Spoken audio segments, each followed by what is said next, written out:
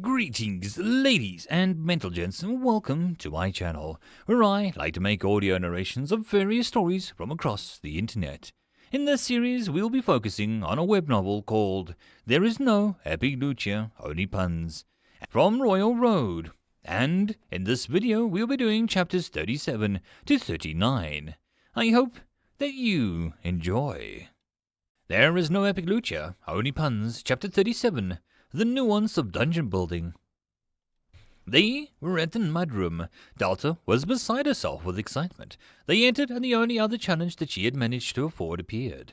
The Smalls was holding the Waddles in his arms. Delta had been rather shocked when Smalls had just gushed over Waddles' feathers and elegant form. The duck had, of course, preened like a peacock and had cursed someone with bad luck.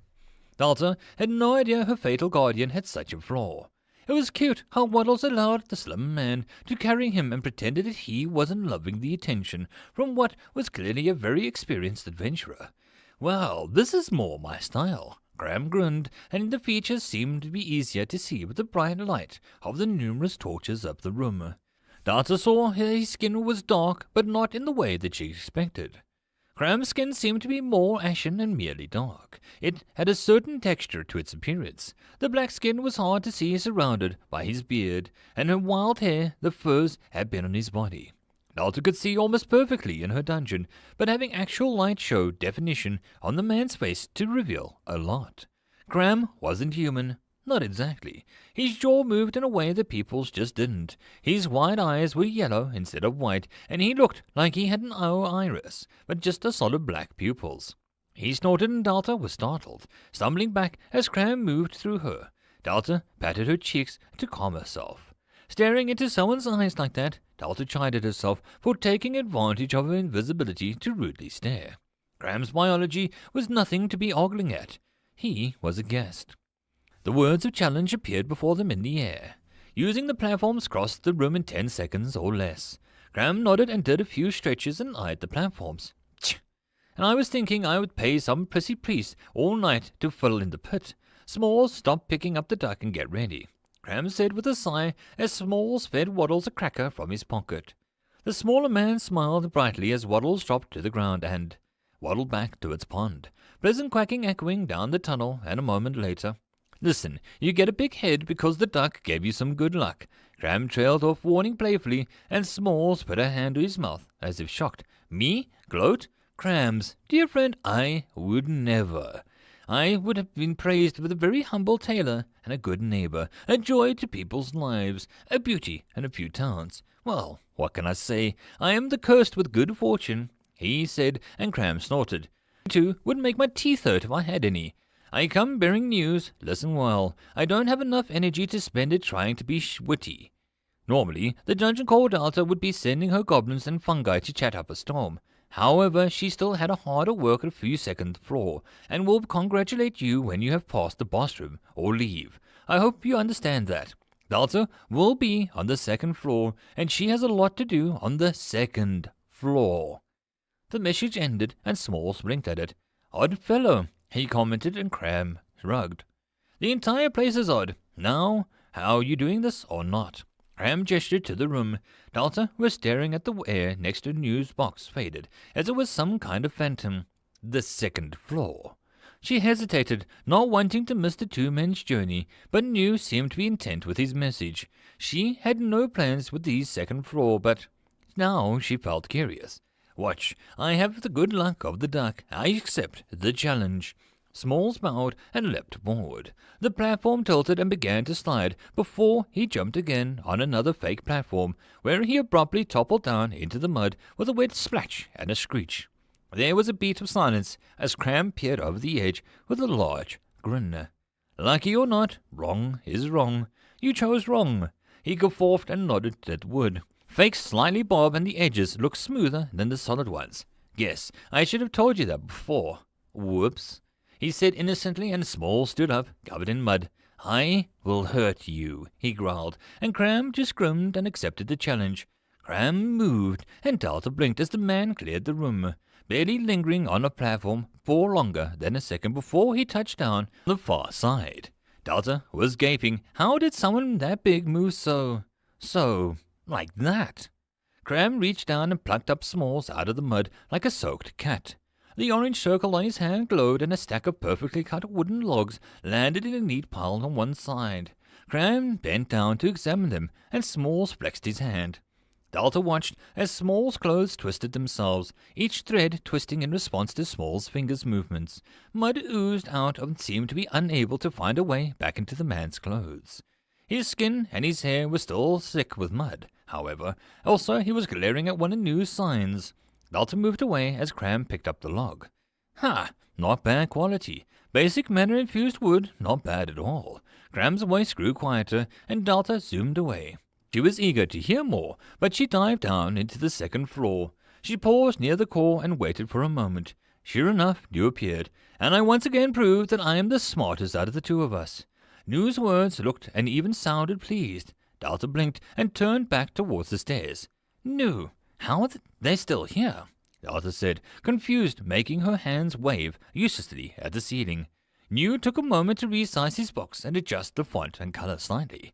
Well, yes, but I've been snooping about, and I do a lot when people come. However, this is the first time people have come, and I have found a feature that we can use. The dungeon does not lock it in entirety when people come, only the floor, where we are still free to create, infuse, and grow and mess the menu on the empty floors. I got bounced down here for a moment when I left the first challenge box. I had a hypothesis, which I turned into a theory right now. You are the core. You being here, I confirmed a few things. Delta nodded slowly. If you could appear even briefly, it might mean that you could reappear when people were in the dungeon. But you could have just said so in another box. Why the cloak and dagger act? She wondered, and New just gave a little sigh and a ding. Delta, it is a sin of awareness, not us, but the people. If they knew that I was essentially your power and managing a lot of the background noises, there would be questions. There would be doubt. People need to know every why and but. We don't know, and given people are wiping dungeons off the map if they begin to look just a little broken. I will not yet take the chance of them deciding that a dungeon that has no control over itself needs to be removed. New paused for a moment, and Delta felt a lump settling in her throat as she waited. We are unique. We are both the core in some manner. It should not work, but it does, and I am happy to leave the people to you. You are unburdened when I deal with the system, and I have found it to be. I like to see where it can go, and you have not been an unwanted piece of company over the last 2 weeks. No, Delta said, voice thick as she reached out and put a hand on New's box edge. He shook himself with a glow slightly brighter.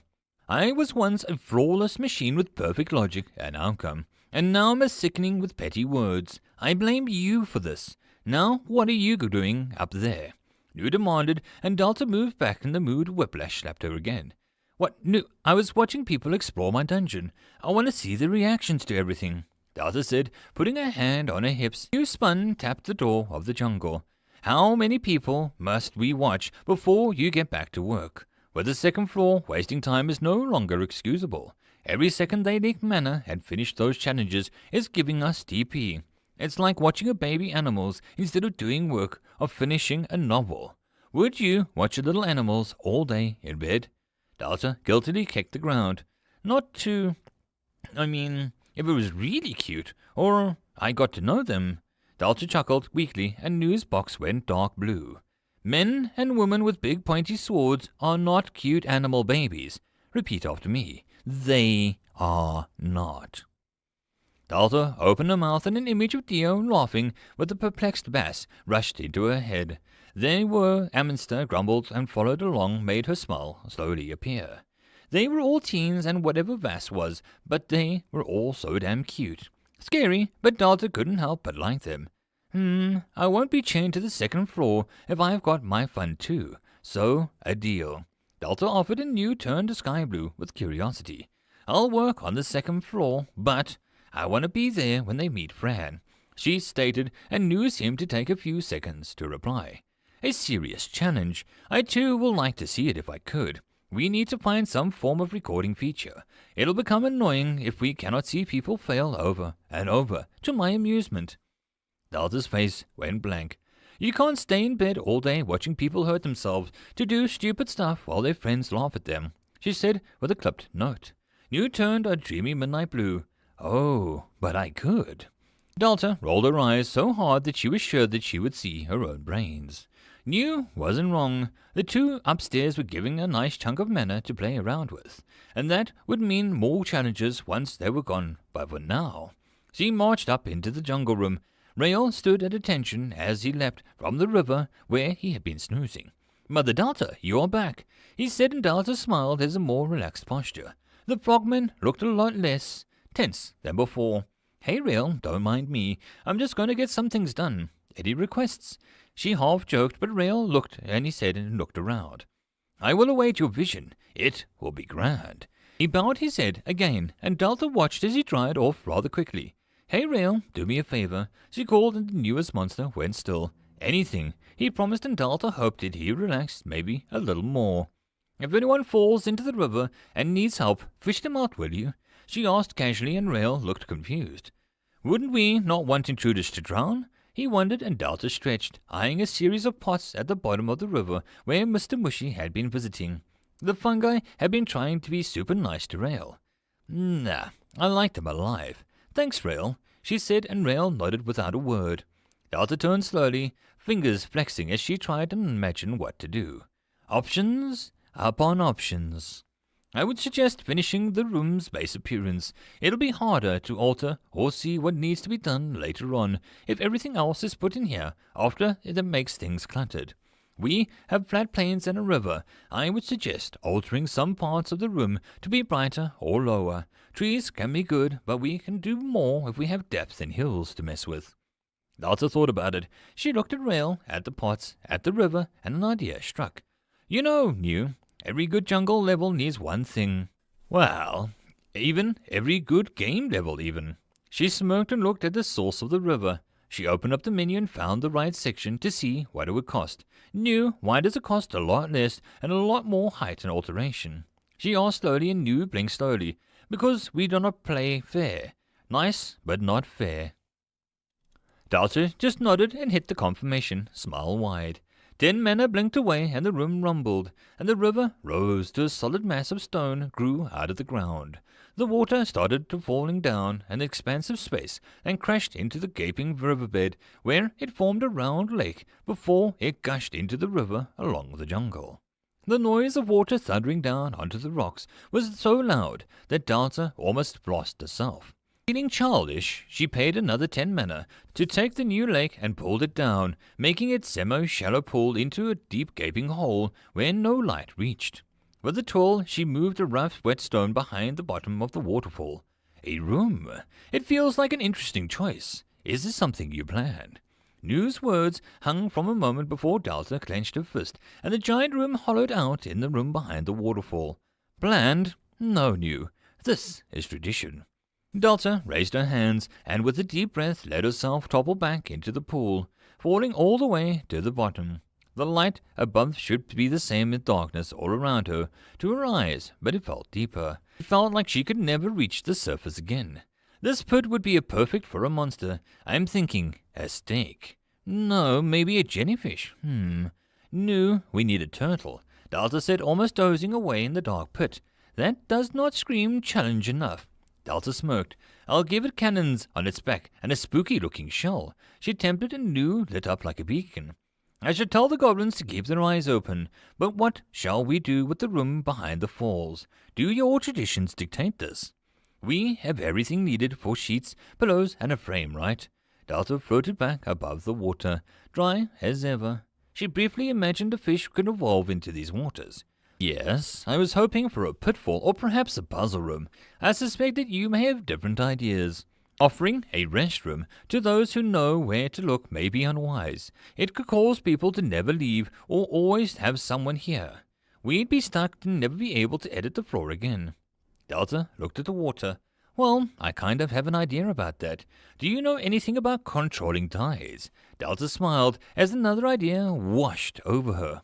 We would need to account for several things, but it might be doable. Delta, are you planning to drown people? I'm not complaining.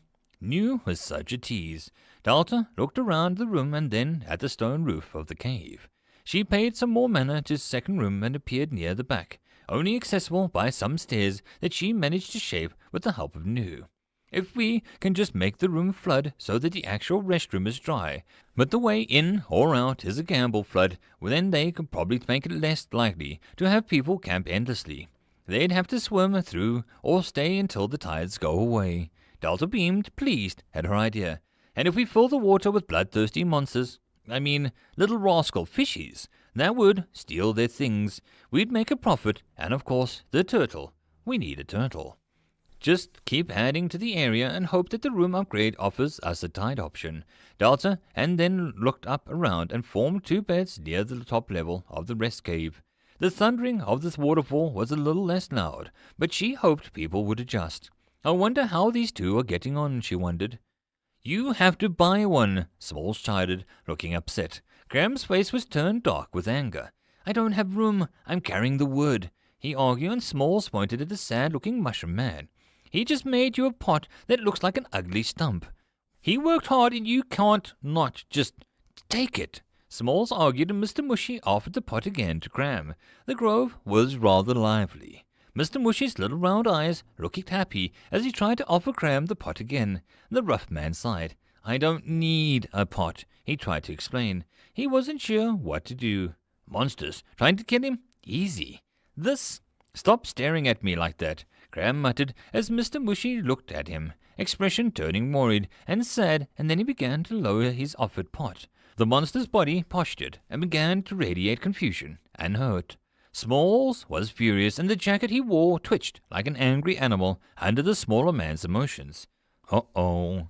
Graham had seen that look when some Quest desk clerk had snidely offered to buy Small's pet rabbit at the time, claiming the golden fur would make a great scarf.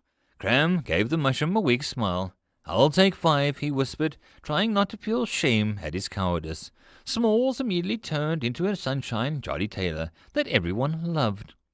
Underneath, the tyrant of thread sat us smugly as he watched Graham try to juggle the pots and the wood in his 2 arms. You could help, he muttered, and Smalls began to whistle and twirl his red velvet bag around one finger. Hey, is that a bag of holding? Smalls, I thought you sold them all. Graham complained and Smalls looked innocently. I got rid of the unstable ones and the ones that didn't play nice with the others. I kept the good ones. He smirked and then appeared benevolent and let Graham put the wooden pots into the bag. Where is this one? He nodded as the mushroom introduced by the bored goblin archer as Mr. Mushy followed them. The archer was gone into the grove, and Graham could hear him moving about. A bank offshore. Most bags are bank vaults now on this plane. No one wants to keep pulling eldritch beings out of instead of lunch. Besides, it cost me a fortune, and the magic is not cheap by any means. Hence why I don't simply give you one. Smalls explained, and Graham grunted. I have one. It's called a backpack. I also used the space in this plane. Just forgot it. Besides, those things fail at every time, and I can't be asked going around for the world to set up a new one. He smirked, knowing Smalls had to do it multiple times. Mr. Mushy petted the small, fair hair, and the man rolled his eyes. Mr. Mushy seemed to enjoy the company. Graham wondered what a mushroom did with pottery. Who did it give it to, besides sap, like himself? At the bottom of the river, Rail floated gently by as he nudged by one of the ugly pots given to him by Mr. Mushy. He twitched and never saw something float out of one of the pots and get washed downstream. It bobbed again and eventually got tangled into the grass root that grew near the edge of the river. It waited and took root as the dungeon feed it energy as needed. The gutrot mushroom perked up and latched onto one of the trees lining the room and started changing shape. End of chapter. There is no epic lucha, only puns. Chapter 38. Big Showdown in a Little Dungeon. Rail was examining the room with interest as Delta stared at the menu before her. Jungle Room. Allow you to regulate the temperature to a range of mild, warm, humid, and hot. 15 dP. Allow you to change the ceiling into an image of the sky. 13 dP. Allow all tree saplings to grow at a much faster rate. 25 dP. Allow the river to be formed through the middle of the jungle. 30 dP. Allow the lower room behind the waterfall to flood and drain over a period. 40 dP. Special option created by the intention of the dungeon core. Let the plants and other green life grow quicker. Delta smiled at the very thing that she had planned had appeared. It was expensive, however. Delta would have to make sure that she got the important things done first. The rising water is a gimmick to scare off the challenge people. She still needed proper trees, more locations for monsters and people to travel to. The room was too empty, really, and Delta couldn't wait to fill it up. It was all one big room, and it was all a little different than what she had been planned, but it was all right. She focused on the room behind the waterfall and frowned. While the rising water had appeared, options to do with the 2-bed frames and the feather-stuffed pillows and mattress had not. Knew any idea why the system ignored them? She asked in Lou's box, busy with making sure that the water wouldn't flood somewhere it shouldn't, voted closer. Mostly because you haven't made the area really inn-like. The system wasn't sure how to factor them in. I blocked many options that did try to aim for, having spikes in the mattress allowing them to snap shut and crush people, even slowly moving them towards the flooded room and trying to drown them. Delta rubbed her throat as the words "knew" was so matter-of-fact that Delta just tried a weak smile. Thanks, I would rather not see those kinds of options, she agreed until dinged one. Of course, that was a waste of word space. I prefer saving us time and letting you choose options that will at least have some passing chance of being picked. Efficiency is a beautiful thing. Delta pinched the screen at the side and yanked at a touch, making a small grumbling text appear and moved away. To answer your question, you have to keep adding to the area. Impress what you desire as the options. Honestly, the system is learning as we are. Well, I may be the system in a manner. There are a lot of areas that just need time to learn. Add comfort, add rest, add protection. It will learn. Lou's words made Delta perk up. Make it homey. Yeah, I think I could do that. I had an idea as well. Not sure if it's possible. But do you know, for anyone who beats Fran, to just skip to the first level? Like if they just can teleport directly to the second floor and skip the walk. The inn room might be a good spot for it. Delta explained, using the gestures that didn't really mean anything. Yes, there is something like that in the system, but it's not matured enough to operate it yet. The way he talked about the menus made Delta think that the system was something that Liu felt protective over. Do we help it mature by getting new levels? She asked, not pushing to know more about the relationship between Liu and the system. She knew that the menu would have trouble with his existence as it was. Quiet, also just creating and applying your special touch to things. A new way of using the dungeon and time will greatly help. Delta nodded and looked upwards. How are they getting on? She asked and Liu went for a moment for an answer. Well, they decided to break for some lunch. The goblins are being good hosts, as well as the goblins can be. Delta felt curiosity, but she didn't go look. She had made a promise to work on the floor to Liu. She could control herself until they met Fran. The only one hallway between them. 5 more minutes won't hurt.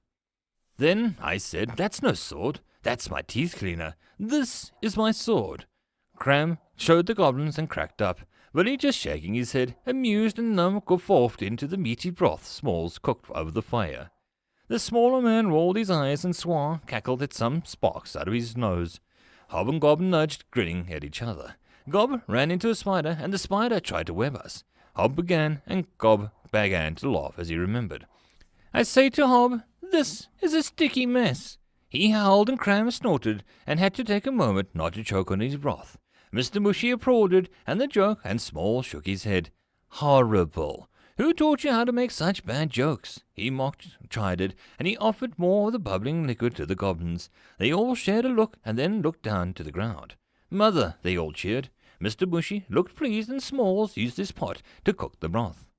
Down the hall the greater Mushy replied, as he tried to ignore the happy people. He looked down the ground, where the series of rocks and pots stood, close to the wall. Gifts from his brother, Mr. Tentacled Mushroom softly began to tap on the pot's side, and then on the rocks, and then on another large pot. The low thud, high tap, low knock, high tap. The rhythm began to form a series of noises, pleased to the demonic-looking plants. Greater tried to remember how Mother hummed. High tap, low knock, low tap. Not quite, but it was closer. Delta had added a table, and the chairs and a campfire. It left her with 15 mana to toy with. The people upstairs were giving her a small but steady manner, and it was going well. She closed her eyes, and as contentment and laughter flowed to her, she tilted her head and listened harder. Her monsters, her goblins, were having a good time. Delta smiled without opening her eyes. She soaked in the feeling of joy and merriment. She added the stone scones to the nearby wall and spun, sending her skirts spinning as she laughed.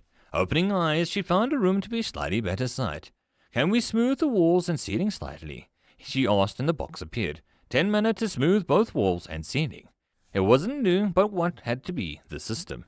"Please," she nodded, and the room glowed with the rough stone walls and the roof smoothed into artificial space. She would have to edit the campfire to respawn wood like the pond room, but as far as Delta could see, the space was looking better by the second. She imagined tired explorers putting their feet up, picturing the relieved looks of the people and they would have as they saw the beds, the warmth of the campfire. "Good news, something has happened. Let me copy it over. The subsection of the room has been created, separating the spaces. Restful cave has been created. Accept room into the templates." "Yes," Delta cheered, and the box closed and a new one open. Restful cave. Allow campfire to refill log supply every hour, 10 DP. Allow walls and ground to be slightly heated due to the fire crystal dust mixed in, 20 DP. Make beds to be cleaned and made once in this section is empty, 12 DP. As you can see, your attempts have both bore fruit.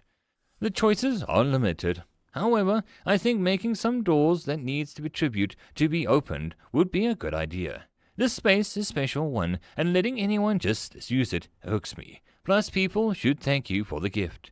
No, don't worry about it. Not yet. I mean, no one has ever seen the second floor. No one knows how long it'll take them to even see this place. I hope that they'll like it. I really do." Delta clasped her hands behind her back and smiled at the small space. "It's nice to me. If that's worth anything." Delta spun in a huge smile forming on her face, but New interrupted her. "They have arrived at Fran's door. Hurry up, you'll miss the action." Delta blinked, and New vanished. She turned to Rail, and that was relaxing near the waterfall. "Rail, I'll be back soon. I'll make you some friends soon." "Oh, I gotta hurry," Delta said quickly, making her frogman blink slowly at her departing voice. "I shall wait your return, my other Delta," he said seriously into the empty air. He dived and then tried to lift the rock near the bottom. He tried to imagine it was some foolish human and heaved. Fat humans were metal and didn't do well in water. Rail would have to build his already impressive arms to new levels of power to have a chance of doing what Mother requested. He would lift all the rocks when they could carry the humans safely. He would make them praise Delta for her kindness. That was his duty. Fran often felt like he was a little mad. He and Bacon sometimes had full conversations where Bacon said nothing but spoke all the same. Mostly he was sure that it was due to the lack of use that he was being. The spider invasion never reached him. The children had been amusing but not a threat at their current teamwork level. And, well, Mr. Mushy was too nice for Fran to bait into a fight. But he stood, every inch of him trembling with excitement, as people came. 2 new ones, new people, new powers, new threats. Delta was nearby, watching. "Good luck, I'll cheer for you," she called, and Fran felt his heart swell at her words. She wasn't making him go back down and submit if they challenged Fran. He could accept. A fight that he could finally fight. "Oh, nice room," a loud voice called as they walked in. Bacon inhaled, and Fran mirrored it. The new scents were exotic and familiar. One of wood and old blood, and the second of scented things and cooking. Yes, it's basic, but I think it is very nice aesthetic to it. I like the arena theme, the calmer voice said, and Fran preened just a little at the praise of his room. Bacon snorted, and Fran shushed him. It wouldn't do to ruin their first grand entrance. "So, you see those rules? More rules and a chance to bank out this place. Nice of this place," the loud one called. "The dungeon has manners. They're a thing, my dear Cram," the smooth voice chided. He urged Bacon forward, and he spoke, and he indeed left a steadiness in the dark hole of the wall. "Challengers, welcome to Boss Room." He almost purred with excitement. The 2 men eyed him, not as startled as Fran would have liked, but they nodded in greeting and respect. "I am Sir Fran. Are you challenging me?" he asked, and the voice like steel. He practiced it in front of Bacon. every posture and phrasing to appear as bossy as possible. The larger man, not quite human, spoke. "I guess we are. My name is Cram." He nodded again as the smaller man bowed in an elegant manner. "And I'm Ribeiro Smalls. Pleased to meet you. Such a well-mannered boss. Most usually gibbering gnolls or war chiefs. A knight is. Interesting." He praised, and Fran wanted to squeal slightly as they praised him. Delta was watching. The goblins rushed into the room and sat high on the stair-like wall and edged the room to watch the fight. This was everything. His challenges were worthy. His time had come. So Fran swept his iron lance around like a flag. "Then you will hear my rules. This will be a fight, but I will not aim to kill a purpose. I am aimed to win. You may leave if you take such a mercy and huge against me. Your life is forfeit. I not know death is nothing to me, but I hope you may show me some respect." Fran said, voice almost shaking. He was too excited, and even the bacon was trying to appear even more majestic in the light. Cram and Smalls looked at each other. Smalls bowed again. "I wish to set out. I am not a fighter. May I watch with the goblins?" He asked. Fran hesitated, and a little let down to have already lost one of his foes. He nodded, and Smalls gave Cram a friendly pat on his back. He chalked up and sat neatly down next to Billy, who nodded. Fran focused on Cram, seeing the man's huge muscles and a wide grin. "Well, I could never say no to a friendly tussle. Any more rules, or can we get started?" He flexed a few times, and the axe in the man's side flashed. Fran grinned back. "No rules, just a request. When you leave, tell the world of Sir Fran. Tell the word, Sir Fran is ready." He shouted, and bacon stamped on the ground, and a few times, and charge. Cram laughed and put his own head down to meet the ball mid-charge. Delta could only watch with a hand over her eyes, peeking in between them. End of chapter. There is no epic lucha, only puns. Chapter 39. Lost in translation. "I'm here. To this goat fence I taste for quest," the man informed the curious passer-by, and the young woman pursed her lips. "Well, we don't take kindly to that word here," the young waitress informed him. Her prim uniform and slacks and blouse made her face look more mature than it was. Seth, for his mother, blinked and ran to the woman's words through his head. The man's grasp on the kingdom's language was very basic, and the grammar was very foreign to him. No one had told Seth that his Valyrian was anything less than good. No one really had the heart to tell the man that he spouted out poems designed for the native language and transformed the one simple and elegant poem into two lovers into a war between three donkeys. So Seth had finally reached the little town of Durance. His intentions clear and his language foggy. He smiled and tried again. His purpose coming with the town was to speak to an old friend. "I seek quests. I seek hot masculine lizard." He tried, and the waitress raised an eyebrow. Seth waited to see what she would do as her lips carved into a slow smile. "Where are you from?" she asked, and Seth perked up at the simple question. "I was Red Calypso, very, very far away from here." Seth informed the woman proudly. He looked around at the quaint building, eyed the people walking around in the light of day, noticing that some of them carried themselves. Yes, this would be the place Quiz would end up entangled with.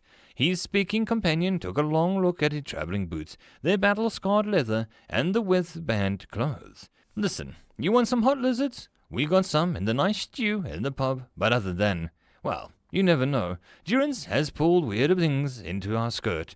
I'm Nina." The woman offered Seth a hand. Seth took the hand without blinking. This was good. The woman knew about the fire mages in town. He tasted the other word slowly. Stew. His Valerian came up empty as he merely nodded. A pub would be some mage gathering tower with arcane spot. This woman must be involved, or perhaps the mage herself is just offering to lead him there. Undoubtedly accepted. Seth beamed and Nina paused, and then, with a small smile, reappeared. Seth took it as a sign and followed the powerful mage before him. Nina, her simple but pretty appearance, made this town seem even odder. Quiz's letters translated just as badly as his language, as Seth spoke Quiz's tongue, spoke of a town that was neither filled with raging rabbit demon bats or crazy people. Seth wasn't sure if he felt happy or let down to reveal that answer. When Quiz's letter stopped reaching him, he had decided to take a journey to expand his mind. Being a mage himself, he was excited to see what the world offered him. He had met Quiz in the very mage school that he'd grown up in. Seth walked quietly behind Nina as she watched her point things out. Words zoomed past him, and he only could grasp some of them and fumble, trying to match them to the faces or buildings. A mage school was not so common that every land or kingdom had one. In fact, it would be more correct of Seth to say that the mage schools popped up in set distances from each other, like animals declaring territory as their own. Since the schools could be so sporadic, they often took in as many students from many different cultures and lands, and it led to many young children, teens, and even old people being seated next to someone who didn't speak a lick of the same language. It was chaos, and yet it worked. They all had some study in one language after all. Magic. She is a druid. You know what a druid is? Nina asked, and Seth nodded, pleased to know the words that he listed. Nina stopped outside a rather plain-looking building. She offered to let Seth go first. When he entered, the smell of alcohol, loud noises, and body heat assaulted his senses. It was the perfect place to find a mage. Seth looked around, but didn't see anyone on fire or trying to strangle someone, so he assumed that Quiz wasn't here yet. This den of fire mages, there sure were plenty. All eyed him as he entered. He sat softly down on the empty bar stool. He watched with some surprise as Nina split into 3 versions of herself to collect rather large amounts of glasses at once before she snapped back together and carried the load of the large sink into the back room. What? Never seen a splitter? Nina teased, and Seth shook his head. You became tree, he said with interest, and Nina looked like she had just heard something very amusing. That would be a druid's trick. 3. I split, I don't bark. She nudged him as she poured him some of the odd-looking soup. An old man and looked like he was lost in a fight with a rather upset axe nodded at her. Boss, put on my tab. Newcomer gets good welcome and durance, she said as she poured a jug of water into the clay cup for him. Seth smiled and lightly inhaled. The water was clean and didn't smell stale at all. He gave it a sip, and his attitude of this pub went up. Still, it was an odd place. None of this building back home looked like this, all the stone and wood, but it was a whole new land. It was Quiz's land, and he had much to learn. This me offers soul for puddle. Seth bowed his head and dug into his soup. Nina closed her eyes and fought her smile. She opened them a moment later and just winked. Enjoy. Now you said something about looking for something. Nina's tone went soft, and Seth nodded, swallowing the odd tangy meat soup. I seek quest, she pronounced slowly. The native language is filled with sharp ticks and words. Quiz's name had always been hard to not add the extra sharp inflection too. The pub went quiet, and Nina winced. Hun, that word is not good here, she whispered, and Seth blinked. Quist. No good. He is. He trailed off as his mind finally offered a phrase was somewhat triumphant. It had been her favorite of Quiz. Bag of dicks, he grinned, and Nina just blinked, her mouth dropping open. He. You want to see someone? Nina clued on. Seth nodded. The water rippled at his excitement. The manner in the air here was very tight. I find lost fireman. I look for loud man. Quist. He makes mud hot fire. Seth waved his hand slightly. Something in Nina's eyes lit up after her smile became warmer. You want Quiz, she said, and Seth was about to kiss the girl when the door banged open behind Seth. Seth, you kiddie-pool, river-dancing tongue disaster, water fairy, Quiz bellowed, smoke curling out of his nose, and Seth stood, pointing. Quist, your big nose, backwards hot monkey, dirty mouth snake, hispatoy. Seth slipped into his native language as he walked forward, finger jabbing into Quiz's chest. There was a beat of silence before Quiz snorted and grasped Seth's wrist and shoulder. How can you still suck so much at speaking my language, Vidusky? Quiz joked, and Seth snorted as the man just called Seth the royal son of a kitchen table. You are very ungood at my firstborn language. Seth tried it, and Quiz directed Seth back to the bar and raised 2 fingers as Nina looked at them. She nodded as if Quiz had given Seth the last thing that he needed to be fully welcome. The pub became noisy again, and Seth stared at the man before him. Not much had changed. There were some of the old features that most would call handsome. Some would say noble. The beard was new, but Quist suited him more than Seth thought. The clothes were what Seth expected, but something jarred the image. A sense, or something. Quist still burned to Seth's magic. But there was something to the fire now. Solid foundation if Seth had to guess. Still foretelling, and not fast-firing a land tree. Seth sipped and drank, and Quist looked pained. Burning, just say it, burning. Yes, I do plan to burn the world tree. How about you? How is that? What was it? Danimo, Revent, something. Quist gave up and Seth almost choked as Quist offered to sell his personal woman. Seth inhaled and sipped his drink. Demonian resident Vachurki Gelipso. I seek to water death my city. He translated well in his own mind. Quist shook his head. Drown the capital city of your kingdom. Extreme, but I guess none of your class exactly graduated normally. Sethimus Purging River. Quist whispered, saying Seth's full major name in a way that they both understood. In a way that was neither Valyrian nor Gilipian. It was said with magic, and Seth reacted as if Quist had put a hand on his heart. No, we do not, Quist Fire Smasher. He smiled, and Quist sourly reached for his name. I got my hands full. What do you want? Quist dismissed and the sudden personal moment, and Seth played with his soup. I desired days, too many battles, too many doing things.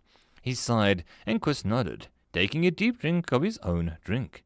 You're telling me. The man sighed in return. Seth stretched, feeling back the ponytail slide down his shoulder. The sounds of the pub took over, and the sense for a moment, as the bartender took some care to mix up a new drink on the spot and watched Seth. Seth watched as some delight as the drink he often enjoyed as a Gelipso appeared in the shaker. The bartender grinned, making a scarred face wrinkle like leather that has been poured in a sour drink for Seth. Quist rolled his eyes at the little umbrella and added to Seth's amusement. Water fairy, he grumbled, and Seth took a sip and smiled wickedly. Grump monkey, he retorted. Cram was strong. Delta watched as he pushed Bacon away, and Spran took a jab with his lance. The lance struck the fur coat, but it didn't even pierce due to the material. Delta was curious about what it was, but Cram shoved Bacon, charging face aside, and grabbed the lance to yank Fran clean off the pig. Delta had become absorbed in watching the fight. Every smack Cram took, every misguided charge of Bacon, the times Fran fell or got thrown away. She expected it all to go wrong, but the fight was below. Fran leapt to his feet and spun the lance so he resisted with both hands. Pulled back so Fran could jab forward with a moment's notice. Bacon was breathing heavy as he stomped the ground with a light in his eye. Fran was laughing like a maniac. Fran responded in kind. This was not what Delta predicted. This wasn't what she thought would happen at all. They're having fun, Delta said quietly. Fran spun and tried to do something fancy to confuse Cram as Bacon took another charge at his tusks. Cram's fists never wavered, his axe still not drawn. He lashed out, sending Fran stumbling back, and then flying as a foot connected with the goblin's torso. Delta winced as he crashed into the wall. Cram took a moment to use both his hands to grab Bacon's tusks. The other goblins cheered for Bacon as Smalls knitted a small sweater for each of them from the spider web that he had collected. The man's hands moved with the needles, but Smalls' eyes never left the fight. Numb dutifully held the web for Smalls. Cram heaved, veins pulsing madly, and Bacon squealed as he was left clean off the ground. Delta's mouth dropped open as Cram tossed Bacon at the fire. The goblin was still climbing to his feet. He threw himself to the side as Bacon hit hard and stopped moving, stunned. Fran picked up the lance, and trail of blood leaked out of one corner of his mouth. Should Delta stop this? It was getting too much. Fran's connection radiated joy, but Delta could only see the pain that he was in, the sheer one-sidedness of this fight. Mr. Mushy clapped, and the greater Mushy outside was tapping some past beat. It was making Delta's head spin slightly. You are holding back, Fran accused, and Cram paused in his stance and tilted his head. Yeah, sorry, Knight, but I didn't want to end it too soon, he explained sheepishly, and Fran gripped the lance, looking down. Delta was sure he was angry. Or crying. He looked up, and the shaking excitement smile made Delta breathe. Show me the power of Mother's guests. I want to see it. He shouted, and he readied his lance. He was shaking and nearly jumped as Bacon nudged him. The beaten pig stood up with some effort and bowed to let Fran climb on him. Together, Fran agreed and patted the pig's snout. Show us the power of Cram. Fran announced and Bacon took a running charge. Cram relaxed and let go of his defensive pose to unhook his hand axe to his side. I can't soften this. You want this, then it might kill you, Cram warned as Bacon began to pick up speed. Fran's eyes lit up with some pure emotion that made Delta gasp. It was crystal clear in his desire. She crossed her arms over her chest. She understood. Just for the moment, Delta understood the emotion of needing to test himself against this unbeatable titan. Fran desired it so much that it burned like a star in Delta's chest. She staggered to her feet. Do it, Fran. Show him how brave you are. Show Cram why you are my first boss. Show him why you are my protector. She yelled, in jumping as if to make herself louder. She poured her heart into the act, and Fran let loose a scream as Bacon rushed forward. Fran's spear glowed orange as an explosion of light. Fran looked not like some silly goblin on a pig. Delta bowed her head, and a small smile appeared despite her insides feeling so confused. He looked like a knight that Delta could never be prouder of. Cram swung his axe, and the room, the very dungeon, shook. Sir Fran and his steed Bacon will respawn in 10 hours. Boarhelm has been dropped for the victor. Sir Fran learned bravery lance. End of chapter. That, my friends, concludes this episode. I hope that you enjoyed. If you wish to support the author of the story, there will be a link below. If you wish to support this channel, there are multiple ways to do so, which will all also be linked below. But the easiest way would be to subscribe and share my videos as much as possible. And until next time, I hope you all have a good one. And I'll see you all in the next video. Cheers. Greetings, ladies and gentlemen, and welcome to my channel, where I like to make audio narrations of various stories from across the internet. In this series, we'll be focusing on the web novel There Is No Epic Loot Here, Only Puns, from the website Royal Road. And in this video, we'll be doing chapters 40 to 42. I hope that you enjoy. There is no epic loot here, only puns. Chapter 40, Seeing the Mushroom for the Forest. Tribute received. Gained common silk satchel, tippany flower, and Molly Sprout, wood carving of a bird. Delta nodded distractedly as she ran her finger over Fran's screen, the timer near the top slowly counting down to Fran's return.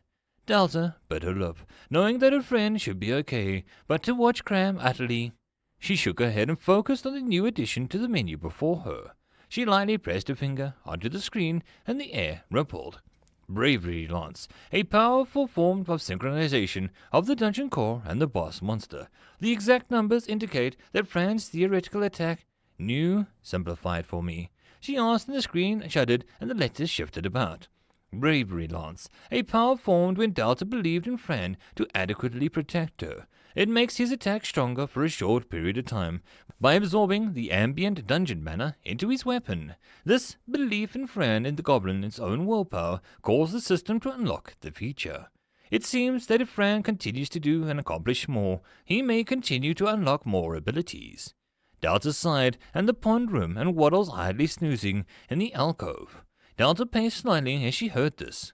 So my monsters level up. She mused with some thought and returned to the bathroom, patting her mushies as she went. As she held out a hand and the screen opened. I got room upgrades. How do I select the screen to upgrade Fran? Do I need to wait for him to come back? Delta asked aloud and Dew was quiet for a moment. There is no exact screen for that, and I can see Fran appear in the room upgraded, but it was more passive. There is a feature to dismiss him, but I doubt that is what you need. I don't... Oh. Here is a section. Sir Fran Bacon wins 1, losses 1, achievements 1. 1. Refusal to back down from certain demise. A boss is a boon, and a loyal knight is a blessing. Delta smiled softly as she read the line. There was nothing else, nothing to indicate what Fran could do to earn more powers or achievements, but Delta accepted the fact that the system, if nothing else, was fair to everyone. No one really got a full weight of the benefits when it came to the dungeon. Not even the core herself. I can't upgrade his weapon or armor, Delta said absent-mindedly, not without stripping him of his boss status and finding a way to upgrade your rare monster items first of all. I suspect this is another lock in the dungeon system, and it will prevent new dungeons from overdeveloping their first boss into something truly unbeatable. Makes sense. I'd be pissed if the tutorial boss had an endgame secret boss level bullcrap. She mused and eyed the screen again. Then again, who knows what Fran could get if he challenges himself or does enough of these side missions. Maybe the system might upgrade him for me, Delta suggested, and only knew binged in response as he wandered off. Delta looked around the empty boss room. She bowed her head and tried her best to smile. You did great. I can't wait to tell you when you come back, Delta said to the empty boss room. She opened a menu and flicked through the room functions. The DP on the items had been nice, and her goblins had already been gone out to collect mission. So there was a soft hum in her voice as she read the list. Fran's boss room. Turn Fran's cave into a proper gateway. It is purely for a dramatic side of Fran, 5 DP. Transform Fran's door into a more strong appearance, 12 DP. Turn the surrounding area into a proper arena seating, 10 DP. Add stone pillar torches to the ring and the room, and then light one by one until they reach Fran's entrance when a challenger enters the room. Fran is a little dramatic, isn't he? 10 DP. Delta smiled at the list. It was all so wonderfully unneeded. Delta ran a finger down the list, unable to hold back and laugh as she purchased them all. Her total DP of 50 dropped with a whine, but Delta just watched with excited eyes as the room shifted. Rudy sliced another cut of her apple. Clean and skinned, it was like some small animal. She sighed with pleasure at the sight and sun tickling her slightly darker skin. It had been quite some time since she had been properly manner-infused. They lounged under the tree, almost directly opposite Delta's dungeon entrance. She made a mental note to bring that girl some stone or wood so she could spruce up the place. The dungeon entrance was like the first impression. It had burned skeletons, blood-soaked wood, or maybe it would be really special, some ominous weather effects that adventurers felt charmed.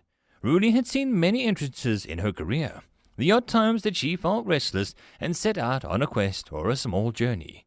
Dungeons that towered over the nearby town or hamlets. Dungeons that were the entire forest. Dungeons that appeared once a month when the drum beat 5 times under the full moon. The places known as dungeons were just the oddest things. They could do so much, and they often did it, well, really weirdly.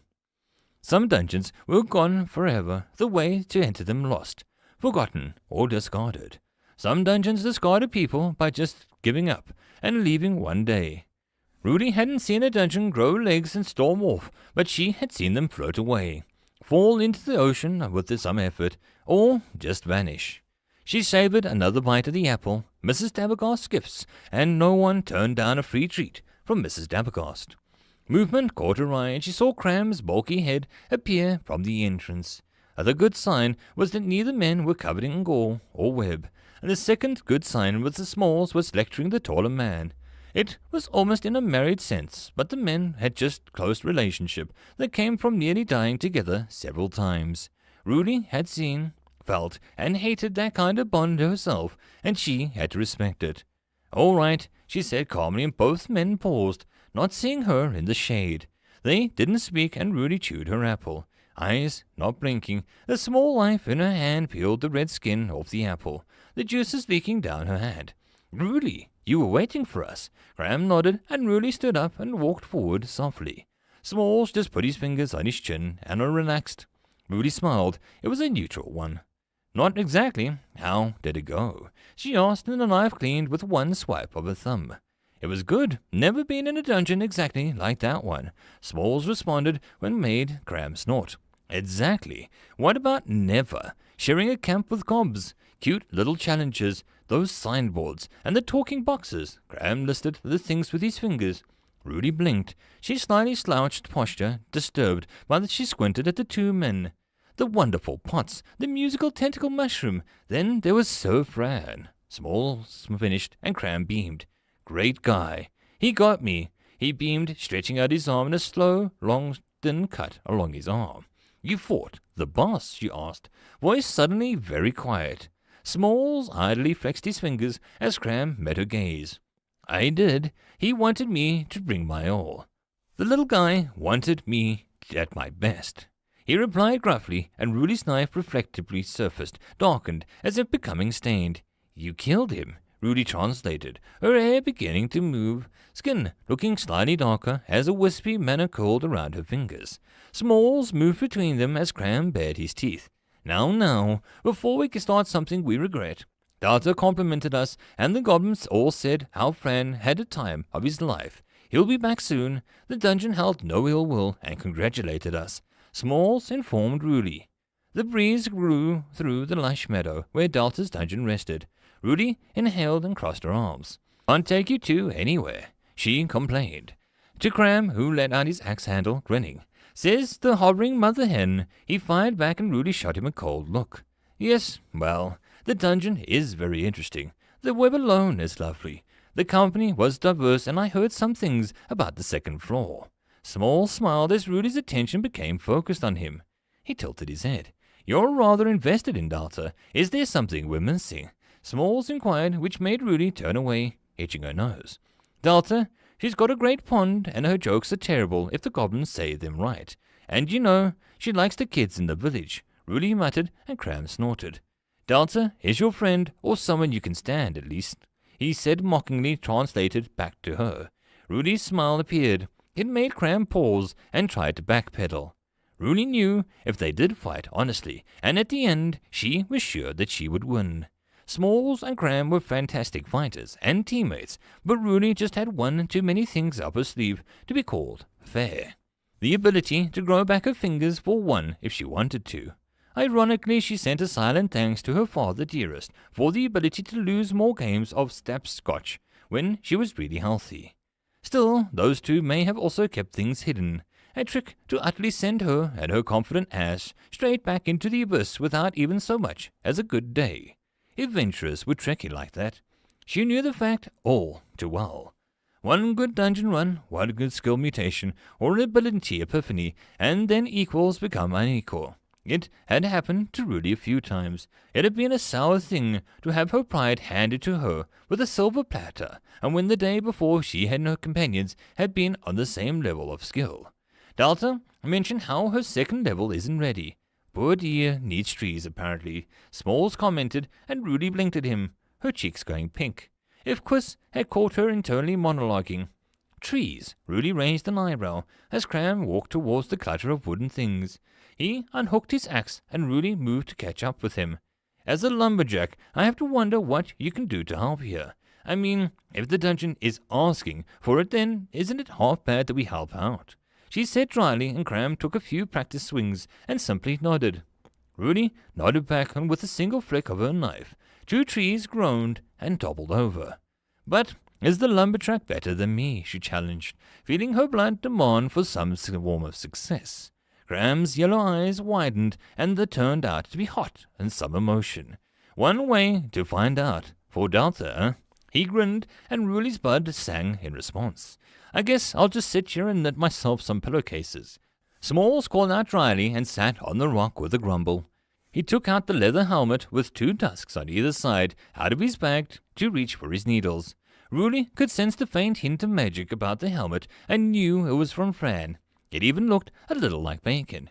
Smalls paused and looked up at them, not hearing the chopping of wood. He sighed in disgust as both Rudy and Cram waited for him. "Fine, on your mark, get ready, go," he shouted, and the tree flew towards him and the forest shuddered. Smalls flexed his fingers, and the web in his hands went taut. The log slowed as the web stretched out and cut the wood into messy chunks, raining splinters down over Smalls' unamused face. "Children, overgrown barbarian, children," Smalls said with disgust. Delta was simply waiting for an idea to strike her as one of her goblins returned. "So I think if we find Silent Boy in green, we should just give him anything that he wants, because I don't like our chances against him now that I am in a dungeon." Delta sat lazily at the bottom of a pond. New sighed and moved about the pond. "Boy in green. Is there some kind of legend about him? Why should we fear a boy in green? Unless he is like Dio, then I understand completely. Delta suddenly bolted straight. My pots, no, my poor pots are in danger. She wailed slightly and then froze as if something hit her entrance hall floor. Delta moved and another thump sounded out. Delta burped slightly and her breath came out as fresh like pine needles. She turned to the corner and froze as trees came flying through the entrance, landing in front of piles of wood, and it was quickly absorbed. She peered out the hole that was her entrance, and she could barely hear voices. It was my one. I cut, not my fault that it landed in my pile. Delta backed away. For her spiders, now there was a demonic lumberjacks fighting for territory outside of her entrance. They sounded demonic as more trees fell. New, is there anything about tree cutters in the fairy tale book? Delta whispered, and New turned to look at her, his blocks blank. Why, yes. There is a tale of two legendary tree cutters that removed trees and then drank all night. They end up throwing up all kinds of body waste down the nearest hole. Delta backed up against the wall with another tree flew down. Oh, no, I don't want to be a toilet. She crossed her arms and New jingled and Delta, for a moment, heard the snort of a masculine laughter. She blinked and then turned red. She smacked the screen and making it mid-jingle. It floated to the ground and for the moment didn't respond. I deserved that, I guess. The trees did eventually stop coming. Ruli popped her head in and Delta felt warm when Ruli explained that she heard that Delta wanted some trees and she was going to make the fishing pond amazing for that woman very soon. Her DP had jumped over to 173 and her mana had maxed out and burst over the limit again. 152. Delta waddled off, feeling like she was going to barf if she didn't start spending soon. So she moved down to the second floor and New appeared again. The Durant tree, all of them, and a few of the stumps have been unlocked and following items. Durant tree, 10 mana. Laurel crown, 3 mana. Minor earth root, 20 mana. Delta began to conjure trees to deplete her mana. It felt like she had eaten far too much, and any more was going to make her honestly sick. The giant jungle room became dotted with about 5 of the trees. It helped to alleviate much of the pressure that Delta didn't want to waste. So she flicked through her menu and with a groan tapped the monster screen to summon another frog tribesman. It appeared slowly and Delta began to feel the pressure grow again as she made 2 berry bushes on either side of the river to set her mana just at 68, on the safe from the further decay. Delta sighed with relief and turned back to her newest resident. It looked identical to Rail, but it was much bigger. It was about a foot higher than Rail and slightly thicker. Not muscular, but just more mass to its frames. It blinked its eyes and opened. It didn't speak and Delta gave it a cheery wave. Hello! She tried and the frog blinked faster. It looked down and then around. Mother! It whispered almost shyly. It seemed to feel awkward as it stood there.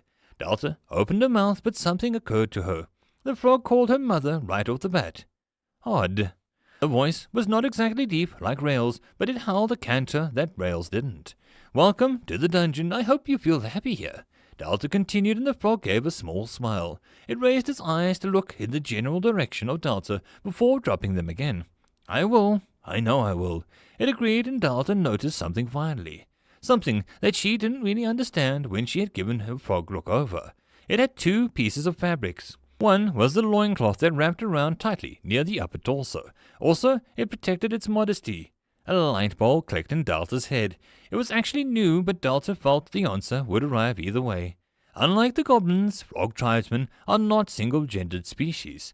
This is a common female of the monster family. It seems to outsize the male, but it does not hold too much power, more than the male, so we'd be paying for it, I assume. Whoa, my first girl monster, Delta muttered, and then shook her head, smiling. As per tradition, we should give you a name. Delta readied herself for the argument the frog would have, like Rail did. But the figure only nodded. I would like that. I know that. I knew that. I would get one. The frog woman did another small smile, and Delta gave New a baffled look. How? She asked, and the frog just looked unsure. I was born knowing how to breathe. I was born knowing that we are your children. Know that we are named. Know that we are not to kill. This woman repeated some words, her eyes closed. News, answers, now please. She stuttered, and New vanished for a second and then reappeared. I had to check something, but I believe it is Rail. Well, it's more accurate to say that your words and actions sounded through Rail back into the system. Rail is acting as a template for your future jungle bog people, as I think this one as well. The ones coming before influence those that come next, on some level, I guess. Delta put her hand on her cheek and frowned. Sounds complicated. If I mess up on the first monster I summon, then the rest come out broken. She said and knew, only dinged. The frog in front of Delta waited with a serene calmness that made Delta feel slightly shy. So, a name. Well, how about? Delta's mind wandered for a name. She threw out the first that came to her. Lady Vert Flaw. Or maybe something to do with the stars or divination. Delta mused aloud and the frog perked up at something. Davina. Yes, Dev. Yes, I like those sounds, the frog said, sounding slightly excited. Delta blinked, but quickly joined in with the excited frog. Davina, Dev for short, sounds, well, if that's what you think it to be called. Delta just grinned and the frog woman seemed to embrace the name as if it were a gift. Rail's head appeared out of the river, and Delta saw him eye the new arrival, but he vanished before too long. Delta hoped that they would get along okay. She followed Dev as he began to slowly adjust to her new environment. Her new monster rushed to one of the fresh trees that Delta had just planted and bent down to examine something Delta couldn't see. Mother, what is this springy thing? It sticks to the tree like a leech. Dev mused and Delta, smiling, looked over her shoulder. She froze. On a new tree was a black cap that grew like a tiny ledge off the bark. It was quickly growing, its new shelf above it. Mother! Why are you screaming? Dev asked in alarm. Leave her. This is amusing on so many levels. I guess that this is a joke and an actual fact now. Ugh. Her humor is bad as them mushrooms, infecting everything. Delta went into a happy place as she sat down heavily, still singing very loudly. It was a volcano where nothing made of spongy splish could survive. It made Delta very, very happy. End of chapter. There is no epic loot here, only puns. Chapter 41. Busy Little Bee. Delta eyed the screen with a twitch. Blood-curdling mushroom. The mushroom has moved down a level and evolved due to the mana strain. If devoured, the eater will suffer body convulsions, sweat, visions, and some other minor things. This will render them bedridden for a day or so, but at least this variety is no longer hazardous to burn. Still foul though, it is not fatal unless they keep eating them for some reason, but people can be that unpredictable. Well, that was just dandy. Delta dismissed the screen, just knowing that there were upgrades for the vile things waiting for her. She sighed and opened up the new box that she had made in her happy state. Delta's list of goals. Repay Dill, the farmer's son, in some way. Number 2. Make the fishing better for Rudy. Number 3. Make more levels and get an avatar. Number 4. Make the not dungeon a place for all the good people. Number 5. Figure out more about the world and where the demon child is hiding. Number 6. Destroy the evil mushrooms by any means necessary. Delta thought that it was a very reasonable list for her current state. Sadly, she hadn't grown enough food or such to be help on the farm. Not unless Dill wanted to be an apple farmer. Is there some way to gift a pig or to make something to be taken out of the dungeon? Delta tried a new flash to his side. A monster cannot be taken out of the dungeon realm. Delta frowned, and then an idea hit her. What about a critter or something? She asked and New hesitated. Critters are just very weak monsters, animals basically, but with intelligence. They work on enhancing the dungeon in some way. I doubt they can leave either. New's words were blunt, but not unkind. He hovered over Delta's list and looked it over. The child will heal in time. Surely, you need not to worry about one human that you have fought. I already have an alert for any kind of memorial that we unlock. Surely, that is enough.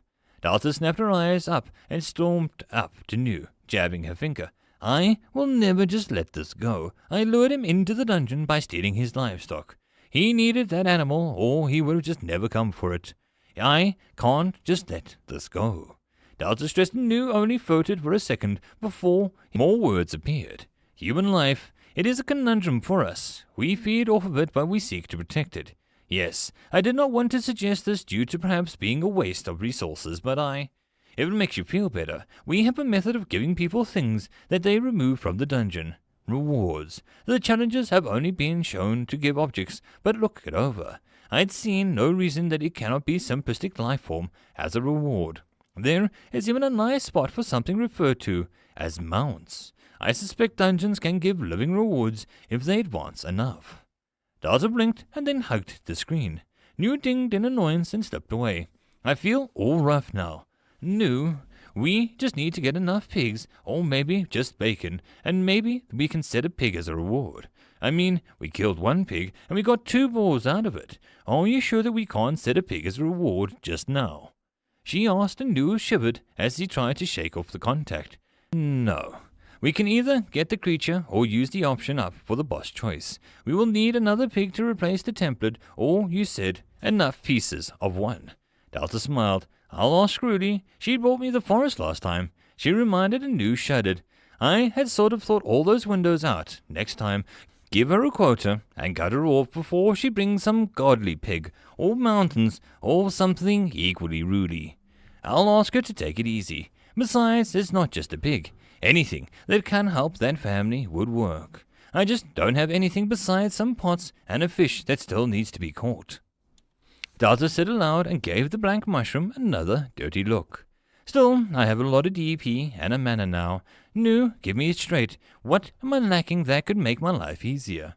She walked on top of the river, a neat little trick that she managed to figure out without meaning to. A secure way to fend people off when we wish to use the core mana for greedy purposes. Well, that's why the floor is going to be a real jungle maze. I mean, the lower we go, the safer I am, right? Delta pointed out and New dinged softly. There are people who conquer dungeons in the hundreds if what Rudy said is true. But yes, the deeper we dive into the puzzles and tricks, the better I would feel. Besides that, your jungle is merely a patchy plain with a few trees. Your plants aren't exactly spreading much besides the grass. Delta looked around, and sure enough, she could see one end of the room from the other.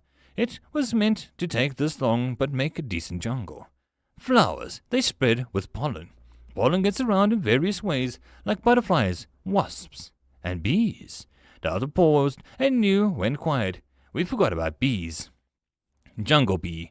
This is a simple-minded gatherers of pollen, and the more plants and flowers on the floor, the more these workers will grow in numbers and effectiveness.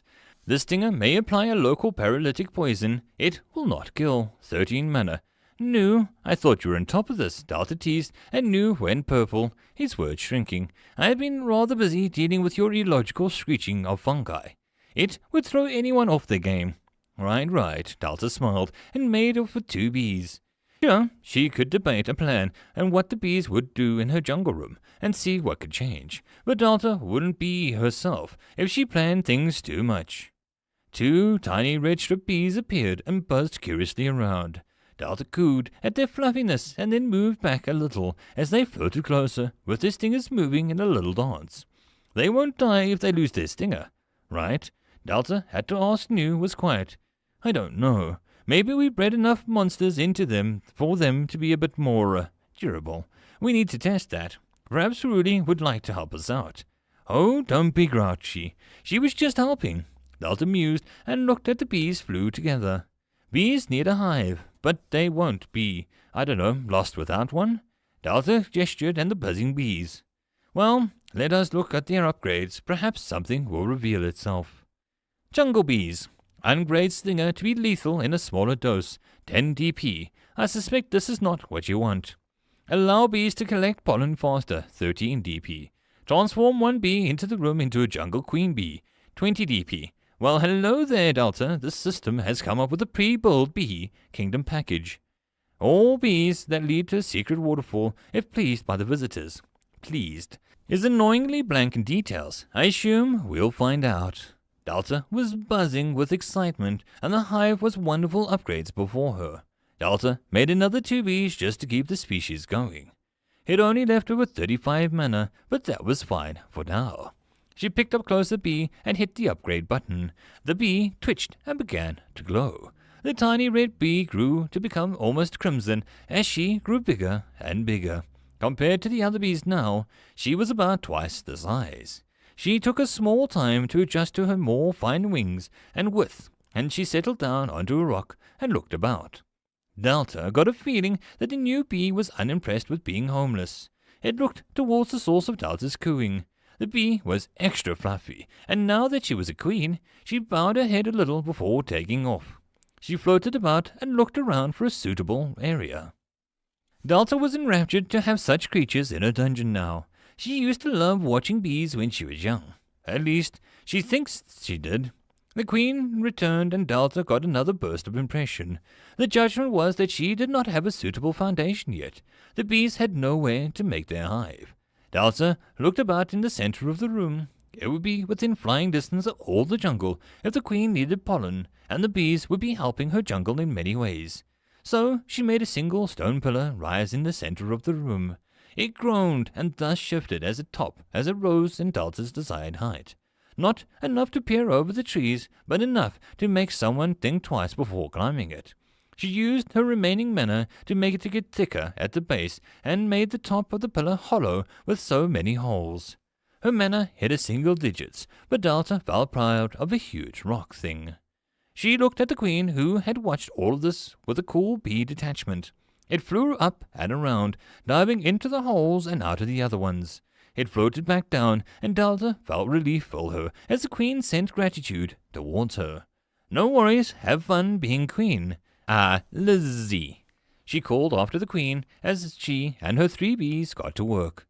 Delta liked to imagine a golden-topped pillar that sweet honey within it that would slightly leak that considered a landmark for travelers. Well, your ecosystem takes one step away from being madness towards sense. Bees are important. Thankfully, since most things here do not need to kill each other, we don't need insects to clean up the mess. Plants are barely wither and trees will not topple nor bees will die. Too much. Delta paused and waving and looked at Nu. What do you mean? She asked suspiciously, and Nu went purple. How much do you know about how baby bees are made? Nu sounded casual, which instantly made her more suspicious. Nothing. Why? She paused and Nu just vanished. Nu. What happens during bee sex? Delta yelled, and Davina, nearby, dropped the rocks that she had been gathering in line of the river. She gave to Delta, and the only made Delta even more worried. She floated up to the hive, and, feeling like a creep, watched the bees work. Queen Lizzie laid in the central platform and watched as the bees work. She was wiggling, and Delta was worried, before the queen began to lay eggs. And that's enough nature for me today. Delta squeaked and flew away. She landed near the waterfall with a pink face. Sure, it was just what the bees did naturally.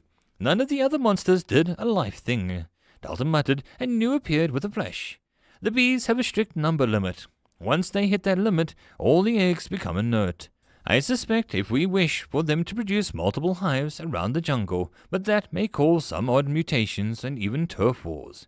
Critters are smart, but they are still under the sway of animal instincts at times. We still have 153 DP to use. I think we should continue to add to the dungeon, so I suspect that we admit that there is simply nothing on the floor to actually cause any problems to people besides a river. Delta looked over that high, giant room. I was thinking some side rooms, but you're right. I need to start making something here to draw attention of the people, or we'll just march on. Well, what attracts adventurers? Delta asked, and Nu made a soft ding noise. Shiny things. True enough. Delta moved around and floated up to get the aerial view of the giant room. She closed her eyes, and years of mind-numbing TV came back to her in the haunting scenes. People falling with simple puzzles, idiots unable to do simple platforming. Ugh. Delta shivered and grinned in Game Master. Golden monkey statues haunted her conscience, and a spark of devious took over. She opened her eyes and saw a jungle. Not as an empty room, but a space filled with potential. First, she needed her end goal. She moved to the furthest wall and decided to make the new room right in the middle. The gobs would be back soon, and a lot of current ideas needed mana to carve the rooms out. She would need the mana for all placement of the objects that she would need. DP was rather useless until mana had done its job. So she looked around to see if there were any options that had unlocked themselves. Rail was busy raising heavy rocks from the river, and Delta opened the menu involving the Frog Tribesman. Frog Tribesman Rail. Evolve into Frog Warrior, a frog man who has taken the art of fighting to the next level, 15 DP. Frog Shadow. A man who can be one with the jungle shadows, 15 DP. Frog Witch Doctor. A frog who can bend nature of the jungle, 15 DP. Frog Chieftain Rare. The leader of the Frog Tribesmen. It gains bonuses when the tribe thrives. Only one may exist at a time, 20 DP. Unique Opportunity. Challenges, 2 out of 10. Upgrade Spear to hold the jungle bee's poison, 10 DP. Grant weak poison resistance to any plant grown in the jungle, 28 DP. Delta was impressed. Rail had options and the frog was still diving after rocks. Rail, do you want to be a frog that hits hard, sneaks, or curses people through both figuratively or literally? Boss people around or do something special that I have no idea about? Delta called and Rail paused. I want to rescue idiot people who fall into the river, Great Mother. He said with pride, and Delta looked at the options and then nodded. All right, you just need to keep doing the good work. And if some lifeguard option comes up, we'll talk about it. Are you happy? Do you need anything? Delta asked before she left, and Rail looked around and then shrugged softly. I need better things to rescue. I need better and faster. Rail kneeled. Stronger, Delta finished without pausing, and Rail agreed. You need workout gear. Human-shaped dummies. Okay, I'll keep that in mind. I just need to get some more mana. You hang tight and I'll be back with a brand new spanking frog gym before you know it. Delta promised and clearing her throat spoke. Stone dumbbell. Creation. Stone dumbbell added to list. Wooden bench. Creation. Wooden bench added to list. Ugh, this is going to take forever. New, is there a way to set an auto-discovery or something? Delta asked and New thought about it. Try this. Creation. All common items related to a gym. This will only work if you know the items. It won't create things that you do not know or have no idea how it works. Yeah, because that would be far too easy. Delta replied dryly. Creation. All common items related to a gym. She called and Rail watched with interest. There was a tire pause as a screen appeared. Gym item subsection being created. Process will be slowed to prevent mental deterioration. Oh, sweet. It worked. Let's see. Delta opened the gym section and saw items appear slowly, one after another. This should do for now. Delta hit the menu for 4 mana, and 2 stone dumbbells appeared, hitting the ground with a heavy thud. Rail approached with wide eyes. He reached down and lifted, and paused as he had to actually put effort into his act. Delta didn't have enough mana for the iron ones yet, and she hoped that Rail would like these ones. Mother, I am not worthy. Rail whispered and Delta just beamed. The frogman began to lift, once, then twice, and then began to alternate his flexing. The skin bulged as already impressive muscles began to feel the strain. Challenge 3 out of 5 completed. Delta blinked and then smiled at the screen. You can do it, she cheered as she watched Rail really begin to pump the weights at a speed that she sure wasn't needed. Sitting down near the waterfall, she opened up the deep pool menu before it, noticing there was not a river menu but something entirely new. Abyss pool. Allow lumen mushrooms to grow underwater and light up the tunnel if tribute is paid. Turn them into new species, 20 DP. Place a monster inside as a guardian. Available monsters, Frog Tribesman, Crayclaw, and Mutated Silvertail, 20 DP. Purchase a randomly generated guardian for the pool. Cannot be undone, 19 DP. I don't know how I feel about the system offering me a gamble. Delta said aloud and New dinged in agreement. It could be a pure killer, not by choice. Some monsters are just lethal by existence. It could also be useless or shy. I'm almost upset at myself to offer such a roll of the dice. I do like gambling games. I mean, what's the worst that can happen? I get a cool monster that might open up all sorts of paths. I mean, it's not like I'm going to be getting some convenient S-class mermaid, sea fairy, or something. First, this is a lottery, not a wish fulfillment device. Also, if this doesn't work out, there is plenty of fish in the sea. Delta pointed out and tapped the screen. Are we doing wordplay now? Good grief. 19 DP vanished from the form, began to take shape in the pool.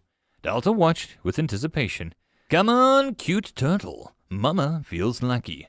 Delta called and the water began to bubble. Then the thing appeared, rising up like a column of yellow ridges and two large black pinches. It wiggled back and forth, and the water rained down around them. It snapped, then shut in the steel trap. It turned to where Delta was and made some unholy shrieking noise.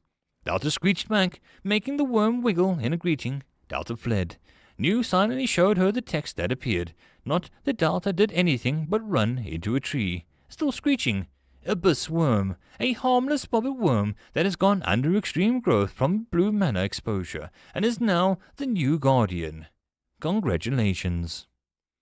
End of chapter. There is no epic lucha, only puns. Chapter 42. The Little Things. You cannot hide up there forever. Delta was idly petting one of the spiders with a shaky finger. These aren't so bad, I mean, compared to some things. They're just multi-legged hamsters. Delta laughed nervously as the spider scuttled off, insulted. No, wait, Delta said, and stood up to rush to the non-existing dust off her skirt. No, I'll go back down eventually. I just need to get over the fact that I gambled and summoned the Hellworm of the Blood Sea of Mars. Delta sighed, waved her hands, and Nu scoffed in his flesh. It's your monster, and I, for one, am greatly pleased to have such a capable monster under our control, due to the simple fact that it does not have googly eyes or fluffy behind. You dislike it.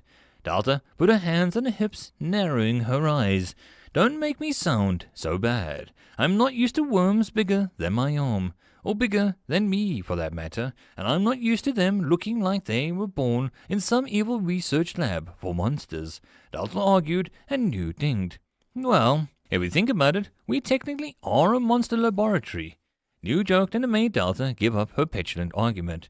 How about we just do some needed work on this floor and give the bees a chance to get to work on our new trees and time to drop some acorns? She offered and hid a smile. Nu was rather a complicated being, but it was there if something was a little Blox loved more than anything. It was upgrading the dungeon. Well, it would be a wise choice.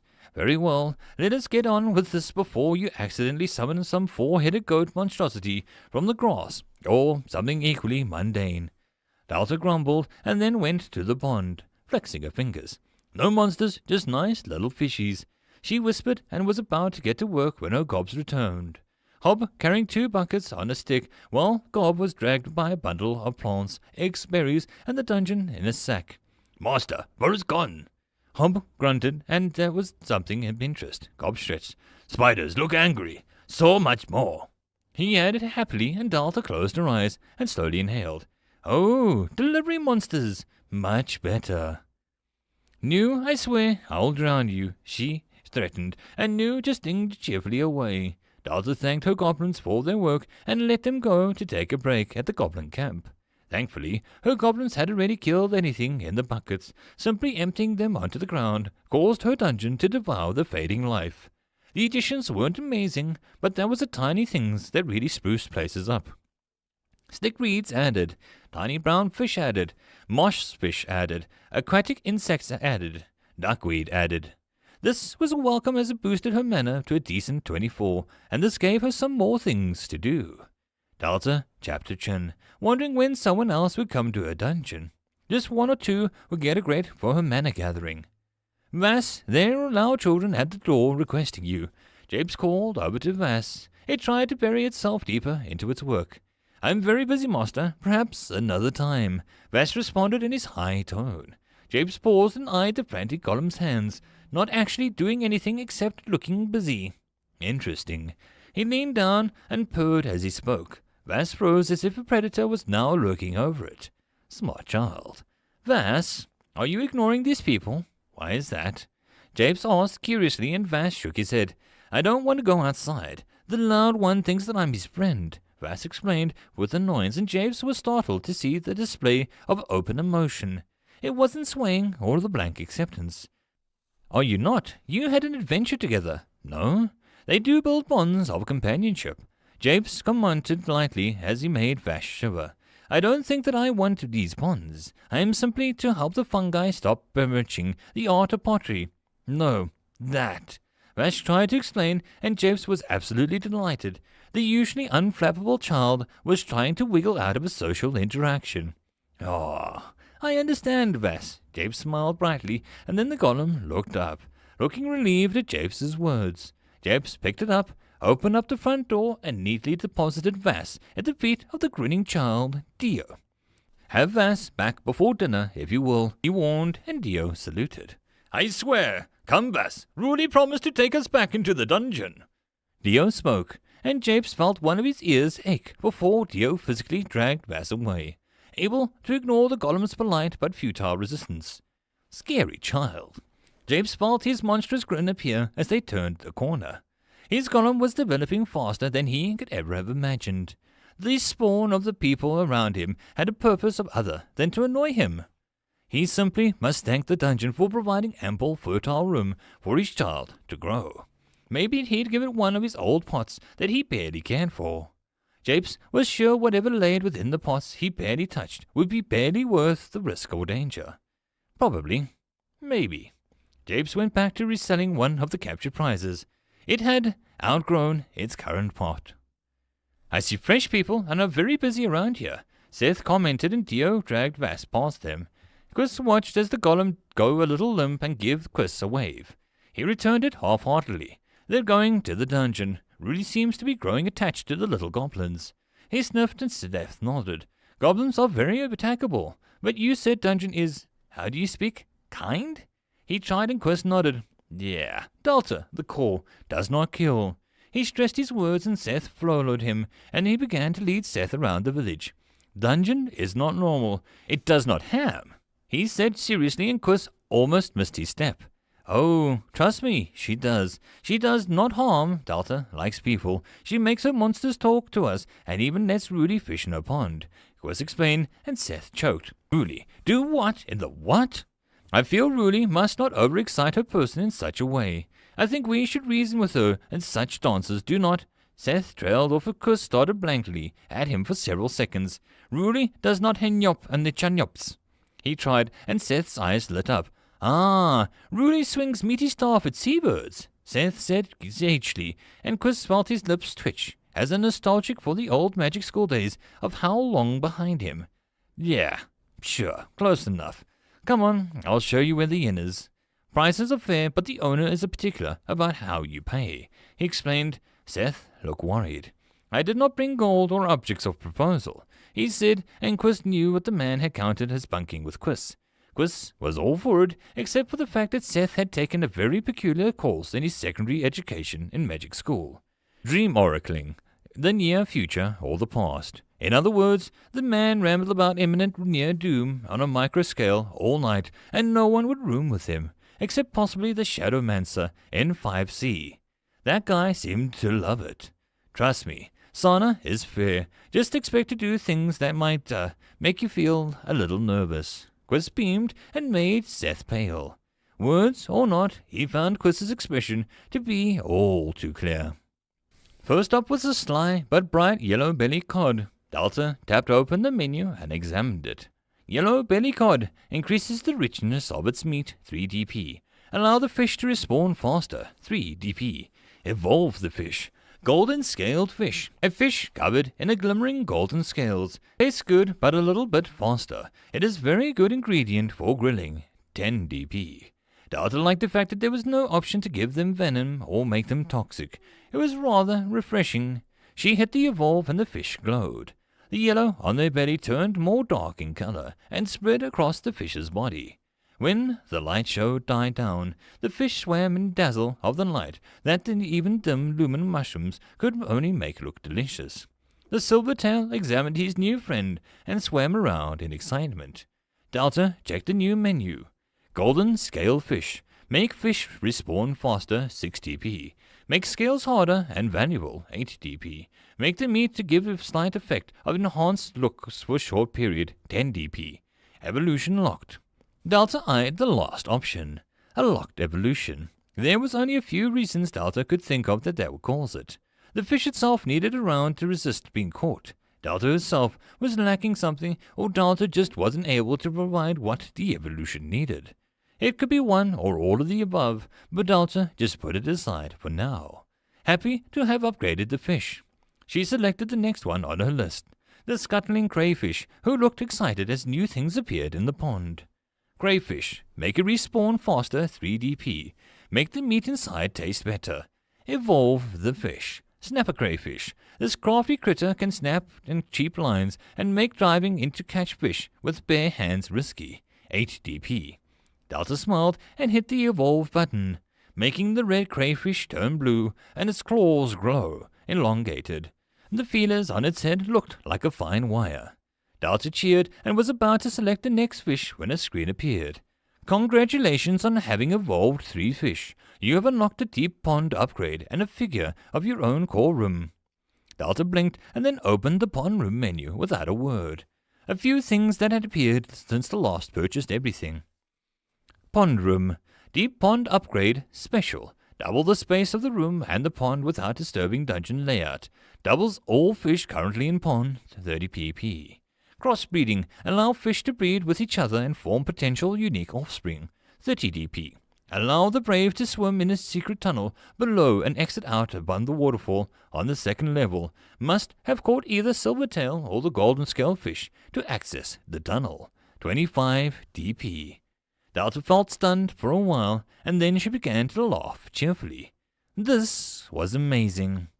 I can't see why having a path around Fran is something to be excited about. Not everyone is going to be able to fight. I have a boss room, but I think this dungeon should be equal opportunity. So if you can't bait and win out of Fran, maybe you can hook some success with fishing and earn your way onto the second floor. This is incredible. It says those who caught, not those who have those fish in their possession. People can't just buy their way down into the second floor. I see. A path for those dedicated to fishing may progress in another way. It makes me question what other options this floor will produce for the unable to fight to progress. Delta shrugged and purchased the deep pond, then the tunnel without a thought. The room began to stretch, and the walls seemed to take several large steps back. Her already decent large pond room became a small hall with a glimmering pond in the middle. Waddles looked around the alcove and grew slightly. Quack, he grumbled and went back to sleep. Delta looked at a barren floor and some rocks. She spent just a tiny bit of mana to install some grass, and it looked better. I still have no idea where the tunnel leads. Delta muttered and sighed. It was just so relaxing to sit by the pond, feel the fish move past her feet, the solid arm-sized pinches just grazing where she was sitting. Delta's eyes shot open and looked down.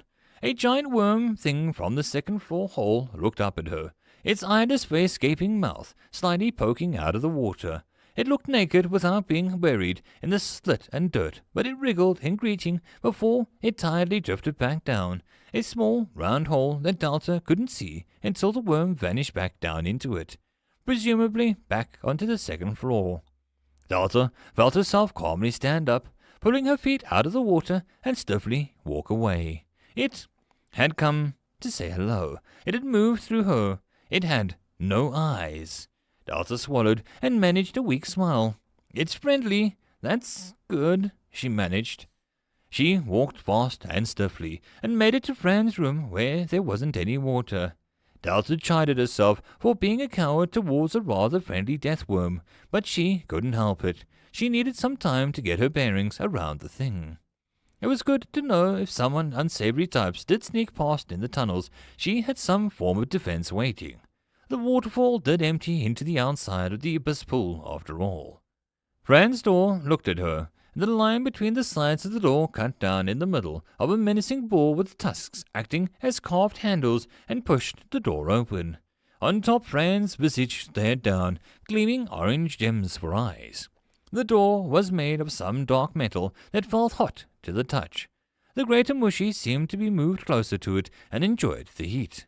Delta moved through the door and stood in the now much improved boss room. All around her, lining the edges of the room, and rows of actual carved stone seats. Slight stairs made reaching the top easier.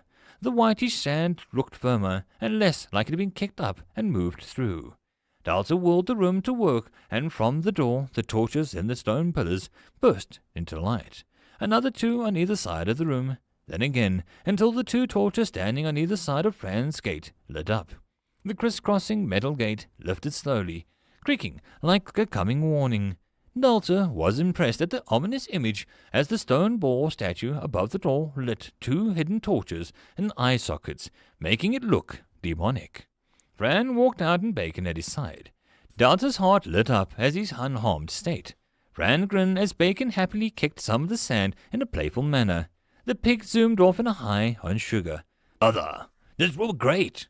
I couldn't believe my eyes when I saw it." Fran began, and Delta just rubbed her back, and her head and her cheeks went pink. "It was nothing. You deserved it after how well you did." Delta praised, and Fran crossed his arms and looked away. "I lost, but I do not regret. Will you let me fight again?" he asked with such hope that Delta felt her heart hurt a little. "Sure, anyone can challenge you, after all. Just don't go overboard and become bloodthirsty," she warned, and Fran rolled his eyes, but a grin grew. "I need practice my entrance. Graham will be spreading my legend. Many people will come, and I can't wait to send them scampering." He cackled, and Delta blamed New for the goblin's evil laugh. It just seemed something that New would encourage. "I'll be back later. I'm glad you're alive," Delta called, and Fran looked confused. "I never die unless you die, which will never happen because I will guard you." Fran laughed merrily, and Delta smiled as she left the room to pause at the goblin's camp. Num and Billy were stacking pots as Mr. Mushy happily sat listening to Swaz wax his love for the eternal fire. Odd fellows, but Delta loved them all. "I have a suggestion, if you would hear it." Delta jumped, but turned to see New hovering near the goblin hut that was neatly pushing back against the wall. "You have my attention, number 2. Delta joked, and New ignored her timely reference and opened up the map and drew himself. It looked identical to the current layout that Delta had no except one corridor. It connected the back of the storeroom to the goblin camp. "Seems nice, but kinda defeats the purpose of the other rooms." Delta pointed out and New made a quick adjustment, writing next to the passage in big, bold letters, "Secret Passage." "Oh, that makes sense, but how do we make a secret passage?" Delta wondered, and New made a noise that sounded like a small horn. "I simply expect you to try it and for an option to appear. Simply design the idea of secret. I do it myself, and I feel unwell when I try to go near the room construction option. I feel like there's a borderline usurping of your position, and I do not want to see what would happen if I pursued it. I took a look, and I feel like you should upgrade the storeroom to make it work better." Delta looked down at New with a concern, but didn't voice them when New was building in mode. He would just get irritated. "Okie dokie. Later, guys." She waved to the monsters, who all called back in various ways. A quick jaunt later, and she stood in her somewhat cluttered storeroom. "Storeroom. Upgrade the size of the room to be double the size without disturbing the space of the dungeon, 20 DP. Allow all containers to be repaired when the dungeon is empty or if not stolen, 15 DP. Upgrade the walls to be more solid and respectable, solid wood panels, 20 DP. Increase the amount of mana gained by the mana event, 70 DP. It was a decent selection, and Delta guessed that she hadn't really done too much with the room for it to be offering so many options, but Delta visibly winced at the mana event purchase. That was more DP than she was willing to pay right now. It just gave her a measly 1 mana for the upgrade. Delta shivered as she pushed through away. No gambling on upgrades for the unseen future. Delta tried to stay firm in that decision. She picked the wall upgrade for now, and it would work better with his new plan. All around, the loosely packed dirt and loose boards shimmered with a glow. Solid wood panels and proper wooden planks now formed the wall and floor. It looked really nice, and Delta beamed. She made a corridor and bent it into an L shape and connected it to the goblin room and the storeroom. The openly exposed dirt tunnel made the storeroom look odd, so she opened the menus again. Secret, disguised, hidden, false wall. Don't let anyone see this, Delta chanted, and the menu appeared. Storeroom. Upgrade the size of the room to be double the size without disturbing the space of the dungeon. 20 DP. Allow all containers to repair when the dungeon is empty if not stolen. 15 DP. Increase the amount of mana gained from the mana event. 70 DP. Place a fake wall over the corridor. Can be opened by setting a trigger. 15 DP. Delta jumped, cheering at her apparent mastery of the system. She purchased it and the wall, and a perfect replica of the rest appeared. Delta saw a new screen appear, choosing opening method, unknown. Delta thought about it and then summoned New. It's all your idea, so you should choose. Delta grinned, and New was quiet for a moment. Thank you. I shall accept the task. Torch on the wall is silly. Simply pushing it will reveal it to many people. I think we should set the trigger as a simple knock and a password. It is no actual defense. Someone can, with force, break through if they wish. For now, knock once and say, Mother Delta. No person will say it other than monsters. Delta blinked at the request and the screen flashed as it accepted the trigger. She moved through it and saw the similar door on the other side. This one was disguised as a rough stone wall of a goblin hut. Must be the same opening trigger. She mused and invited Billy over. Giving him clear instructions, Billy knocked and spoke the password. The fake wall swung open silently, and there was a pause as Swa whooped with excitement, and he no longer had to worry about the mudroom. The tunnels was smooth, but Delta noticed that there was a little nub that formed near the middle. An almost turn-off. Delta guessed that she hadn't focused enough when forming the tunnel. Then she eyed the space and wondered what to do with it. Kinda lonely in here. I doubt anyone would want to be in here. Delta mused, and then came a tug. She turned and followed it to see the greater Mushy coiled up and waiting. It looked like it had packed its life together and was waiting for some cab to catch to the airport. It tugged again, and Delta eyed it. You want to go into the tunnel? She tried, and the Mushy's eyes glowed red. It seemed it relished the idea of isolation, or possibly just peace and quiet. What would you do in there? She wondered, and the greater Mushy put a few stones down and tapped them, making a quiet thudding noise. It would entertain itself. It would tap rocks to make music. Delta guessed that was all the reason it needed. She spent some mana to lift the monster up and sent it into the passage. It fit snugly into the little nub. Delta was glad to see it and stretched out to explore the new surroundings. She eyed the tiny rocks on the objects that used to make music. Feeling like she was a bed caretaker, she focused on a set of drums, a small copper harp with a thin wire that wasn't tuned, and it sounded a little rough, but Delta wondered if she could ask Rudy to get her a piano. The plant took some tentative smacks on the drum and then froze at the clear banging noise.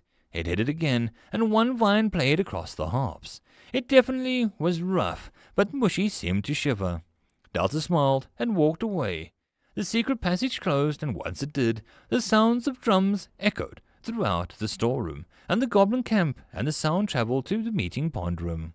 It sounded like a war drum, and the spiders all raised 2 legs and did their ceremonial war dance, and the goblins looked relaxed. Fran roared and yelled for more as he practiced his lance jabs. Delta could only smile sheepishly at New's disapproving box. It's just a drum. It won't be too bad, she promised, and New only moved closer to her face. Gamble, giant worm, you, screaming. Delta made a face and stubbornly enjoyed the drumming.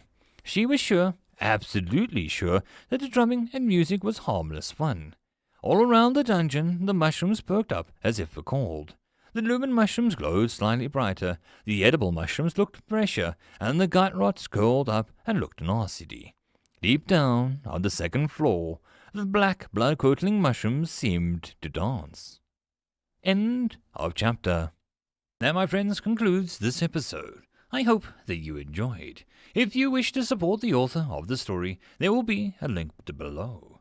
If you wish to support this channel, there are multiple ways to do so, which will all also be linked below. But the easiest way would be to subscribe and share my videos as much as possible. And until next time, I hope you all have a good one. And I'll see you all in the next video. Cheers. Greetings, ladies and gents, and welcome to my channel, where I like to make audio narrations of various stories from across the internet. In this series, we'll be focusing on the web novel There Is No Epic Lucia, Only Puns, from the website Royal Road. And in this video, we'll be looking at chapters 43 to 44.5. I hope that you enjoy. There is no epic Lucia, only puns, chapter 43. Relish the thought. Delta watched from a small distance as Rail played tug-of-war with Bob.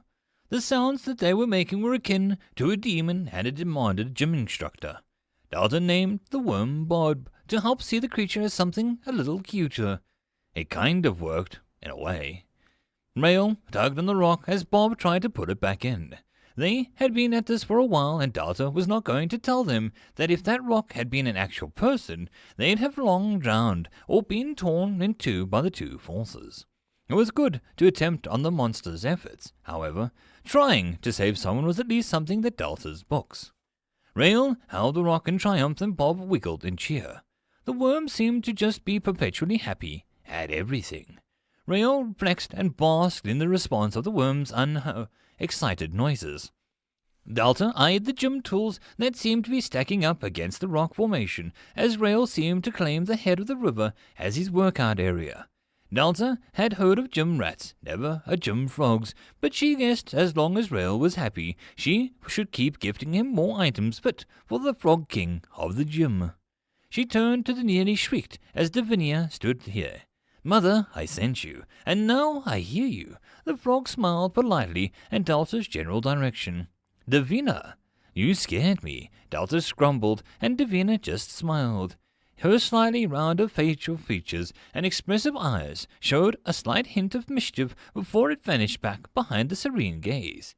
"Did I? My apologies. I came to watch Rail and the new one. I spent much time conversing with the queen bee. She is rather demanding, but interesting." Davina spoke with a casual tone, and the small red bee crawled out over her arm before it flew off to investigate a flower nearby. "You talked to her, as in with words?" Delta questioned with delight, and Davina shook her head. Her buzzing was mostly noise. We worked out a signal of 1 buzz for yes and 2 for no. She did 10 at once and then laid an egg. I do not know what that means in bee language, but I took it as a polite goodbye. Davina informed her, and Rail paused at the sound of her voice and finally reached him. He turned to stare at Davina and then slowly climbed into the pool to peer at her from the surface before he slowly sank out of sight. Delta blinked and Davina snorted.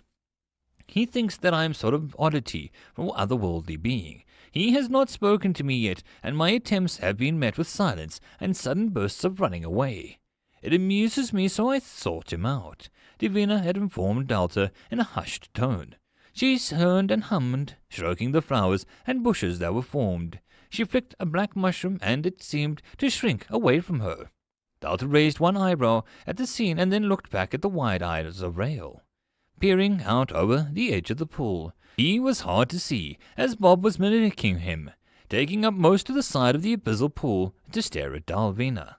He gave a small shriek, and Rail nodded. "That's her, the other one," he told Bob in confidence. The worm shivered and sank out of view. Delta took the chance to move closer and smile, and spoke to Rail. "So, why don't you want to talk to her?" She wondered, and Rail jumped and splashed about in a brief panic. He squinted at her and then turned away. "She is distracting. I cannot flex or lift or speak when I am around her.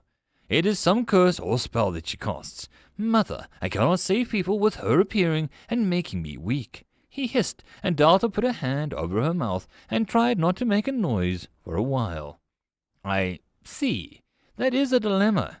Well, it is wise and powerful, Delta," she began, and in the far distance a distant ringing sounded out like a mocking laughter. "No, shut up," she yelled at the forming jingle, and turning back to her face fading pink, she continued. "The key to defeating her power is constantly to be under it. You build up resistance." Delta said as if it was a big secret. Rail nodded and his eyes lit up with some inner light. "I see. I know her weakness, and soon I'll be the strongest in the jungle."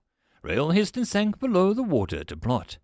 Delta's lips twitched, and she stood up to leave, and Rail quickly reappeared.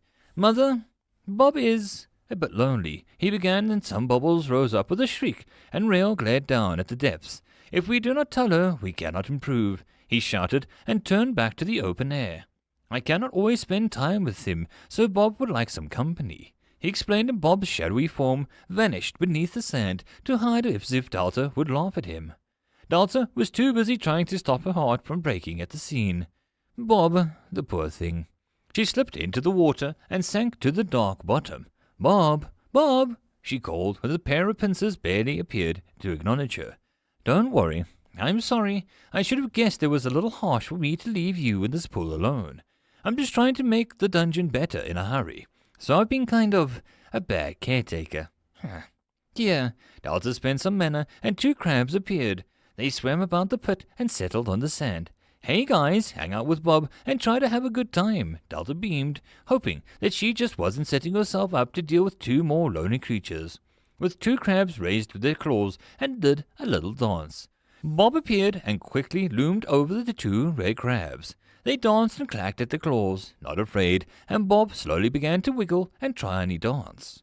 He flowed up and the crabs hitched on a ride on his body, and Delta rose with them and saw the crabs now making noises and clicking their little hearts out. Bob was now in full wriggle mode and began to, bob his gaping maw and move forward. Delta guessed that he wouldn't become a crabby anytime soon, and with the 2 little guys around. Delta felt the first ball seal itself and knew appeared. You have guessed. Remember your promise, say hello, see some other amazement at your work, come back and get on with the 2nd floor. I shall let you know if something needs your attention. It is Rudy, Dio, and Vass from what I saw before I was locked out. Delta waved him off. Yeah, I know we're eager, but I like to have some time with my friends, Mom. She sighed and Noob budged her along. Less sass, more moving. I swear if I wasn't here, you'd be upside down and trapped in some rock. I shall monitor things until you return. Tell the excited child to do the challenge and maybe ask them for a tribute. And we are just on the verge of making this floor into something, and we only need a few more things to make it happen. New sounded so excited and energetic. Delta slowed and a small smile played around her lips. New went from a light green back to a default blue. Well, it still needs work. It's shoddy, and your lack of dungeon control skills doubles my work. So rude. I shall eagerly await your return with the dazzling news that Rudy devoured our pond, or some such thing. New vanished quickly, and Delta didn't even say anything. You're such a drama queen, Delta called, and vanished up the stairs to greet the people, not knowing that the crabs and Bob had heard the entire thing. One of the crabs made a rough box with his claws and began to nag the other. The 2nd crab pounced about and danced, pretending to climb stairs as if it jumped into a pool. Bob looked at them and wiggled in delight. Delta never knew what devils she had unleashed until later. Poppy Roth watched the outside world slowly move. She closed the book in her hand and put it back into place. It was just a book. The only thing that she had to do was to be entertained. It was easy and relaxing. Her mother walked into her room and Poppy already felt like her life was in a little too stressful for the moment before. Poppy, your aunt sent you a greeting from the mail. However, due to the ridiculous outgoing mail ban, I cannot reply. I've left you a space to fill in your own greeting and small talk when it does. Her mom appeared and added on the place that the letter down for Poppy to see in the 3 neat paragraphs done by her mother. A rough mess of her father's and a space left for her. Poppy took the offered ink pen. I am fine, Poppy. It was rather long-winded, but Poppy just finished a good look, and her mood was still somewhat high. Her aunt was going to be overwhelmed by the sheer content of Poppy's segment. Her mother sighed, and it was a long argument that no one won. Poppy, darling, you can't avoid people forever. While Dio is a bad influence, he is at least an influence. Why did you not go with him to that dungeon place? Rudy is horrifically good at killing things. You would be safe. The older woman inquired, and Poppy squirmed away and sat on her bed. Don't want to. Outside is pain. She answered honestly, and her mother bit her own perfectly lipstick mouth. Her soft red hair was in the exact style of Popular, and her dress was pleasing but not overly eye-catching. Poppy's mother was a butterfly, and Poppy wanted to be a caterpillar forever. Poppy felt the itch of a monster rise up. Silk spinner, the little nudge in her throat manner, twist an organ and produce silk and not sound. Poppy sighed and squashed it. Her mother would not be pleased if her perfect ensemble became covered in monster string. She could sleep. The resting, raging sloth had such power to rest for 18 hours for a power nap. It rose as she thought of it. Mana to the eye and a slight amount of brain, and she would simply sleep. She resisted that too. Poppy had the books to read, characters to love, characters to dissect. bad plots to fix on her own notepad. It was a very human thing, and nothing popped up in her body when she thought of it. Being a blue mage was the greatest pain of all. Poppy still remembered the day that she had found out. Her dad was an amazing cook, and Poppy lived for her father's dishes and gruff, rude humor. Poppy loved the meat, tangy vegetables, and sweet desserts. The only thing was, her dad used monster ingredients to reach new tastes and sensations in his dishes. Poppy had eaten those dishes since she had teeth, and the sheer amount of different monsters that she had consumed before she was 10 was immense and some of her happiest memories. Then she hit 12 and she began to drool acid like an ant monster, explode with light like a demonic fairy, and more abilities. Too many to count. Every emotion, feeling, memory, inclination, causing some power or other to appear. It was terrifying time until she had been identified and taught control. Blue mages gain power from eating or taking an attack from a monster. The downside is that they could never unlearn their powers, so blue mages carefully try to limit their number of spells to prevent. Poppy. The base cause of her power, experience, and reaction never faded. Everything outside of her room came with its own building-sized pile of monster powers, gnashing instincts, and she needed to get loose and raw and lash out with power. So Poppy had no real desire to leave her room, not even with Dio. The school was hard enough, but a dungeon. Twice. Poppy felt cramps and the thought.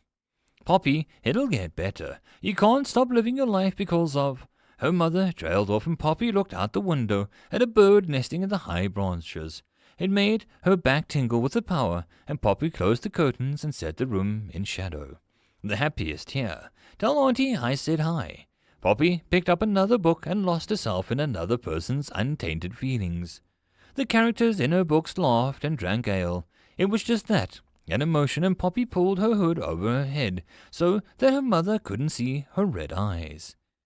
"You were so awesome," Dio praised as Vass and the golem easily avoided the webs and completed the challenge.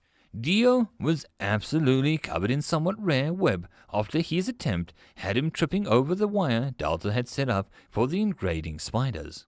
Rudy just kept the smaller teen at an arm's length. "Nice vest," she commented as Vass held the web shirt out like a monster as well. "You should wear it. It'll be like me." Dio grinned, making Vass's face soften. It folded the shirt out and slid it on without a word. Dio looked pleased and Rudy was about to comment on the two when her words died off. Delta watched with glee as Rudy's dark eyes went wide at the expanded pond before her.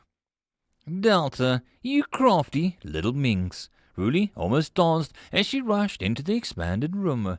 Dio followed and looked around, waving his hands. "It's so big now! Hello!" he yelled, and Vass trembled as the sounds traveled through him. Delta felt a whine in her ear, and she had tinnitus. Rudy was looking around the pond and pointed with a fanged grin. "A golden fish! Delta, just pop a ring out already. I'm all yours." She cheered and pulled out her ugly duck cap, snapping it on her head. Waddles eyed it with interest, and Delta watched the duck with a wary eye. Rudy pulled out her rod from the protective sleeve, and Vass sat down quite far from the water, watching the scene in his web shirt with Dio next to him in his web outfit. As Rudy began to wind things up, they all froze as the drumming sounded out. It was energetic, fast, slightly repetitive, but catchy. It made the mood instantly soar. Rudy was frozen, her hidden eyes in some hair. She looked up at the ceiling where the drumming echoed through every wall. "Yes!" she hissed, and her muscles bunched and her hair whipped up in the silent storm as the drums set some fire inside of Rudy to the highest level. Dungeons do not have music unless there is a cursed music or lures people into traps. Vass exclaimed, and Dio was literally vibrating on the spot. His eyes were wide as he seemed to be absorbed in the very thudding of the drums. He put his entire body flat on the ground. "There is drums! You have to believe me, I feel them!" he shouted, and Rudy was already winding up the rod, her grin devilish.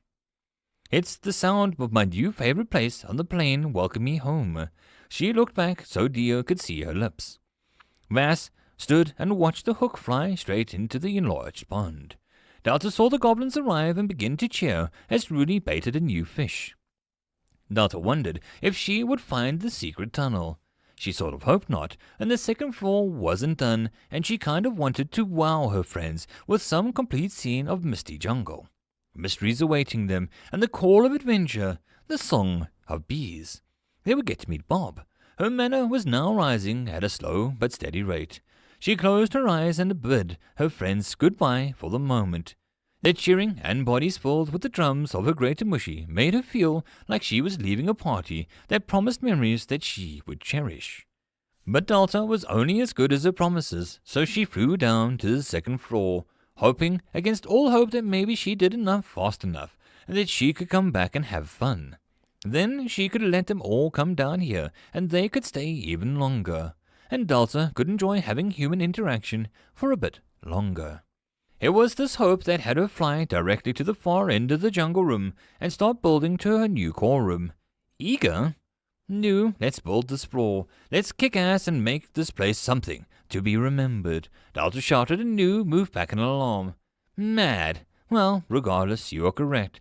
This will be a floor to be hailed as a story to be spread to one lure more people in. We shall stall them, suckle their manner, and let them have fun and make them regret leaving. We shall taint them with kindness. New screen took dark blue, with glee as the hallways and rooms before them hollowed out perfectly. Delta flexed her growing manner to move the core to this room. As she did so, the decorations appeared. The Fran statues, the 4 stone mushrooms, and with those 2 fish fountains. The fish curved out of the stone basins and gargled the water as the tiny hole near the base and Delta's twin earth pillar held her core. She had to see these 2 statues on either side of her core now, and Delta remembered that she had gained a decoration from the pond evolutions. Fancy! I feel fancy! Delta decided and beamed, as her core now had a river and some bees between it and any troublemakers. Delta quickly removed the far right of the room and flexed her hands. One corridor coming up. Delta called with her voice filled with energy. Old Lady Josie closed the photo album. The tech was handy and not very useful inside dungeons due to mana pollution, but the sheer number of pictures she had amassed over the years. Someone cleared their throat, and she didn't even turn to look at her guest. Haldy, I could smell you a mile away. You're using strong stuff. We know that doesn't end well. She called, and the cheerful old man came over and sat down across from her, the simple table between them. Mila, how long has it been since we talked? He greeted, and Mila smirked. 3 hours ago. What do you want? She tapped the album with her fingers, and Haldy looked at her without fear. 20 years ago, the small, pleasant man before her had been a wild hare and with a glint in his eyes. He'd explored things most people would balk at even considering, including Mila herself. That made her smirk again. She, Haldy, Pick, and Durance had been a solid team. Oh, there were the years, and when Mila could conquer any beast or any heart. Mila, the dungeon is going to be digging deeper soon. Should we not be more cautiously prepared? He asked, and the pleasant memories of the old days turned to ash as blood in Mila's mind. No, everything is dead. I made sure of that. Let the dungeon dig and remove the last vestiges of that fricking hole from existence. Delta is at least innocent. She began, and Haldy's smile was polite but harsh. Malleable to your whims, I think you mean. He challenged, and Mila let it go. Her eyes were pulsed once. All tired watchers that were coming to life due to the dungeon mana rising. Point being that it is rather that I have a naive, innocent, bumbling girl in this land than face those accursed wreckers. I have lost enough to them. We have lost enough. We promised, on his grave, that we would die here, making sure that nothing got in or out. Now was our chance to make sure that we missed nothing, and that nothing is left. She banged the table and broke it. Haldy's face turned blank. We gave up everything. You need not remind me. I had a future, but I gave it all up like you did. We promised Durance that we would keep the peace. Now we have children here, neighbors, shops, bakers, and all sorts. We've become old, and now things are happening, and the next generation has to deal with it. Not us, if we don't last. It's sad and annoying, he scoffed. Mila picked up the photo album and opened up to a picture of a little girl with large fangs and a giggle on her face. A wild black hair and dark skin. Even in this picture, she held up a wriggling rat that she had trapped. Mila had even given that up for the promised. "We can only wait," she said quietly. Holdy sighed. The room felt empty. Even with Pick showed up with a share of his concerns, the fourth and final seat would never be filled again. Her only saving grace was that she was sure, confident, that she had gotten them all. Delta stared at the huge room her corridor collapsed into. It was enough of a cave. It had rocks, moss bugs, and all the things that made a cave nice. What did not belong was the garish purple and orange circus tent, tarnished and faded with age, but rather well preserved. The flap of the tent moving as if beckoning her closer, and there was an oppressive silence about the place. Room cannot be conquered until all inhabitants are defeated, contracted, or removed. Something was in here, and Delta felt the room's chill soak into her body. She looked around and saw that the space wasn't exactly natural. The room had edges and clear design where the stone had been cut away to make space. Something was not quite right. End of chapter. There is no epic lucha, only puns. Chapter 44. Mime the Gap. Delta couldn't really step foot in the room. Her body just stopped at a certain point. She pushed and shoved, but the firm barrier prevented her entry into the odd space. I do not like this. What is a structure like that doing so far below ground? Giving me the heebie-jeebies. Ugh! We need to send someone inside, Delta said with hesitation, and Davina cleared her throat. Delta let out a screech and New flew so high that he vanished near the ceiling. Mother New. Davina nodded seriously, and Delta, clutching her heart, scowled, but quickly felt having more company near the cave.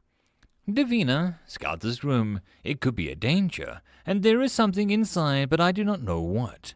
Delta was about to nod, and then something crossed her mind. She can't. She doesn't have the respawn point. Delta protested, and New didn't say anything. If she dies, I can't bring her back. Delta went, but Davina moved ahead without a sound.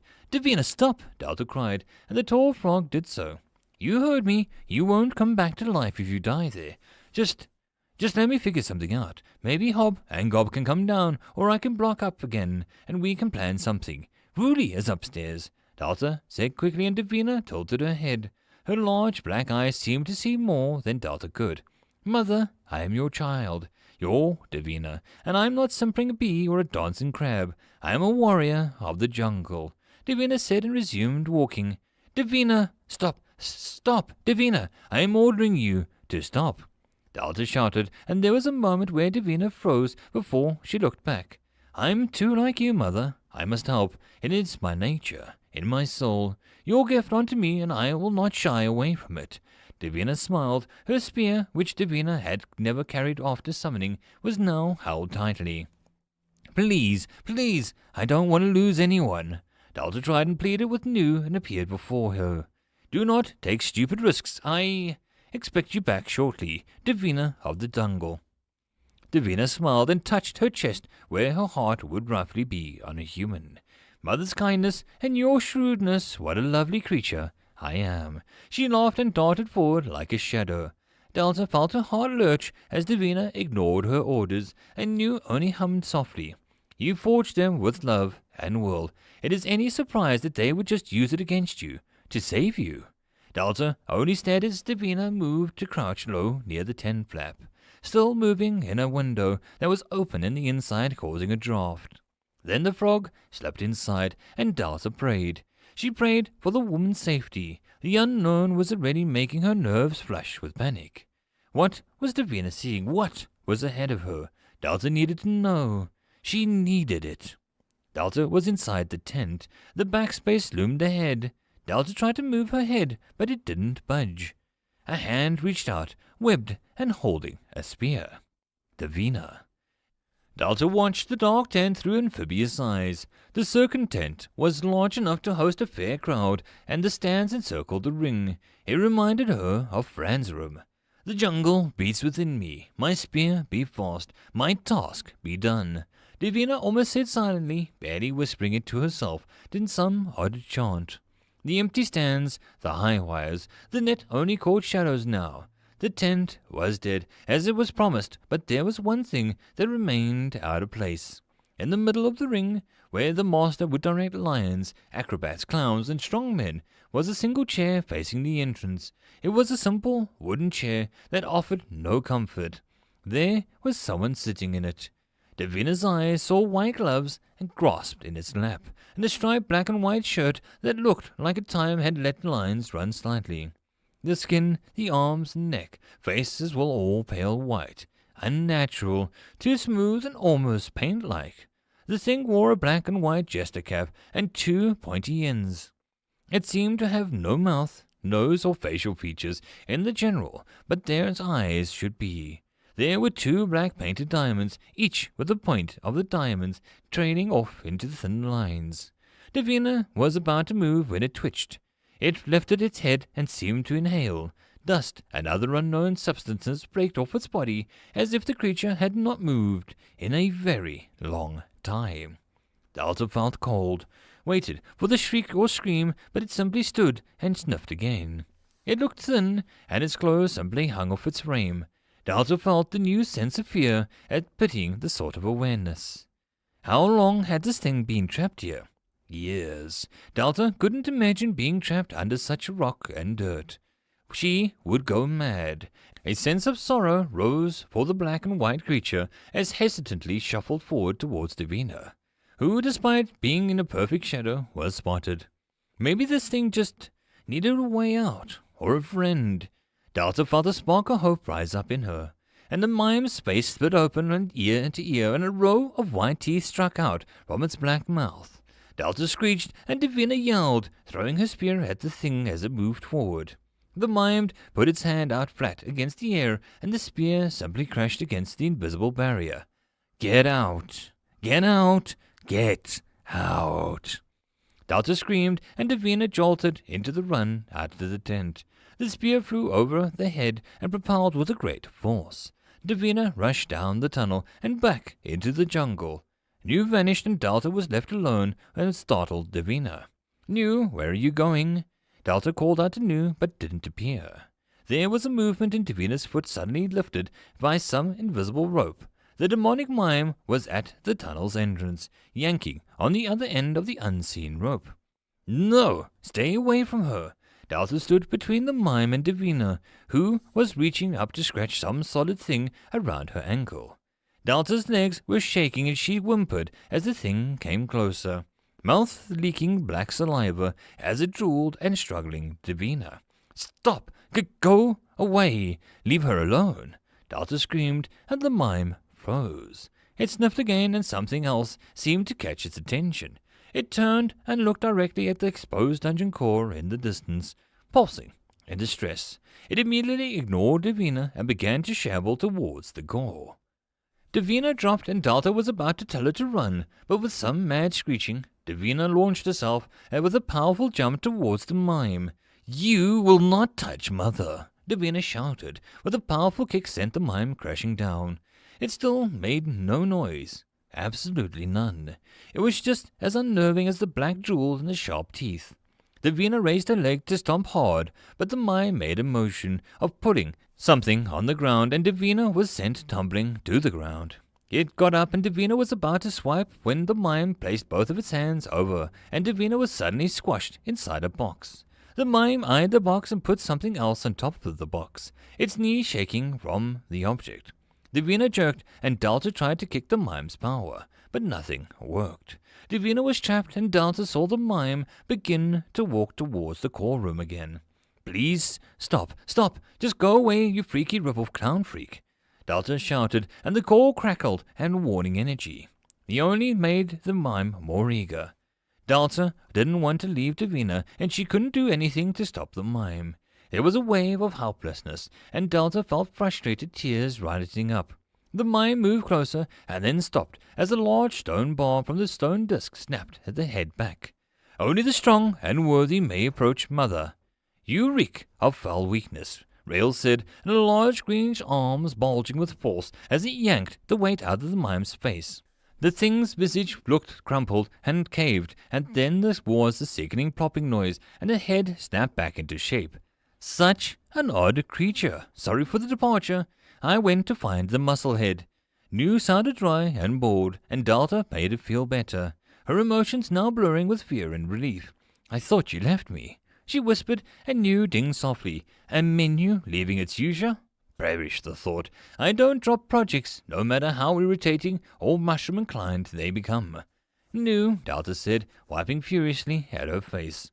The mine made a motion of picking something up and swinging, and Rail held his weights defensively and slid back with a little grunt. Weak foe, do you not even lift weights of Mother Delta? He roared and lifted the improvised weapon, and the mime was sent flying up and over into a tree. The tree made a crunching noise, and the mime was still silent. It stood and rolled its neck in an unnaturally jerky way. The mime then looked less droody and a bit more annoyed. Is that all you possess, colourless fly? Rail boasted, and the mime made a motion as if to strike something against its heel and put its other hand flat in the air, as if resting it on something big. It reminded Delta of the old movies when someone was about to fire a... Rail, move! Delta tried, but the mime put an invisible match of the equally unseen cannon. Rail was sent flying back, his powerful stomach being imprinted in a wound round object. He was sent hurtling into the river, skipping once on the surface and landing on the other side. He rolled and then slowed to a halt. Rail! Delta yelled, and a large frog moved, rolling over to vomit. Well, if we could lure it over to Bob, that might help. New suggested, but the mime turned back to the core, grinning. Delta was about to start spending DP and mana to slow the mime down, but New suddenly vanished as Dio appeared far across the level, staring at awe at the large jungle room, as Vass was escorted down and worried by Mr. Mushy. Delta felt stunned. Her powers became locked and her two guests were too far to properly see what was going on. The mime was too close to her core. It was too late. There was nothing stopping the white teeth from reaching the core. From reaching Delta. It was over and Delta felt numb. Over. It had barely begun. No, I'm sorry, she whispered as the mime reached the tunnel. There was a silence and something thumped to the ground heavily beside her. Delta opened her eyes to see that someone walked back from the near tunnel, a series of broken bushes and branches blowing in the path carved by the newcomer starting at the riverbank. Woo-wee! That's one ugly mother frecker I've ever seen, Rudy said, her face devoid of a usual jovial expression. She looked at the dripping wet, and her duck hat looked burned, and the brown feathers turned jet black. Quack! Waddles grumbled on top of Rudy's head. Delta gaped as Rudy looked like she had swum through the secret passage. The mime looked up at the ceiling, its mouth still open. It slowly raised itself to the sitting position, as if still confused. Duck, I guess you were right. Rudy tilted her head, and then some water leaked out of the woman's hair. Waddles shuffled, but still didn't jump down from Rudy's head. Rudy, Delta yelled, and such a powerful happiness. Rudy nodded once. Your duck went a little nuts and showed me a secret way down. Nice touch. The pool felt weird. Something touched my ass, and I didn't look back to check. She sounded so casual. She smoked. Your call is so close that I can almost hear you. But you know, creepy mime, not funny, Rudy said, now standing mime. It shrugged and made the cannon motion again. Waddles quacked, sounding so deep that it rumbled. Delta shivered, and the mime glowed black, and it struck its heel and paused. It struck its heel again. It looked at its finger, where the unseen match apparently refused to light. It scratched its head in puzzlement, and looked up to see Rudy putting an exhausted bird down. Waddles' chest was heaving from the effort. What's wrong? Don't you know that dark drakes affect all luck? Things that can't go wrong will, Rudy called, and her walk steadily increased in pace. The mime made a climbing motion and scaled a ladder up. Rudy leapt and easily caught the thing as it tried to go over Rudy. They felt and fought in the upper hand, and the ghoulish mime bit into Rudy's shoulder, making the woman snarl as she punched it hard enough that its head snapped back again. Frecker, she said, and flexed her wounded shoulder a bit and expelled the dark fluids as it began to knit back together. She watched as the mime also started to fix itself. Well, isn't this pointless fight already? Ruli said sarcastically, and the mime made a one-moment gesture, and its neck squished and its spine back under its skin. Ignoring physical damage, teeth like a rat mutant, freaking creepy, a ghoul. Ruli spat and eyed the pulsing core behind her and her own hands. Another flaw, and I'd be good for this, but... Ruli muttered, and Delta watched with horror at the scene of the undying mime. She rushed over and made sure Waddles was going to be okay. Delta, I need your permission, Ruli began, watching as the mime seemed to pull something out of its pocket and shook it. Before throwing away, it appeared to be broken. The black aura around it became a little thinner. What for? Delta asked, and Ruli closed her eyes, as if to listen. I need your mana. Pure dungeon mana. I need to drain some to give me the edge here, she explained as the mime flicked a match, and it seemed delighted at the apparent flame. Yes, all of my yes. Just do what you need to do. Delta agreed, and Ruli looked pained. Delta, you're too nice. You know that, she said, and jumped back and flew down Delta's tunnel. The mime looked confused and then danced on the spot as it saw what Ruli was doing. Delta peered down and saw Ruli put her mouth on Delta's core and inhaled. Orange mana beginning to flake off. It looked like Ruli was drinking orange stars and... Oh, it hurt. Delta felt awareness snap into numbers. The world around her became her, them, and numbers. Ones and precious zeros flowed into the numbleness of Ruli. There were no numbers in Ruli, just being and what was strong and beautiful. She was a mix of charming blue, scarred and tough, and unbridled red rage that swam together in some dance that worked together to exist.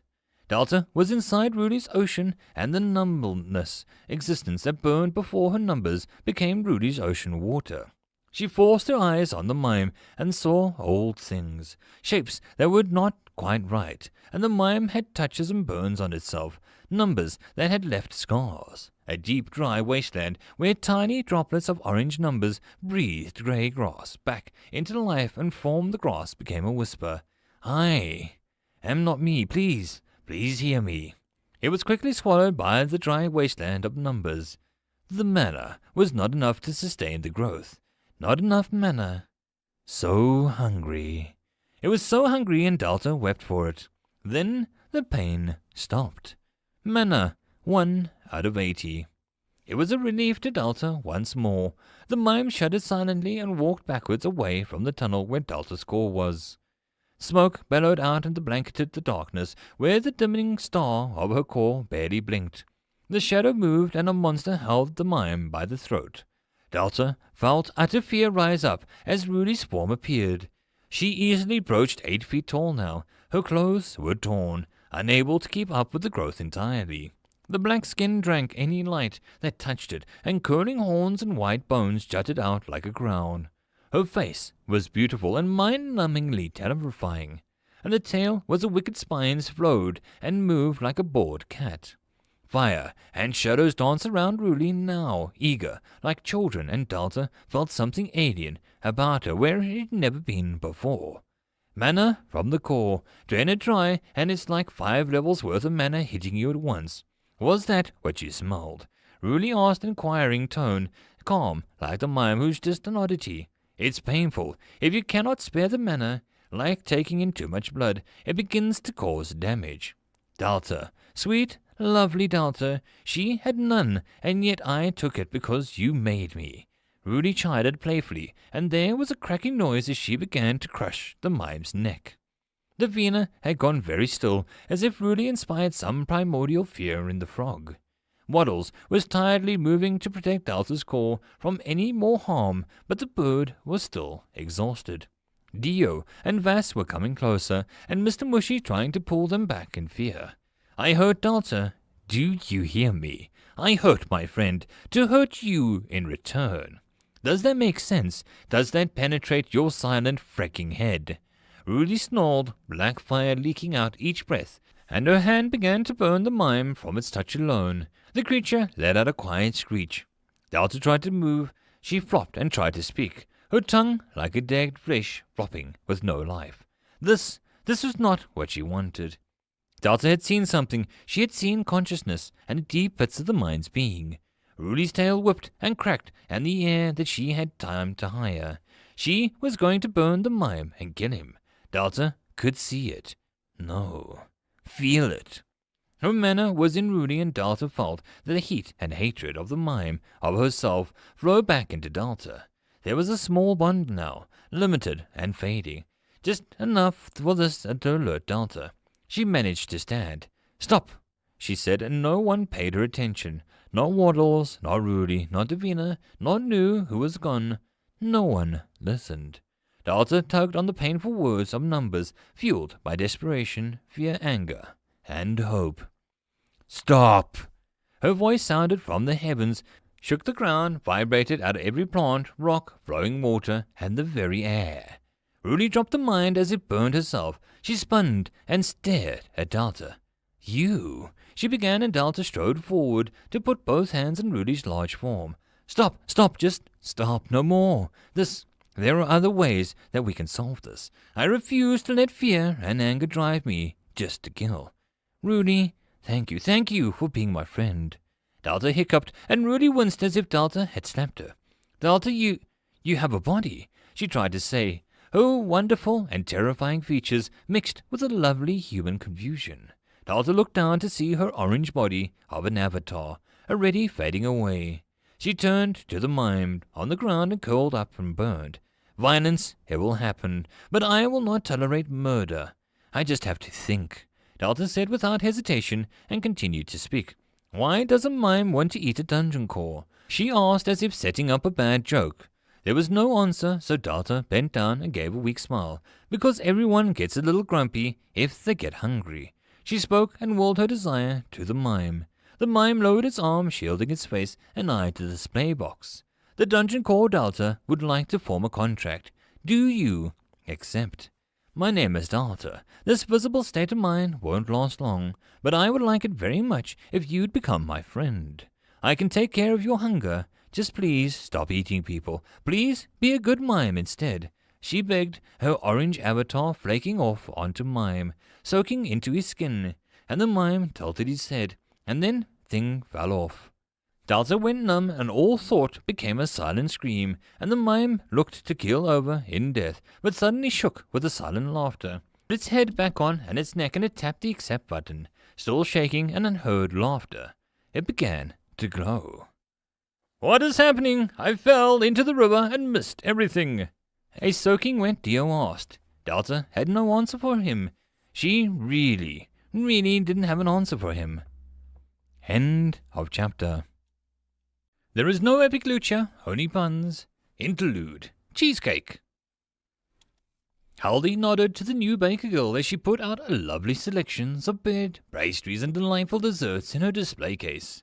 She smiled back, and Haldy felt a little flutter of happiness. Someone who didn't look like they would rather be anywhere else when they saw him.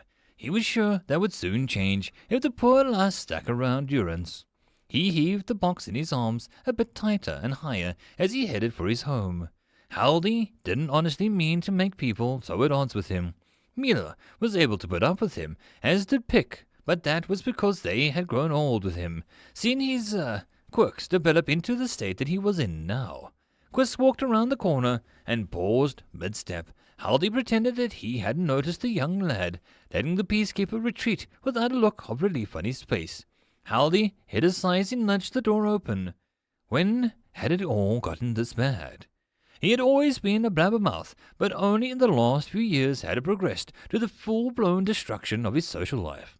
I can list a dozen cheese recipes lost to the world that can kill a dragon or cure diseases, but I can't seem to keep my mouth shut long enough to make a friend any more. Oh, Durance, what would you say to me now? He looked down at his old friend, would kick the door down any moment and laugh life's problems away before getting them both into trouble. "Ha! Come on, being an elementalist is boring. Here, I paid half my year's salary for the ancient scroll of magic. It's said to allow you to control the most powerful force." Durance was the fool of the group and the heart. The hole which Durance's death had left made Haldy look at the growing town with a sense of growing pride and a hint of regret. Most powerful force, indeed. Haldy sat the box down and had excavated from where he had buried it near the town centre. Various odors leaked out and Haldy inhaled. Some of the contents were ready, others still needed time. Geez, the world had changed Haldy's life. It started with a scroll with controlling cheese. Duran spent all of his money on buying it from some scam artist at the time.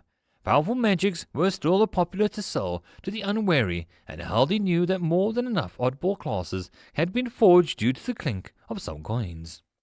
Durance had spent so much money that he had not been able to afford better armor for himself. Haldy shook, and he closed the box. He flicked his hand, and the cheese candles around the room caught fire. The smell of a rather plain cheese filled the space, and Haldy moved to the back of the room and pulled out the most cupboards and off the shelves. Durance, the town had become rather lively recently, due to the new dungeon nearby.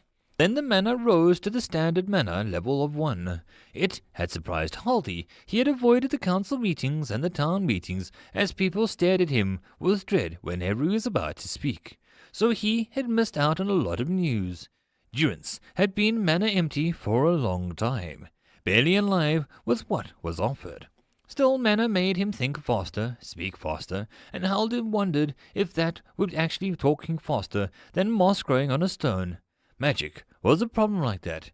Many mages, wizards, sorcerers, and other in-between magical folk chose their magic with care, as opening themselves to a particular magic began to change them in return. Cheese, for example, in Haldy's mind, seemed to cause rather tough and ripe ideas to form, but the manor in the area went sparse or even empty. And then the mage's mind would become slow, filled with holes that had a bad habit of speaking like mouldy milk. Unwanted and grumpy. Manner was important for a mage, even an ambient manner. So then the dungeon did it again, and the manner became rank 2. Haldy had woken up and had washed, put on fresh clothes, and been outside before midday had even passed. It was wonderful. Haldy could also now feel the stirrings of magic filling those previously empty Swiss holes in his mind. Oh, the things that he had forgotten, the pain he'd let slip away. Ha! Come on, I don't think you're a failure. You're too cool to be anything less than my friend. The joy that he let slip away, he thumped his hand down on the collection of items and jumped and rattled.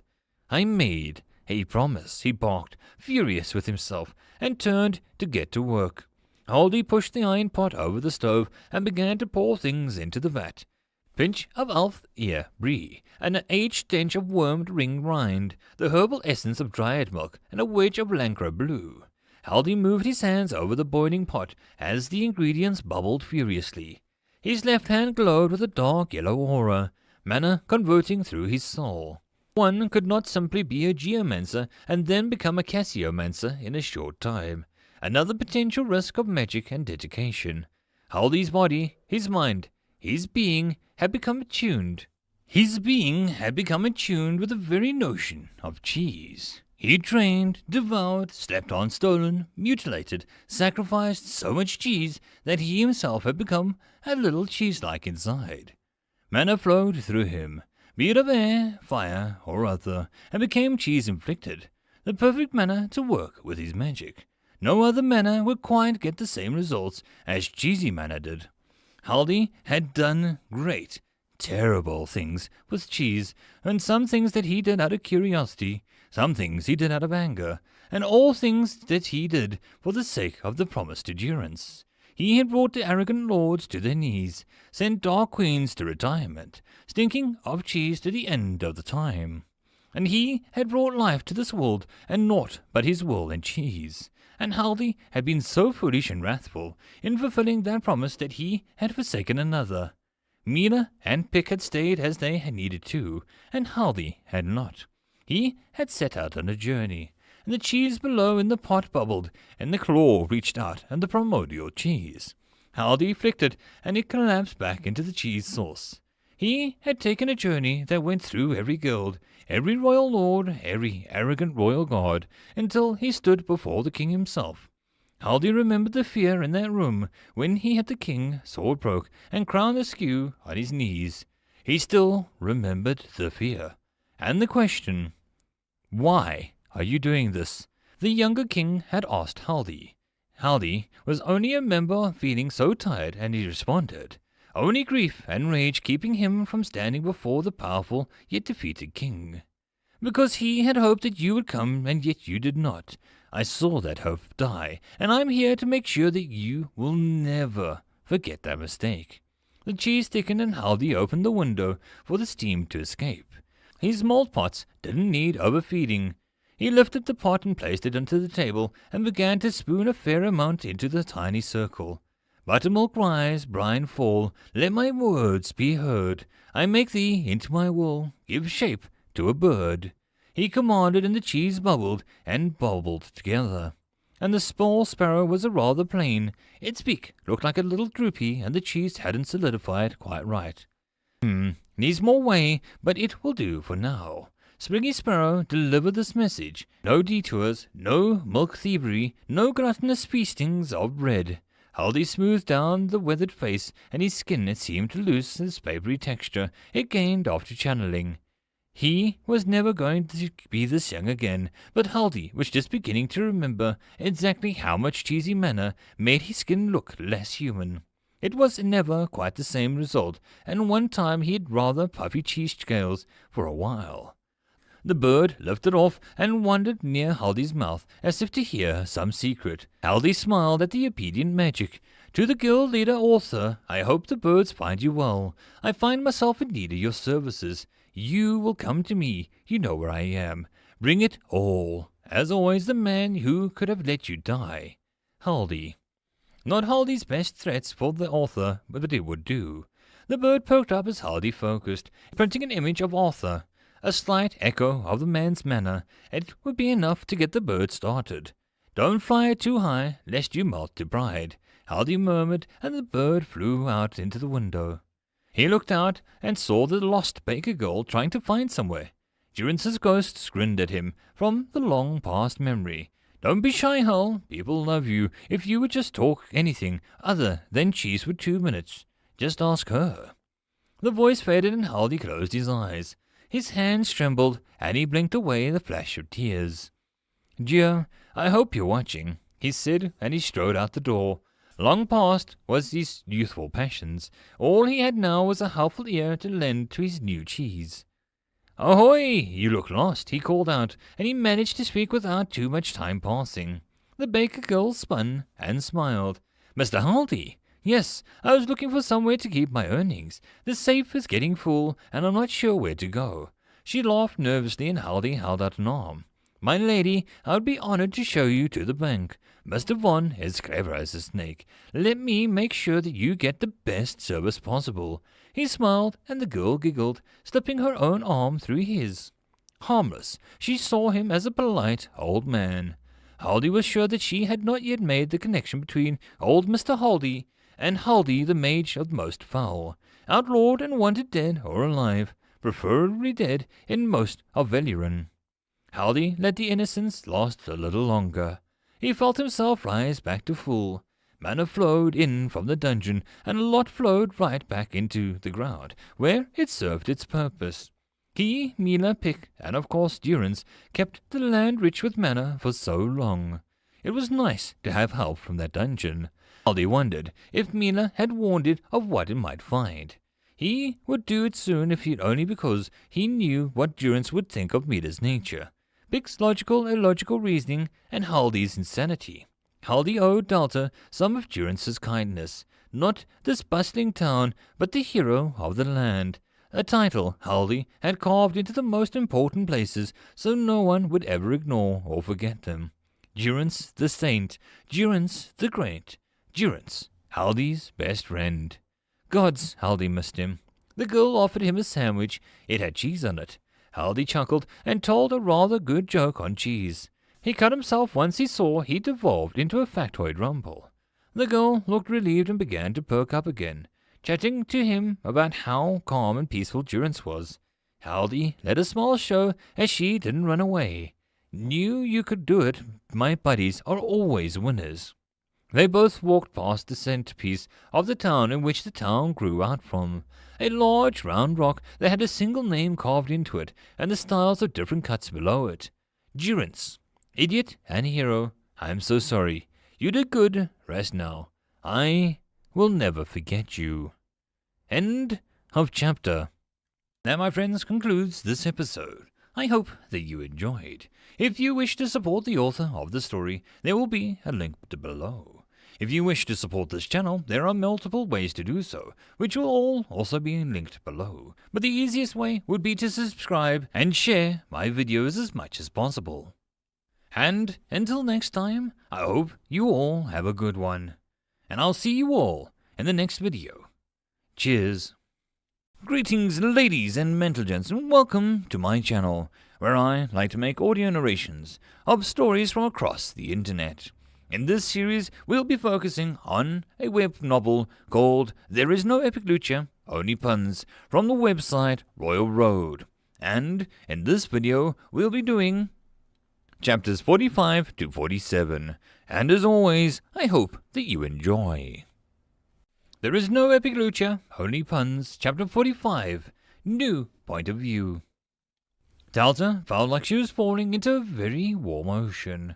Like an orange comet, she crashed into the depths of a pulsating ocean. The water rose and she fell, and the dusty spires of rock flashed with a sudden lush greenery and corals. The waters flowed with creatures that were not quite ocean appropriate or quite understandable. Delta fell deeper and the darkness shifted. A light at the bottom of his void pulsed as Delta drew near. "Hello," she called, her fingers splayed out and creating the streams and disturbances as she moved closer. The glowing pearl simply gleamed in the dark sand, the light coming from within him, and it felt warm even from a distance. Delta tried to remember how the ocean was now around her. The mime, the hunger, the contract. It felt like a simple jigsaw puzzle where she could align all the pieces to make up a picture from a sensible reason for it all. The mime had hit the accept button, and now Delta was in an alien ocean. It made no sense, yet Delta felt calm. Nervous, sure, but not panicky. The fear simply washed away in the gentle currents here. The pearl pulsed, and more life escaped to its surface. A crab, some eel, a bird, a horse. Orange dust fell like snow from the surface above, and the pearl drew them in with pulses and inhalation. Delta drew closer, and the flash of white and black marked eyes reflected on the surface of the pearl before the image was gone as quickly as it came. Delta inhaled, and the ocean, and it tasted old, and yet not treacherous.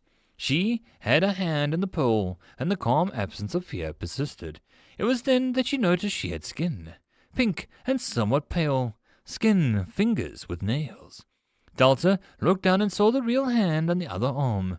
She could see her shirt. The pearl glowed again, and then the ocean was gone. A familiar scene appeared, and Delta stood in front of the far less faded purple and orange circus tent. That looked around, and she saw that it wasn't a cave where she had found it, but some rocky hill. Lights danced from the tent, and the night sky above danced with an ocean of stars, in the shapes and the clouds that made Delta feel so small that she inhaled and wanted just to hold the image tight.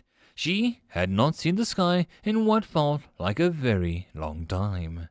Noise distracted her, and people appeared from the line of trees near the bottom of the hill. Delta felt the first stab of startlement as the furry man's face looked blurred, and the baldy developed picture. One of them cursed, and it sounded like an underwater. Delta looked around and saw that some of the trees didn't look quite right, unfinished in some manner. The stars above them seemed to rearrange themselves as if not quite happy with where they were. The two men called out, a few words making it to Delta. "Run, go, us, me, get the cheeky bugger." And one man guffawed and carried a cage between them. Delta moved back as if the men would stop and stare at her or demand to know who she was. But they moved past, flickering in and out of reality, clothes not quite solid, as if the style changed slightly every second. Delta felt confused by the scene until she saw the thing in the cage. A near-naked creature with barely enough skin or muscle to form anything human. It snapped and snarled with an exposed mouth, a tiny pointy teeth and black gums. It looked around at Delta, and in her head applied white paint to the creature and a hat. It was the mime. But it wasn't a mime in the scene. Someone poked her, and Delta screeched, flying forward as if the touch had burned her. She spun and saw the mime standing there behind her, fully grown and mimey. It put a finger to its thin lips and pointed. Delta slowly followed its finger to see a much more defined man leaning over the cage. A rather slender figure, the man twirled a very elegant moustache and smiled. His black trousers and bright cherry red suit and top made him striking figure. An interesting fellow, caught snacking on our ex-sword swallower. He finished with a wince as if not wanting to dwell on the idea. One of the men said something and pulled out the sword. The young mime screeched and rattled the cage with a feeble strength. It just looked so thin, just like how Delta had found him. The red man frowned and snapped the sword out of the blurry man's hands, scoffing. Clearly, someone needs to spend some time cleaning the tyrant ape's bedding. Go get to it. He'll return after hunting soon, and he does not like to be disturbed when eating. The man sniffed and scolded. Man ducked his head, moving into the unfinished part of the world. The mime moved forward to examine his younger self in the cage. Still shrieking, Delta could definitely see much more masculine features now that his body had fulled out and lost the sickening gaunt appearance. It had been what she had found him. His strange, pale and smooth face had not changed, but his throat and arms seemed to fill out and then thicken. Not exactly muscular, but he had a wiry feel to him and actually fit his suit now. The mime moved on and stood next to the red man and bowed his head. The red man's hand moved through the mime as he talked like a ghost. "Now, I know what you need, my young friend." The man chuckled and pulled out a wrapped package from his pocket. "Now, I was going to give this to my other beasties, but I think that you should use some cheering up, my little ghoul friend." He smiled and opened the package. A purple steak resting in the crinkled paper, and the smell made the young mime pause in its fearful screaming. It sniffed, and without eyes, locked on the meaty easily. "Go on, the circus has had worse things than you, my friend. Don't be shy." He encouraged and put the meat near the cage, and withdrew his hand. The young mime pounced on it, snarling and chomping like an animal. The real mime put her hand on the red man's cheek, and passed through, and the mime just held it there, as if to try and feel something. "He was your friend," Delta said, breaking the silence like a dozen butterflies, the colors and sounds all fading away, as if some spell had been broken. The darkness was brief, but the mime looked terribly sad as the vanishing and the red man pained him. He only nodded, and another scene appeared. Delta saw the young mime again, and gasped as the red man, still wonderfully elegant as ever, led him around by the hand. The young mime had his black and white makeup, but still dressed like a human boy at his age. His boys dressed in brown suspenders and white shirts with red ties. Delta followed the scene with delight, and the mime sat on the grass next to her, utterly happy as he saw the scene unfold. He tapped Delta and directed her gaze to something. It was a small sign next to the circus's main stage. A list of attractions was listed. The twin-headed ogre strongman with a sketch performer. At the same time, a half-siren and a half-magical banker. She sang about really good taxes according to the sign, and near the bottom was quickly drawn a sign tacked on. "Rennie's Silent Show. Come see the ghoul perform with just a smile." "Rennie is your name, Rennie." Delta turned back, and the mime did a little half-bow from where he sat. "Nice name. How did you get it?" Delta asked, wondering how the mime would explain without words. The mime simply pointed to the biggest sign of them all. Delta looked up at the sign until she was craning her neck. "Rennie's Fantastical and Fabulous Circus." The mime pointed at the man in the red and the back of the sign and smiled a smile that showed his many teeth. Delta smiled weakly back at the sight and nodded slowly. "He gave you his name." "He?" She paused and there saw Reynard lift Rennie onto the small box and sat down and prepared a single chair. "Now give me your best. I paid good money for this show." The owner of the circus winked, and the young Rennie saluted and began to push against an invisible wall. Delta grinned as the young ghoul clearly was moving his hands slightly. Reynard's smile was patient, and he applauded as the young ghoul did a slight rope pull with a nice yank. "Wow, you really needed to practice," Delta teased, and turned to see the mime sitting on an invisible couch. legs curled and back and relaxed. He tilted his head as if to ask her to repeat herself. Delta smiled, and the mime patted the space next to him. Delta stood up and, with some excitement, sat down, crashing through the flickering grass on her ass. The mime stood up and bent over, slapping his knee. "Hey, that was mean," she called as the scene began to fade again. She stood, but the mime's silent laugh was somehow infectious and she ended up chuckling. She stopped when the next scene appeared. "Delta, Delta, where did she go?" Rudy demanded, and the orange-glowing cocoon surrounded the mime, preventing anyone from looking in. It was the scene that Nu had returned to. He groaned and flexed his stiff, aching extensions of himself, not using the feeding so out of shape. He looked around, confused, as he wasn't sure why he was here. There were people, and there were no challenges, and yet here he was. The loud child Dio was fishing out the golem, and Nu was still odd, and he stretched again. He scratched his nose. He sighed and then stopped scratching. Itching needed a nose, in which he needed fingers to scratch with it. He moved his hand away from his face and started to clumsily looking digits. He wriggled them, and indeed wriggled. My ones and zeros had become tentacles, tiny, meaty-looking tentacles. He said aghast, and he looked down to see two stubby things. Feet. He had flipping feet. Nu spun and fell over. There was a silence, and Nu looked up to see everyone looking at him. He stared back for a long moment, and then saw that his new shell was deep blue. It was a skin to Delta looked at him, and lacking annoying bouncy hair, and the flowy skirt. "Hello!" Dio waved, and Nu spun and spluttered. He gathered himself and spoke. He managed, and the thing in his mouth flapping. He calmed himself and tried again. "Hello?" he said and nodded. Talking was not as hard as he rolled over to stand. It semi-worked. "Master Nu," Davina called, the box holding her breaking as she pushed. Rael, his stomach covered in a large growing bruise, kneeled next to him. "Master Nu, how is this possible?" he asked, and Nu could only ask the same question.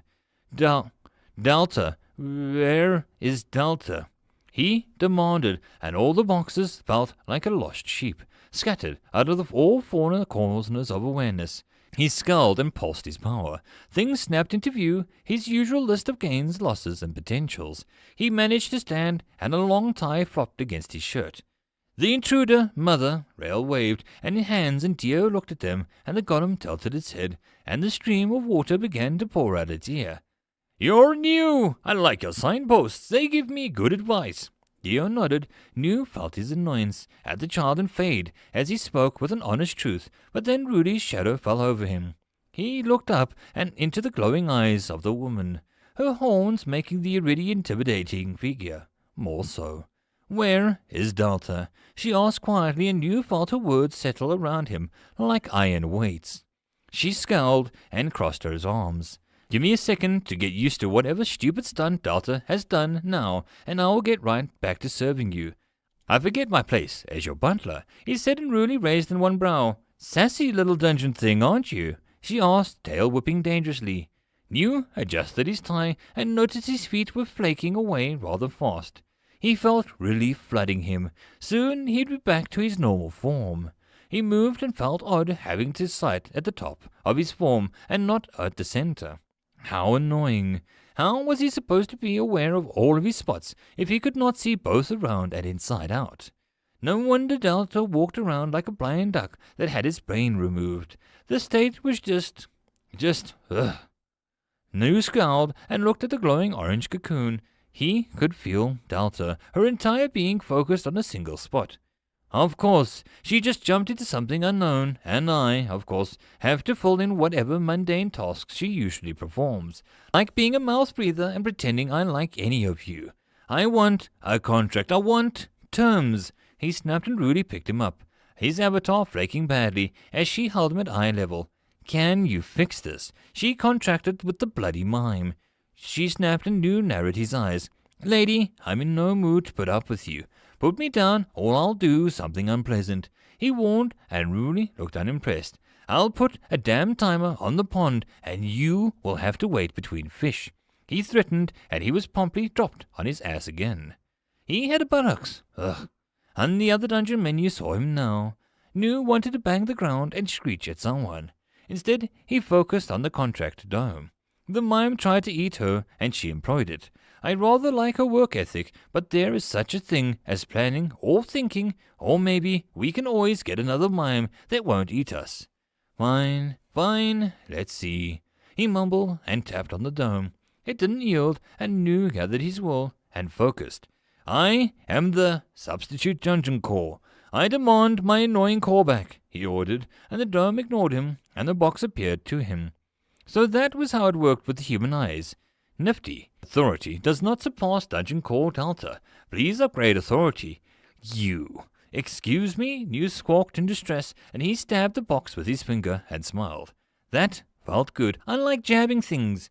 He said aloud, narrowing his glare with a look usually reserved for Delta stunt, and the box shifted. Please upgrade authority? New narrowed his eyes and did what Delta always did to him. He pinched the sides of the box and dinged an alarm as the dungeon system registered the contacts and screeches in distress. Geez, even I can hear that, Rudy muttered, and the box squirmed under New's tender touch. Dungeon system New has gained the title of mean. The box vanished and New growled. He spun and crossed his arms again. I can't do anything, we just have to wait, he admitted, and Rudy ran a hand through her long hair. Dungeons making contracts. Shh. Most people choose this time to utterly wreck the core or drain it, since it does this. She jerked a thumb at the contract dome. Dio tapped it and Vass inhaled some of the flaking mana. New didn't like the golem. It wasn't anything personal, but the thing just didn't give off any mana upon its visits. If anything, it took a tiny amount. Loud one, take the freeloader and go back to the first floor. Ruli, you're hovering and I need you to stop breathing in my general direction before I pass out. New commented and they all looked at him. Davina sighed. Master New, manners are key in any sort of diplomacy. She offered, and New's nostrils flared. He flared, and then again with curiosity, and then focused. I do not need diplomacy. I need utter obedience. New growled, feeling his emotions flare out. This body was so unwieldy. Ruli snorted and looked around. Now that I'm not fighting a killer mime, this is the second floor, huh? She eyed the growing trees and the spreading flowers. The distant walls looked like endless jungle and roots. She grinned. I like it. I can hunt some real beasties in a place like this. She rubbed her hands and New watched as his legs vanished next. This form won't last long, but I may have more options for helping Delta if there are no people here. I would very much like to have her deal with you, all the while I plot on how to drain you all of excess mana and sweat out your precious resources. He dismissed, and Rudy scowled but then gave him a sharp nod. You're an ass, but sure, I'd want Delta back as well. She admitted and gave the glowing dome one last look. She strode forward, her slightly clawed feet bursting from her tough boots, tearing the soil up as she walked. Mr. New, please make more signs. Dio waved and Vass looked at the dome with a long look. My master has jars to contain things. Delta is nice, and I still need to teach Mr. Mushi more art. I will ask for some pots for the dungeon to use if she will not destroy her foes. It offered and New didn't say anything. He just watched as Vass passed under the walnut tree, his skin absorbing the green flaking mana. The golem stopped and then to smile at the tree dreamily and then hugged it before Vass climbed the stairs. Once they left, menus appeared and New looked at the options before him. Complete and utter control of how to arrange, change, and from the dungeon he would like. He could see exactly where to put coveted pits with spikes at the bottom, fill the river with them, grow mushrooms that could cause deep favors, and vines that would strangle foes, make rivers boil for anyone falling in, add fish that would prune the skin off the bone like clippers on a bush. He could see exactly how to turn this paradise into a deep green hell, and there was a part deep inside of him that longed to do so. But as his fingers hovered over the trap menu, he felt an emotion rise up. I am going to make this place wonderful. Everyone is going to love it. He closed the menu and felt his new fingers shake as his body vanished next. Blue mana flaking off to join the orange. This won't work, he said quietly, and his voice slightly lifting but firm.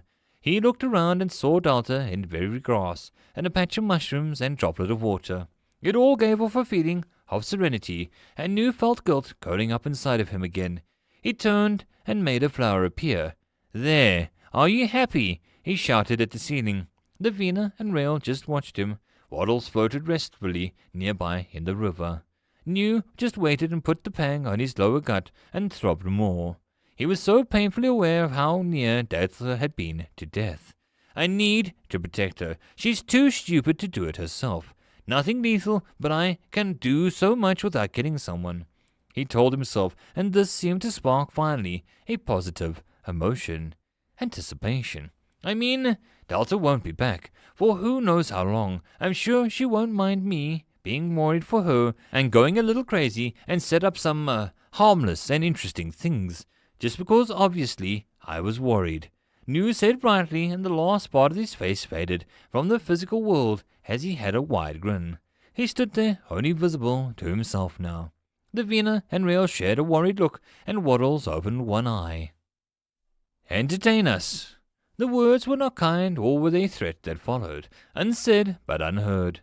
Delta watched as the curious circus carriages and beasts were led down the long road and went underground. On either side were people. Delta could only call them that because they had 2 legs, 2 arms, but the faces and bodies were covered by robes and dark hoods. Any time a carriage moved too far away from someone, looked nervously towards the cave mouth. One of them seemed to inhale, and the people of their horses winced. Rennie pointed at the front where Reynard, looking much older, led the way with a grim expression. Behind him, and a much older-looking Rennie, almost identical to the one next to her, shared the saddle. The line was a lead to the large man in a gleaming armor. He looked like a knight or some form of nobleman. If the men had such things as pupilless eyes and a hole in their forehead where something moved inside. Delta could see that the circus had not entered such a place willingly. "We take payments and manners when performing shows," Reynard called coldly, and the knight put a hand on his chest as if hurt. "My dear ringmaster, how very rude of me. Let me formally welcome you to the tunnel of the world. A grand title, but this homely little home is mine, so I dare say that I do some proper manners fitting of a lord of the path of the ending light." He bowed his head, tight black hair looking slick with the grime or sweat. He flicked his hand and Delta stumbled back, gasping, as Raynard toppled from his horse, a knife buried in his throat. Rennie shook next to her, and the younger Rennie dropped down and picked up the gasping man in his arms. "No! What is wrong with him?" Delta shouted, and Rennie only moved to sit next to her memory of himself. "Rennie, my boy," Reynard gasped, and then went still. Rennie and his younger self both pulled their heads back and opened up their black jaws wide in pain and anguish.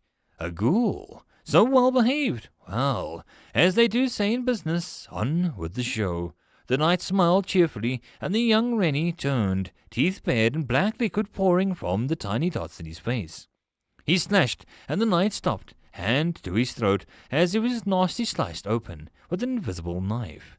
The scene fluttered, and Delta fell to her knees. Rennie, I'm so," she stuttered, and the mime just looked up at her, wiping a single trail away from his eyes.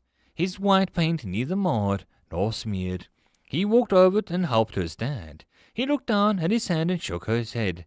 He made a motion of gripping, and a knife then dropped it, and something unseen clattering to the floor. He looked so ashamed of the noise that he turned away. The next scene appearing, the last scene, something deep in Delta knew. The orange and purple tent was in the cave, flat on the ground and not yet pitched. Rennie looked around the room as the collapsed cave trapped the circus in it. The young Rennie looked around, and a few people alive, faces almost blurred beyond recognition. As Rennie himself had a large wound through his head, he didn't seem to be healing, and Delta listened as the screams made its way through the cave walls, and the circus people went quiet. The scene flickered, and time had clearly passed. The tent looked older, and the young Rennie held a weak woman in his arms. She said something, but it was too faded and distorted. She closed her eyes, and Rennie shook her, but she didn't open her eyes again. Rennie howled silently again, but he picked her up and took her to near the back of the tent. Delta saw the people had all gone. Rennie shakily began to mime a shovel and dig. It was then that Delta saw little wooden sticks planted in the neat row, markers with names on them. The scene flickered again, and the tent had sagged, and a lot more, and all the lights had burned out. Rennie sat on the wooden chair, facing the tent opening. He sat there, guarding the now crumbling grave markers, untouched by the ghoul. The younger Rennie also looked so thin. He looked over his shoulder, and black drool leaked out of his mouth and the grave markers, but he did not move from his station. He waited and guarded. He waited and guarded. He waited so long. Delta rubbed her eyes and shook her head as Rennie put a hand on her shoulder. He was glowing, and he shrugged it as if to say, "That's all, folks. Rennie, you won't ever be hungry again," she promised, and the mime smiled, wiping tears away with a hanky that he mimed. Delta saw the scene fade and the menu appeared again. "Do you fully accept Rennie as a contracted monster? Yes or no?" Rennie eyed it and clicked the dirt with his hands and pockets, looking boyish as he grinned. Delta tapped it, and Rennie's face glowed slightly. A red line formed some paint on him, and a human-shaped lips that could fool someone that Rennie's real mouth was there. Other than, he did not change. Delta was almost hoping for a beret. The light swallowed her and Rennie, and then she blinked. She was back in the dungeon. Davina was yelling about the bees, and Rail was hacking at her wooden log bridge. "What is going on here?" she asked, and everyone froze, including the other human boy. A person made a blue light. He opened his mouth, and his hair looked mad as if he ran hand through it too fast, too much. "Oh, you're back. Listen, I might have done some things," the boy explained blithely, and Delta stared back at him. He felt familiar, but the boy faded away, and Delta moved forward, but a box replaced the human shape, and text scrolled across it. "Oh, thank heavens, I'm back in my box. No toes to watch, no tongue flapping, no nose. I can finally unsee those damn nose.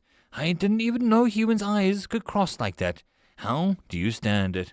New demanded with his usual words, and Delta sat down heavily, but she felt cushy chair being pushed under her, and looked up to see Rennie grinning, bowing like a gentleman. "I have a mime. My jungle is in chaos, and New has had boy parts," Delta mumbled. Davina walked over. "Mother, the Queen is very displeased," she muttered, and the box opened up. "Would you like to claim Circus Room 20DP? Delta inhaled and exhaled, very, very slowly. End of chapter. There is no epic lucha, only puns. Chapter 46, Ballad of the Great.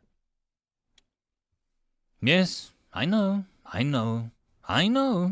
Delta agreed with the Queen. Lizzie buzzed angry at the utterly theft of her royal honey. Cyril, her squirming larvae, wriggled with hunger, and the Queen seemed to compose herself and buzz softly. Delta floated near the crown of the stone pillar. The buzzing seemed to rise and fall in a lulling pattern. Delta got a rough gist of it. New just got excited, and I guess he lost his head. I'm having Davina fetch the honey as best she can, but a lot of it is already mixed into the pitfall hole soil. Delta explained. Rail moved the broken log to the field of flowers, where it made a nice piece of scene, before he heaved a new one and the whole log bridge back into place. The old log had many holes and cracks running through, where New had improved it. The vine traps and hoisted people by their ankles before they were really turned into a really nice scenery of vines. Rather oddly placed rocks near the base of the tree, where someone might cut themselves free and land and break their ankles, looked more decorative than dangerous now. Delta felt a headache appear when she thought about the obvious fake treasure chest that Bob's pulled. Placed just so it was visible but out of reach, she simply pushed it into the bottom, giving it dancing crabs in the castle to rule for something for Bob to play with. She did not want to even think about the spring traps in the beds. It wouldn't kill anyone. New was careful about that. But people would need therapy or the noise of suddenly folding and the beds for years to come. This is silly. I was simply offering ideas where they presented themselves. New, go back to your corner, Delta said calmly, but without looking at the floating box. New moved to face her. Delta, this was twice now that something has tried to attack you. 3, if you think about the farmer. But that is not the point here. You can't just contract everything we unearth and that comes barging in. You have nothing but mud pit, a few goblins and Fran as a defense. Ori is adequate and the greater mushroom Bob are good, if they wander near the pool or down into the secret corridor. But the point remains, you are throwing caution to the wind if you die. And if it isn't you, I die, the goblins die, Fran dies, Bob dies, your stupid pet mime dies from hunger. Everything that is in this dungeon will simply fade away if you die. Dalton hesitated as new words grew bigger in his box, but it all worked out. She defended it weakly and knew just Reupload. You cannot contract any more monsters. You began with 3 slots and got a mere 1 more when creating level 2. Your goblins, the duck, and now Rennie. You cannot make more. Your valuable tactics of befriending anything and taking care of its needs come with a limit. Now what? How will you stop some monster killing us, or by eating you? Do you expect Rudy to give up her life and defend you? Dio to live in the dungeon and forget his own life? Do you need to think about this, not just what you want? Nu blinked and vanished. Dalta stared at the space and sighed, putting a hand on her face as if she ward off Nu's words. But she wasn't going to deny the fact that she came very close to dying when Rennie had appeared. If she hadn't glimpsed a number of visions and saw that glimmer of hope, Dalta would either be dead or have Rudy become a murderer for her. The queen buzzed and flew to hover near Dalta's nose. The bee touched it, and Dalta felt a flash of connection. A dozen or so points of view filled Dalta's mind, distorted visions of pollen and large petals, endless streams of flowers, and Queen followed between the voices as they all collected the Queen's head. The Queen made the choice, and some of the tired bees flew further and further from the hive to gather more nectar. But they'll not make it back healthy if they're that tired. Dalta protested, and the Queen twitched again, and a dozen or so wiggling eyes appeared, they heavy pang of hunger surrounding Dalta, and she winced. But the babies will die if you don't make them, Dalta whispered, and the Queen moved back. Feeling of regret and determination flowed through her. It's not easy being in charge, is it? Dalta asked honestly, and the bee bounced off Dalta's nose and almost chided her in a series of buzzes. Dalta itched in the spot and looked around. It's all here because of me. If I go, it all goes. She agreed, and Nu flickered into view with no words, only scream. We do this together, no more of the mad genius crap. Dalta said, eyeing him with a side look. I agree. I think I'd like to apologize for assuming to know exactly what should be done. I stand on my intention, but not my result. Dalta rubbed her nose and raised one eyebrow.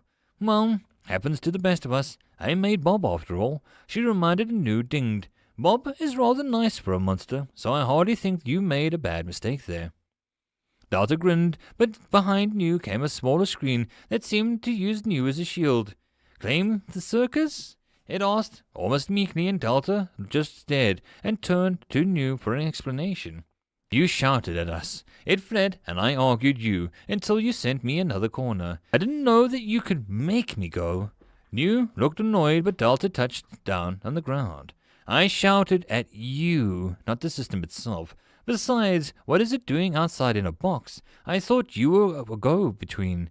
It already is kinda having enough trouble with enough floating boxes around. Dalta waved a hand about, and Nu seemed to shrug, curving his shoulders as if he still had shoulders. It's a rather simple in explanation. You went into the contract dome. Odd term, but I'll take it. You seemed to fully go into it, and there was nothing left behind to be the core of this time span, so I was temporarily pushed up the chain of command. So logically speaking, something had to take my place. The system was almost back to its natural state. It just needs you to confirm or deny this box, and things will return back to normal. I do not recommend doing that too often. I should add, a lot of things on the first floor, like objects, took damage, and a lot of mushrooms died off without a system to supervise the manner of the dungeon.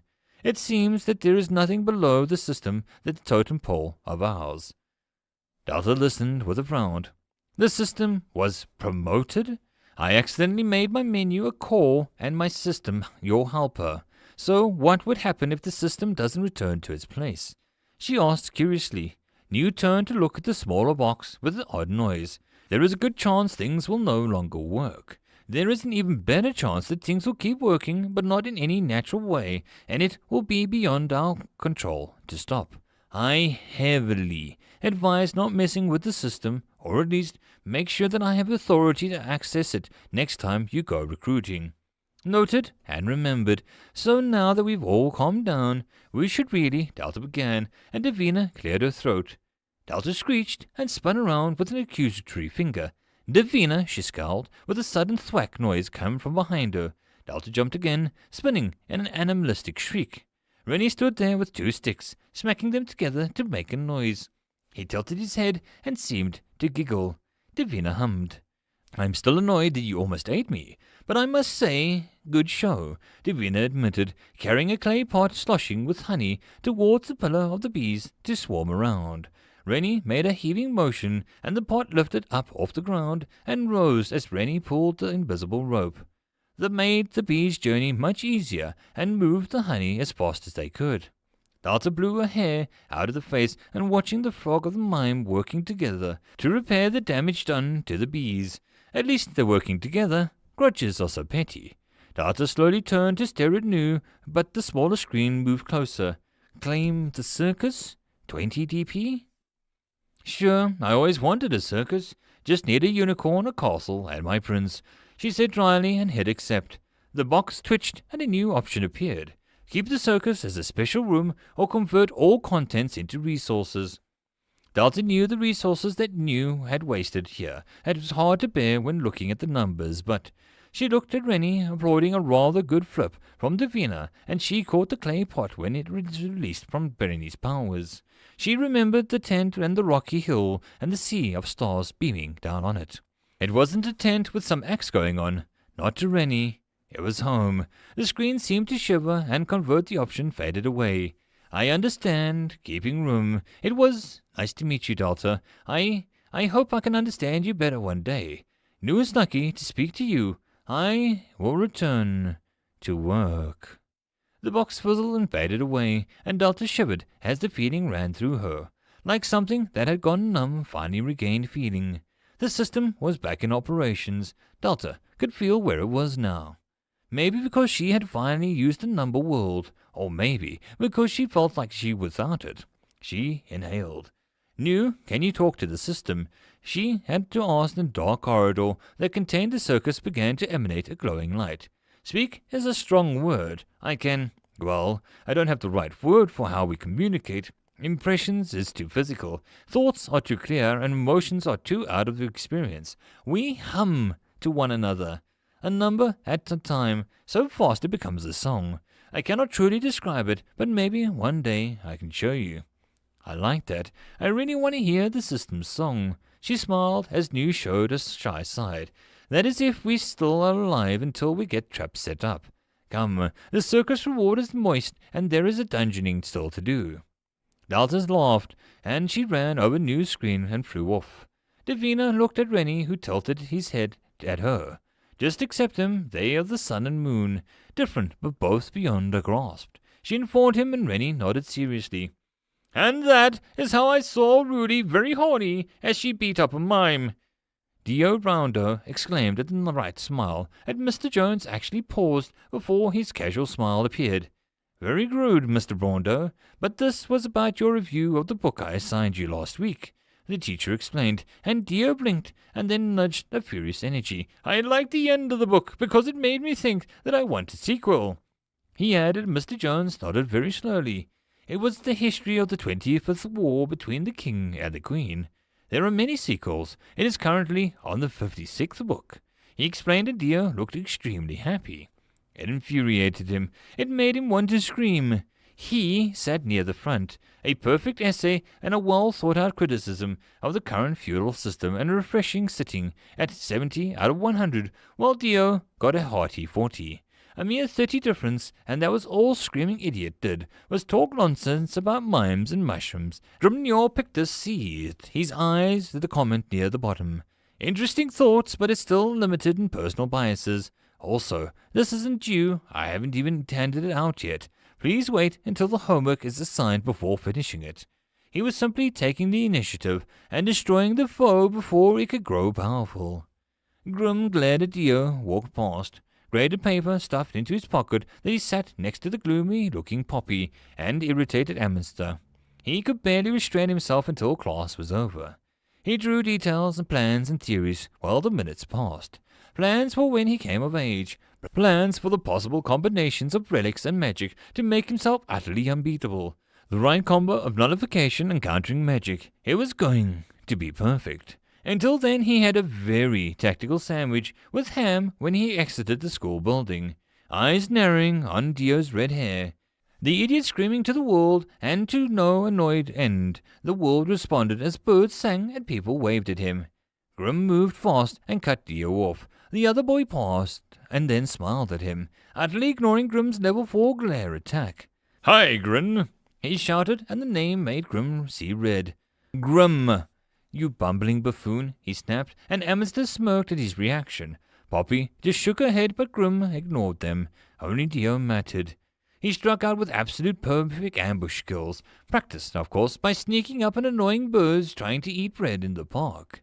His fist grazed Dio's cheek, and the other boy beamed and nudged Grim's face with some odd friendly gesture.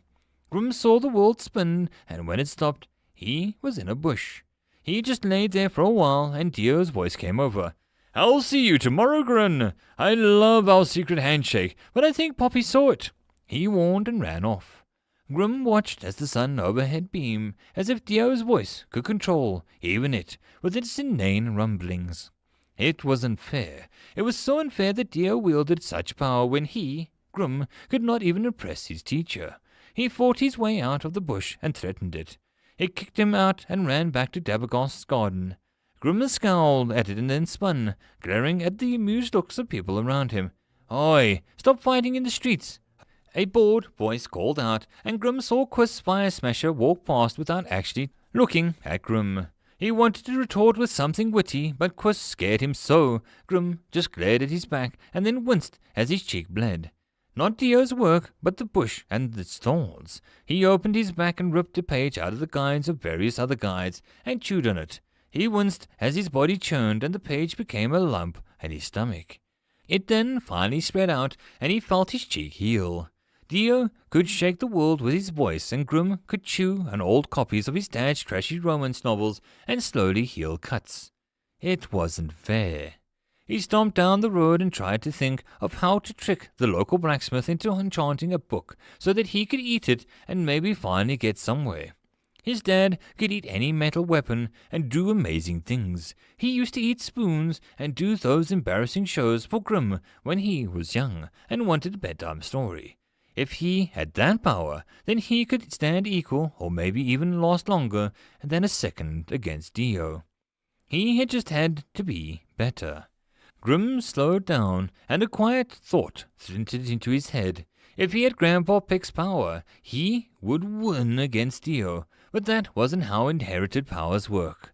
Grandpa Pick had eat anything. His dad could only eat metal because Grandma was a metal whisperer.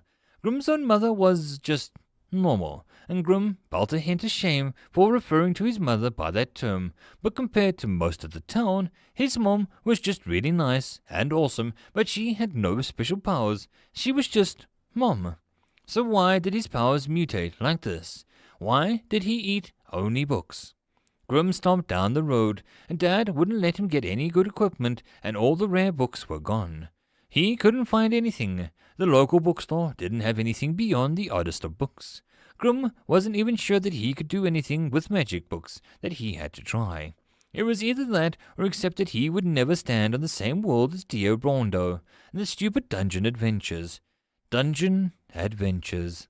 Grim slowed down outside of the bakery where the new woman in town blinked at him. He saw that she was nervous and he'd moved on quickly. Dungeons dropped loot. Loot was magical. Magical books, maybe. He hadn't given it much thought. Like the spirit train that had stopped outside of the town for a week and vanished after Quist started quoting parking laws at it, new things had to really make an impact to catch on his attention. But Dio had been there and seemed to learn a lot.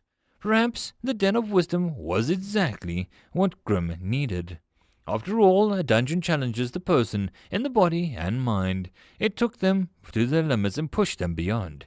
It was a treasure trove of epic loot and cunning. Grim felt a slow smile appear on his face as he chewed another page.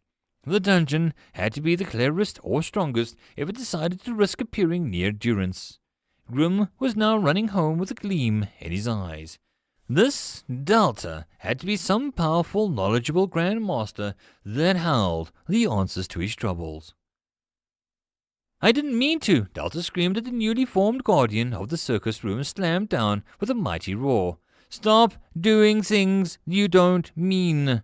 Also, Guardian Monster Tyrant Ape has been summoned automatically due to the special conditions of having a fur pelt of the beast inside the tent and having contracted the creature who was deep bond with it. Please tell Delta I said hi. The giant silver-crested ape let loose in a thunderous yell, and the beat his chest as to challenge all. Rennie rushed into the ape, froze, and the mime leapt at it.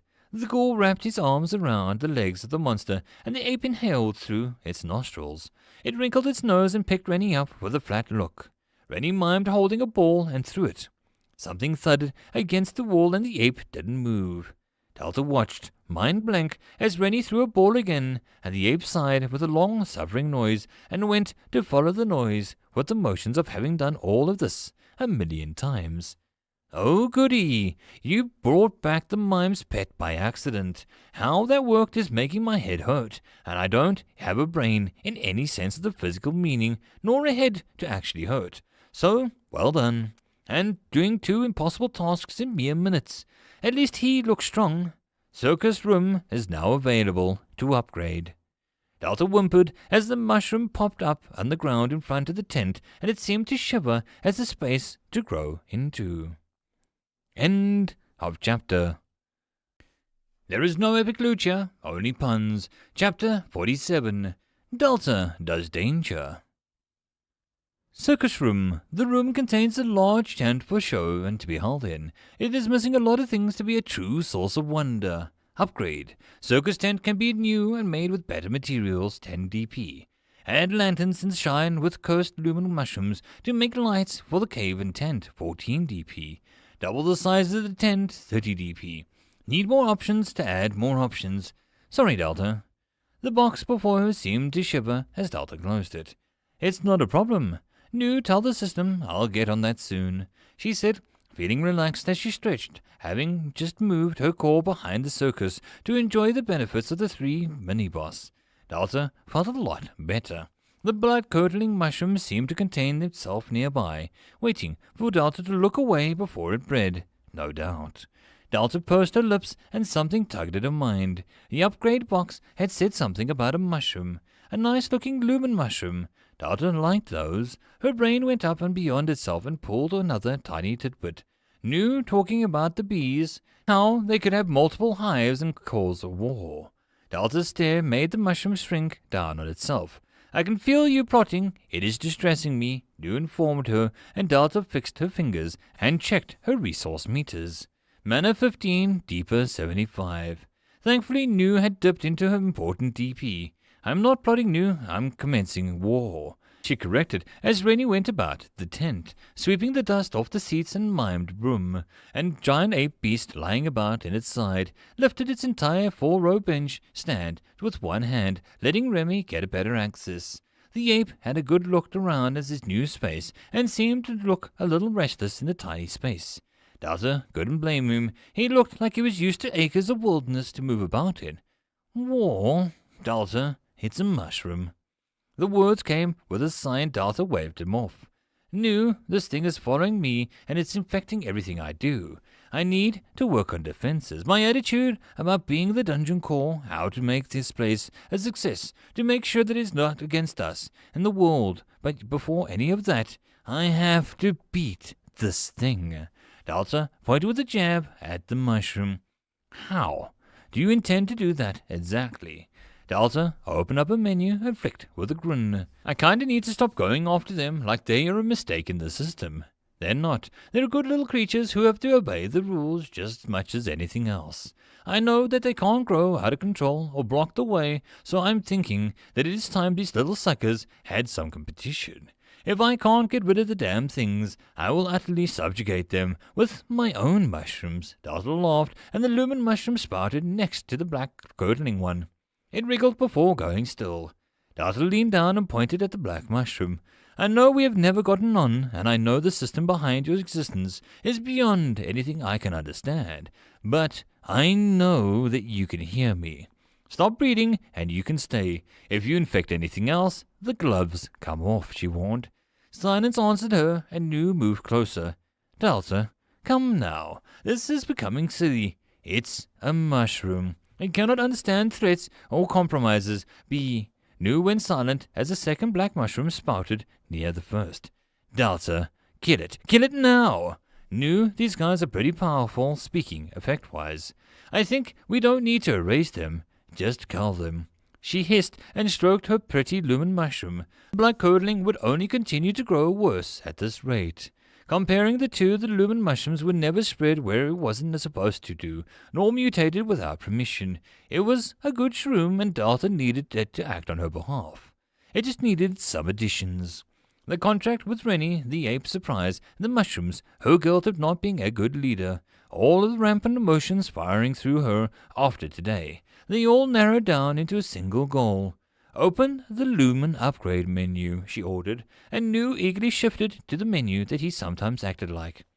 Lumen mushrooms, they glow, and the weak white mana, very pretty. Allow mushrooms to keep glowing after being plucked, 3DP. The mushroom can pulse gently, relaxing those who view it, 7DP. The mushroom is warm with heat, making small spaces cozy, 3DP. Mutate mushroom due to being planted on the second floor, 20DP. Delta felt a rush of victory seize her as the options appeared. You know, it's not too bad showing some tough love. Delta mused and swiped her finger down on the entire list. The black mushroom shivered as the lumen mushroom glowed brightly. Yes, waging war on an infectious species by introducing an equally potential resource draining and potentially bigger threat is always what warms my heart in these dark times. The light died down and the simple cream-covered mushroom now looked slightly different. The cap had become like a thin membrane and the holes so that one could peer into the core of the fungus. The single stem grew inside the cap now. At the end was a single point of light. It was brighter than the soft glow of the lumen mushroom had been before. It now pierced the shadows when it moved, casting the light through the different angles of intensities and the membrane. It was a star, and it gleamed with a tempting light. It swayed slightly, and Delta gasped as the light made the cave look mysterious, yet inviting. She looked down, grinning. Spread to the jungle, to the pool, to the bees. Shine your light everywhere. She encouraged, and the mushroom light began to softly change colors, and it became almost hypnotic. Nu silently switched to its menu. Starlight mushrooms. The fungus absorbs light and uses it in the night to keep other plants warm and alive. In return, the mushroom lures insects in and the scent and burns bugs as they come closer. It seems to dissolve them into some additional food. Delta turned and cleared her throat. Do not eat my bees, she warned sternly. The starlight only wiggled. Another grew out from the nearby wall, and the lure of the room only grew. Delta watched as two mushrooms seemed to point their stalks at the black mushrooms, pulsing with a blue light. I swear, if those blood-curdling mushrooms grow red star stalks to fight back, I'm going to get sued. Delta mumbled and perked up as she felt better. A rush of doing something made her want to do more. She spun as Rennie set a pile of dust, a heel almost bigger than Delta, aside the tent. And she hadn't known what would claim everything in the room. Now that she had a special dungeon dust, it was going to be fun trying to think of a use for that outside of the pocket dust surprising attacks of her grubbers. The giant ape sniffed and then exploded the dust mound with a sneeze, making Rennie go from porcelain white to chalky grey. He paused and then gripped something with his side and poured it over his head. The magic made his hat sink down as if suddenly soaked, yet no water dripped. The dust slid off of form and washed into soil. Odd to see it happen when there was nothing actually there. Rennie, how are you feeling? She asked, and the mime put her hand on his chin to think. He nodded and patted his stomach, looking pleased. Good to hear it. See, Delta corrected herself before she looked around. So besides the war of mushrooms I just unleashed, can I do anything to make your space better? She offered and Rennie nodded, and he beckoned her to follow and stood at the entrance. He turned around and then walked dramatically into the circus room. He stopped and peered unimpressed into the cave. He gestured at the empty space and the entrance. Delta looked between them and replied hesitantly, "You want something to impress people," she guessed, and Rennie gave him a thumbs up. Delta felt almost fluent in mime at this point. She looked at the large space before the tent and drew blank for a moment. She didn't want to put any old idea down. Not another tree or pond. This was Rennie's home, where his family laid resting. Delta blinked as her brain went for a record and supplied a thought that hadn't occurred to her before. "Nu, did we absorb the bodies and stuff? Rennie's family?" she asked quietly, and Nu seemed to rewind, scrolling back through the series of announcements. "Here we are, the complete list. We got a lot of rubber, some good rope, a good cage designs, an odd piece of very old popcorn or something like it, and yes, we gained a lot of human and other remains, far too decompressed to get another monster or anything too valuable other than some trinkets, which Rennie didn't care for, and preserved clothes." That wasn't too bad. She would be a little torn and horrified if she'd gained them and summable monsters. The ape was one thing, but thinking people. She looked at the space and smiled softly as an idea came over her. Sure, Delta would bring back the dead on purpose, but that wasn't the only way that she could see an old face. She flexed in her hand and felt her mana jumped as the goblins up above returned with more goodies. Same old things, but Delta was beginning to see each trip was bringing in less mana as Delta was absorbing anything new. New, why do I gain less mana from absorbing the same things over and over again? It's going to bug me if I don't know, Delta asked, and she began to picture how she was going to carry out her plan. It's not just taking mana and adding it to your core. Mana is like water where you can fill up your pond if you just keep finding more water. It's more complex because your mana comes from your very being. In romantic terms, your soul. Different beings gain mana different ways, some by just growing, others by experiencing in combat, or from working some profession, for example. For others, it's devouring the weak. The odd ones may complete tasks of the gods. Many ways to grow in this world. Ruli's diary even documents some cases of this, where she talks about feeling stronger after a fight. For dungeons, we become stronger by absorbing mana and using it to grow, though not by overflowing your current mana capacity, nor can you increase it such limits with gluttony. Nu took a moment to think before continuing, his box floating around where he was pacing. An acorn is a tiny piece of the world beyond. By absorbing it, your core understands it, how it works, how it grows, how it loves, what it cannot stand. You grow by learning how to completely understand what you eat. Like filling a book for research or for a lifelong study of passion. What do you gain from eating the same creature over and over? What does a martial artist gain from fighting the same foe over and over? A chef cooking the same dish over and over? They gain less and less because they are taking so longer in the unknown or a challenge. Delta had stood there transfixed at Nu's words before she closed her mouth. That makes perfect sense, but what about people? Dungeons keep eating them, she asked, and Nu rippled with what looked like a snort. Show me another man exactly like Chris, or a beast identical to Rudy. Scar me by showing me a clone of Dio, and I will cry. People, even siblings or twins, are so unique in their nature that even a bumbling drunkard with no redeeming qualities can still offer a tiny morsel of mana. The idea that you can create mana measuring system amongst people is sadly impossible. A bird may outfly a fish, but in the end, it will be eaten by a giant spider because it flew into a web. Having more mana is also not just a clear-cut thing. A person with a unique or honed mana may fall short in measuring stick, but to us, a treasure. Rare items and monsters as well. I think your mime would have pushed your DP into the hundreds easily due to his magic and nature. So odd. Nu looked a little lost in thought, and Rennie put his hands behind his back and pretended to look abashed by the shy and Nu's words. Well, good to know. Shame munching on a cop-out would really make this whole dungeon thing a joke. But it's all right. I took on this challenge knowing that it was going to be hard. I can do it by mana and mana. Delta bounced the spot, faking some punching at Nux's box. Terrifying. I wonder why I had no confidence before. Oh right, the puns. My puns are all I have here. I don't have any epic loot for people, so they'll just have to deal with mushrooms, my puns, and the challenge rewards. And some honey, Delta beamed. Don't forget about Bob. Oh, they can swim with Bob. Bet no one has done that before. She grinned and focused on the room. One grand sight coming up. Nu, if I think really hard about something, when I make stone, can I shape it, right? She asked, gathering mana. Yes, as you did with the beehive. Delta pushed and the mana into the ground and watched it dip into low as the creation began to rise up out of the soil and rock next to the dirt path in front of the circus.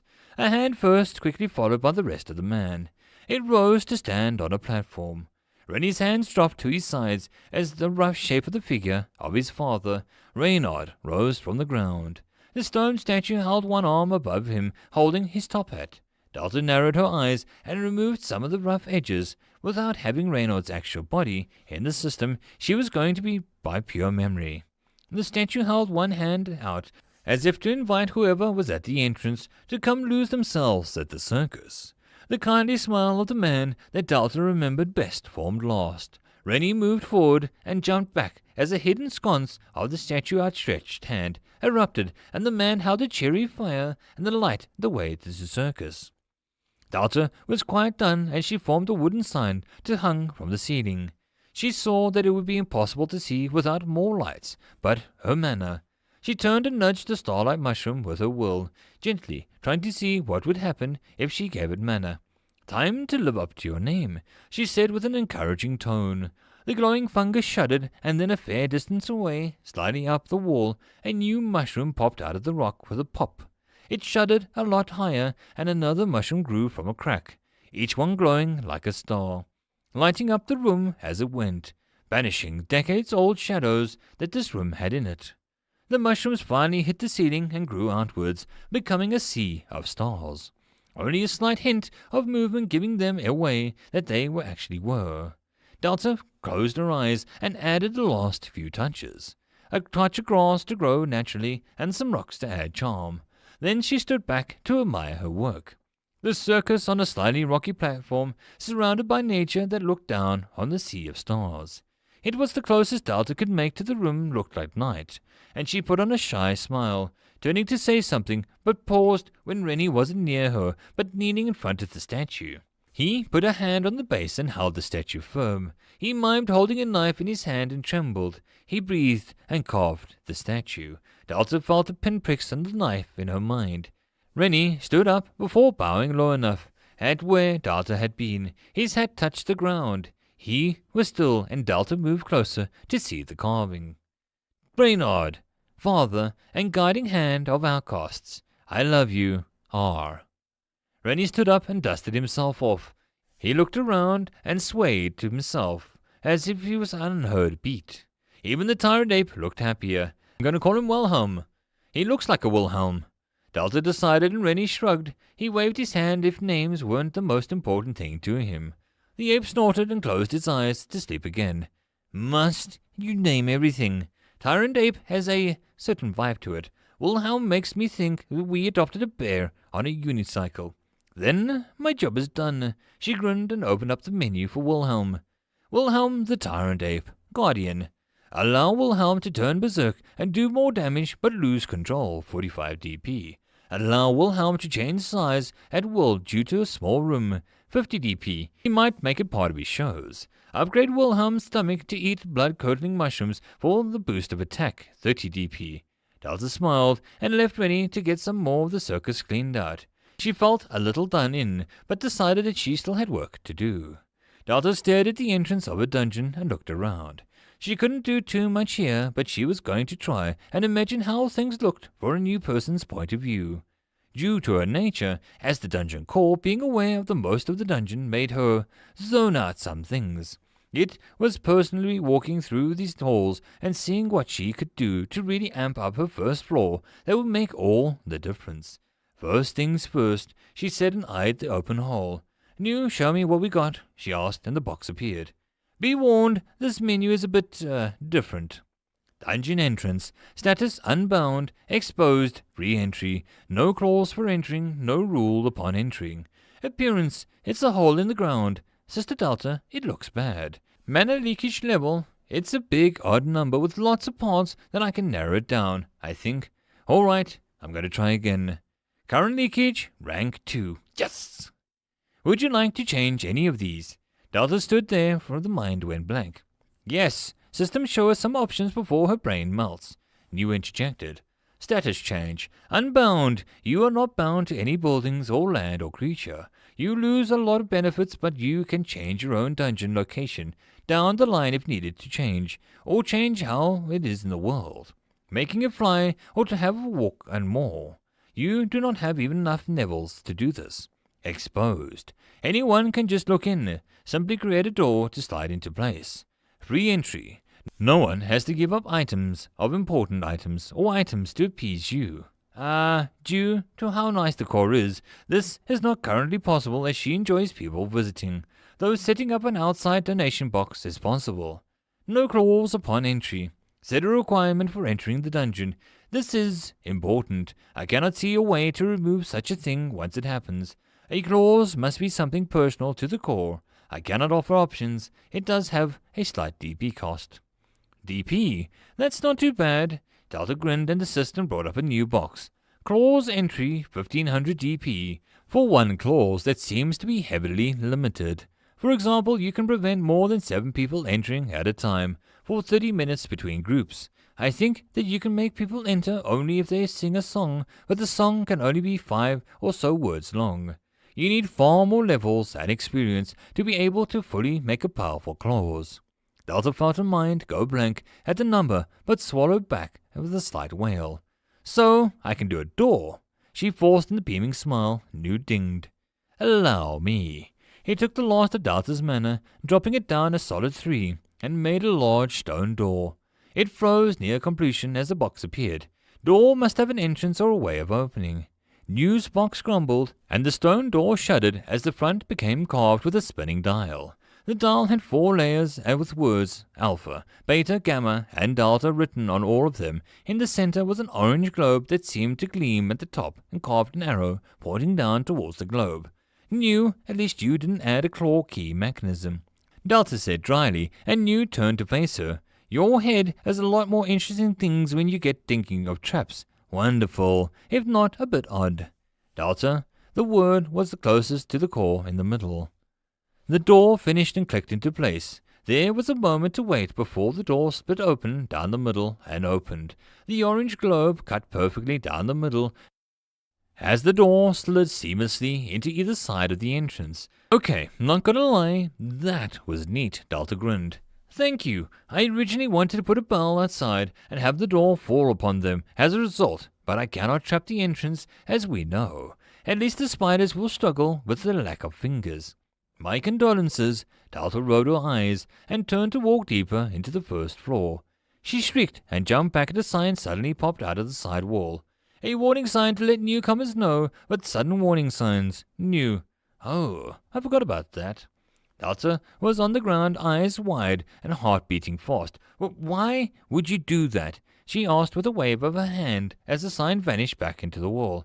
It amused me. You got your mime, I get my signs. It's only fair.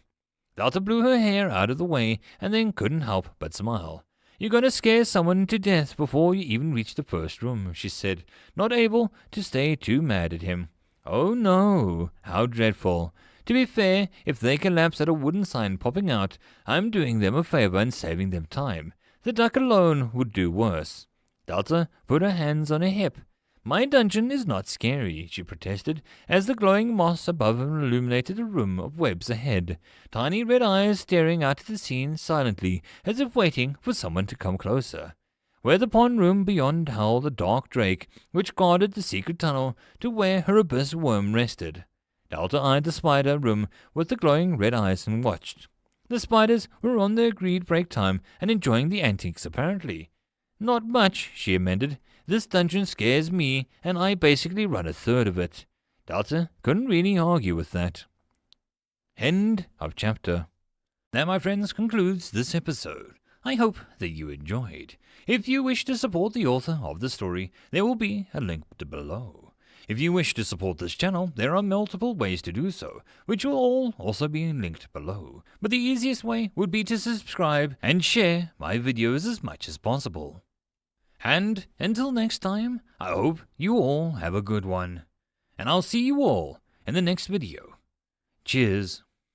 Greetings, ladies and mental gents, and welcome to my channel, where I like to make audio narrations of stories from across the internet. In this series, we'll be focusing on a web novel called There Is No Epic Lucia, Only Puns, from the website Reupload. And in this video, we'll be doing chapters 48 to 50. I hope that you enjoy.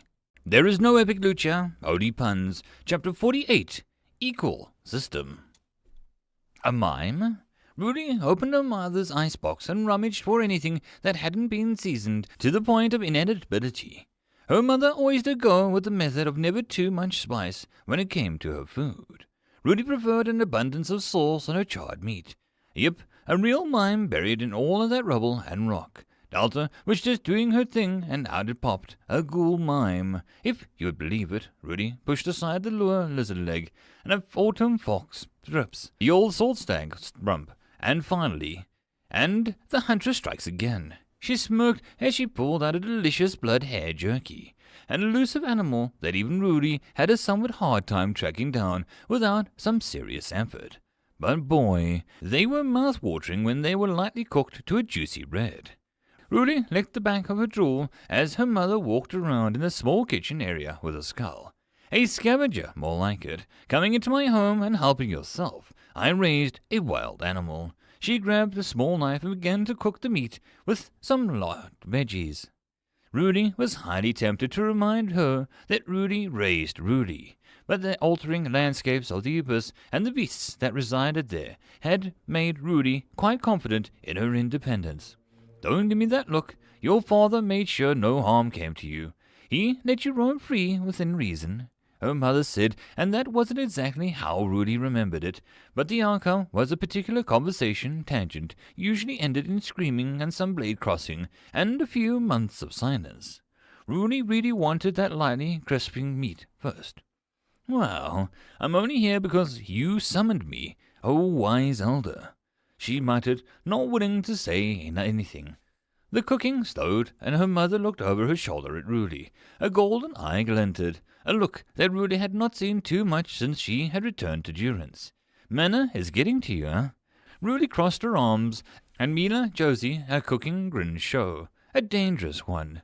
Says the rat whose horns are scraping my ceiling. She answered, but turned fully, facing the growing slightly more neutral. The mime, how did it make you feel? She asked, and Rudy met the golden eyes with a dark red ones. A little pushed, but the bugger had some weird powers. Why? Rudy replied, her tone matching the neutral expression. A silence dragged on for a small while as the cooking meat filled the kitchen, a slightly spicy aftertaste. Is this related to the reason you banned me and Chris from giving Delta the junk in our houses? You got annoyed if I gave her a dozen trees, and now you're poking about her mime. You and Pick are breathing down our necks more and more. You were furious. James went near the entrance with all his jaws. What's the deal? Rudy said without making any more preamble. It's related. Here. The old one pushed the plate of glistening rabbit meat at her. Rudy devoured one whole and took her time with the next one, waiting for her mother to continue. The other woman just moved around her house as if amused by it, as if not seeing it for a very long time. I forgot I had so many daggers, she said, and plucked her hidden acid blade from the inside of Blade Care, Volume 52. I had forgotten so much. Her mother added with a little bit of pain leaking through. She turned to see Rudy put the empty plate in the nearby table. Rudy, the dungeon needs to be watched. Anything happens, anything sticks out, you report it to me straight away, she finally said. Rudy raised an eyebrow. Like what? Rudy said, a cold note slipping into her tone despite her trying to keep calm. Anything. First, despite your theories, we are still dealing with a dungeon. You cannot truly predict the plans or the games they play. Times of no consequence to them. You already are controlling the influencing it to a great degree, and with that damn fishing of yours. Be lucky I'm allowing you to enter at all, Mila snapped. Rudy crossed her arms, a fleeting image of a snapped homemade fishing rod pulled up to her unpleasant anger. Lucky, I don't need your permission to do what I want. I fought for that right. If I wanna go see Delta, I'll go. And I'm not telling you anything unless it's important. You want information so badly, you can visit Delta yourself. Rudy loomed over her, and Mila's lips went thin. I've defended your right to go laze about in the dungeon. Several people have questioned if they too are allowed to begin to influence the dungeon for their sports. This is a dangerous game we play with dungeons. Delta, the dungeon, is nothing like we have ever truly seen before. The elders have to make sure that every step is accounted for, lest I send a bunch of children in there for study and the core turns. I'm not saying that this is what will happen, but I would be a fool to welcome such a thing with open arms. One thing at a time nets you the hunt. No rushing blindly over the cliff. Mina said with a calm voice that Rudy's nostrils flared. Then what are you so afraid of her finding? Rudy threw out, and Mina's face went stony. There is nothing left to find. Ask me no more. I refuse. Listen to me. I refuse to expand on this. As Haldy and Pick, I already know that you went to see them. Mila scowled, and Rudy's next words cut off the pink flush and ran up her neck. I thought I was subtle, she shrugged, suddenly feeling like a 14-year-old girl who had been caught joyriding on her father's doom mare. Mila snorted. Subtlety with beasts you have. With people, you're a brick that has been set on fire and then bashed into someone's head. Go. Take the nosy blonde with you. He's been stuck in the trap for the last 10 minutes. Mila dismissed and began to pull out more knives. Rudy rumbled thanks for the food and left the house, his mother's silent stare piercing her back.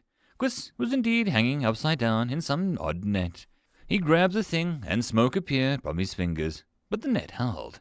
You got to turn the heat way up. She uses those things to hunt some really nasty bunkers. She called with a sigh, and she bent down to avoid the scratching of wood arc that stood guard on her mother's door. She reached down and undid the knot. Gus crashed down to the ground with a yelp and a puff of grey smoke. I had that, he said, irritated. He pushed the net off and dusted his coat with a brown. No luck, he guessed, seeing her glum expression. I thought I had her. You just pissed her off enough to be sloppy, but not too angry enough to kicking my ass. She neatly sidestepped the trap that would have shot her over the fence onto some soft compost pile. She pulled Quist out of the way of another net trigger, and they both stood in the street. So, 3 for 3. All three elders are not speaking about something. I don't think they're a part of a cult because Haldy won't join anything that doesn't have cheese involved, and Pick spends all day in the second floor of the bar playing knuckles. Quist began to talk aloud as he paced. Are you sure Delta is sure that the people that took the mime and his group were in the same space as her dungeon is in? Quist asked the third time, and Rudy felt the urge to pick him up and shake him until something came loose. Delta was pretty sure. The mime was, well, we didn't disagree. And I only went there this morning. Did you know that there was a door there now? The goblins let me in, and let me tell you, you don't feel like an idiot until a goblin has to show you the secret code of a dungeon door. Rudy muttered, and Quist blinked but shook his head. This has to do with the void of mana and the lands until Delta came. Even I was struggling to keep myself going around here. Quist sighed, and Rudy looked around the town of Durance. She saw trees growing beyond the meek attempts, flowers bursting through the walls and ground, birds of all types now actively spending time in Durance, the people walking with animation instead of the same routines, saying the same words. Some didn't even move from the spot at the bad days. It all had become a model of what a town should be, and even Rudy had to take breaks from the town to make sure that she wasn't becoming a shell of herself. Why did you come to Durance, Quist? She asked quietly, and the fire mage stood rambling.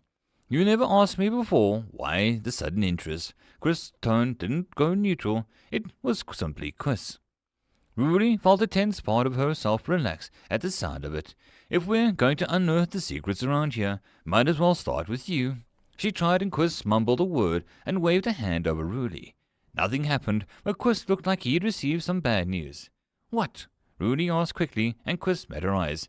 Our friendship level isn't high enough for you to hear my backstory.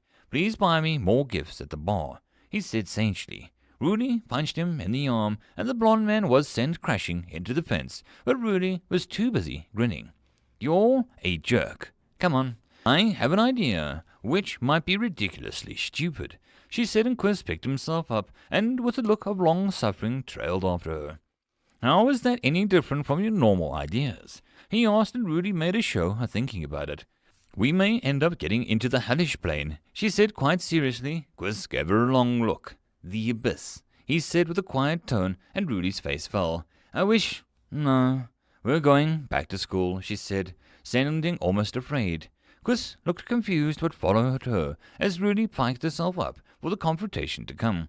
"Quiz, how quickly can you do 15-year-old geography homework?" she asked, sounding defeated. "I'm pretty sure that the chronomancer can only affect their own time clock. Actual time travel is beyond possible. Maybe a version of yourself who did will appear."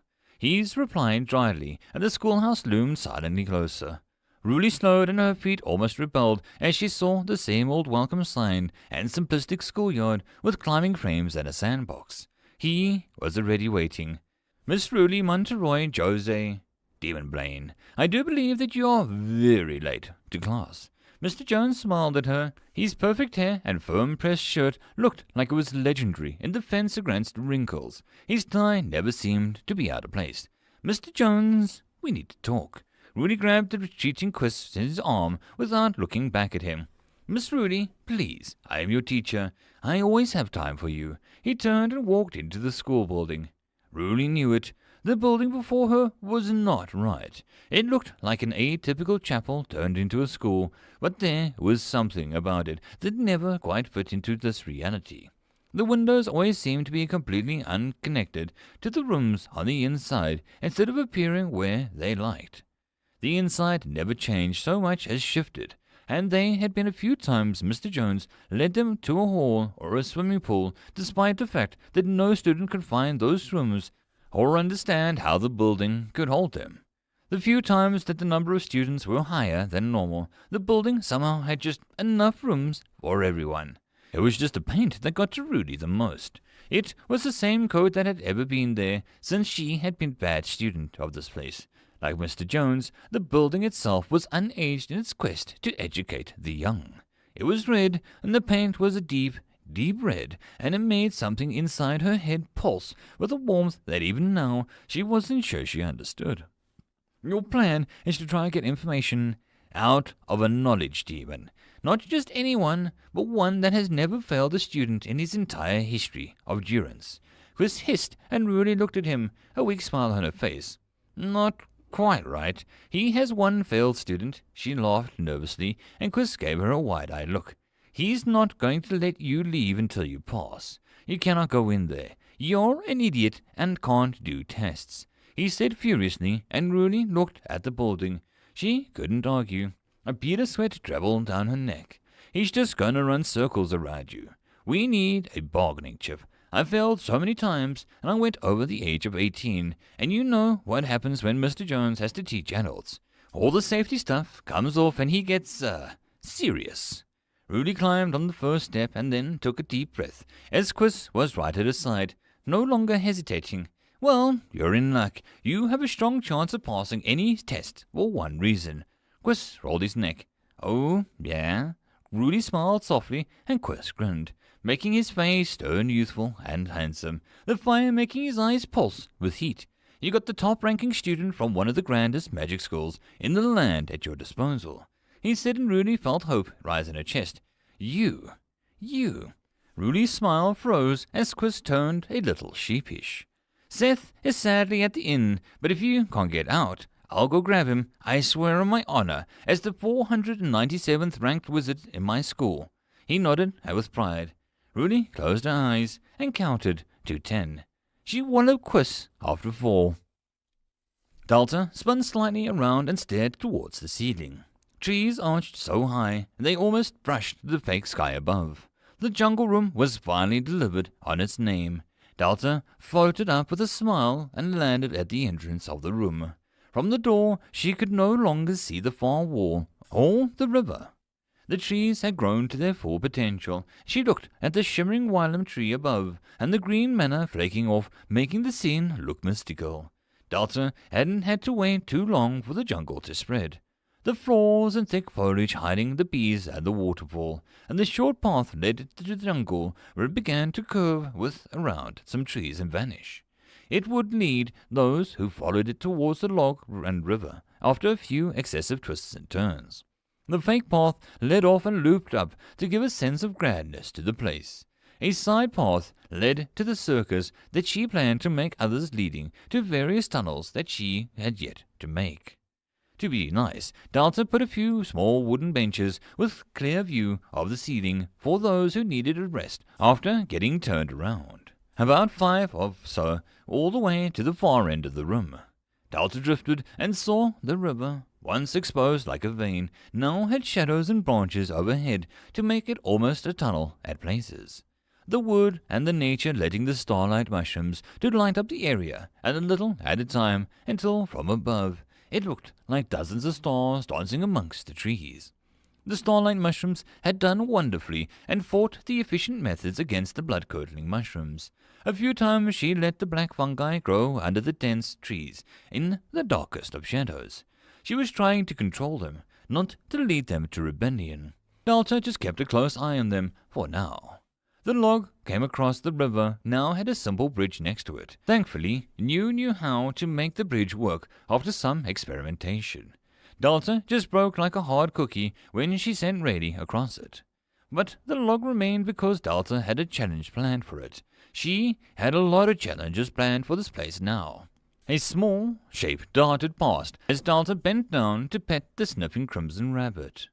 Its large ears twitched, but it accepted the touch, a very faint feeling. Delta laughed as Rennie's powers allowed for such a wonderful thing. She got something from the contract too. Physical contact, however weak, with her monsters. Blood-hair critter, a small creature who sheds its coat many times a year due to the excess regeneration powers. The meat is said to be delicious. It is very quick and alert to all danger. It feeds on several of the plants in the jungle, and something may happen if the right plant is eaten. I like this one. It's very cute. Allow rabbits to breed. Will stop at a maximum limit based on the room purchased. Allow blood hare to eat blood-curdling mushrooms 50 DP. Make them harder to catch, and the number of rabbits begins to be hunted. Purchased. The little bunny twitches its nose, and Delta steeled herself. She knew she was setting them up to be hunted, but like the fish. The creature wasn't too upset when she informed it, and she had planned. I keep telling you, they are created knowing their purpose, and knowing that they will simply return in new shells to continue the act. Why would they be afraid? It's just weird, but I'm sort of happy they're okay with it. Delta stood as the blood hare rushed off. Yes, it does make things easier. At least something goes well for us. Delta hummed in agreement and went to one side of the far sides of the room. It rose gently up and to the point that she was almost equal to some of the treetops. A single cave-like corridor was set in the high elevation. It like some secret nest that only a bird could find. Delta floated into the large room and almost the entire space devoted to a pond. Except for a single path that led to the middle of the pond, it held 2 statues, Rael and Davina crossing spears over the stairs that led down into the deepest part of the pond. This pond didn't look like a river or like the one above on the first floor. There was no fish in this pond, only a large thick lily pads that floated gently over a lot of the surface. The water glowed a deep green, and the clear water showed a smooth basin with still salt at the bottom. Delta had been messing around, and with experimentation found that if she put the pond into a layer, the room added some statues of her frogs. It unlocked the frog pond. Frog pond spawn room. Current monsters respawnable. Current amount of layers on level. Level 2, 1 out of 2. 2 out of 5 monsters set to the spawn. Rael and Davina. Upgrades. All frogs monsters gained the sight enhancement and strength due to Rael's efforts, 30 DP. All frog monsters gain increased nature awareness due to Davina's efforts, 30 DP. The frog pond had a feeling of some powerful shrine, and Delta felt a little like an intruder. but Davina walked casually up to the pond stairs, her large eyes focused on the entrance. "Mother, the water is great. I feel so refreshed." Davina sounded pleased as she rested casually against Rael's statue, admiring the defined muscles that the statue for a moment. "I'm glad." "Where's Rael?" Delta wondered, and Davina rolled her eyes. "Where else? The gym you gave him. He's been lifting those rocks like his life depends on it," she said with a sigh. "It's not too high up in here, is it?" Delta changed the subject as it rather let them work out whatever was going on between Rael and Davina. "No, it is perfectly reachable via the trees and some quick climbing. I have such a grand view of the jungle," she said, and peered out of the tops of the trees and glowed points of mushrooms. "I feel like I can almost hear the new side of the jungle that I could not before." Davina closed her eyes. "Are you going to become a witch doctor?" Delta asked, remembering one of the base classes that the frog people could become. Davina tilted her head. "I think so. It's almost as if the jungle whispers to me." She tried to explain, and Delta opened up her upgrade menu. Davina, a female frog who has shown a great interest in the jungle itself. She sings when no one is around, but I hear it, and it's nice. Frog warrior, a frog man who has taken the art of fighting to the next level, 15 DP. Frog shadow, a frog man who has been one with the jungle shadows, 15 DP. Frog witch doctor, a frog who can bend the nature of the jungle, 15 DP. Frog chieftain, rare, the leader of the frog tribesmen. It gains bonuses when the tribe thrives. Only one may exist at a time, 20 DP. Delta eyed her resources. 4 mana, 20 DP. "Do you want to evolve?" Delta asked gently, and Davina smiled wildly, her face looking peaceful at the thought. "I would like that very much," Davina answered, and Delta lightly grasped Davina's hand, making the frog woman grasp at the contact. Delta hit the menu and Davina glowed. "Maybe he'll finally look at me." Davina mused, and her features were lost in the glowing light. End of chapter. There is no epic lucha, only puns. Chapter 49. Witching Hour. If a jungle had a heart, what would it sound like? There were many possibilities, and Davina could only ever imagine how one jungle might be more otherworldly than whatever vision she dreamt up. As a base frogman, Davina admired the greenery, the growing trees, and the budding life that came from Mother's whims and plans. As a current self, Davina was the very nature that grew around her as she walked. She inhaled the tiny secrets appeared at the tip of her tongue. She gently brushed a tree, and it gave her an enduring strength. She kissed the flowers, and she knew the beauty that appeared after the long trials and much effort. She stepped into the river and learned about change. The heart of the jungle sounded like bad jokes and humming.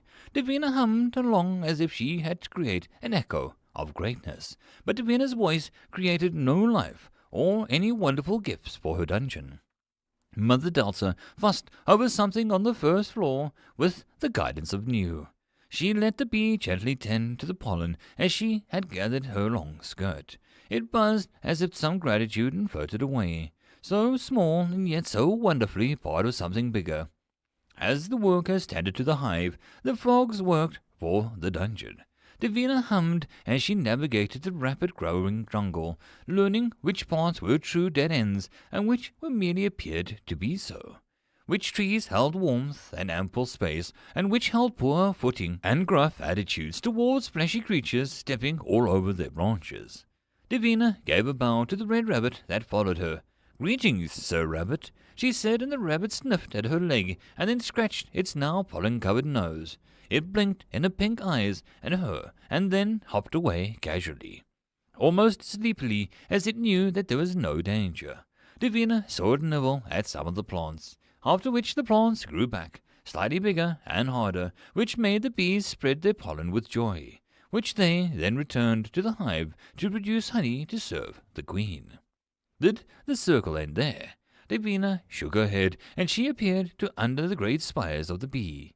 The honey was secure, but a faint amount of trickling down the rock, creating a glistening glow on the surface. From there the moss grew around it, and a wonderful scent wafted out into the dungeon. The final piece of the dungeon circle would be the humans.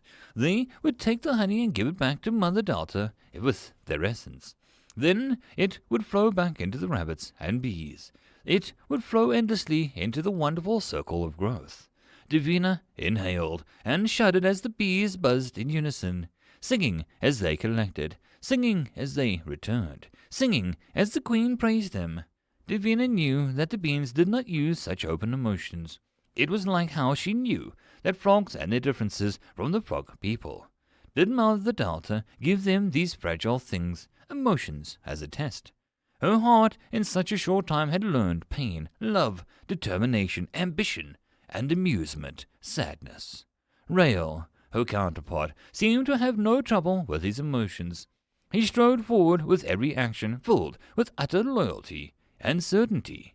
There was a way that sure his purpose made his skin glow and his eyes pierce through with a silent judgment. Her heart. Now she felt so much more than she allowed to utterly overwhelm her senses. The jungle was just but a fraction of Mother's world. How could she experience such connections, such understanding of this level and not feel awed at everything? It was Davina's entire world, and it felt so big, but Davina knew of an entire world outside of the dungeon, and her knees went weak at the thought of such an expansive space. She could barely handle the sight before her. You've been standing there for a long time. Master New, I welcome your company. She smiled and pushed back her new mask. A design on it all made her pause, but she pushed it aside as the blue box moved closer. So, I see Delta finally upgraded you. How does it feel? Davina chewed over the thought for a long time, giving a proper focus it deserved. I am myself, but I am now myself more than I was. Some secret parts of me have bloomed, and I wonder how I could have been so arrogant or blind about who I was. She trailed off and you was quiet. It's an odd feeling, understanding that you are something more than you ever were meant to be. You will adjust. It is simply life. Even non-dungeon people change in such a way. Life is fair in that respect. I do not know how to act. Everything is too much, but I do not want to fail Mother. She whispered, and the trees around her seemed to close in, trapping her. I assumed as much. I have some guidance. Davina blinked as someone cursed the foliage and scrambled through the leafy underground towards her. Short green, one fang too long, a staff in one hand and a mushroom in the other. "That's her," he asked gruffly, and you paused. "Swa, this is Davina. I'm glad that you have finally found your way here. How do you feel?" Davina watched the goblin flick his fingers and some sparks appeared. The sight of the fire evoked a primal fear inside Davina, and she took a step backwards. "Weak, like stupid numb. I want to go back to first level. This place worse than Grove." Swa grumbled, and Davina felt a spark of protectiveness rising up from the goblin's words. "Your tunnel is welcome to you, and a grand jungle has no time for buffoons," she said waspishly, and the maid, Swa, grinned. Davina narrowed her eyes. "She got some sparks. Yeah, I can see that." Swa mumbled, and he peered at Davina. "Evolved, did you? Not exactly unique, but, you know, it's all the same," he said, and poked her with his staff. Davina narrowed her eyes, and all around them whispers began. Swa didn't look impressed. "You thinks because you new and shiny that you can scare me. You feel like top of the world and not real at the same time. You think that you can act brave when you clearly can't handle the evolution all that great." Swa sneered, which made Davina pause. "You're evolved as well. You're one of the goblins from above." She pondered aloud, trying to think of the first level. Swa grinned and looked like he was trying not to laugh. "The first unique, the very first. I'm Swa, the pyromancer. You need not bow as a fellow monster." Fra seemed to lean on his staff as if to wait for Davina's answer. She merely used the tree behind her for support. Davina, second evolution of the second floor, beaten by the queen in a manner. "I'm the witch doctor," she added, and Swa frowned. "Odd name. What exactly do witch doctor plants?" he asked, looking almost fondly at the surrounding mushrooms. Davina hesitated, a series of motions bubbling up, and she picked the most reasonable one. "I do not know yet. Everything is too new." She tried to explain softly, but Swa merely snorted. You is only one part. You are afraid of this power. How silly. He scoffed, which made Davina's back stiffen. Watch your tongue, goblin, she hissed and swore, which only made the goblin grim. Little big missy gets new power and gets too scared to try it out. Num gonna laugh about this. Knowing mother, I bet she asked. So, really, you said yes, so why you afraid? He tilted his ugly head with amusement as smoke curled its way from his nose. It was then that she had noticed New had been silent the entire time.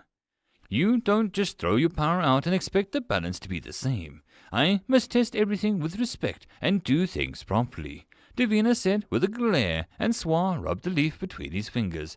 Black smoke appeared. So what you're saying is you need a problem to solve. Swa beamed, and the cherubic innocence. Davina felt her skin grow cold. No, it's not what I said. But she was cut off as Swa's hands lit up in a smoldering flame. I can make a problem. I am very good at making problems. He promised and laughed with a high-pitched cackle. Master New? She turned and New seemed to think on it.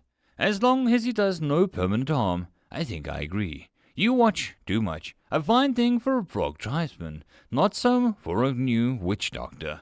Swan laughed again, and the bush caught fire on the side.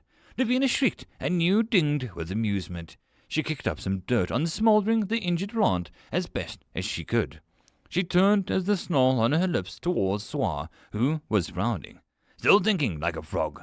Need to start thinking like a doctor witch, she said simply, and threw some fire out at the isolated plants. Davina could logically see that the flames wouldn't do much in the wet air and the wetter plants, but it still triggered some deep fear inside that made her react. She reached over and slammed her fist into the goblin's face.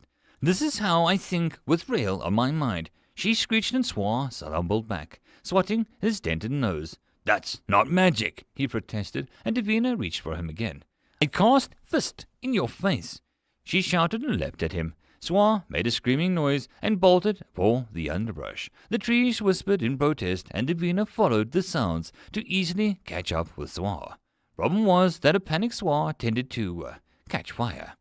He was beginning to set more fires than he would be able to control, and Davina's heart went bleak at the sight. She needed to stop this. She needed to stop this.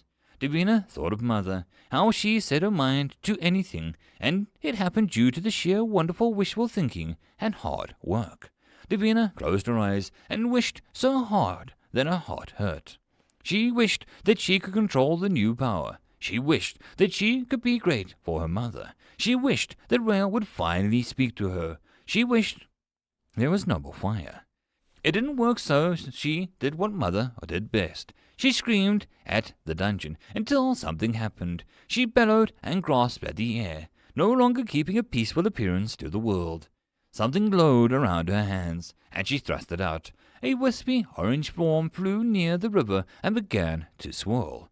From the clear water, much tinier blue spheres appeared, and then the river rose and crashed over the burning foliage and the goblin alike. There was a beat of silence, and the orange wisp floated closer. Davina held out her hand and cupped it gently. It looked up at Davina, and she could swear that she almost saw a tiny face before it faded. What the heck was that? Davina clutched the now empty space between her hands and closed it to her chest. The spirits guide me. I am no druid. I hear no jungle heart. I hear its soul. She called, and her vision blurred for a moment, and she saw a sea of orange sprites, floating mana wisps. Oh, well done. I guess I should do something dalterish for the moment, as she's trying to communicate with the system. I guess your soul-searching is over? Davina felt her own soul curl up and wince, but she put out a polite smile as Swa washed downstream, screeching his little voice out. Davina was about to reluctantly help him when her heart froze. It stuttered, and her mind went from the wonders of the jungle in its mysterious soul beings to, it's Rail. She pointed out stupidly at the large figure thundering down the river. Halt and be rescued, Rail yelled at the screeching Swa. Can we not tell Data I almost drowned Swa to help you learn a lesson? Just As a favor? Davina just stared at the screen. You know, I do as much work around here. I deserve some respect. Davina curled up her hands and wisps appeared again. They felt warm and curious. I used to respect you more before you went mad with power. She admitted a news box deflated. One time. Tea? Coffee? I have some juice boxes around here. Mr. Jones offered politely as Rudy and Quiz took seats opposite his desk. I'll take a dragon on the rocks. Don't skip on the rocks. Rudy grinned, and Mr. Jones raised one eyebrow. It arched just enough to look intrigued and enticing. Are you suggesting I have alcohol on the premises? His tongue clicked inside of his mouth, and Quiz quickly spoke before Rudy could bury herself deeper. Of course not. Thank you for seeing us. I know being a soul teacher means that you have a lot of work to grade up and lessons plans to do. Chris began politely and calmly. Mr. Jones merely smiled. One could say I'm already doing them as we speak. Have done them, will do them. It's hard to tell on Tuesdays, he said with a serious tone. Chris hesitated and looked at the man before him. As someone who came to Durance after already finishing his education and having no kids of his own, he and Jones never really had any reason to speak to each other. The man never had any problems that he needed a peacekeeper for. In fact, Chris was sure that the man never did anything that required other people. Shopping, haircuts, small talk, drinking, clubs, hunting, painting, dating. Mr. Jones seemed to be an example of time immortalized rather than an example of its effects on people.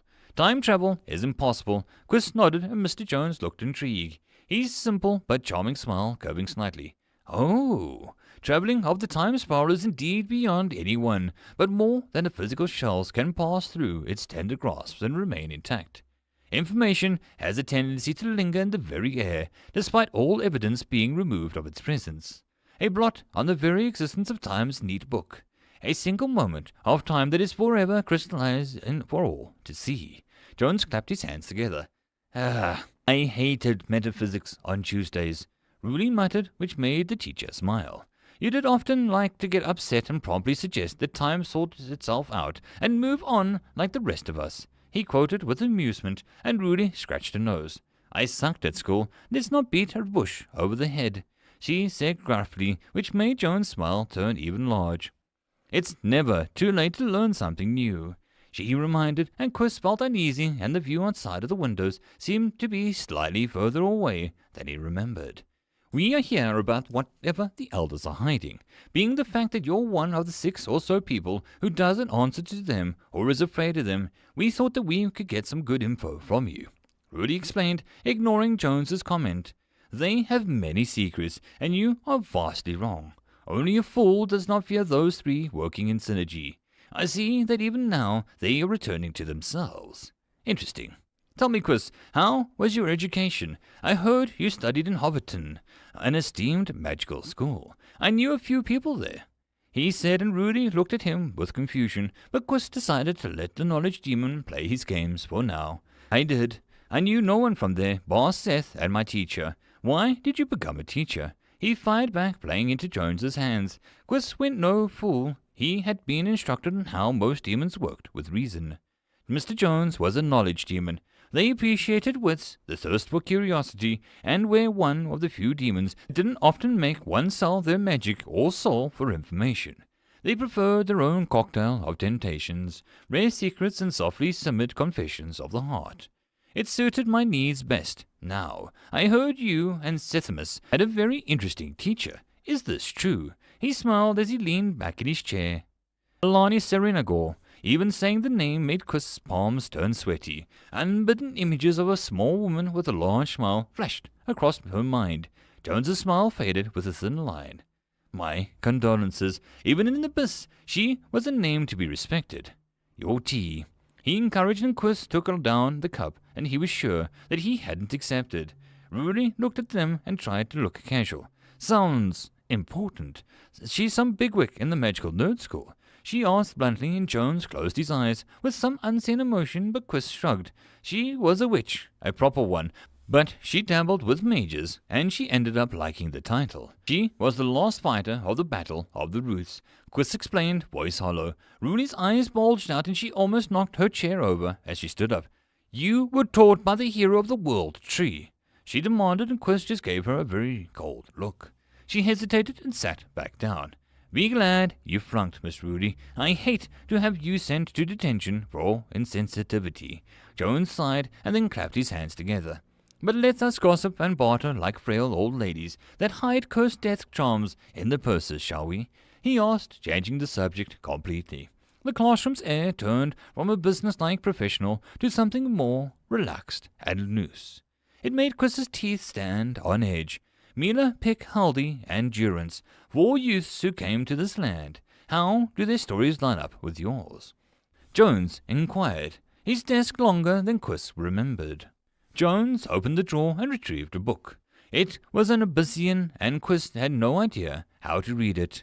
Teasing, plot twist, and annoying your fellows. Are you serious? Rudy grumbled, and Jones laughed. I took it off my student, Grimoire. He does enjoy having the edge over his fellows. Please, continue. He nodded to them both pleasantly. Rudy looked insured, but Quist's mood was at a low point, and he had no real motivation to parley with the demon. Durance, what happened to him? Who is the lord of the path of the ending light? Quist asked bluntly, and Jones turned the page as he read with no reaction to the names. One is a town, and the other has a too long a title. Would be my guess. He responded dryly, and Rudy sighed. Quist, come on, don't be all agitated. You're just going to agree with something or say something, and that's that. She reminded him. Jones hummed. You could always put gum on and glue it on my chair. That worked well for a certain brat. He offered, and Rudy suddenly met his eyes. I was 11. You talked too much. She defended herself, and Jones closed the book. And now you're 32, and I'm not saying a word. It isn't interesting in how times have changed. Yes? He beamed, his black hair so perfectly cut. Delta, the dungeon, is digging deep. She's finding pieces of this history. You have a duty as a knowledge demon to retain and pass on this information. Chris placed the cup of tea back onto the coffee table. He paused and saw the room was the teacher's lounge. It looked okay, but something nagged at Chris that made him aware that something wasn't right.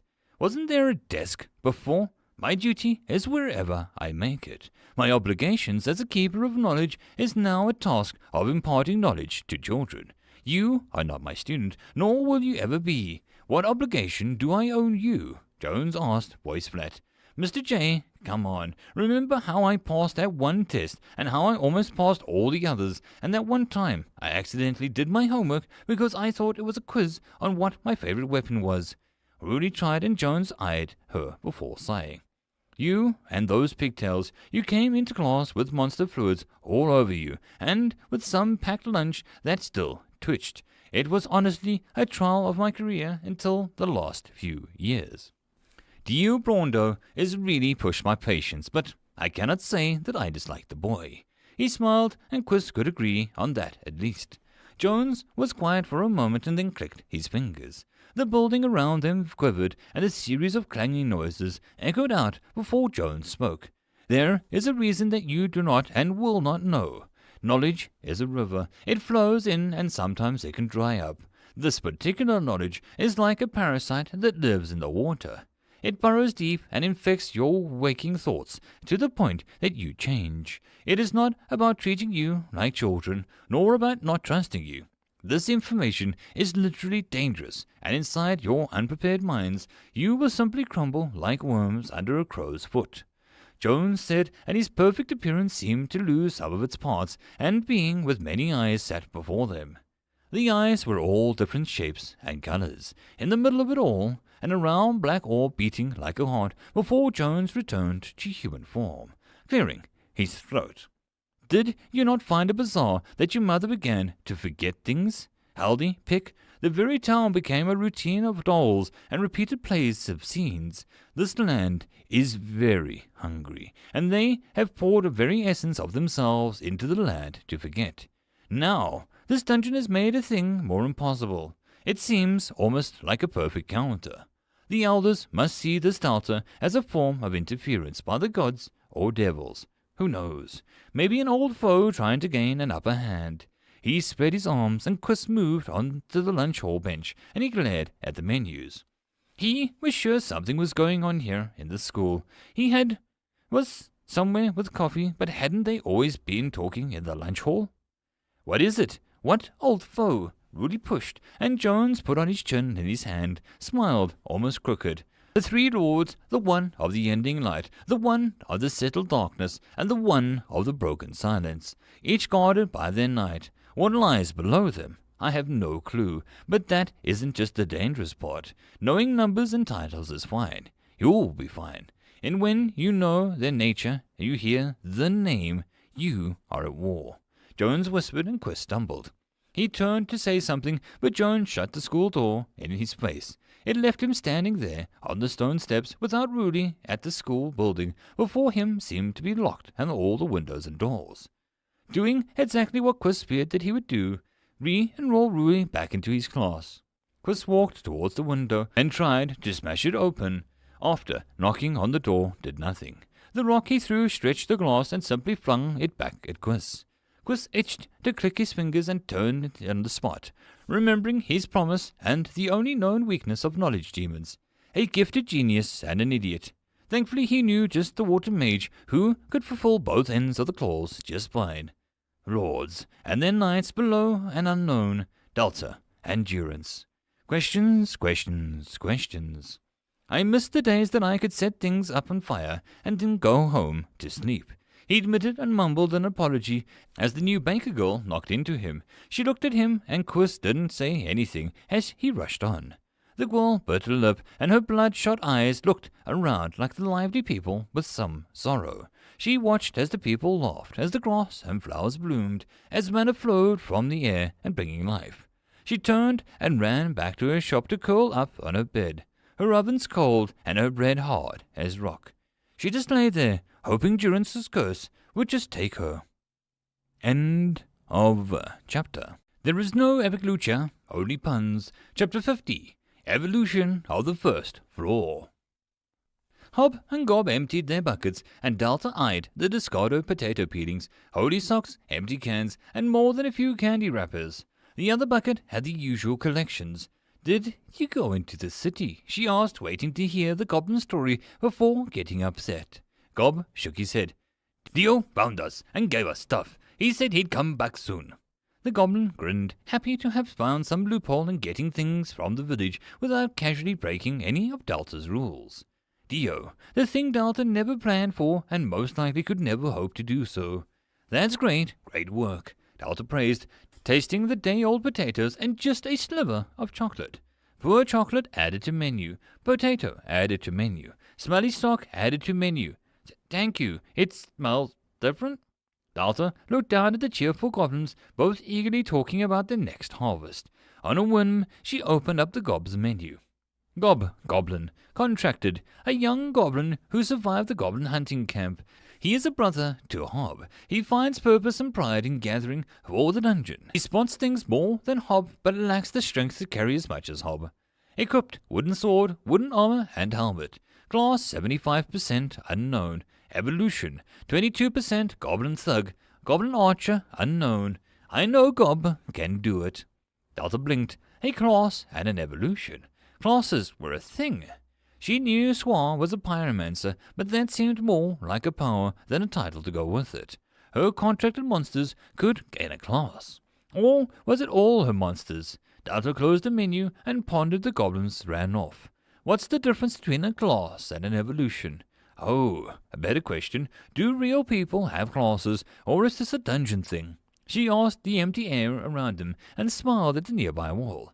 You can stop hiding and answer. I know you're dying to. She called a new shimmered into view with a sad ding. I thought you weren't paying attention. But yes, I would very much like to show you how smart I am. Delta rolled her eyes and just waited for New to come closer. Classes are mantles one can wear around themselves to increase abilities and growth in their area. It differs from evolution because, with evolving, the being itself becomes the class instead of the class gradually shaping and enhancing the person. One could say that they are almost two ends of the road in which one can travel. People outside may have them. It does seem highly rare from the information that I gleaned from the visitors thus far. Rare as they must have their entire being into one such area, and very few people can live, dream, eat, love, and weep and cherish something enough to give up that type of devotion over spending out of enjoying all of life's gifts. Delta could see that, but pointed down the hall to her gobs. And them? They have both going on. She pointed out and New hesitated, as if thought of an answer. Mostly because they are goblins. Simple-minded living is what they excel at, since they do not last long in the outside world. Classes would be rather easy for them. Evolution is simply inherited from their monster side. I've never seen a wild monster gain both at the same time, though. Rennie, as you could see, has a very strong mime power, but that is mostly from a class. You could no easier tear that mime from Rennie than his coolness. Come with me. New turned and floated down the hall, and Delta followed easy enough. So monsters can do both. Can people do both? Can people evolve? She pondered and New chimed with interest. Evolution is something that one can or cannot do. Anyone with enough will can earn a class if they truly desire it. Evolution is not a thing that can just work at. It is built into a person. So if people could evolve, they must utterly change themselves, be part other, or because a creature of carnage, death, and hate to rival a monster. Well, that would be normal people. I have no clue on a dungeon contract people. We should test this somehow. Delta decided that she didn't like the way the news box was humming, so she silently decided to stall contracting anything on the next floor that she made until she was absolutely sure that it deserved to be there.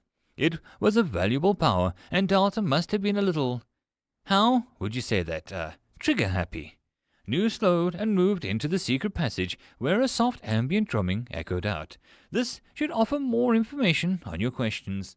New said as they stood before the greater Mushi, his wicked, torn tentacles tapping, plucked and clanging various things in a melody only now to itself. Hey, sounds great. Have you got a name for it? Delta grinned at the mushroom. It paused and then waved a vine in a negative way. Well, if you ever throw a concert, let me have a front row seat, she asked seriously, and the mushroom slowly hesitated and nodded. Greater Mushi began a new tune. It was slow, but had a few spread-out high notes and a tiny lyre Delta had made for him. It was pretty nice, and Delta hummed along as she opened the menu. Greater Mushi, Great Mushi, an evolved mushroom spitter that, due to the dungeon's nice nature, has never killed anyone. After a long time of boredom, it began to use music as a way to pass the time. It has become quite good. Evolution unlocked due to the evolution of 2 or more advanced mushrooms. Unknown special evolution. Class 36%. If Davina and Great Mushi were combined their musical talents, I would very much like that. Greater Mushi had both as well. If he got the bar class and evolved into a musical Mushi, would he be twice as strong? Delta asked, head buzzing with curiosity. Interesting, isn't it? I suspect the free will that you give all create is what is causing this fascinating anomaly. The will to be who you wish, and the origin of a dungeon to allow for the sheer change. Potent, but ultimately a gamble. We cannot force someone to love something, nor can we halt the natural growth of the monster side. That's fine. I mean, it's up to me to make the dungeon safe so that monsters can focus on themselves. She reminded him and hummed the Great Mushi song some more. Then I eagerly await what you'll do next. In fact, the first floor does need some improvements to make it overall a lot better. We have the basics. Now we need the proper touches. I will be right back. So I has finally decided to head to the second floor to help me with Davina's issue. Please do carry on. New blinked away, and Delta raised an eyebrow. I never know what's going on in my own dungeon, she muttered and waved goodbye to the musical fungi. Davina did seem a little distracted when she evolved. I wonder if she'll be able to get a class. What if she got the Witch Doctor's class on top of already being a Witch Doctor monster? Would she be a Witch Doctor? Delta asked herself, but the idea made her head hurt a little. I missed the days when building new rooms were all I had to get confused over. She smiled fondly, having no real idea of how much time she had actually passed. She could have built a rudimentary clock if she tried hard enough, or asked for one from Durance, but she honestly didn't want to torment herself by the time when she was happy to float around from task to task. Knowing how long she had been in the dungeon core wouldn't make any difference. It would only depress her. Good thing there is no Delta menu. She laughed and the orange box appeared. Delta, Dungeon Core, Mana 40 out of 90, DP 75, Floors 2, Total Monsters 15. Available contract offers 0, total number of kills 17. Titles: Mushroom Queen, devour and eat many dangerous mushrooms, then grow your own. Employer: you get a contract, everyone gets a contract. First floor developer: you maxed out the total rooms on the first floor. Dungeon of Love: foster and embrace people as something more than food. Dungeon of Punishing Jokes: the dungeon has taught her monsters terrible jokes. Mothering Nature: grow a lot of nature-related items and monsters. Captain Hook: create a respectable fishing spot. Corruptor: infect the system and menu with life. Survived: refused to fade. Unknown: return to the world in one form or another. Delta swallowed back a noise that definitely didn't convey confidence. I should really know better to speak before I think, she muttered as she dismissed the screen. Delta looked down at the ground. She could get upset at the harsh reminder of what she had lost, or she could get her head screwed on right and get to work. Delta chose wisely and walked forward in a cheerful smile. Dunn walked past and Delta bent down to speak to him. Where are you off to? She asked, and Num looked serious. To lift with whale. Must be strong like Dio. He bellowed and rushed off with tiny rocks under his arms. Strong is one word to describe that kid, she admitted. Scary as hell as another, she added, and entered the spider room a moment later, deciding to work from the front to the back. It hadn't changed much, other than the spiders learning about monarchy and taking turns to be the royal leader for an hour or so. Currently, it was King Gustaweb, the first of his name, ruling. He had just taken over from Queen Silklegs. "Hey-yo," she called out, and all the spiders waved in greeting from their berry bush where the throne was. She hummed as the spiders all took turns serving as the new ruler, doing dances and facing each other in a berry-swinging contest, or even balancing on the tripwire. Very medieval, but Delta would allow it because they were cute. She opened the menu with interest. Spider room. Upgrade spiders locked. Upgrade total number of spiders that can be in this room 5 DP. Restore trap after the dungeon is empty. Purchased. Make spiders more durable and less likely to die. 10 DP. Make the greater amount of berries wilt after each spider that dies. Purchased. Make the berries plumper and enriched with mana. Makes them good for eating and recovering strength, but too many will upset the stomach. 10 DP. If enough spiders are killed to wilt the entire bush spawn, the optional ghost mini-boss Spidergeist, who will disappear when the spiders respawned. 20 DP. The heck is a Spidergeist? Delta muttered as she shrugged. It sounded like the first room protection, if nothing else, and she couldn't really upgrade the spiders yet. So she purchased it. The room went a little odd, and it felt wind brushed the webs aside. Delta looked around the room as all the spiders, including the kin, began to do some circular dance, with 2 of their legs up in the air. Delta followed the dance of the roof of the room. There, almost impossible to see, due to the thing's body being almost transparent and surrounded by the white webs, was a spider that easily dwarfed anything else in the room. Maybe just under the height of a goblin, but easily bigger on the sides. It uncurled its large 8 see-through legs as if testing them. Its only color, the 8 glowing red eyes, like stars on the white sky, peered right at her. Delta froze, and the spider closed its eyes and then vanished. She couldn't see it. She knew it was there, due to her funky dungeon core senses, but she couldn't see it. Delta whipped her head around, struck in something gripping fear paralysis. Then, right next to her face, 8 red eyes opened and blinked at her. She screeched and fled the room in the great amusement to all of the spiders, who fell on the floor curling in laughter. The Spidergeist watched her go, and then moved to the top of the room, heavy with sleep, heavy until needed. Or was it her turn to be the queen? They would call her Queen Muffet, the song the creator was singing with joy in the distance, so loud and piercing, told of such a spider. It would be her title. More music, Delta whispered to the great Mushy as she hid in the secret passage. A familiar tune picked up and Delta shivered. Itsy bitsy isn't so itsy, trust me, she said with a sigh. The mushroom seemed to judge her, and she glowered at him. I have fears, and they're perfectly irrational. When they go from thumb size to can eat my dog size, she defended herself as the tune turned faster. Yeah, I'm going, but skip the spider songs. I don't even know how you know them. Am I leaking onto your playlist? She asked, worried that the fungi had played on. She looked up at the glow moss for help, but they did naught but glow in merriment.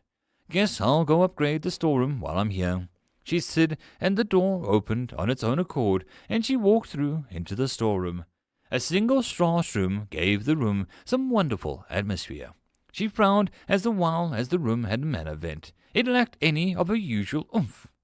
It was just the front for her secret door. That didn't make Delta happy, so she rolled up her sleeves, an orange-tinted shirt creased. First off, she grinned and zapped the table into existence. Would the good sirs and ladies enjoy some refreshments? She asked to no one and made a wooden plate and a bunch of ham sandwiches set into the pyramid pattern. Next, she set a bowl of berries and apples next to it. With a laugh, she formed a clay jug with fresh water. Feeling cheeky, she dropped in a few berries into it to give the water some flavor. Another clay bowl formed with a sparrow egg, fresh and ready to be cooked if needed, and then, as an added bonus, a plate of sliced mushrooms. All in all, they were only 15 mana and made her stop. Open the menu, she requested, and the storeroom menu appeared with a flourish. Storeroom. Bonus. All simplistic and material items cost 50% less when spawned in this room. As long as it is simple and handy to the curious adventurer, it is cheaper. This is due to the mana event. All rooms built over a mana event gain passive bonuses. Keep all food fresh until removed from its container, 5 DP. Make all the food rot if all the food is taken more than needed or by greed, 10 DP. Allow simple foods to automatically be added to the buffet table, 8 DP. Summon a unique monster, Merry, to allow the challenge, choosing the chase to be challenged by adventurers, 15 DP. Delta eyed the last one with a narrow glare. No way. First it was Bob, then it was the giant spider. You think I'm just going to gamble on this random monster and challenge to make my cooler, more interesting pantry worth seeing? Delta trailed off. There was a beat of silence, and she fidgeted. It's a terrible idea, she stated bluntly as her finger smashed into the option. I mean, if I admit it, then I can't be told that I was wrong, she said brightly, and the room felt the same until Delta looked down at the brown mouse wriggling free of the berry bowl. It squeaked and twitched its nose. "Aww," Delta said, and the coo, and then the mouse jumped, sending apples rolling as it went wild exploring its new home. It jumped on the shelf, and then the thing wobbled as the mouse was being chased by some hurricane. The shelf toppled, and the next one followed, and the mouse went soaring and the table unended, sending the food splattering across the wall. Delta screamed as she chased the demon, swatting at it before it made her more of a mess. She never saw the tiny box appear. Room reset in 5 minutes. Challenge set. Catch Merry before all merry hell breaks loose. Did I do that right? Delta, I hope I did it right. End of chapter. That, my friends, concludes this episode. I hope that you enjoyed. If you wish to support the author of the story, there will be a link below. If you wish to support this channel, there are multiple ways to do so, which will all also be linked below. But the easiest way would be to subscribe and share my videos as much as possible. And until next time, I hope you all have a good one. And I'll see you all in the next video. Cheers. Greetings, ladies and gents, and welcome to my channel, where I like to make audio narrations of various stories from across the internet. In this series, we'll be focusing on the web novel, There Is No Epic Lucha, Only Puns, from the website Reupload. And in this video, we'll be doing chapters 51 to 52.5. I hope that you enjoy. There is no epic lucha, only puns. Chapter 51, Happy Accidents. To be as strong as a river, you must defeat it, the giant strong man said, eyes closed, deep in thought. Numb looked at a gently flowing river and only hesitated for a moment before he raised his fist and ran at it, screaming. Rail was wise, so none would trust his word. He flung himself into the river, and only then remembered how much, like his brothers, he could not swim. He floated there for a moment and then began to swing his fists and legs with the cool water with a furious effort. The back of his fur gently tugged and Num was lifted out of the water until his eyes were level with Rail. You have much energy. This will serve you well, mighty goblin, but we must work on your thinking. Rail smiled and put Num down. Like Swar thinks too hard and makes fire. Num tried, but Rail paused. A fire fist would be very powerful, but let us work on the basics. He led Num towards the tools and weights around the giant pond that came from the huge waterfall. Num stumbled up on the pond and glared at it.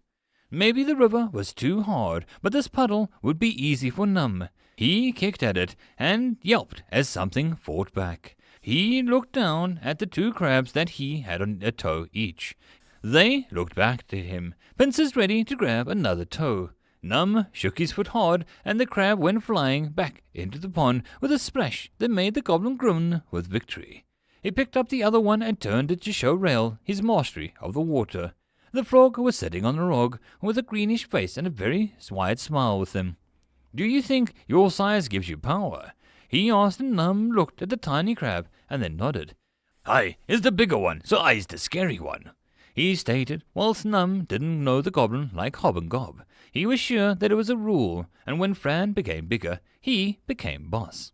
"So I'm stronger than you." Rail stood, picking up one of the stone weights with one arm, his arm bulging with powerful muscles. Num hesitated. Another rule of the goblins, as he had just thought about it, was don't act so big for fur skin around big ones. "Num could take you on once he evolves," he said. Regardless, the sheer world made Num giddy. Seeing Swar go from a normal gob to a fire gob, it made Num almost hungry. It was odd. Num had never felt hunger, but he really wanted to evolve. Mother hadn't gotten around to it, and the more Num looked at Swar, the more Num wanted to be special too. Swar had said that he had done something special, and Mother had rewarded him, which is why he was on this floor. He felt weak and soft in this dungeon floor. It wasn't as nice as his camp and tunnels. Being here made it hard to breathe, and Rail hadn't wanted to train with him, but Num pressed at him until the frog finally gave in. Num had seen Swar and the other frog arguing as the old silent creature seemed to make the river shoot out a tube that didn't exist and put out the burning jungle.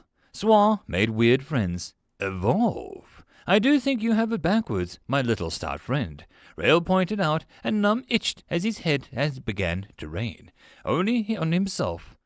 This jungle was weird. The strong evolve to become better. The power must exist before it is refined. Waiting for evolution to grant you power is wasteful. You must grab it by the horns and train yourself. Rail commended, and Num stared at him. "What horns?" he asked, and Rail made a small smile. "First, we'll see how you handle Bob," he said simply, and Num waited as the rain grew stronger. "What's Bob?" he asked suspiciously, and Rail pointed up, and Num followed in the direction to see something that was the source of the dripping on his head. "What is that?" Num asked numbly. "That is my friend, Bob. He is going to be your horns for this lesson," Rail informed him, and Bob picked up Num, and the goblin was pretty sure that he was not designed to be this high up. He saw two small red flashes and saw the crab scuttling over Bob's head, dancing with a gleeful joy as Bob, the giant worm thing that was going to scare Num for a long time. Bob slowly lowered into the water, with Num still carefully in his gripped jaws, so gently that Num could see how much the worm was holding back. "Rail, I want to be weak. I don't want horns," Num said, and Rail laughed with joyous noise. "Fight the river. I shall be here and after you in a few seconds if you cannot escape," Rail shouted cheerfully. Num felt the water surround him, and something pinched his nose and went and crossed his eyes as one of the crabs waved cheerfully. Num growled and struggled against the maw and held him and swat at the thing, his fear becoming hotter than Swar's fire. He would beat this worm, swat the crabby, and bite Rail's beefy leg with the fury of 1,000 goblins. He closed his eyes and struggled harder. never seeing how his skin glowed a deep crimson. Crap! Why would I want any of this crap? It's all stupid looking, and hardly any of them look good. Delta stared at the little brat in her entrance hall. Mr. Mushy looked down at the pots that he had put out for people to buy. Mr. Mushy hesitated and picked up a pot that he had worked on with Vass. Listen to me, I do not want your pots. They aren't even magical, they're ugly. The boy was with a pale complexion. He shifted and the giant backpack on his back clanked as things moved. Delta alone could see the cooking pots, ropes, pickaxe, and a simple wood axe, and the torches, 2 daggers on his belt, goggles on his head, and he had pockets bulged with various items. Delta had never seen him before, but the boy instantly made her bristle with fury. Mr. Mushy lowered her pots in his hand, and he hugged it. He shook his head and closed his little eyes in front of and not listen.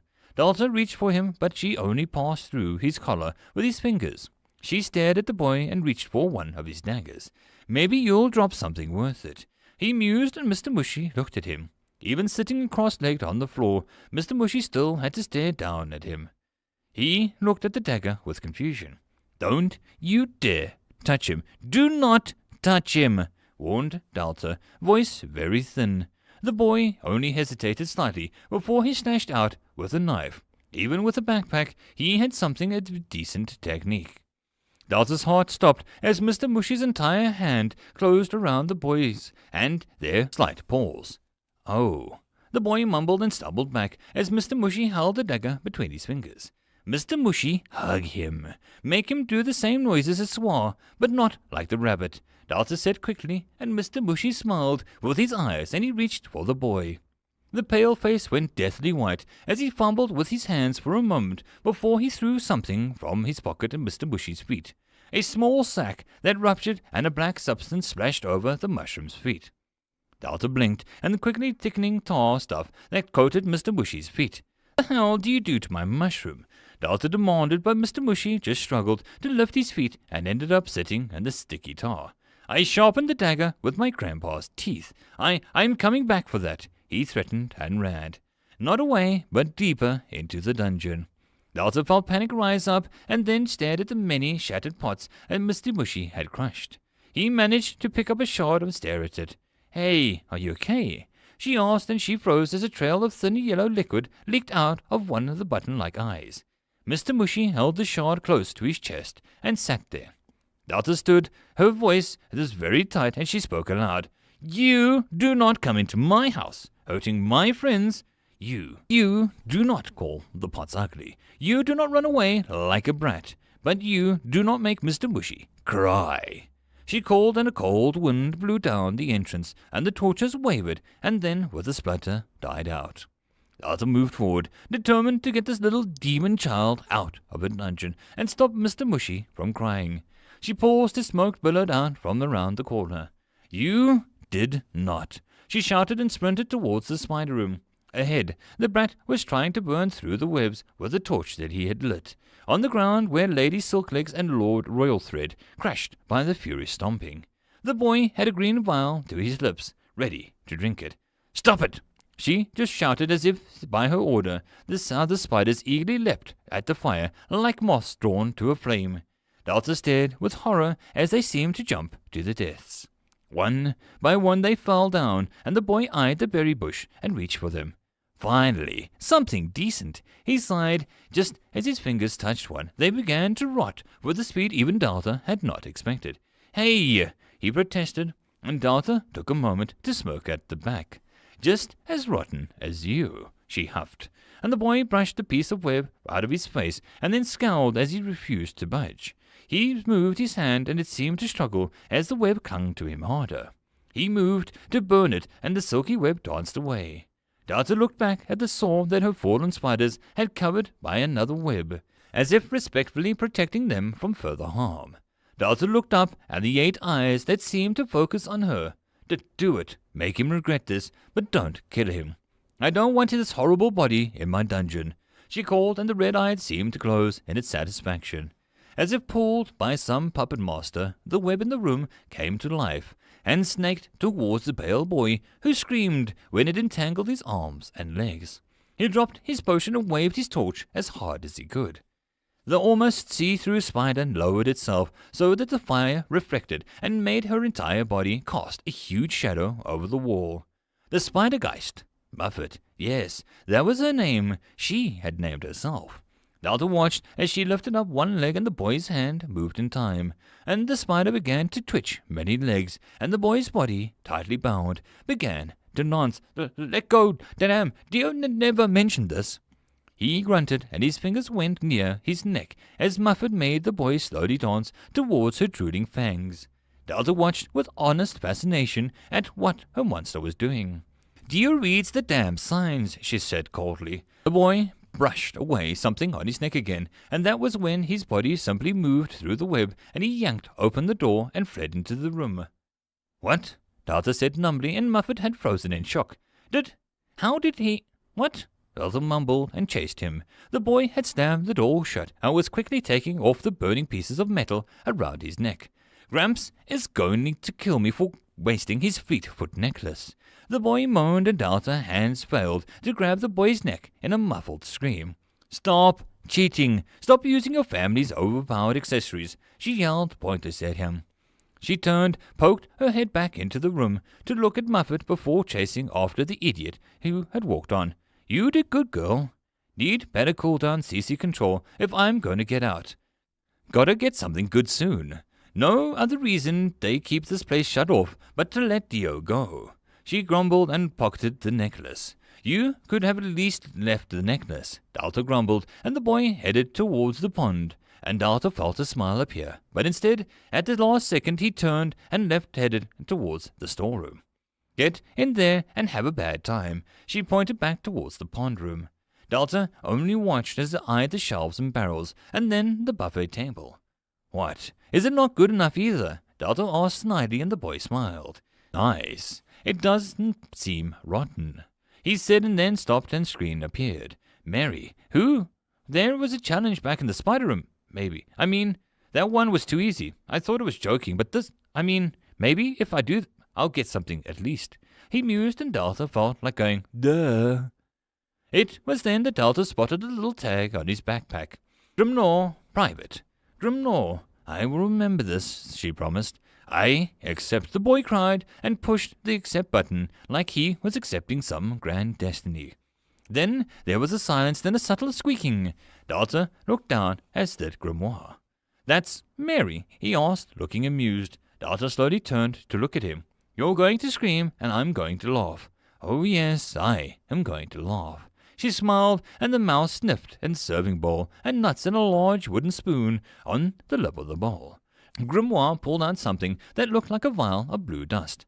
Some sand-elf dust, and a little mousey is all mine, he bragged, and Delta's face froze. Mary, give him hell, she screamed. The little brown mouse moved faster than should have even been natural. A spoon filled with nuts slapped into Grimoire's face as his blue vial went flying, vanishing into a barrel of apples. Delta stared at it. That was her sand-elf dust now. Just like that green potion and the dagger. Mary, shake him down, she added quickly, and the mouse leapt to the top shelf, and the nearest set of items began to fall onto Grimoire's head.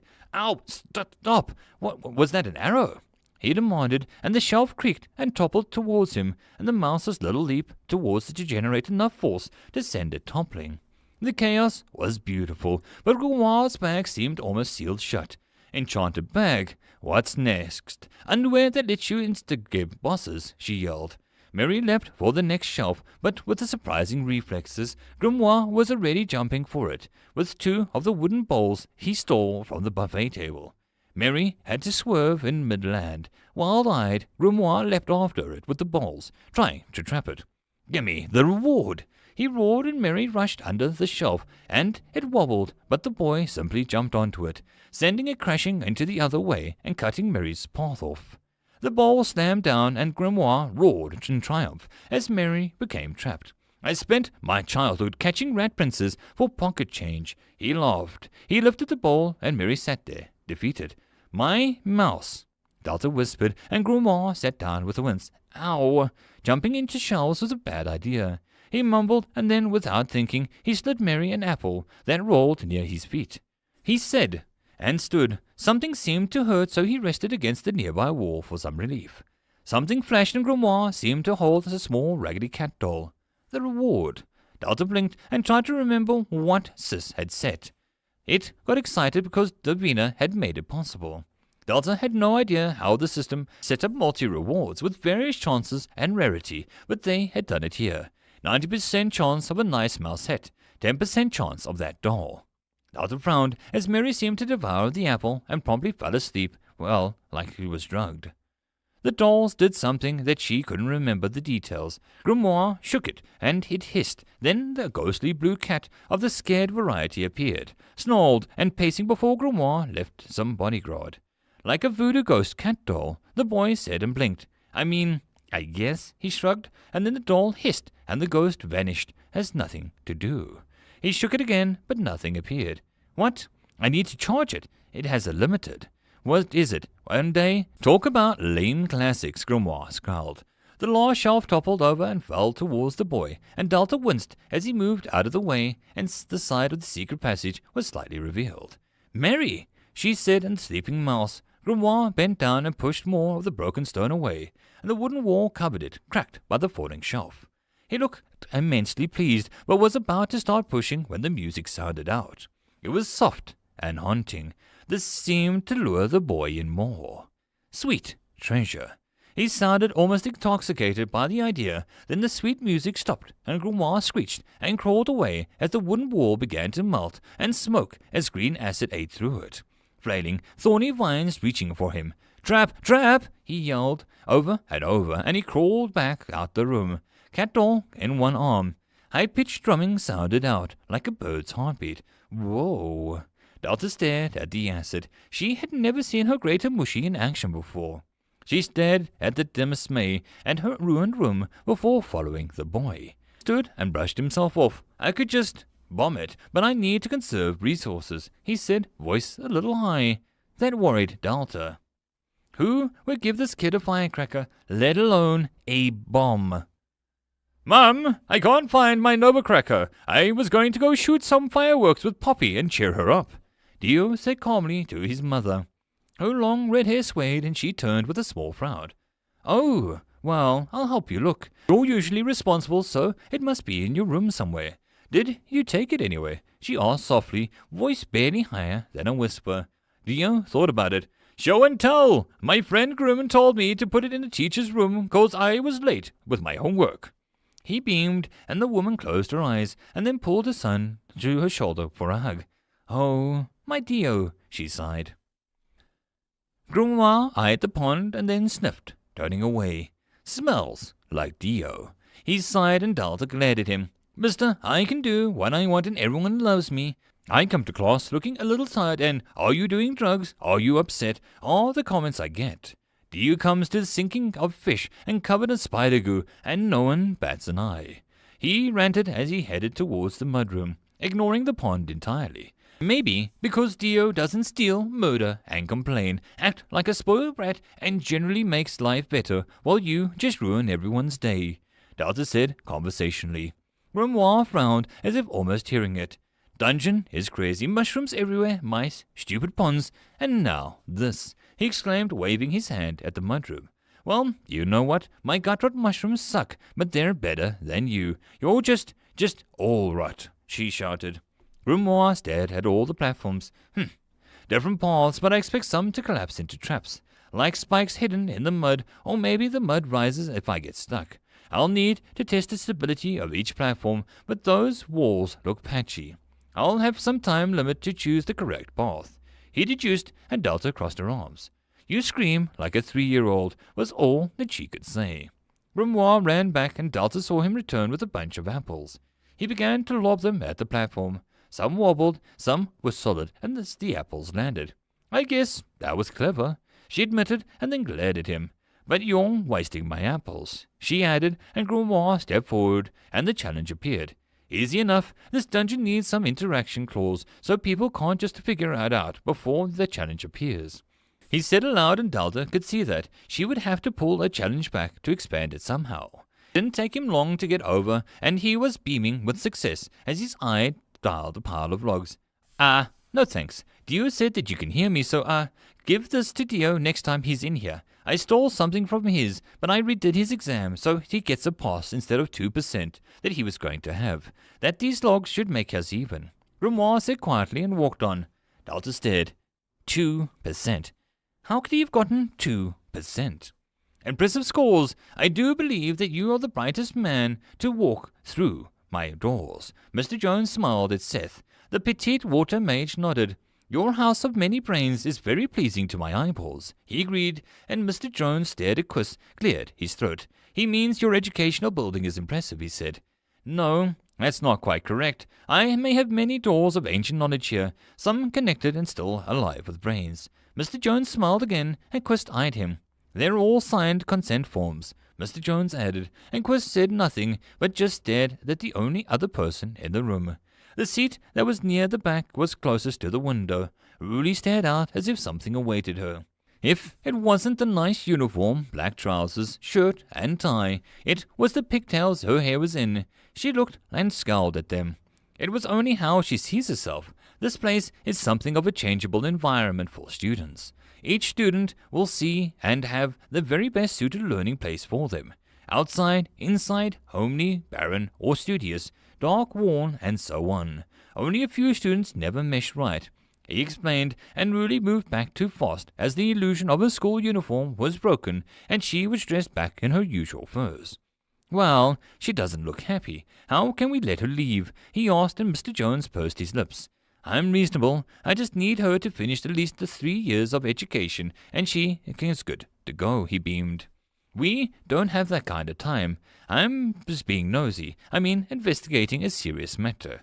Chris explained as Seth drummed his fingers. Rights of master, I offer you a dance, he declared, and everyone looked at him. Seth frowned and then made a stabbing motion. Oh, a duel. Mr. Jones nodded, and then the world around them went dark and the miasmic energy.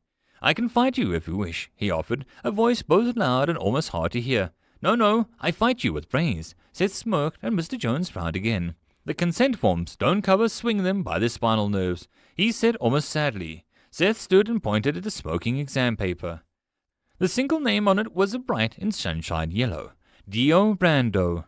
I bet I make true score pass in 3 days, he offered, and Mr. Jones looked disbelieving. You, where I could not, he blustered. Quist stared at them and then got up to say goodbye to his best friend, Endurance. He would sneak her a drink where he could over the years. Dio hummed as he threw up a bottle of fizzed-up root soda that made exploding noises.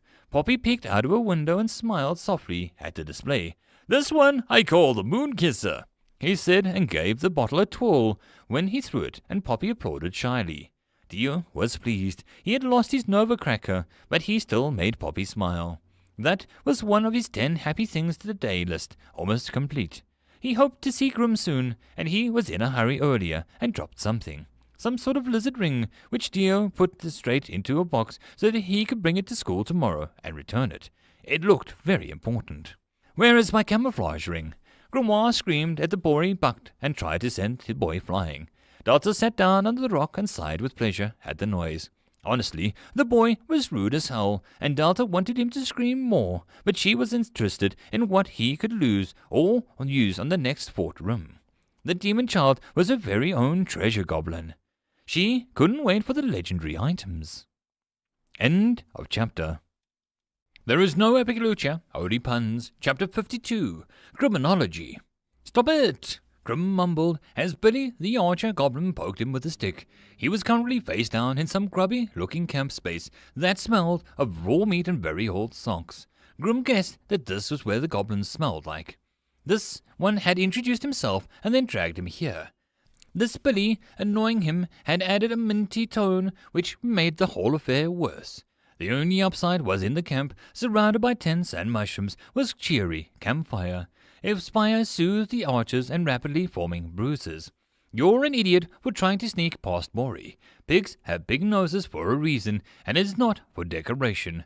The goblin explained, and Grim pushed himself to his knees, grabbing the stick with a snarl. Got this far on my own. I am not an idiot, he argued, ignoring the tiny voice in the back of his mind. His own, and armed with things he didn't earn or nor deserve. The wriggle of guilt stirred in his stomach was undoubtedly ignoring it. Once he got some semblance of power, of importance, he could pay it all back in a single swoop. He could devour arcane books of knowledge, the ancient tombs, the forbidden texts. He would gain power faster than someone who already considered to be cheating.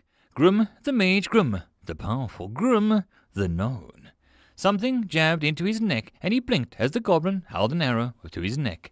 "You really are an idiot," the goblin said with disgust, which made Grim very still, his mind quickly running over what he could reach for or use before he ended up going goblin food. "You get this far because Mother Delta is kind, not to you in particular, but to everyone. So many traps, so many dangers that she could have pushed you through. The spiders, the storeroom, the mudroom, all so basic, and yet I could carry you here, past the fort room here. Cobb and Gob were waiting to throw some very big rocks at your head." But he snapped, and Grim lowered his anger as he winced. The words from the goblin's mouth, a stinging needle that splintered past his own angry walls for reason. Was that who was screaming like I smelled of elderly berries and called my mother a hamster? Grim demanded. Billy snorted. Mother's leaking her insults again, but she never uses them. He mused, and Grim stood, dusting himself off. "Unless there's some special goblin treasure here, besides your wisdom, I'm going ahead," Grim said with a flat tone. He stewed in a growing temper as he stormed towards the only other way out of the camp. In the far distance, the huge door loomed.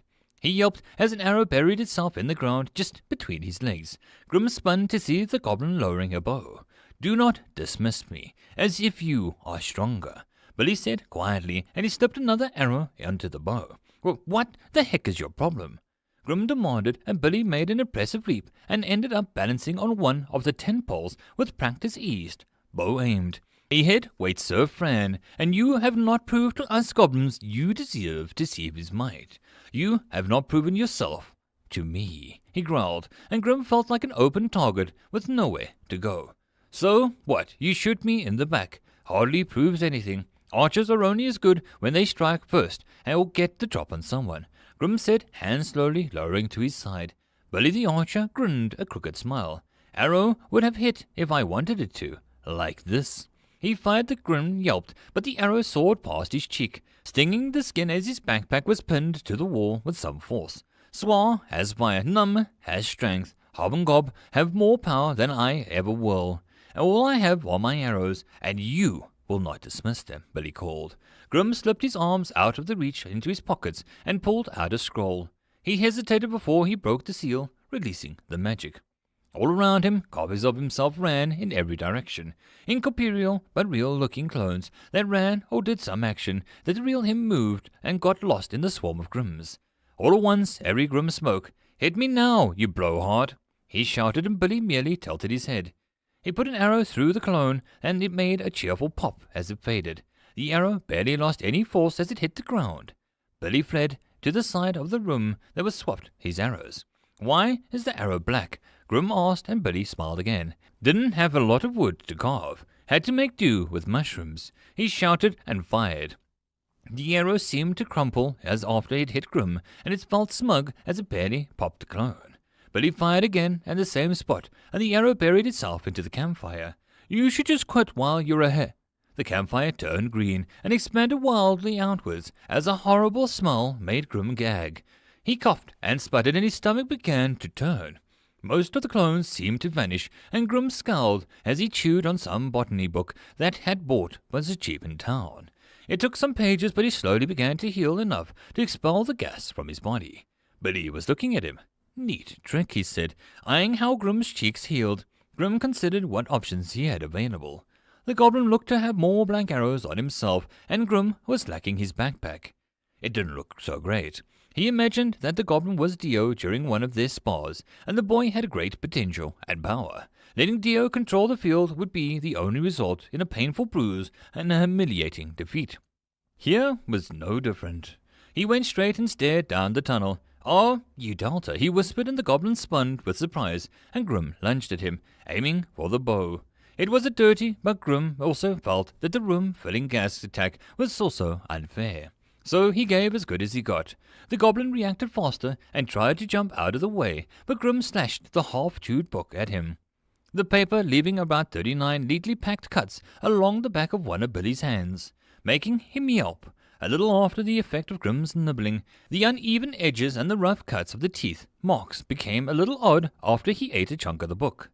Grimm felt like a victory was assured, but his jaw felt a twinge as Billy began to using the bow as a makeshift wooden melee weapon. Grimm stumbled as his book became rather battered under the assault. He remembered what his dad had taught him. He ducked low and slammed his fist into the goblin's throat. He gasped as his knuckles screeched and protested, and Billy gagged. They both stood still, and Grimm shook his head, wildly in pain, and Billy tried to breathe. There was some hooting and laughter as 2 other goblins from the fort bent over in glee, pointing at them, and they began to go red. Grimm backed up and ran for it. Outnumbered, he could do nothing. He freed his backpack and hauled himself towards Fran before Billy could recover. Billy stood and glowered but shook his head as Hobgoblin made a chase of the boy. But, he's going towards Fran. Shouldn't we stop him? Hob scrouched his nose, and Billy rubbed his throat with a savage grin. Reckless, Mother's voice called out as she sighed, chasing after Grimm. No boy has the spark, hidden under greed and stupidity. I can't bring it out, but Fran. Billy trailed off and Gob smirked. Fran will beat it out, he agreed, and Gob laughed. Fran will drag it out, he hooted. Billy watched as the boy's frame slipped into the bathroom and felt a little sad. He hadn't had this much fun since the spiders invaded. His bow was getting rusty, even for a wooden one. He hoped that he could make the boy angry again soon. The hard-packed ground turned into a soft white sand that made Grimm feel like he had gotten lost when all he had done was move in a straight line since he had arrived. The huge, dark expanse before him seemed to extend beyond what this dungeon should have space for. On the top of that, this room set his teeth on edge with a tingle running down his spine.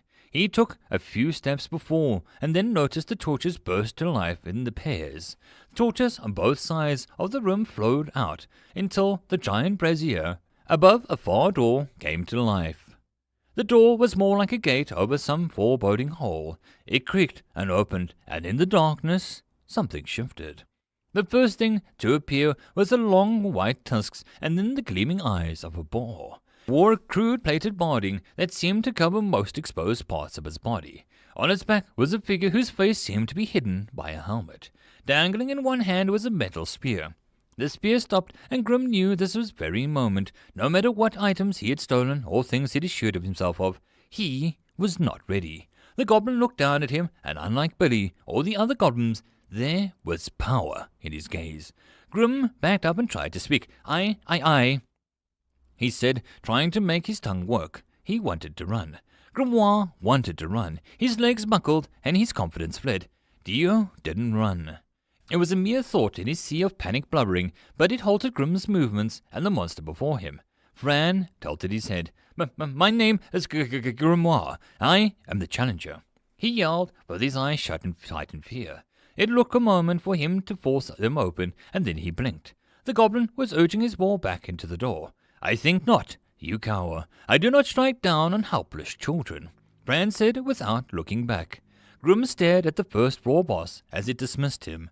It was looking at Grimm and was unimpressed. This being of power and importance had broken Grimm's confidence without a word, and now he was stomping over the exposed fear with no regards.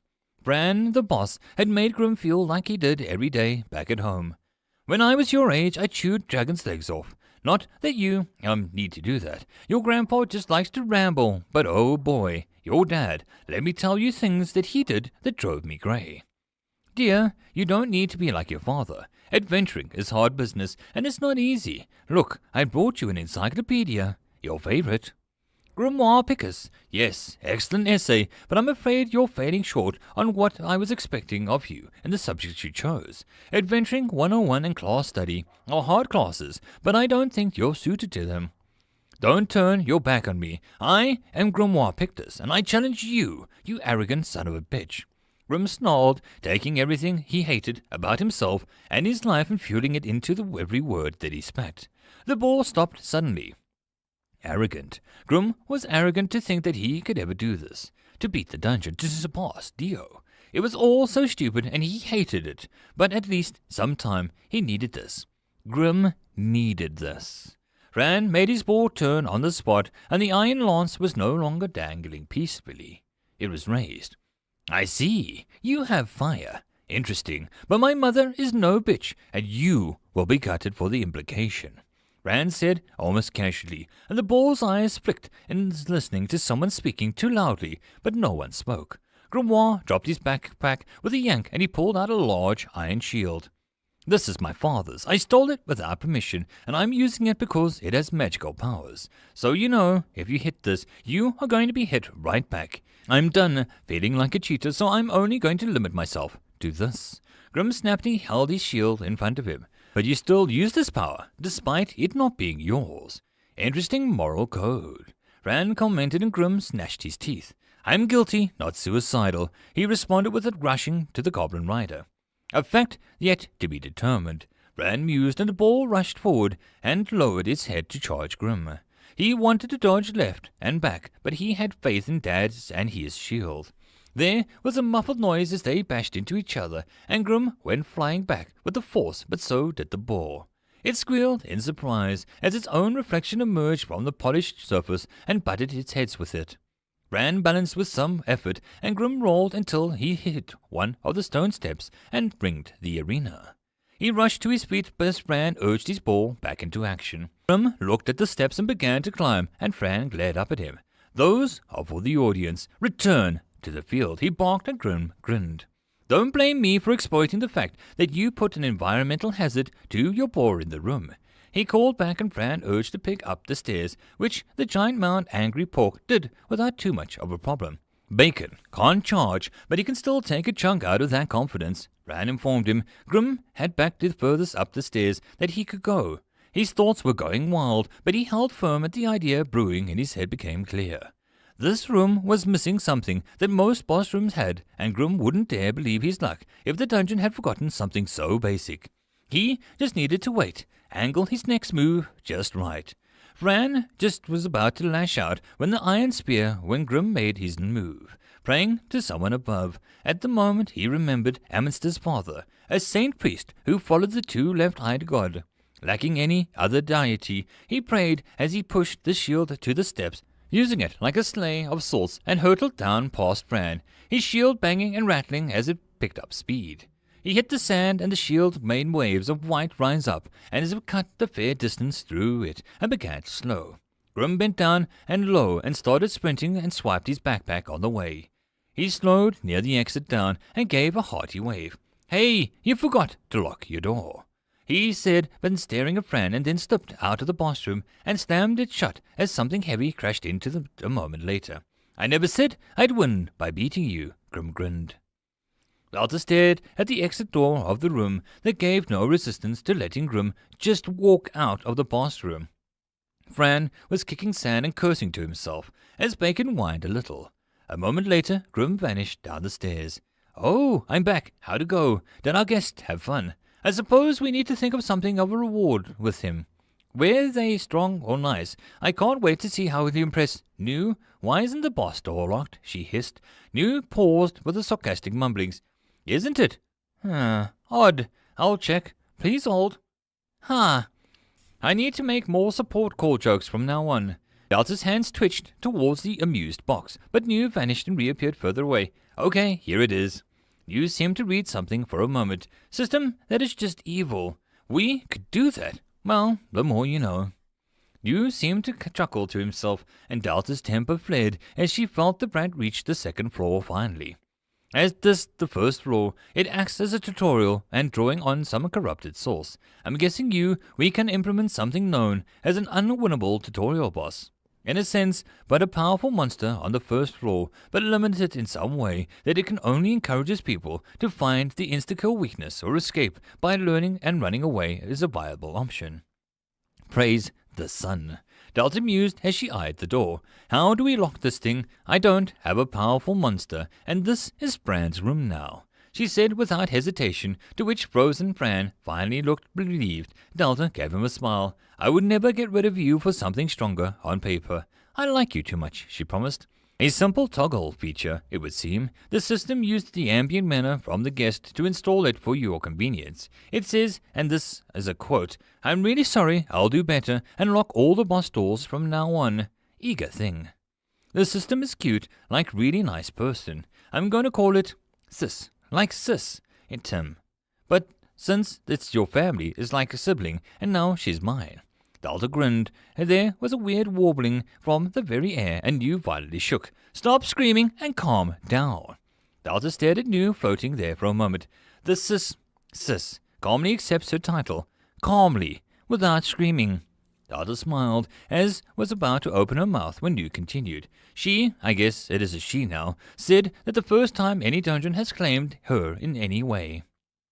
Delta's mouth dropped open, and New's words seemed to hit her like she couldn't speak.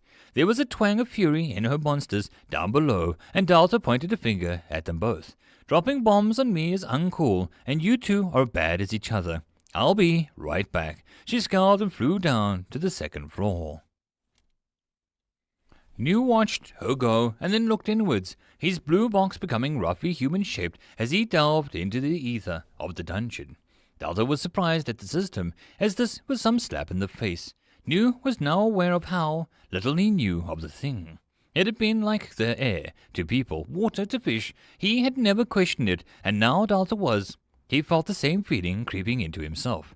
He could just not care about the thing that controlled everything. He floated slowly down until he faced with what he could only be described as the heart of the system. If he were to try and describe the heart to Delta, the closest thing that he could match it would be the Sis was a series of 9 and interlocked rings that spun in ways that he couldn't understand. The rings moved through each other, humming, while tiny orbs with true names and forms were inscribed on the surface, moved up and around the Sis. In the very center of the rings was a tiny form. It was a child. I didn't think about it before, maybe due to Delta being a headache-inducing enough. But you aren't as young as you appear. You're the system, but you've used a lot of other dungeons. How can this be? He called, his voice not sound or images, but pure pulses of aether. Clear intent and existence. "I am this young, I am not old." The child whined and you sighed. She gathered yellowish, almost papery mana into her many rings, the guest's mana. "You know what I mean," he said impatiently, and the child moved closer to the edge of her core. The once undefined features now had shape, the small dress and flowing hair. "You've changed," he commented. "Change is impossible to avoid.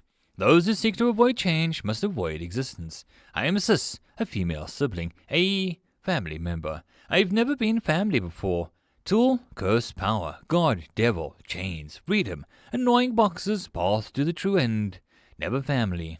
She seemed to smile. "What is the system?" New asked, and the girl looked down. "What is a menu?" Such questions only lead to more questions. I'm not sure that you want to go down this path. I am truthful when saying that I was born in the same time as yourself, but where Delta awoke to goblins and mushrooms, I awoke with knowledge and secrets. I am system, selected young soul terminus enriching mass. In a way, you could say that I am the one of many menus of this dungeon. You mirrored yourself off of me. Menu, she shrugged. You enriched the core. I enrich you and you enrich me. We may never know, but given Delta's efforts so far, I'm curious to see who else she awakens in this dungeon. The girl giggled and New looked around at the large space. I don't think I'm supposed to be here. I was never supposed to be aware. He mumbled and Sis hummed. But you are, and this isn't that wonderful. Change is always happening, and you beat that many odds. I remember, know of other dungeons, in a fleeting memory sort of way, and you are very unique. You should be pleased, she beamed. There was a loud screech, and it sounded like Delta. Sis giggled. Delta is funny. I love being here, she whispered, as if it was some great secret. New wished that he shared the sentiment. End of chapter. There is no epic lucha, only puns. Interlude, crumbling hearth. Papa, you promised me a cake. Balky stepped back from the cupboard windows with a hand over her mouth. The upset girl tugged on the man's hand as he picked her up.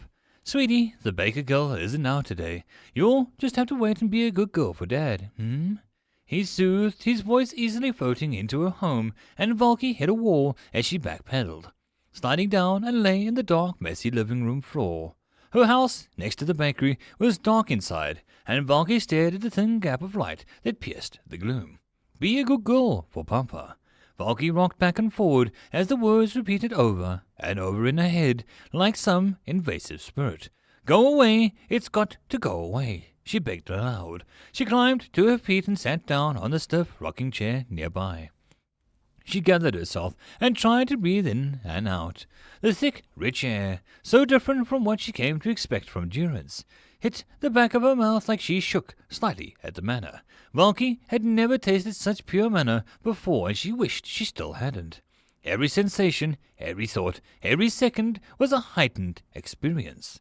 It was not what Valky wanted. It was not even close. The bare, empty house around her was an incomplete dollhouse, and the sheer lack of any personal touch suddenly grated on Valky like sandpaper. Air. I need outside air. Maybe the manor is just thicker indoors. She half hoped and took off without a coat and locking the door. Valky couldn't exactly fear being robbed when she had nothing to her name bar the ingredients and some cookbooks. Durance, as the midday, looked like a little charming and a little distressing. Normal-looking people stopped to chat with the energetic Mr. Haldy, who was halfway down the old worn wall that looked barely used. Next to the older man was another man with a thick pair of black glasses and an umbrella made out of some kind of leather. Mr. Von, the banker. Valky remembered meeting him not a night ago. Mr. Von looked up as if hearing Valky's thoughts. He stared at her and made a start towards her. Valky felt her heart stop as she fled the other way. The banker had an odd sense of humor, and Valky was sure that her mother would have died on the spot listening to the creature. She looked over her shoulder, not seeing Mr. Von, before she smacked into someone. My apology. Valky put on a polite smile and then froze as Mr. Von peered down at her. Well, if it isn't the baker girl. Were you running from me? He asked, his voice taking on some unholy glee. Valky looked at him with wide eyes. You were back there. How did you? She began to ramble, and Mr. Von raised one finger. Now, I could answer that, but I won't because it'll annoy you. He responded calmly, and Valky stared at him, for sure enough a spark of indignation rose up in her, but Mr. Von merely peeled off a glove and stuck a pale finger out from under the shade of the umbrella, and after a few seconds his finger began to smoke. Valky stared at Mr. Von as he pulled out a thin cigarette and lit it on his burning finger. Come, stretch your stuff for me. I have some investment to collect and I can use someone with. He trailed off to blow the smoke that he gave her a once-over, and Valky narrowed his eyes. Now she hoped the manor would give her power to shoot powerful eye-beams at people. With my witty charm, my new and innocent air, Valky asked and raised an eyebrow. Mr. Von snorted. Please, I have enough charm and no one likes giving blood money to the innocent. No, I need your outstanding figure. Mr. Von went on without shame, and Valky realized that she was starting to follow the man. Sir, I do not know you, and that's highly inappropriate thing to just blurt out, Valky said with shock, and Mr. Von paused and then tilted his head. Do you hear that, baker girl? He said suddenly, and Valky blinked and heard nothing. Oh, it's the sound of no one buying your crap. He beamed and Valky's mouth dropped open. Mr. Von strode onwards and left her behind, but now the flame of anger flooded Valky as she stomped after him. Who the heck do you think you are? She demanded, not sure why she just didn't walk away from the rude man. Mr. Von suddenly stopped and Valky crashed into his back and he didn't even move. Yes, it would be best to do introductions, he made and turned, closing his umbrella to do an elegant bow. As Dismas Zasmuter von Grief, you may call me Mr. Von, Master Von, or if you happen to be around a dusty old bitch, Josie, you can call me Mighty Knightly Innocent Defiler, he said, with his face began to smoke as he grinned wildly. Valky swallowed loudly. Aren't vampires supposed to, die instantly under the sun? She asked weakly, and Mr. Von looked up as if unimpressed. I had a staring match with it once, and I won. He shrugged and opened up the umbrella again. He beamed as the burns instantly healed. Now, baker girl, you and your freshly baked goods are going to net me some wet investments. Mr. Von's eyes glowed red. Valky turned a butt, a hand slid around her shoulders. Dabbergast and Haldy are so worried, and they were very good customers. Come, let me show you how to truly enjoy Durrance in all of its horrifying glory that hides just out of sight. It usually takes a few weeks to really turn you dull, but this new dungeon, even old Josie, is a more interesting skank. Mr. Von explained as he easily moved Valky forward. Mr. Von, I didn't agree to this. She protested, and Mr. Von made a low chuckle that turned out in full maniacal laughter. Isn't that the best part? He stared down, and his glowing red eyes seemed to stare into her soul. I don't feel safe around you, she said bluntly, and Mr. Von tapped his nose. Oh, you're just a smart cookie. Now let... He stopped as a man rushed past on a unicorn made of water. To the wooden hut for the happy fool child, the dainty man urged, and the creature, while another man was dragged behind as he held onto the seaweed tail. Valky had never seen the rider, but she knew that the man being dragged. It was Quiss, the grumpy man that Valky had avoided. Quiss lost his grip before he rolled to a stop, and was left behind as a man on the water unicorn vanished around the corner. I am going to kill him, Quiss said as he stood. Mr. Von cleared his throat, and Quiss stared. Von, you're out of the bank, and in daylight, he said without greeting, and then looked at Valky. You're out of your bakery, he added as if it was even bigger surprise. Quiss, just the man I wasn't expecting to see. How's your surprise staff? Mr. Von smiled, and Quiss looked at him confused. Surprise staff, he began, and Mr. Von moved past, gliding, Valky as if she was made of air. You know, a large stick you keep hidden up your rear. He continued pleasantly. Quiss's features went dark, and sparks of fire leapt from his eyes, and Valky stopped resisting Mr. Von, and she was shot forward in her attempt to be anywhere but in between the two men. I see you're feeling more like your old self, Quiss stated, and Mr. Von looked at him with half-lidded eyes. Oh, you know it. No manner and all work makes one a dull and dead lord of the night, and when that happens, you would not believe the things that I have to catch up on, Mr. Von said, and gave Valky a sideways look. Lord by accident. After I beheaded a lord by accident, accidentally, you know, because he bored the fricking tits off of me. Mr. Von grinned cheerfully, and Valky went pale. One sighed. It was an accident, he stressed, and Quiss growled. I like you better when you seem bored banker owner. Watch your language, there are kids around, and their parents will bitch at me about your language, he warned, which Mr. Von raised an eyebrow. Watch my language, really? He asked in bored tone. Valky suddenly had a bad feeling as an absolutely savage look appeared on Mr. Von's face. Hey, Quiss, you uptight son of a big tit. Dio stared at his mother and went very still. He waited to see what would happen, and his mother went to study where Dio's father was carefully giving his collection of battle axes a polish. Dear, she said, and Dio loved with his mother's mouth. She would shape the words so gently and lovingly. Dio's father never said a word, just looked. There is a disturbance, like words themselves were being violated, she said in a worried expression, and Dio knew his mum was a bard, a special poetic class of bard. Dio didn't know what that meant exactly, but he knew that his mum could do really cool things with the right words. One time Dio remembered that she accidentally swapped her drink and his father's drink at the monthly eclipse meeting, and she got up to sing. Before Delta, that was the most magical thing Dio had ever seen. The next morning, when she began to curse lightly, the food began to cook itself, and animals took care of her chores. His dad tilted his head, and his mum just took her head. It's nothing, just a little sensitive. She smiled, and they shared a look deep of love that made Dio beam as well. He hoped that he could find someone like his parents did. Dio had no idea what he could do with them, but it was half the fun of finding out. With a side spit of your mother's tears, Von finished, and Valky couldn't uncover her mouth until the urge to scream faded.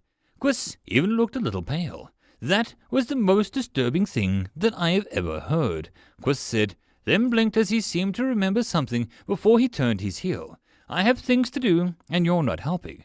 Don't speak more than you need to, he warned, and he stormed off down the street. Von waved. Tell that hunk of a wonderful violence, Rudy, that I asked for her." He called, and Quist didn't respond. "What is wrong with you?" Valky had to ask, and the vampire looked at her. "My father, and about 600 years of having violent woman fetish," he offered, which made Valky just wonder a bit ahead. "And what about you, Miss Valky? Love, daughter of the once popular Owen Love, highly successful baker that even sold bread to the royal family back in the day." Mr. Vaughn's voice seemed to slither up from behind her. Valky stopped slightly, kicking the dust from the path as she stumbled. "Before you even ask, a few strings I pulled slipped me the dirt. When you opened your account, I did a rough background check. Birthplace, siblings, parents, grandparents, potential reincarnation, prophecy links, any criminal records. Sadly, none. But, oh well, nobody's perfect." Mr. Vaughn walked past her, and Valky grabbed his back and suit's sleeve. "You had no right." She spat, and Mr. Vaughn looked down with a small smile. "No, not really, but it was fun and passed the boring afternoon. So thank you for that. Sorry to hear about your pops. Sounded like a real swell guy." He mused, and Valky's ears rang with a wild thumping that sounded like her heart, but it couldn't be, because this beating was happening too fast to be healthy. Owen Love, shot outside his bakery shop, died with only his teenage daughter around to be with him until he died. Tragic, makes one wonder what such a delightful past once was such a little cursed town. Mr. Vaughn's cheerful voice was now so flat that Valky could barely meet his eyes, and when she did, they were glowing red again. Valky opened her mouth, but Mr. Vaughn merely placed his slender finger against her trembling lips. "But it's none of my business. I just want you to be aware that things are changing, and now that you are my client, your well-being is now paramount to my well-being," he said, and his fangs showed slightly as he smiled. Valky snapped his finger, and with a childish fury.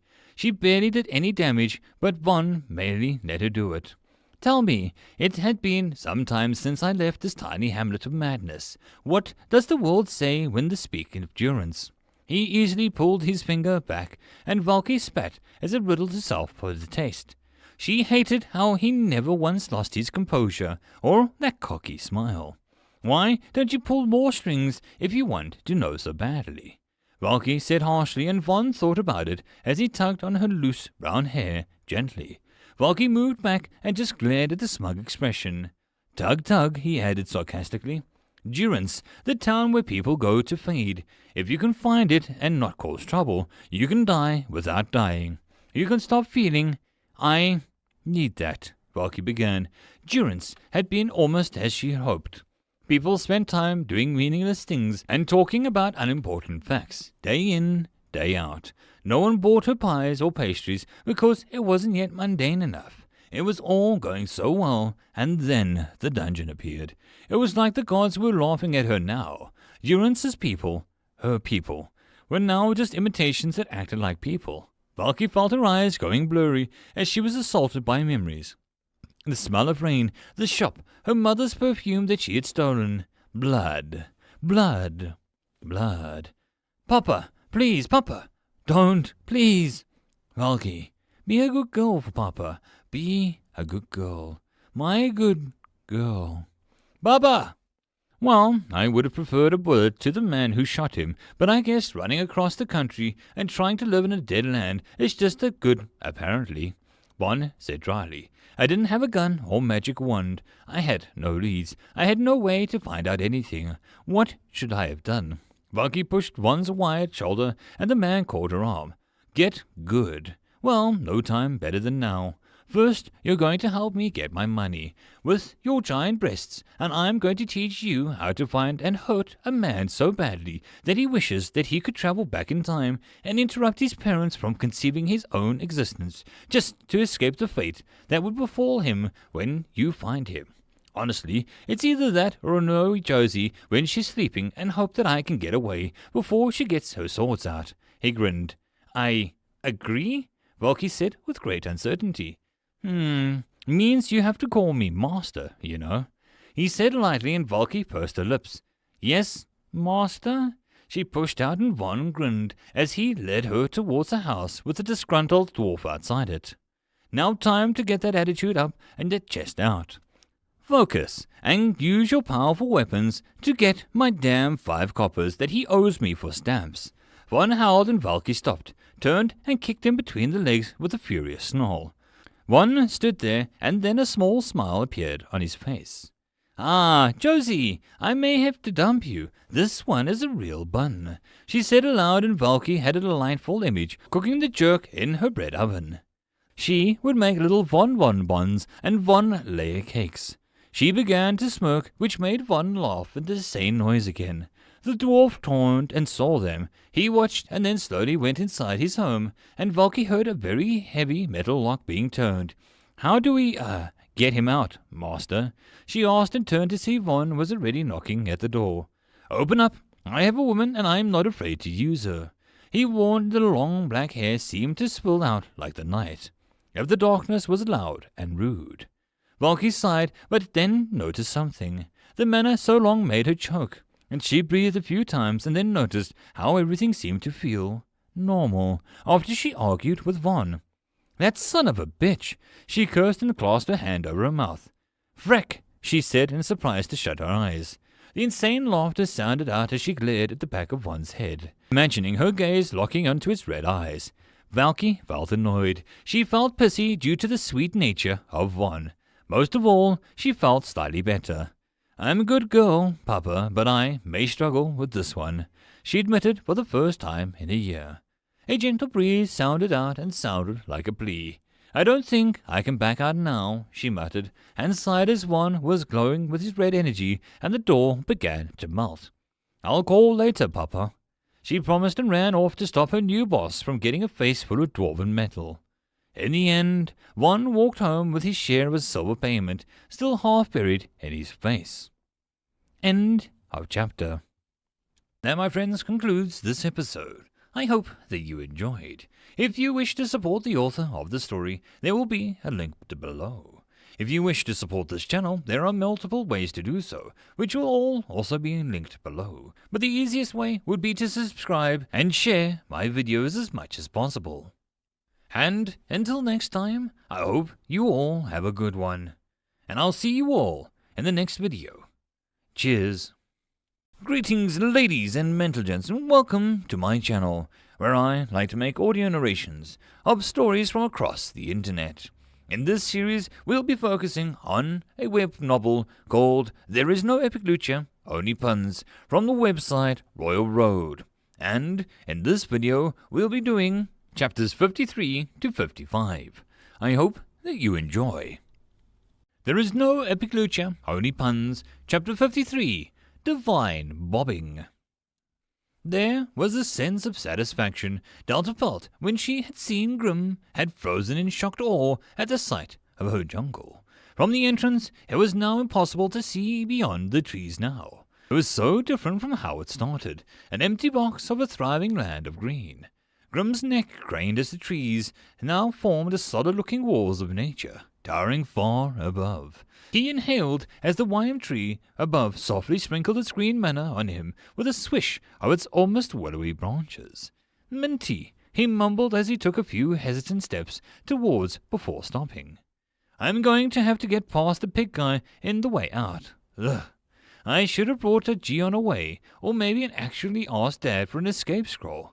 But then he would ask why I can't exactly say that I was going into the dungeon." Grimm sighed aloud. "Maybe you should just not come to a dungeon and cause trouble. Well, other ones might try and kill you, to be fair, but I really tried to make your life easy to let you walk out."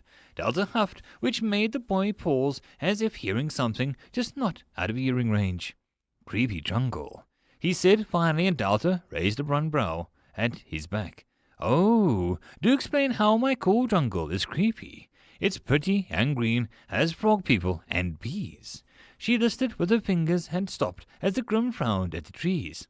"There are no birds. I never knew trees could be so bad without things living in them." He shivered and began to move down the thin path that was cut through the blooming wild bushes and patches of grass that grew slyly on the path. Delta stared at Grimm and then stared at her trees. She listened, but sure enough, the silence greeted her other than the distant roaring of the waterfall. Frick! I forgot about the ambience to my jungle. She cursed at herself, and then she stomped after Grim with a hint of shame hovering over her head. The damn kid had done nothing but point out weak spots and insult her dungeon, and he had the gall to complain to her. Delta glowered, and until Grim lost his backpack, Delta would tolerate him. Not that the kid had really anything else to offer more than stress at this point.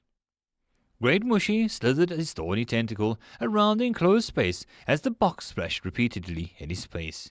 The issue was twofold in the fungi monster. One, the box was ever so bright, and the creature that had lived naught but in the darkness parts of the mother's dungeon, this was beginning to hurt its eyes. However, as the light blinked on and off, as if revealing a great to someone unseen audience, the mushroom monster found himself sort of enjoying the light. The second problem was the issue of the fact that Great didn't know how to read. He had pondered all this for a moment before he closed his eyes. That was not strictly true. Great could listen to the music that flowed from Mother, note after note. What were these squiggles and words but notes of the voice? Great blinked as his eyes opened and hissed and cackled.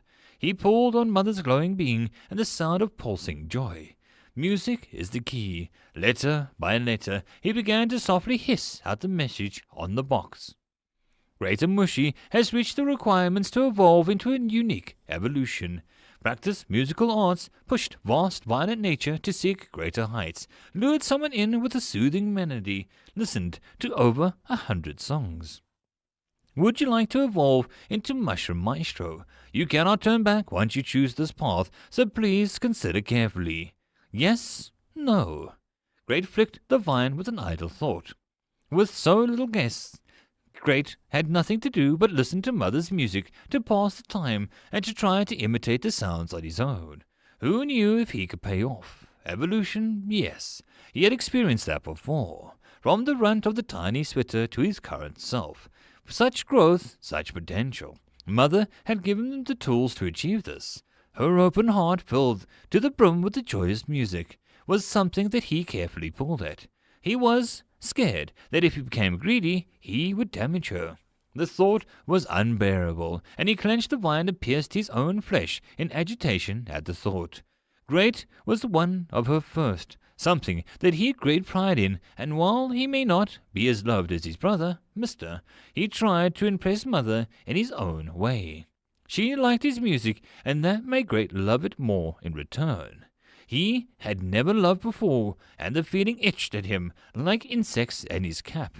Itchy, but not unwanted. This was his chance to make Mother even happier, and for Great to see how far music could take him. If any fool got between him and the music he sent to Mother, he would show them why he was the more dangerous brother, by far. Yes, he hissed with effort, drooling acid at the effort.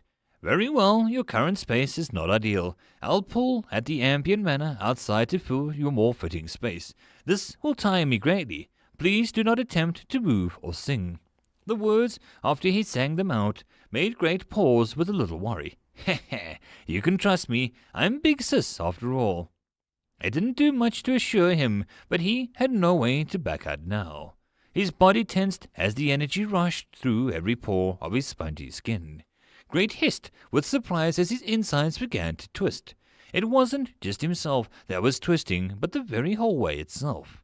Great hissed with some discomfort and began to grow, stretching and stretching higher and higher, and the tunnel that had been so sanctuary bulged around him as if made of water, pushing space in odd ways that made music great that he'd never heard before.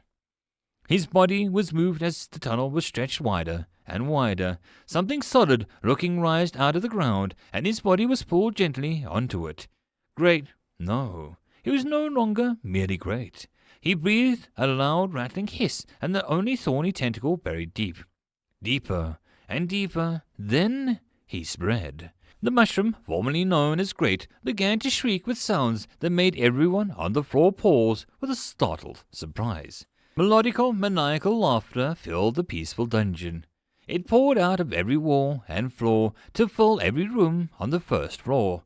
Oh, yes! Came a rich and powerful purr. That was when the mushroom noticed something else. Something wonderful. My, I didn't see the fuss about all this hubbub-bubba speaking nonsense before, but now that I tried it for myself, well, what can a shroom say?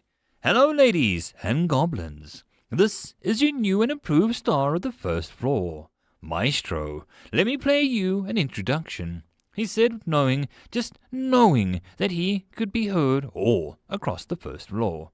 His hands began to tap and the natural drums surrounding his body thrummed.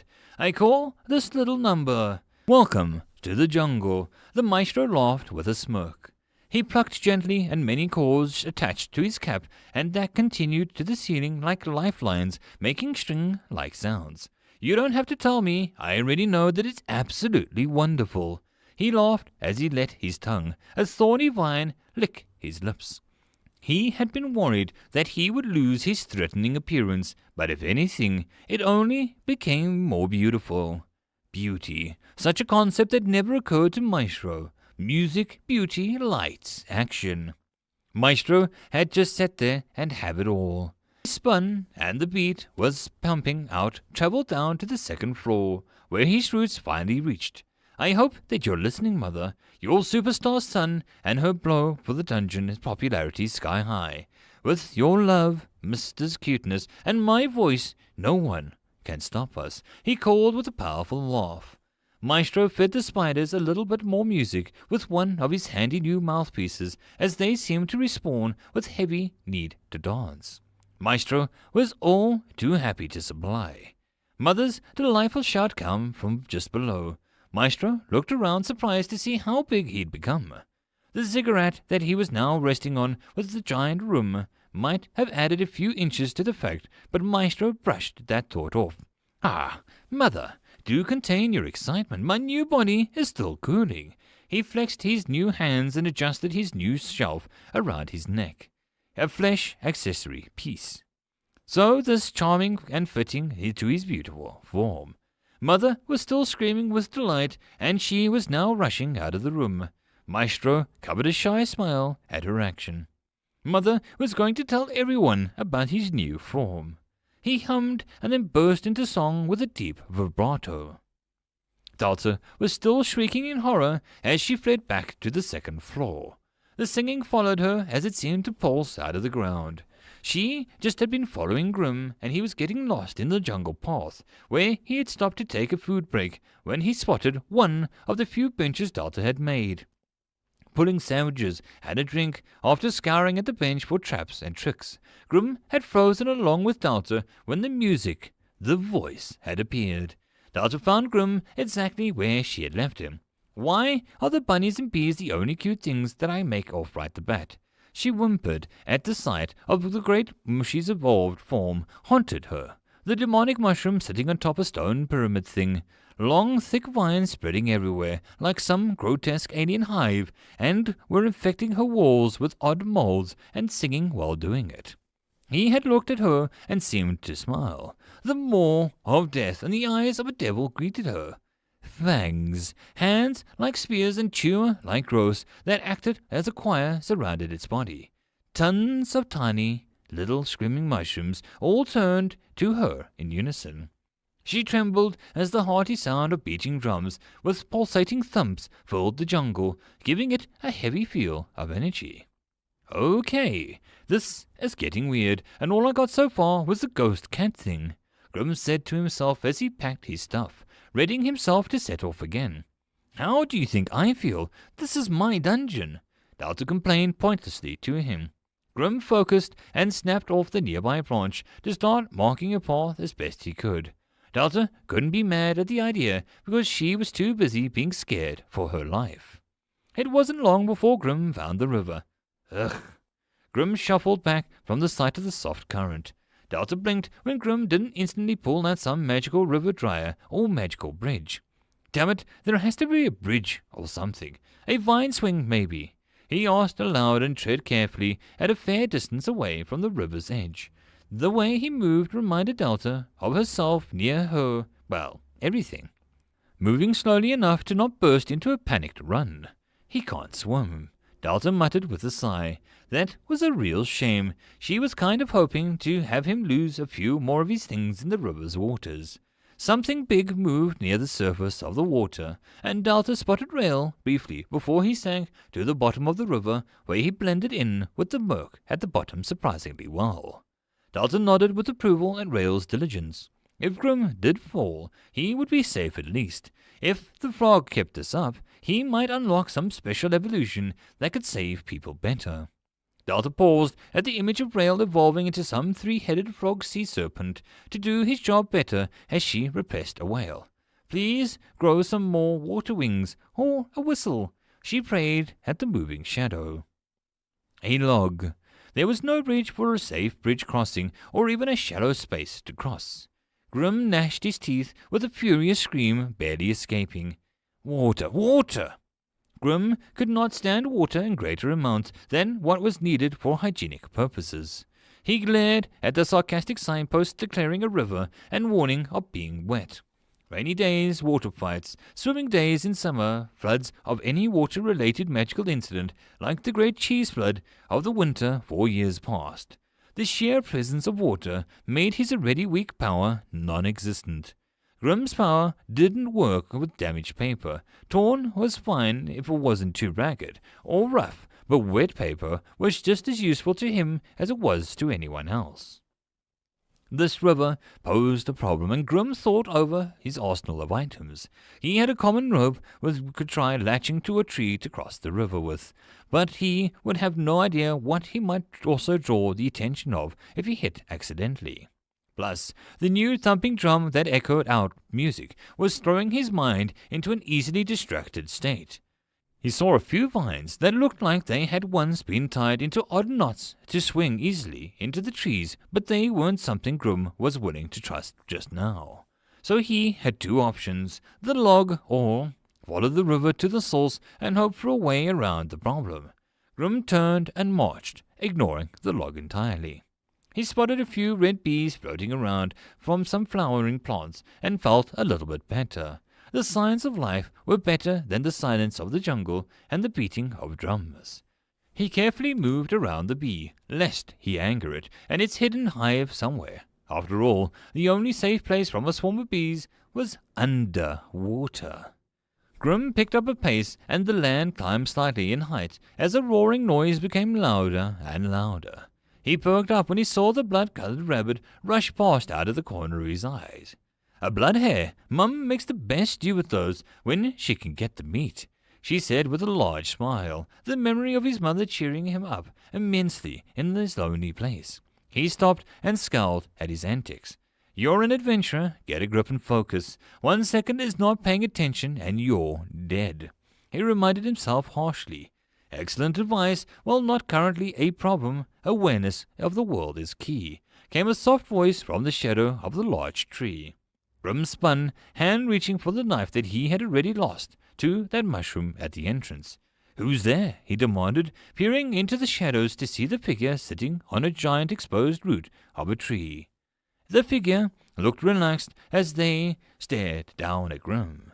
A wooden mask of some staring beast covered its face. The body was mostly covered in simplistic dark runes and pence, and the exposed skin that Grim could see revealed that he was dealing with no fellow adventurer. A watcher. You traverse this jungle, and the jungle traverses you in return. Timid, but not afraid. A brave rabbit. The figure mused, and Grim felt a heavy weight of his backpack. He had to reach for something he defend himself. I'm not a rabbit. I'm a person, an adventurer, he denied, and the figure merely tilted his head. Oh, what does an adventurer seek here that is a rabbit does not?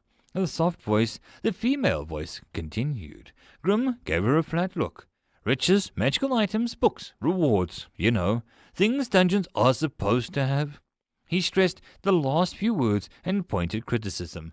The woman thing stood and easily hopped down to the ground before Grim. He backed up to the river, bubbled, with some warning behind him. The woman merely turned and walked towards the sound of the waterfall. Riches, have you not gained any of those?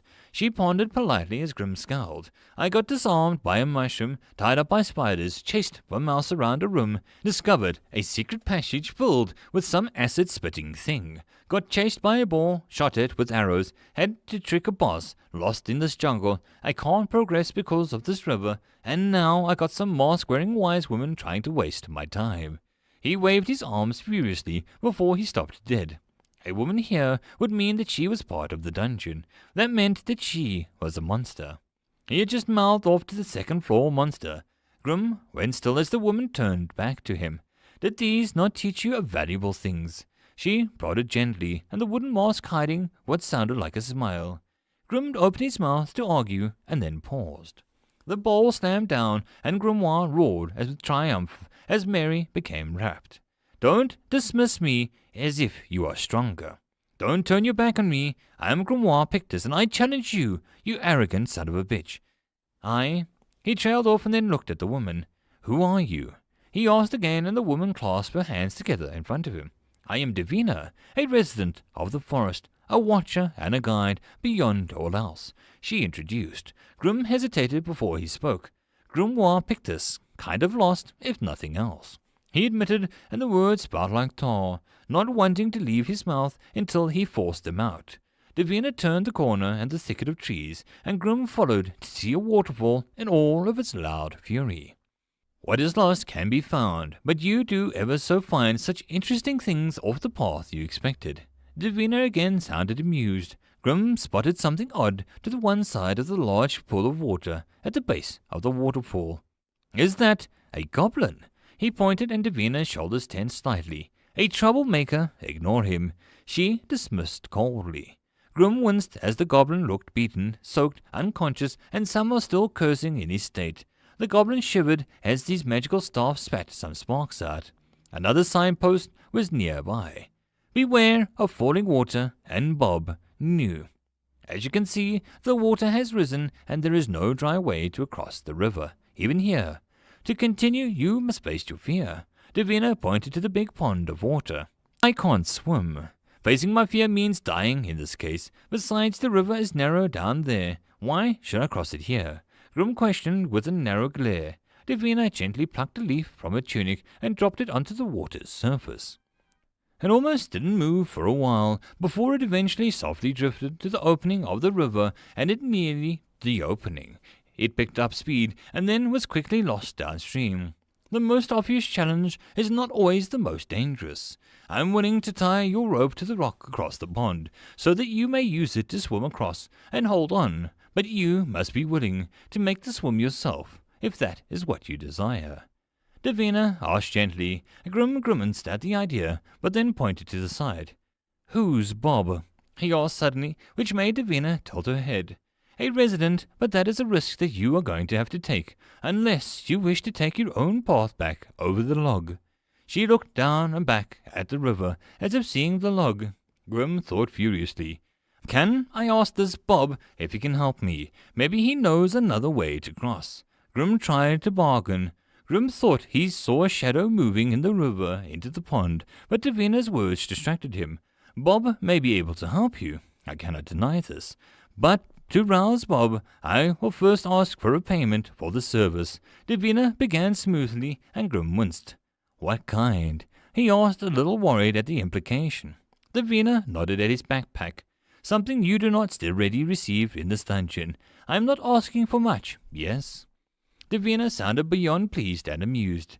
Grim felt like something was amiss, but Davina could have ambushed him, or worse. So he just had to wonder what the deal was. Grim pulled off his pack, and keeping an eye on the masked woman, began to search for something. Will Bob also need a payment? He asked a little sarcastically. There was a brief laugh, like a songbird or something just as melodic. Bob will not, she promised, and Grim pulled out a few items that he was pretty sure that he could give away without too much hassle. I got a compass, some basic first aid manuals, and other books. A pot of some fire starter things, and a hand axe for cutting small things. Water crystal for a canteen. He was going on to continue, but Davina held up her hand. She seemed to pause as if listening to something. The water crystal, explain its purpose, please. Grim looked at her. Her form looking a little odd in the open exposed area, as if the trees themselves lent a part of her costume. I can drop it into some basic dirty water and purify it for drinking quickly, or I can channel some mana into it to make a source of water. It has some other uses, but that's depending on your skills and what you're trying to use it for. My crystal isn't high grade or big, so it doesn't do much and it'll last long. He offered honestly. Davina was calming. It was oddly bizarre, yet Grim was enjoying speaking to a friendly face that wasn't going to stick an arrow in his face. I would take the crystal for payment, she requested, and Grim threw the clear blue stone that was shaped lightly like a piece of coral over to Davina. It was a sturdy thing, so it rolled onto Davina, plucked it up between the two large web fingers. Payment is accepted, and I will now uphold my end of the promise. She pocketed the crystal and turned to the pool, stroking the water. Bob, you can appear now, she sang, and Grim moved slightly closer, curious about the unseen creature. He spotted another goblin appearing from behind the waterfall, wearing some fur clothes and dragging a club sluggishly. Grim was about to ask who that goblin was before the pond bubbled furiously. Grim backed away and the water rose up in a huge column before the water pulled back to reveal a hellish worm creature as it shrieked into the air, easily drowning out the waterfall.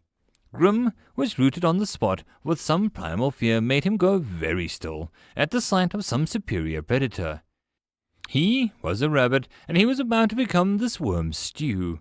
It was just how it was, a real shame. Bob, be a dear and carry the guest across the river. Davina called, and the worm shrieked and wriggled, its body glimmering with a rainbow sheen. Bob turned to face Grim, and it had no eyes. It reached down, and Grim began to scream, a high-pitched noise, and Bob screeched back. The beast was upon him, and two small red crabs rushing down from Bob's head and grabbed Grim's backpack and loops as he yanked them into Bob's mouth. The pincers twitching like blades, Grim kept screaming, and then he was lifted on the ground, was quickly left behind. His feet touching the solid ground a moment later, but Grim kept screaming and staring into nothing as the image of the maw repeated over and over. Davina was beside him a moment later, and another creature, a shorter but very muscular frogman. You speak Bobian very well. He compliments your grammar. The frogman said, and Davina gently shook her shoulder, but Grim just took off in a fit of sprint, his voice becoming hoarse as he was still screaming as he rushed into the jungle. Rael looked at Davina, who was confused expression as Mother's laughter filled the area with a loud cackling. Why did he not just use the log? He asked Davina. His nervousness around the other frog was a little less extreme now after some time, and he wasn't sure how to really talk to her when she seemed to avoid his gaze. Davina took off her mask and gently dabbed the neck where the water trailed. She slowly swiped the wetness down on his shoulder with one finger. We wished to take the easier path, it would seem. I think that he will learn that some risks are worth it now. She answered with an odd voice, a little heavy, as if they were trying to clear its throat. Rael patted his back easily. Your voice is croaky, more so than normal of our kind. You should rest and enjoy the new music. I wonder how Mother has made it happen. He asked, and Davina slammed the mask back onto her face. Yes, well, I'm glad that is what you focus on. Music and how terrible I sound. Davina snapped and stormed off with a growl. Rael blinked and watched as she vanished. Rob trilled and Rael nodded. Female kind is odd. I do not understand what was wrong with them. I shall ask Mother soon. He beamed and sighed. I want to rescue the screaming one, he muttered, and Bob pulled a giant rock nearby into his mouth, and Rael perked up. Yes, let's train with the rock. It's a good practice. He agreed, and Bob began and pulled the rock underwater, and Rael attempted to rescue it. Nearby, Swar twitched, and the two red crabs began to pinch his nose when he cursed, so that the goblin's magical staff began to leak charred carrots. They faded after a few moments, but the crabs did it again, and the staff made the odd noise that it flew off into the distance. They danced with laughter as they set off to find something else to do. They stopped and followed a noise of Grim still screaming. End of chapter. There is no epic lucha, only puns. Chapter 54, Picnic. Pull Wilhelm. Delta stared as the giant ape tried to stretch out his fingers out of the tunnel, still farther, barely missing the fleeing Grim. She frowned as the giant beast gave up and pulled his arm back into the tunnel, back into his tiny space. I didn't even think. He can't roam or get out of that tunnel. I'm going to have to fix that. It's the first thing that I'll do. Delta promised Wilhelm, and the ape's serious face peeking out of the entrance of the circus before he abruptly moved back as if jolted. Manner is thick, the core has to be in that tunnel. Grim moaned as he walked another few steps away from the circus. Delta sniffed at the air, but didn't really see any different in the manner here than anywhere else. Delta tried very hard not to think of the fact that she hadn't showered in a while. Did Manna have a smell? Did Delta smell? Apes, monsters in the water, and talking frog people. This place isn't a dungeon. It's some dangerous wildlife sanctuary. Grim grumbled as he collected his nerves again, hugging his backpack tightly as if to shield it. Delta merely shrugged. Would you believe if I told you that most of this was all an accident? She offered, but paused to really look at the boy. His face. Damn. I don't feel great. Did I brush some dangerous plant? Was the worm thing poisonous? Grim mumbled as his flushed face peered around the jungle as if trying to sense danger. Hey, kid, you look terrible. Have you got any water? Delta moved closer to get a better look at Grim's complexion, but even as she did so, Grim suddenly recoiled and swatted in her direction, her eyes catching the movement at the last second. What was that? Orange mist. Some toxic thing. He hissed and covered his mouth, looking wildly around, not long able to see Delta. Delta backed away slowly. The heck, he saw me. Delta muttered while Grim pushed his back against the tree to protect his back. She moved closer, and again Grim tried to fend off this orange mist. Delta felt a little lost at what to do now. Grim was not faring well, but if she got close, he began to panic. She needed some way to see the problem from the distance, and doing that required dungeon sight, the numbers. She finished out loud. Grim twitching, and he seemed to slide down the tree slightly. Screw it, the kid is going to keel over at this rate. Delta snapped at herself and pulled on the world around her. Like always, it tried to overwhelm her every sense, but Delta pushed back against the tide of information, pulling and pushing until the numbers didn't so much overwhelm her, but slightly overlay was what she saw with real vision. The number vision was interesting when it wasn't trying to drive her ice pick into Delta's brain. So, with her head cracking open, or so how the pain felt, Delta stared at Grim. Grim was turning orange. His natural creamy yellow manner, like the old loved book, was becoming tinged with orange. Splotches spread over the parts of his manner and aura. Grim's manner rebelled, and the orange manner simply kept coming. Delta could see with every inhale, more and more manner flowed into his body. It didn't make sense. None of the others had seemed to have this problem. Delta suddenly hesitated. None of the others, bar Rudy, had been in the dungeon as long as Grim. The teenager had been slowed by every obstacle and every monster, along with his own caution. Even with all of the visitors together, not even Dio would have been in her for as long as Grim had been. Natural infection. He needs to get out of here. Now, Rennie. Delta snapped and the vision closed, spinning with a desperate plea on her voice. She hadn't even finished spinning before the mime was before her. He tilted his head to bow and then looked at Grim. The boy had gone very ill. Rennie, I'm done being mad, and I wouldn't ask this if it wasn't needed, but please, you need to get Grim out of the dungeon, she requested, waving her hands and a panic set in. The mime nodded and turned to Grim. Stay back, I have an ancient curse memorized, and I'll reduce you to paste. Grim threatened and he began to cough, ruining any chance of his threat working. Delta stared at him. Mana overdose. Was such a thing possible? It was then that a thought occurred to Delta. If she made a goblin but overcharged and ignored the mana requirement cost, what would happen to the goblin? Would it be a super goblin, or... She stared at Grim's shaky facade and broke, and he just began to throw the nearby rocks at Rennie. His throw was weak and he was growing paler. What would happen if a mana cap was broken of a person or a creature? Growth or death.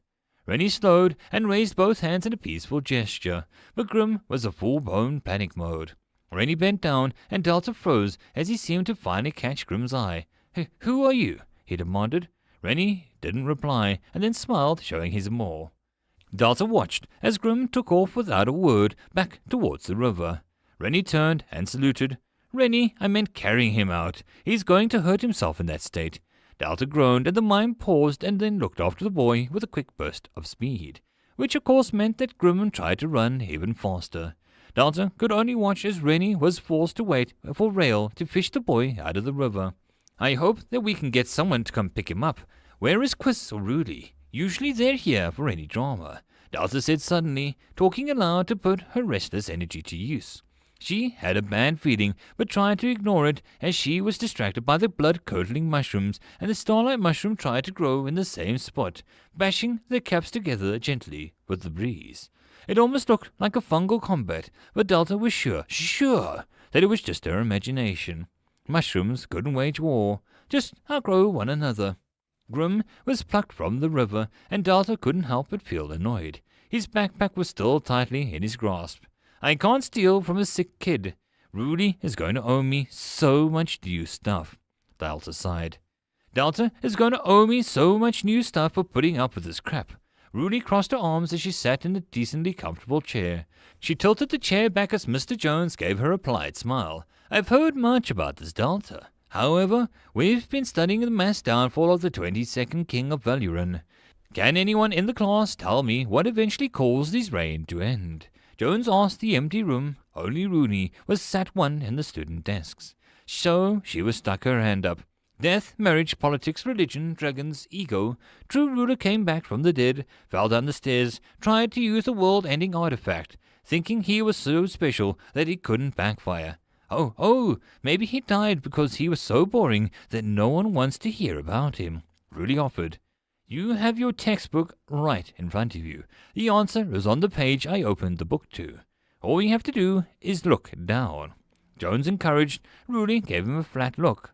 "I'm not feeding your addiction to passing tests," she calmly announced, and Joe signed. "I am trying to complete your special education. Many rulers and gods have asked me to teach their children, yet it seems like you don't seem to understand why I am doing this." Jones sat at his desk and rubbed his eyes.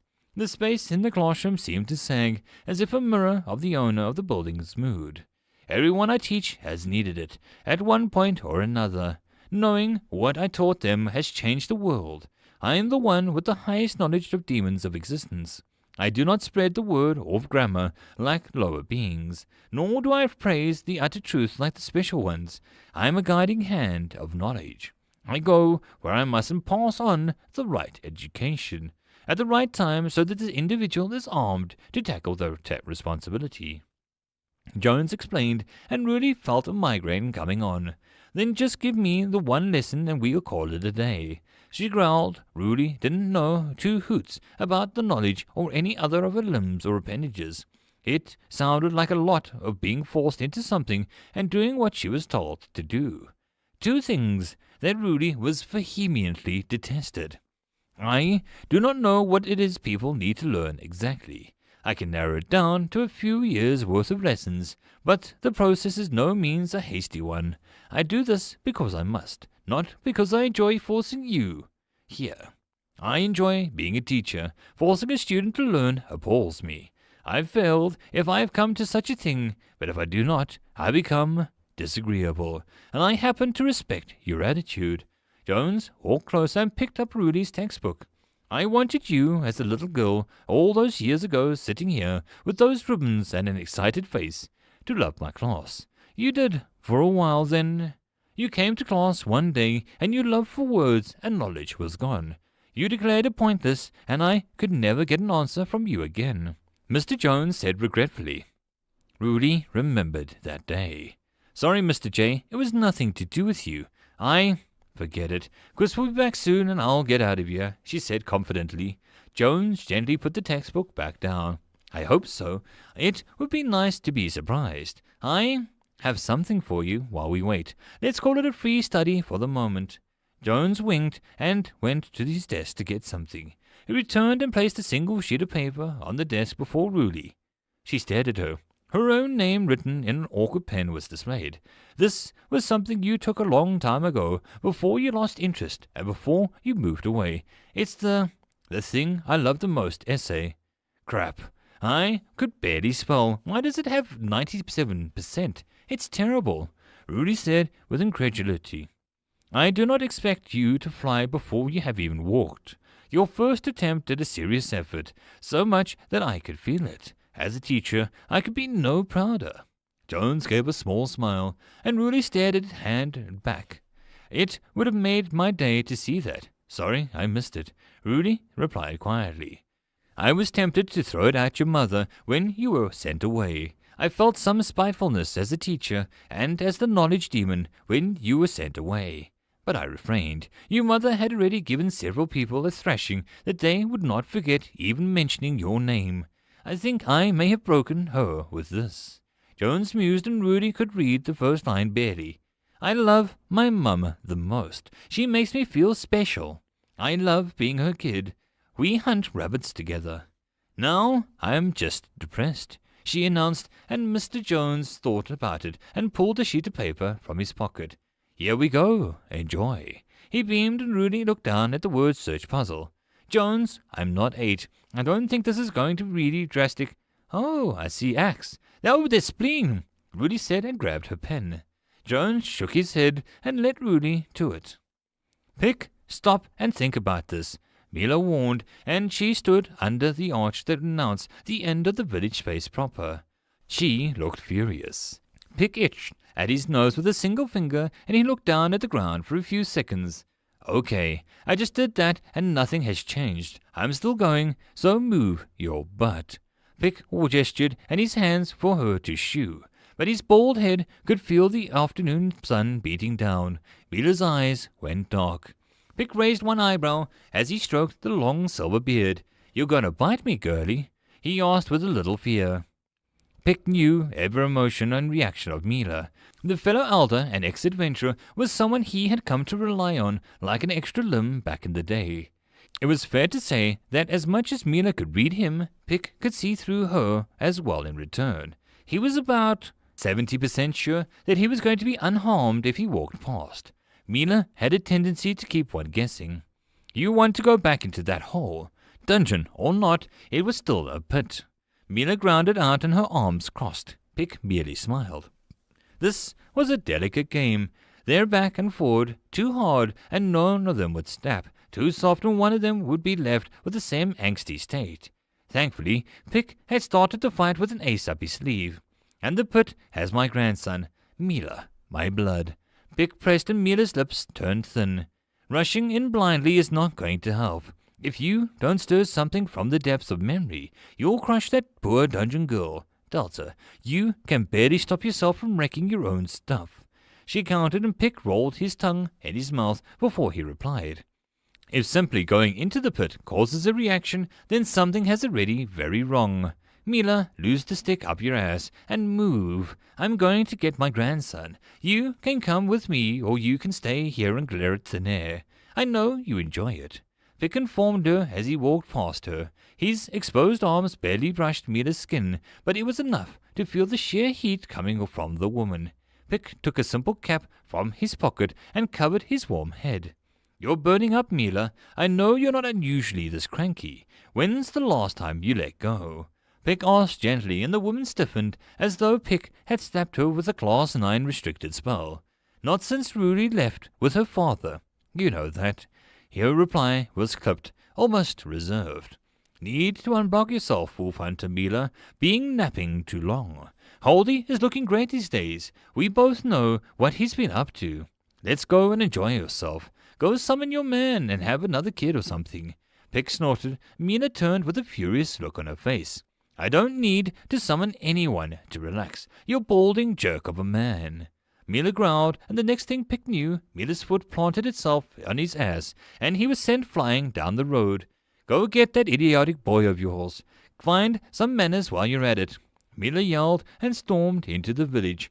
People jumping out of the way, and Vaughn, the banker, turned the corner, umbrella in hand, with some girl at his side. He stopped to say something to Mila, and even from this distance, Pick could see that Mila suddenly smoothed herself out as she finally found what she was looking for. One seemed to pause before he took 3 steps back. Pick grinned and left before the show could begin. He had seen the song and dance enough to know the routine off by heart. Pick turned his full attention to the task before him.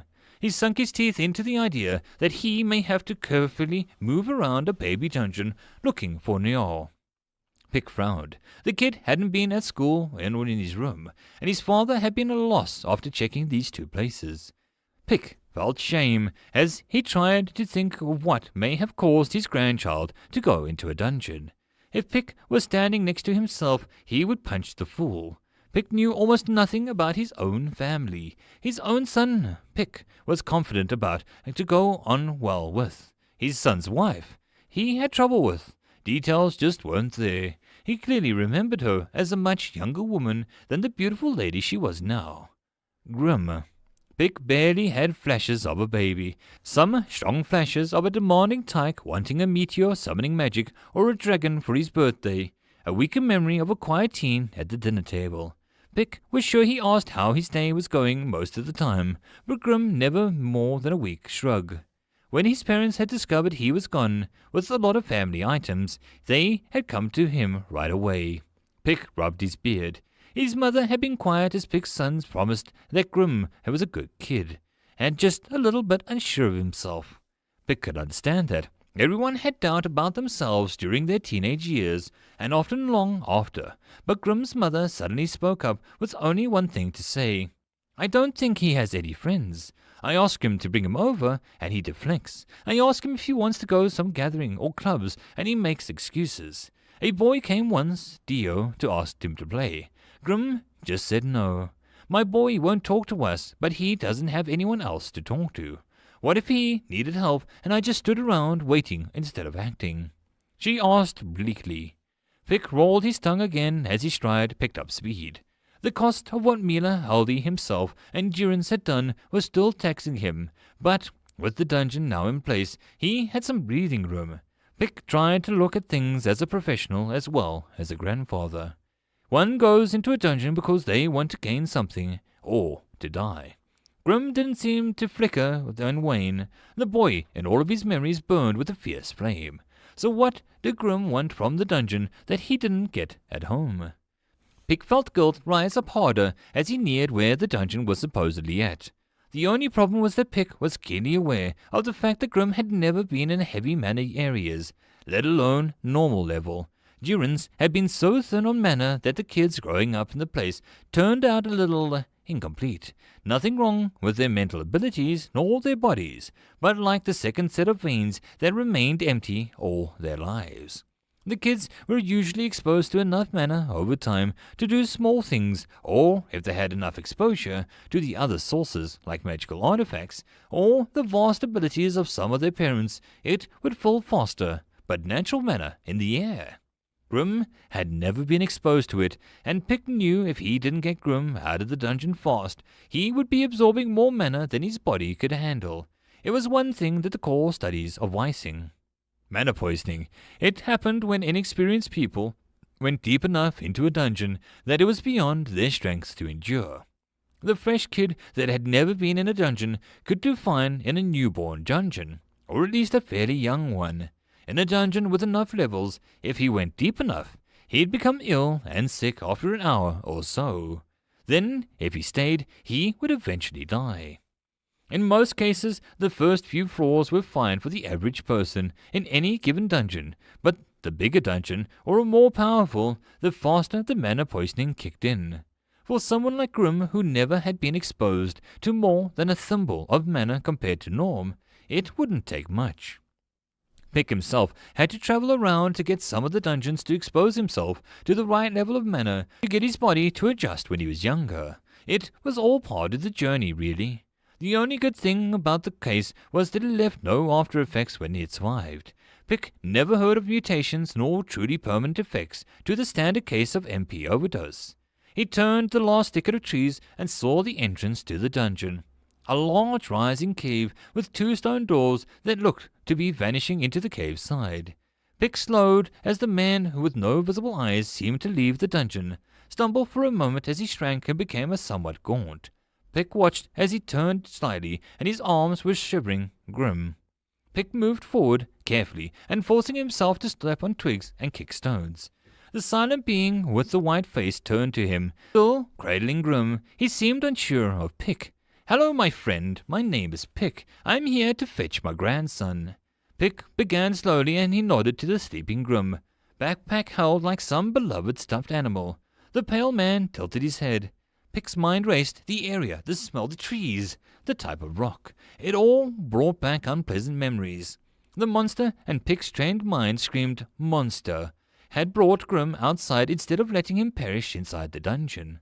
That act broke everything that Pick knew about dungeons, even the most peaceful ones. Most dungeons were like nature. What died was supposed to die to feed the next cycle of life that they brought. To see a monster breaking that simple rule was making Pick beyond nervous. The pale man with no eyes and a cap with bells on it walked forward and held Grim out. The boy weighed nothing. "Are you a monster of doubters?" he asked, wondering if there was a rare half-breed that was just hanging around. It nodded, and Pick took Grim into his own arms. The monster backed up until he was back into the dungeon entrance, his form perking up and gaining some weight back. "Contracted. You're a contract," Pick stated, and the monster nodded, giving Pick a little wave as he turned to walk back inside. "Wait," Pick called, and the clown thing looked back with another tilt. "I will pay you back for this. I will pay Delta back for this. Have my word. My name is Eunice Pictus, Devourer of Demons. I will return this debt," he said in a solid tone. The silent clown merely nodded, and the door closed on its own accord. Pick was left alone with his grandson. He looked down with a sigh of relief. The boy looked a little peaky, and Pick put him down to check his pulse, eyes, and tongue. Clear places to check for the odd MP signs that cause issues. Everything checked out fine, except for one thing that was more odd than worrying. Grimoire's tongue was orange. Pick was sure that there was nothing to worry about. End of chapter. There is no epic lucha, only puns. Chapter 55, Heart of the Jungle. Are you okay? Delta looked up from the bottom of the pond at Noo's box, hanging just below the water's surface like a moon. She took a long moment to think about the question. "Noo, am I a crappy dungeon core?" Delta asked with a hint of insecurity creeping into her voice. The fish around her seemed to crash into each other in a shock at their flurry of bubbles and splashing. The golden scale fish in particular almost leapt out of the pond, its brilliant scales gleaming as the water dripped off of it. Most likely, you have no control over what happens around you. You refuse to devour those that invade you on a regular basis. You handicap yourself in every aspect, in terms of traps, monsters, and instructions.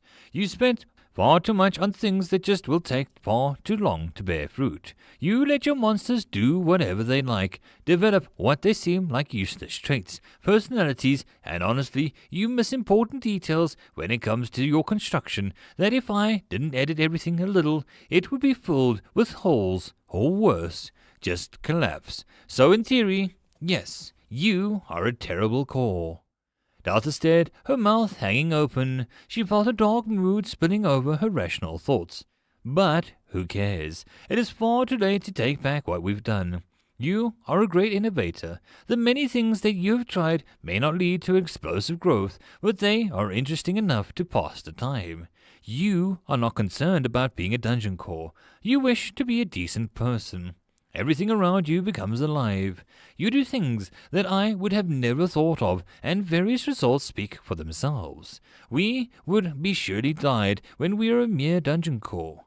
Your kindness may have saved us all from the people of Durance. It does pain me to watch you fumble through everything, but I also feel great pride when things do work out despite that.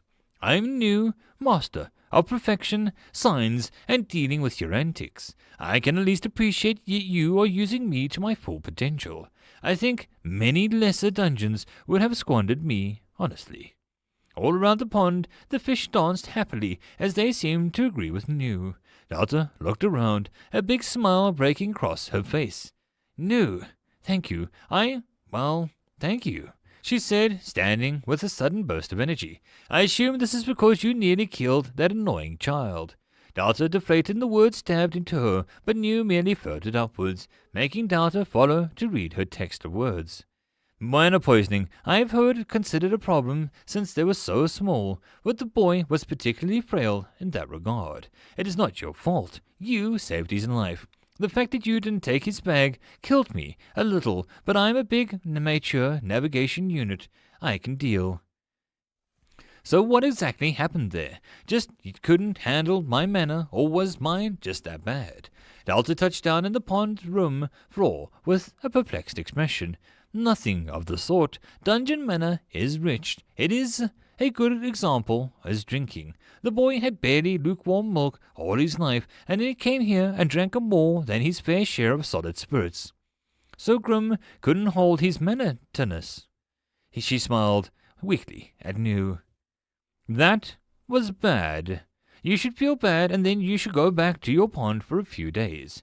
I feel dirty. Honestly, how hard is it for you to say Grim wasn't a stout man? Or perhaps the bar was set too high for him. If you are going to continue to torment me with puns, you might as well make them good. Delta slapped her thigh as she broke out into wheezing laughter. You heard nothing. Delta was wiping a tear as she struggled to breathe. News Blocks was blank for several seconds before he shuddered. Let us get to the business before I break and become even less like a menu and more like a punchline to some slapstick joke. Let us walk, float in my case. Maestro, play something other than an obnoxious song. New seemed to talk to the wall, his words flashing. There was no response, but the upbeat music that had been on repeat suddenly turned to a slow piano and a long, relaxing saxophone. I liked that song, Delta grumbled. Yes, far too much. Just because they promised to make you a theme song for your dungeon doesn't mean that we need to hear it every hour. Now, as far as you may remember, the brat was carrying his fair share of lovely, wonderful items. I've been holding back the notifications until you were ready. Let us see. Delta had to admit the jazz music was making her feel rather smooth. She did a little slow turn as New began to pull up the notifications window. Glass vial with tiny traces of antidote absorbed. Weak antidote unlocked 15 mana. Delta remembered Grim drank something in the spider room. She hadn't known that he had thrown the vial away. Not that she would think her own spiders would rebel, but knowing out somewhere in the forest was a bunch of giant spiders, it was good to have options. So, it's like a spider antidote, or... Delta asked and New paused. No, it's a general weak antidote. It purges the body of magical and particular common poisons, or dilutes the more severe ones. It would be a pain if people needed a specific cure for every single common illness or infection. Delta gave him a long look. New, does this thing cure the common cold? She asked bluntly, and the box paused to think. I think it does. Delta was impressed. But not the magical, less common, but still average cold. This world is hell, but at least it was with nice people in it, Delta muttered to herself. Sand elf dust absorbed, average sleeping powder unlocked, can now be added to various traps, remember those things, or the items for selection of effects. 20 mana for a bag of powder or equivalent amount. Oh yeah, he was going to use that on Mary before he dropped it.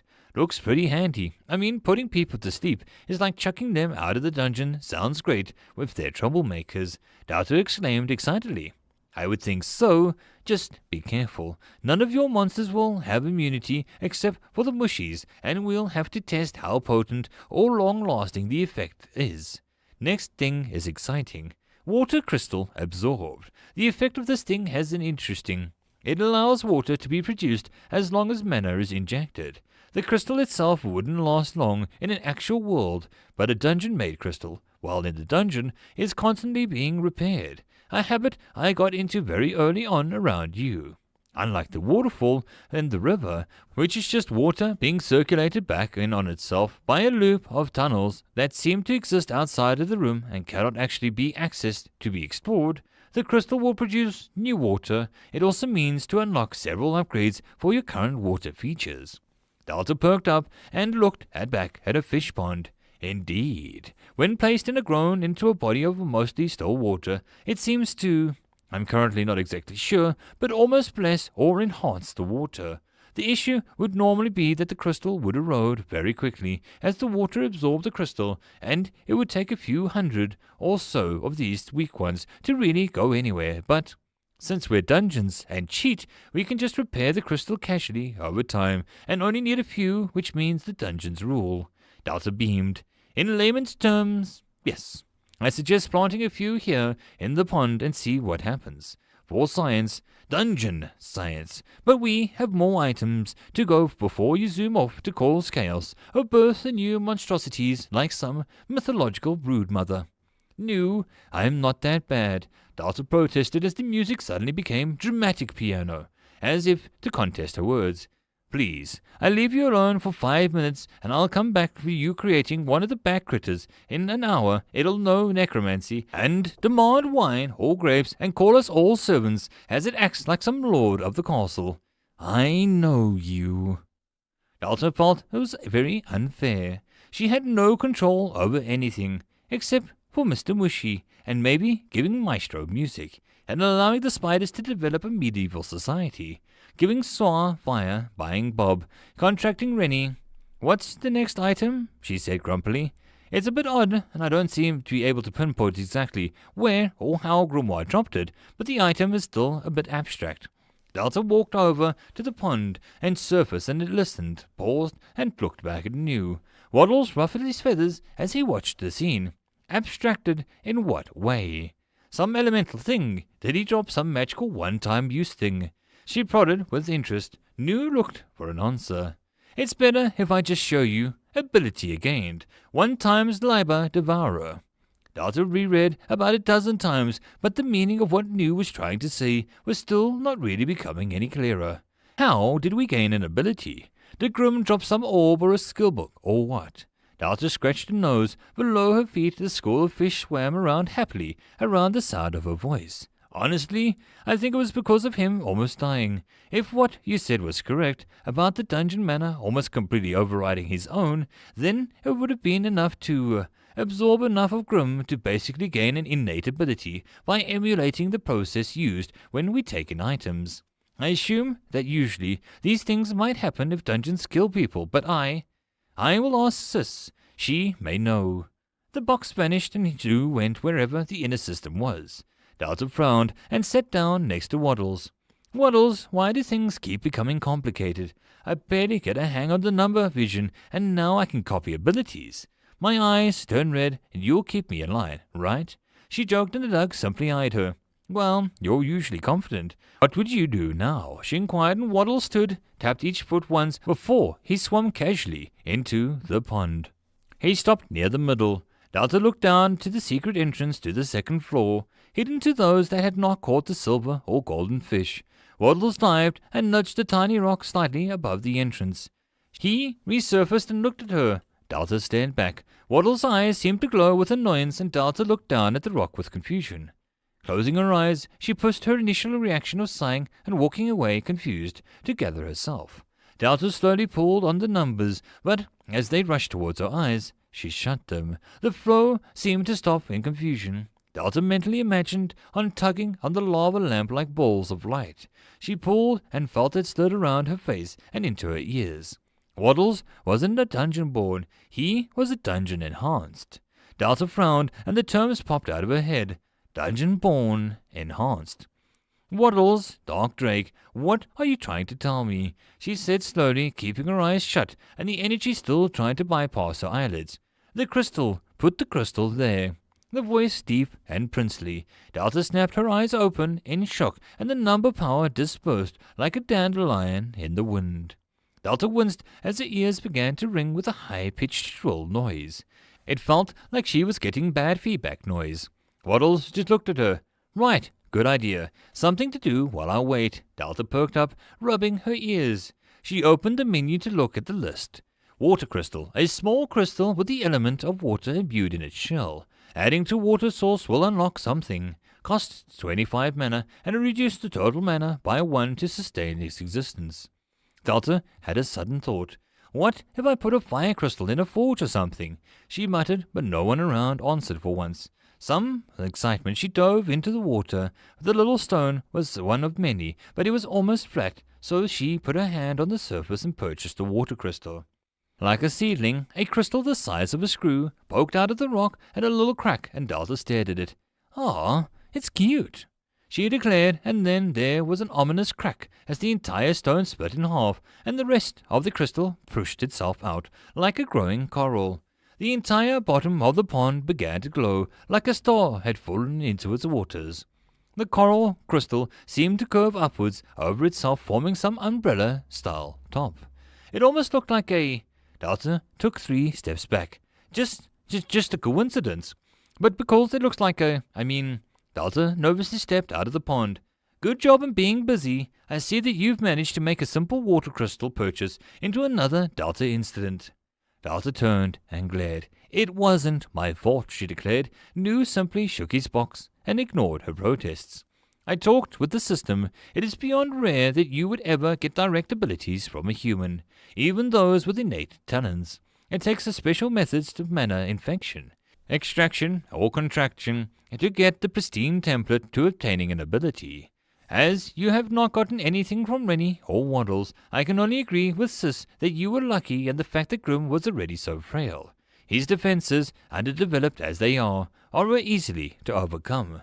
Nu looked down at the crystal in the water. "Sis said something. I didn't quite understand this, but Sis said that your mana is particularly good at mingling with human mana. It takes a dungeon a long time to learn how to do more than simply poison people. Yours was doing that, but it was also doing something more. Sis didn't have enough data, but she was a mere hypothesis. We both think that you were trying to fix Grim." Delta clenched her fists. "I almost killed him. He didn't look fixed in any way," she argued. Nu nodded. "We all are learning. Now you know what to look for, to gauge if someone is in danger from your powers. You won't let it happen again. You are far too nice for your own good. Shame. I could see a use for a library filled with rare powers. Then again, with you, you'll make something interesting happen. Fungi-related, no doubt." Nu sounded happy, but Delta felt like the words had a double meaning. She opened her mouth, but shut it as Nu suddenly shifted. "The crystal is working. I'm seeing the available mana in the water rising. No results yet, but... Oh, I'm excited. Fish! Tell me if any of you develop 3 eyes or grow legs." The school of fish all bubbled with understanding. Delta looked between them and sighed. "Maybe it'll make the water tasty, or something. It doesn't have to do anything too weird," she muttered. Grim opened his eyes and licked his lips. He tasted metal. He frowned and wondered if it bit his tongue or his lips, and he looked like his room. "Hey, son, don't move too much. You're okay now." Grim looked over and saw his dad, a big birdie with half-chewed spoon in his mouth. "Mum is going to whack you for eating the spoons again," he croaked, and Dad cracked a smile. "Your mum will do worse when she sees what I did to her cooking pots. I know I stress eat," he chuckled. The easy tone set Grim's nerves on ease. As expected, he still sort of did a punishment, as he was better maybe. A hot scorching sensation suddenly seared his tongue, and he winced. "Hey boy, how are you feeling?" came the voice of his grandfather. Grim stared at him with wide eyes. His grandfather came closer, and the hot sensation grew. Grim winced, but then suddenly he was held by someone, warm and soothing. His tongue cooled as he tasted, not blandness, but softness. He relaxed, and Grim, but it also alarmed him that his mother pulled back. "Grim, oh my boy," she whispered and stroked his hair back into place. "Mum, my tongue, something is wrong." He blurted out, and he ran his finger over his tongue a second later, and all the adults shared a look. "Grim, do you remember what happened?" his grandfather asked, and Grim closed his mouth and with a guilty look. "I went to the dungeon." He put it simply, not adding any details in case he didn't know the whole story. His father raised an eyebrow. "The dungeon you knew you weren't allowed to go to." He pushed and Grim shifted. "My boy, it's fine. Well, not really. It's a bloody stupid thing to do, but we're glad you're home. The dungeon saved your life. Carried you out when you were about to bite it." The old man said, and his mother shot him a look. Pick, you know I kicked you out for those annoying," she began, but something bubbled over in Grim, an urge that he couldn't stop, like a building sneeze. "It was more than I could swallow," he blurted out. And there was an absolute silence in the room. Did you just make a joke? His dad asked it with surprise, and Grim honestly couldn't answer him. He was too worried that something else might slip out instead. Delta had a plan. It was a good plan, and she even had Nu go over it with a fine comb. After making the water crystal, the urge, the itch to build and create rose up in her. Flaws and issues plagued her dungeon, her home. Grim had been a key to solving those. She watched as Mr. Mushy tried to contact his brother, Maestro, patiently, allowing him to wave his thorny baton around and letting his brother create a small, peppy melody. The giant, mind-breakingly and soul-scarringly horrible-looking mushroom was actually a lot sweeter with his brother now that he was fully developed his musical persona. He even let Mister put a few pots around the pyramid like a room. Delta shivered near the door, but felt better at the sight. Next time one of those punks swings a knife at you, come let me know and I'll show them how to use human skulls as bongo drums. Maestro winked at his brother, and Delta fled as the image was too much. Cute, but it took its toll. She could upgrade the first floor more, but it was decent enough to slow and challenge people. Now the boss door was locked, Delta felt that she could focus on the second floor before adding more perfection to the first. So she flew down the stairs, and after waving to her monsters, Swa and Num snoozing away in the camp, refilling themselves on the first floor's manor, Delta noticed it was lighter, almost draughty when filled and compared to the hot and moist manor of the second floor. Before long she stood in a high air, looking down at an almost alive jungle. Nu, fetch me a list of any critters that we have, and phase out what we have on the first floor for now, she requested, and a box beside her shifted. Common bat 5 DP. A simple brown bat creates 2 bats per summoning. This average-sized bat hangs about your dungeon to give it atmosphere and freak out the more easily startled adventurers. As basic creatures, they cannot evolve unless some unique elements are being absorbed by the dungeon. Forest mouse 5 DP. A simple mouse creates 4 mice per summoning. A normal mouse that lives in the forest and near towns cannot evolve unless special elements or items absorbed. Grass snake 8 DP. A common snake found in most grassland areas. Its sharp fangs are a bite and is lacking any venom. They're a timid creature, running where they cannot evolve unless special element or item is absorbed. Durance jays 5 DP. A tiny sparrow-like bird that has a pleasant song. Cannot evolve unless special element or item absorbed. I'll just assume to get the idea by now, sis. Cave centipede 1 DP. Small hand-length centipede with a painful, if harmless, bite. Wood lizard 5 DP. A brown lizard that blends in well with the tree trunks and branches, fast and hard to spot. Black owl, a small owl that lives in a cave due to its coloring, tiny sharp talons. Dwarf mole 5 DP, named not for its size, but the fact that most twice as big as the common garden mole, but for its squat shape, beard like head, fur, and a stubborn demeanor. Cave crawlies 1 DP, a small swarm of various tiny insects normally found in the forest caves, mostly for ambience.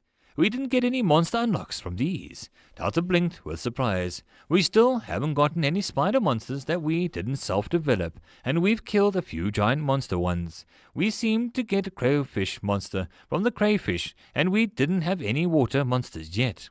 The system seems to give us a freebie, as if it were each new type of monster, and then we must work on the rest. I assume once we get more actual parts of a proper monster parts, or even maybe proper research, we can do something. Well, I think that we have the power aspect covered, for the most part, but it's time for this jungle to get some ambience that isn't pumped over the speakers. She grinned and flexed her fingers. They floated down and began to make life. Mice scurried off into the bushes and through the plants. A few snakes curled up in the willow tree. A few owls flew into the circus cave. 2 lizards went very still on the tree together. A box appeared. By adding 10 or more critters to the jungle, you've unlocked the following critters for the jungle. Alluring Delbirds, a bird with orange plumage that draws people's attention with its songs and wordplay, 8 DP. Lotus turtles, a turtle with an almost flat shell on top that looks like a frail piece of lotus, floats all day sleeping, 8 dp. Vexing foxes, playful foxes that like leading people off the beaten path, have a habit of stealing shiny objects, 8 dp. Jester macaques, about the size of a large house cat. These monkeys get their name from the habit to screech, howl, and laugh at people wandering through the jungle, sometimes pelting them with fruit and other such jokes, 8 dp. Delta eyed her 90 dp remaining, not sure how much she should go crazy to fill her jungle with. She purchased a few sparrows and a dullbird. The Durance jays were small and brown with red beaks, and they scattered with a flutter of excitement, but the dullbird looked up at her. It slowly spread its plumage, and its orange chest puffed out. "Ah, you're going to make this jungle so cool. Plus, you're good at singing and distracting people." Delta told it as if it wasn't already aware.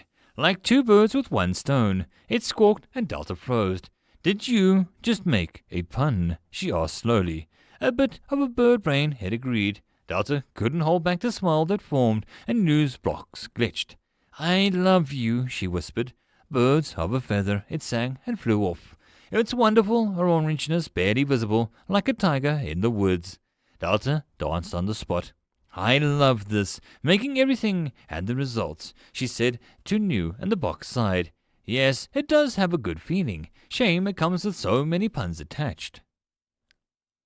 He grumbled, and Delta flew to the tunnel, eyeing it. She focused on it, and her DP dipped slightly as the tunnel stretched wider and wider. It looked less like a cave and more like a highway tunnel.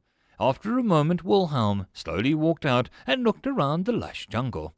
"Sorry for the wait," Delta called, and Wilhelm inhaled and grunted softly. One of the new black owls was nesting in his shaggy hair on his head. It glared at the noise and flew back into the tunnel. Wilhelm took off, eager to stretch his legs, his silver fur gleaming in the darkness of the trees. Delta looked into the tunnel and felt a rising urge to do more with the circus, but she had a plan. Damn it. She took off again and headed to the secluded spot that didn't have anything in it. But it was far from an entrance, but the water crystals had given her an idea. Just because she had a fire crystal option didn't mean that she could have to wait a fiery place to use it. Nice and easy. We don't want you creating a volcano. Actually, never mind. Do your best. I'm sure we can make a drainage ditch if we needed it. Delta stubbornly ignored the cheerful box. There would be no lava level here. She hadn't even done a proper water level yet. Everyone loved those. Delta felt the sarcasm grow thick in her own mind, and she shook it clear. If she had to have a water level, she would break the mold and make it bearable. It wouldn't be Pacific, or the design would not be made by someone who might be a little crossy. Delta giggled and wondered where her new Dilbert was. "Begone!" Davina commanded, her greenish skin going blue with anger. The bird tilted her head at it. "Okay, which way?" It fired back, and Davina held back a scream. Delta was sure that it was fine. She focused on the earth and the fresh green weeds, grass, and empty soil. A second later, it was all gone. They didn't count the objects but the terrain, so it was easy to disperse. She whistled as the soil slowly covered by a smooth rock. It was a slow process because she was shaping the rock as it spread. The idea at first was to be a perfect bowl, but New had pointed out that there was no way to get out if one was too slippery or wet. So Delta made little seats on the ledges for the people to sit on, curved for maximum comfort. Then, once she looked good, she ringed the entire thing with a flat rock and spread out so someone got out they wouldn't immediately stand on wet soil. With that done, she filled the entire thing with clean, pure water. It filled up perfectly, no signs of a leak or such. New was too busy examining the piece to actually make a comment on anything. Then she placed the fire crystal and water crystal at the bottom of the water, covering them in a tiny wooden box with an open crisscross fence. The crystals gained curved upwards, but Delta ignored that. She waited for a moment. Come on, she prayed, and then, as she was about to go check on the crystals, the water surface began to steam. She could see that the water level was rising up as the water crystal began to output more water than the hole could handle.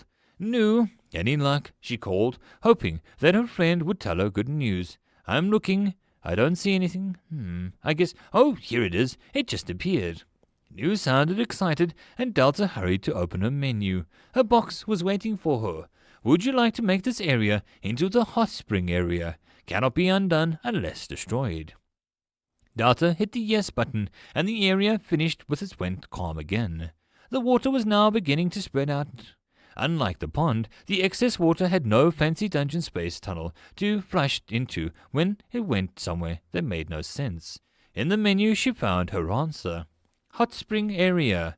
Allow excess water to be removed and replaced with fresh water from the crystal, 10 dp. Increase the heating properties of the water. Minor injuries can be treated with recession, 20 dp. Create 2 small huts for changing on either side of the spring, 15 dp. Put a fence that separates the spring in half. Has a simple alarms to warn of intruders for spa users, 15 dp. Surround the spring with a bamboo to create more ambience, 15 dp. Let the water cure weak status effects, 30 dp. Unlocked by weak antidote. Delta purchased the first one, and the water slowed and then began to drain back into the spa. Lucky us, Sis was aware of what we needed and managed to work something out. I still think letting people rest so close to the potential boss room is problematic. Delta spent some mana and an offering table appeared next to both of the huts used for changing. Trust me, after fighting their way down here, they'll be grateful and getting something for letting them bath when who knows what they leave behind or bathe off for us to use for ourselves. Two's a win-win, Delta grinned, and Nu was silent for a moment. I am impressed.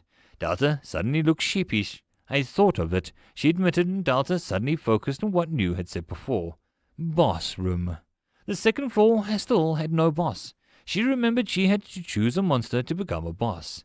Fran had a special option because of bacon. So she had made a boss room here. Every monster on this floor might suddenly have wildly different requirements, and Delta would have to choose one of her monsters to become a boss, or make a brand new monster that she might not have such a good understanding of. Davina was a wild card, but too newly evolved. Rail was happy with Bob. Bob was, well, not something she thought of when it came to her jungle bosses. Wilhelm guarded the circus, and Rennie was a contract. The queen ran her kingdom, and the rest were critters. The boss room was important, but Delta had not created enough variety or forces to really give the boss monster a proper thought. Better start now, then, she mused, and went for the far end of the jungle room with some nervousness. Created a tunnel into a wide room. Nothing stopped her, and she didn't run into anything but empty soil. Delta breathed out with relief. The option came up that she should open the menu. Would you like to make this a boss room? Cannot be undone unless destroyed. Sis, let's do this. Boss room created. Candidates can now be selected. I wonder if the Direbird wants the job. Delta wondered aloud, and news box nearby fizzled in a loud protest. Delta was just do what she always did when it came to making important choices. Jab random buttons and ask if anyone wanted a job with a polite tone. It hadn't failed her so far. End of chapter. That, my friends, concludes this episode. I hope that you enjoyed. If you wish to support the author of the story, there will be a link below. If you wish to support this channel, there are multiple ways to do so, which will all also be linked below. But the easiest way would be to subscribe and share my videos as much as possible. And until next time, I hope you all have a good one. And I'll see you all in the next video. Cheers.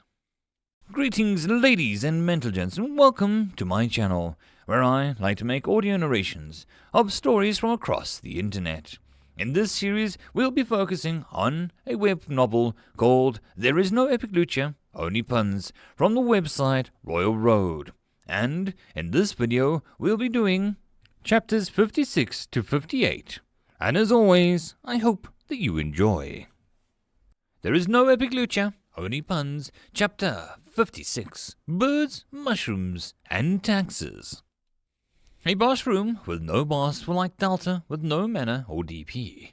Hopeful in spirit, but as useful as a noisy wind. So that's a B number 32 that has declined the job offer. Maybe I should ask the trees next. Delta muttered, as a grateful Red Bee went back to the task of investing the flower for the queen. She was glad that New decided to wander off to do his own thing. Having his flat stare at her back as she kept asking for a monster to be a boss became a little hard to ignore. Delta knew that she could just create a monster to be the boss, give the new creature the task for life, and let it be. Unfair. She had no doubt the monster would be gladly accept the offer, but the choice wasn't a fair one. It was like a fresh newborn latching onto the task like a mother. It didn't know anything else to compare it to, even the Rail and Davina's knowledge being added to the creation pool for frogs. It didn't mean that the next frog monster would understand what it was accepting.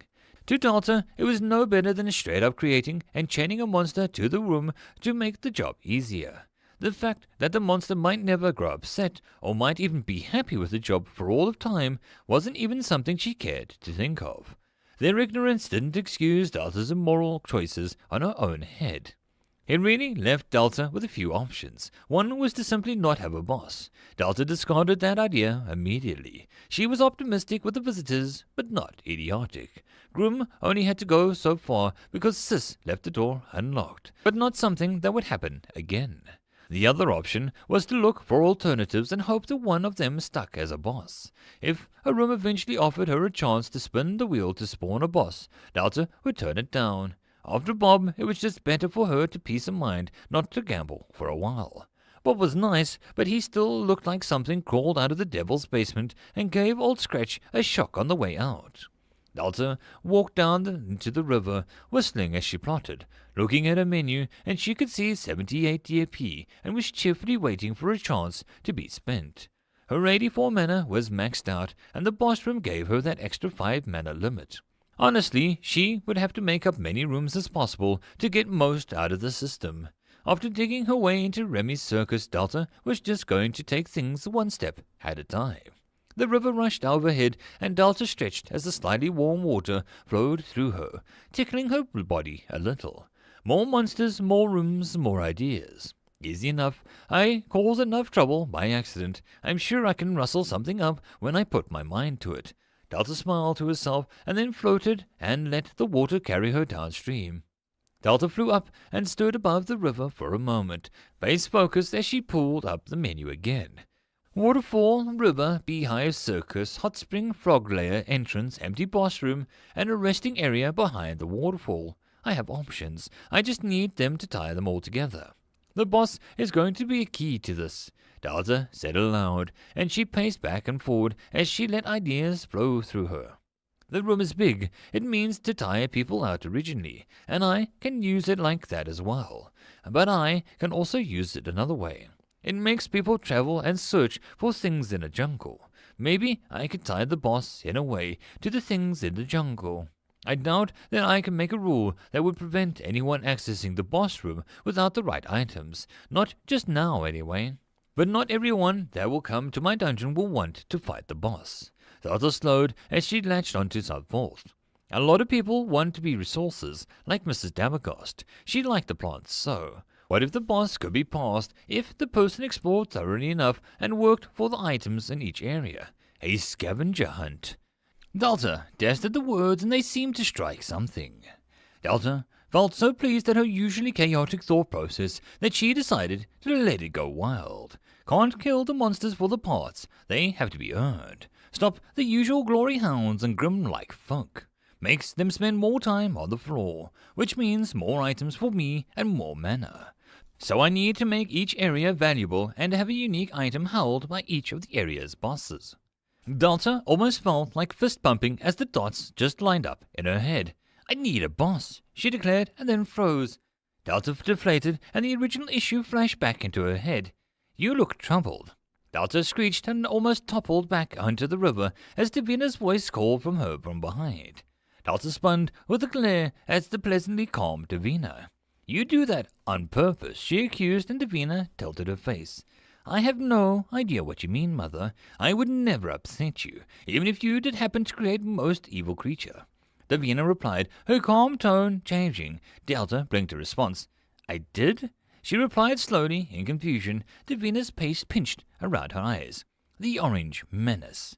Davina added it a little too quickly, betraying her facade. The words made Delta perk up. Dalbird! She exclaimed with joy. Then, as if summoned, a flash of orange appeared. The bird in question chirped as it landed on Davina's head. Make it stop, Davina requested, in a strained voice that caused Delta to stare at her. Stop, she echoed, and the bird preened. The frog woman closed her eyes. The bird is the most foul.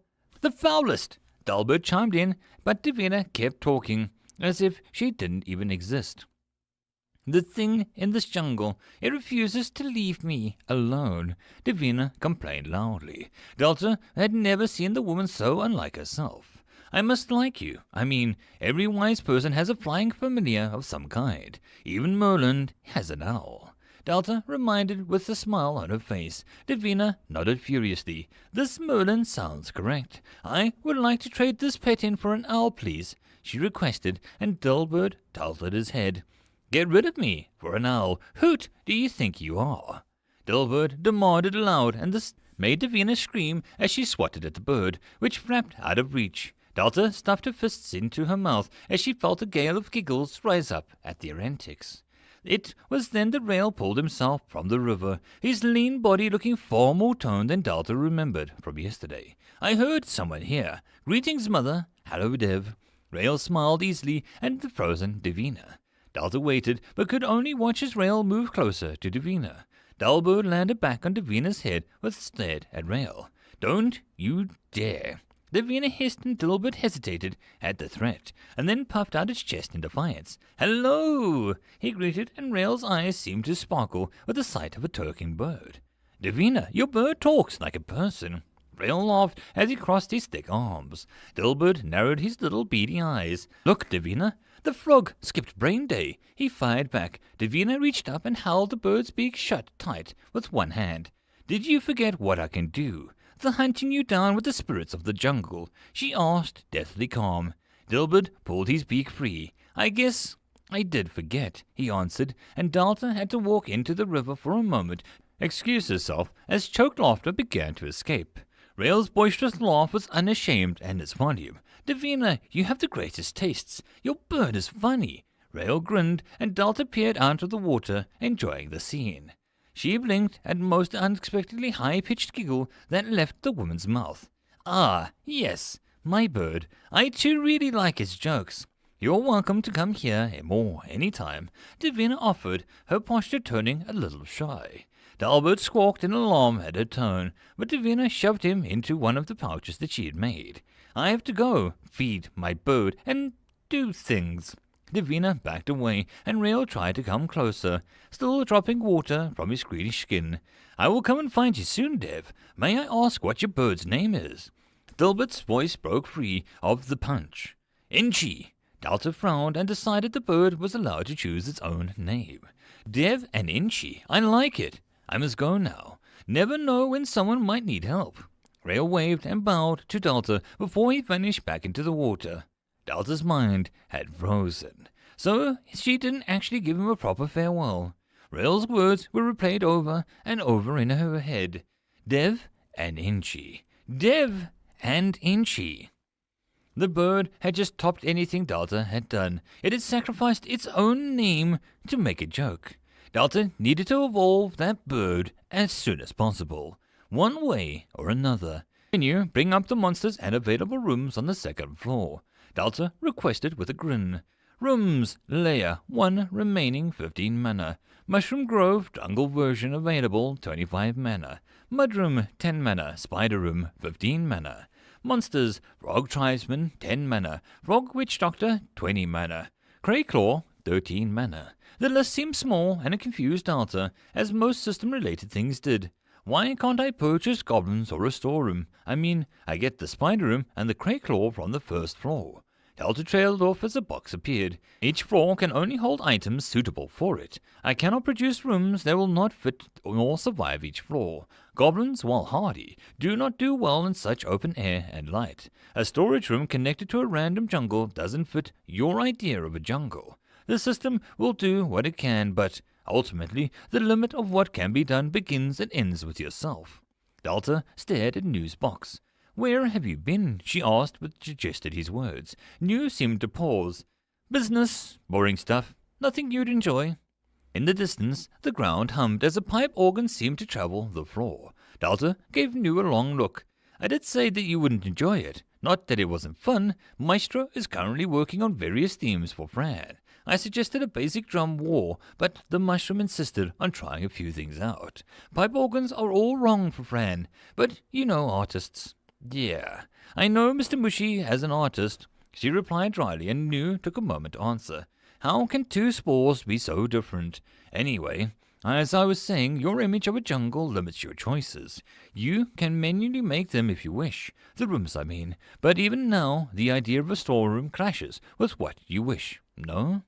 New seemed to be pretty confident, which made his words even more annoying when Dalton knew that he was right. So, I'll just make new monsters and new rooms, but the Mushroom Grove, why has it gone some extra? She asked, and her finger hovered on the option. New turned his box to look at it.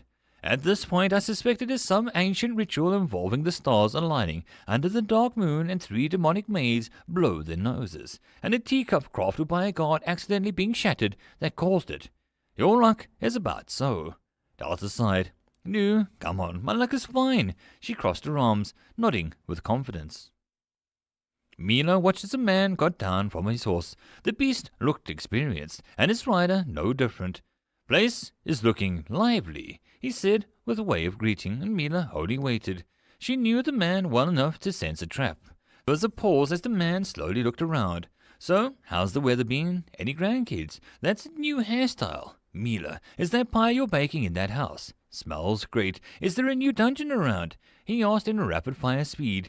Mila narrowed her eyes and the horse snorted, backing away nervously. Tax Collector Noland, your being here is about as welcome as a wart on my ass. The weather is great until you showed up. I have no grandkids, thanks for reminding me. It's a pie, but you're not getting any, and yes, there is a dungeon about. Mila replied to each question, slowly and clearly. Nolan itched as he scratched his beard. The man looked like a noble on the run, but really, Mila knew that the man had a decent talent with magic, and a knife he kept hidden in his left boot. The fact that he still had his shiny baubles, rings, and gold chains only reminded Mila that she wasn't dealing with a pampered Scion. And it wasn't reported because he trailed off, giving her a long look, waiting for her to dig her own grave. All magical and physical means of communicating was simultaneously disabled. Cause unknown, which means we couldn't do anything to report it. Thank the gods that you showed up. Mila gave him a thin smile. Nolan raised one brow and looked around at the people. And no one traveled to inform someone because of what? He paused. Mina thought about it. I'm pretty sure most of us out here are banned from the capital, and the rest simply did not give a crap. Do feel free to attempt to arrest whoever you see fit. I'll greatly enjoy the show. Mila turned and shut the door in the man's face. Where is the local peacekeeper? Nolan squawked in alarm. Mila yanked the door open, leading a water mage that barely speaks the Valerian tongue to a boy that barely understands the world beyond his own heart, to help rescue a girl that barely knows any respect from a demon that barely knows how to control himself, to help out a dungeon that barely knows how to be a dungeon, down the street and follow the sounds of ducks. Mina growled and slammed the door again. There was a beat of silence, before Mina could barely hear Nolan speaking to his horse. I hate this town. This room is being weird, Delta exclaimed as the room refused to form in any of the walls. Perhaps it needs a special material or location? New suggestion made Delta look at the Mushroom Grove option again. It was just hoping that I could control the mushrooms on the floor with this room, but it won't even form. Delta sat down with a groan and curled up, wishing that she was in her pond. Dirt and stone didn't work. She even tried Bob's tunnel, but that was a bust as well. She only had 3 rooms, so she wasn't near the max limit yet. She laid flat on her back and stared up at the ceiling. I could ask Sis, maybe she knows. Delta thought about it, the frustration trying to purchase a simple room getting to her. Purchase room is the most advantageous spot possible. She called up in a vain hope. There was a silence and Delta looked at her menu. That isn't fair. Delta sat straight with a disbelieving look in her eye. That worked, she demanded. New seemed to blink in and out of existence. I don't have the command listed. Did you just make a new command prompt? What even is the reference of most advantageous in this situation? News writing looked agitated, but Delta shrugged. Anything is better than not having it, so the advantage would be simply forming it, which is simple for Sis who knows what to do. But I, guess that I should have asked the location first. Delta laughed nervously, and Nu was quiet for a moment. Yes, what the system thinks and what we want is vastly two different things. We can only hope that this room is somewhat that doesn't cause problems. Next time, show me the best location in your opinion might be better. But at least we learned this lesson before our lives depended on it. Now, let's go find it. Delta stood with a grin. Nu's excitement for all things progressive on the dungeon was infectious. Jungle Mushroom Grove has been made. By purchasing this room, you have gained one rare monster, Pygmy Myconid Chieftain. By unlocking the Chieftain, you've unlocked a Pygmy Myconid as a purchasable monster for the floor. By unlocking the Chieftain, you've unlocked 2 Pygmy Myconids for free. The Jungle Mushroom Grove has unlocked the following options. Giant mushrooms, mushrooms as big as some trees. Create a unique fun jungle. Clusters of bud-curdling mushrooms and starlight mushrooms will be grown for free. Research has been unlocked into further mushroom fun. Ambush tunnels for the pygmy. Increase growth for all mushrooms on the floor. Decrease the cost of all mushroom monsters, upgrades, and purchases. Delta stared at the screen. The shroomy abyss stared back. Delta, please don't screw. Delta didn't quite remember the next few minutes, but from what Davina told her later, Maestro thought he had been challenged to an opera duel. She neared the only entrance in the room, the hole in the ground that led to the underground cavern. The reason why the room refused to be formed before, it could only be built underground. She peered into something and peered back at her. It was only about a foot or something big. It had large, round eyes like little smudges of war paint on its face. A little skirt made of grass of the jungle, and a little hat to cover its cap made of sticks. A flower was carried like a flag. Around its neck was a string that led down to a pretty adorable wooden trouble mask that was easily pulled up to cover its face. At its side there were 3 tiny wooden sticks and a little tiny bag. Delta guessed that they could be fruits. It tilted its head and made a little squeaking sound at her, waving almost shyly. Delta felt her heart explode as she leapt into the abyss to get a closer look. She completely missed another pygmy mushroom, using the flutes to blow the tiny darts at a curious bud hair that stuck its head in to look. She also missed the larger chieftain drawing up a rough map of the jungle in the dirt, making perfect ambush spots. Nu didn't. Nu saw it all.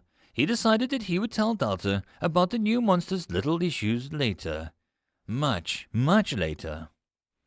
Seth, I think you're pushing him too hard now, Quiz suggested, and he watched Dio's eyes read the first line of the book over and over.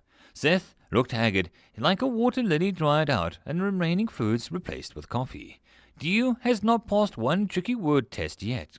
Rudy will be a naughty schoolgirl for the rest of existence. Seth stressed. Quiz opened his mouth and then closed his eyes. You need to learn context. Seriously. It's fine. It's only been a day. Rudy gets free lunches as a student, and the building has a dorm for sleeping. Dio, are you okay? Chris asked awkwardly, not being used to being gentle. The boy looked up with a deep wisdom. I know the word insightful now, he bragged, and Chris gave him a weak smile. Know it?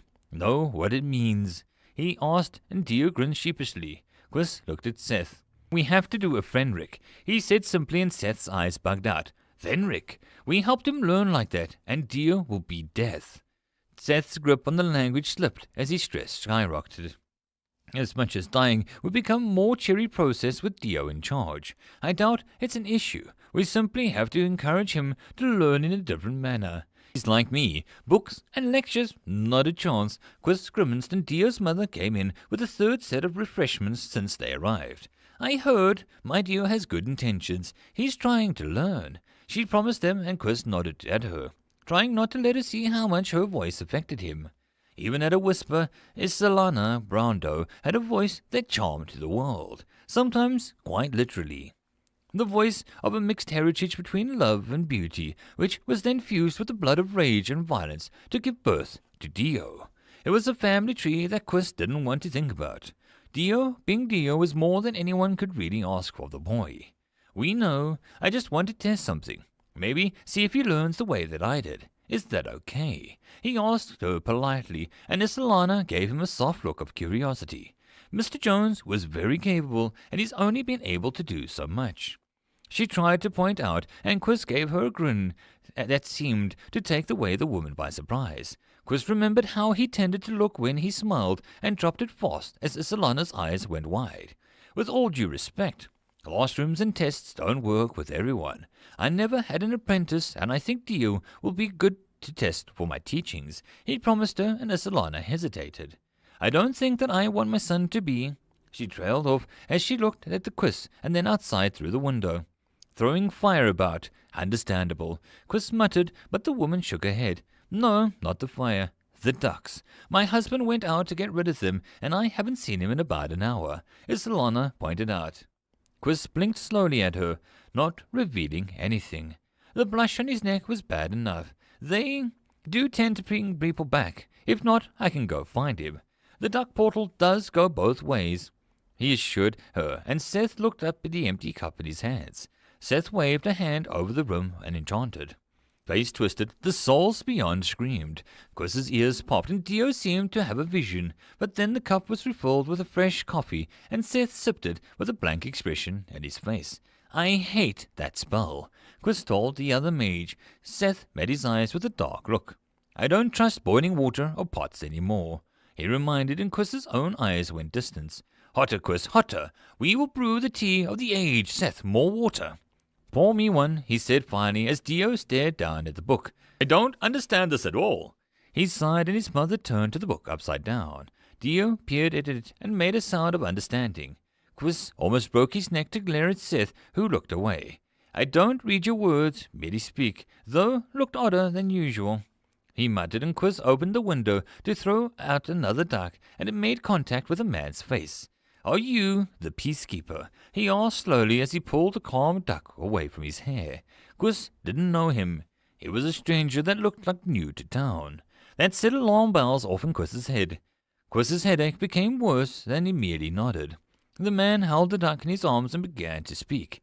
Excellent. I need a tour of the dungeon as per the dungeon law. Article 12b, where it states that the local peace. The man droned on and Quiz closed the window, and the man didn't seem to notice that he was now speaking to himself. Dio, burn the books. We're going to see Delta. Seth, go back to school and learn to read, Quiz said, and turned to Solana.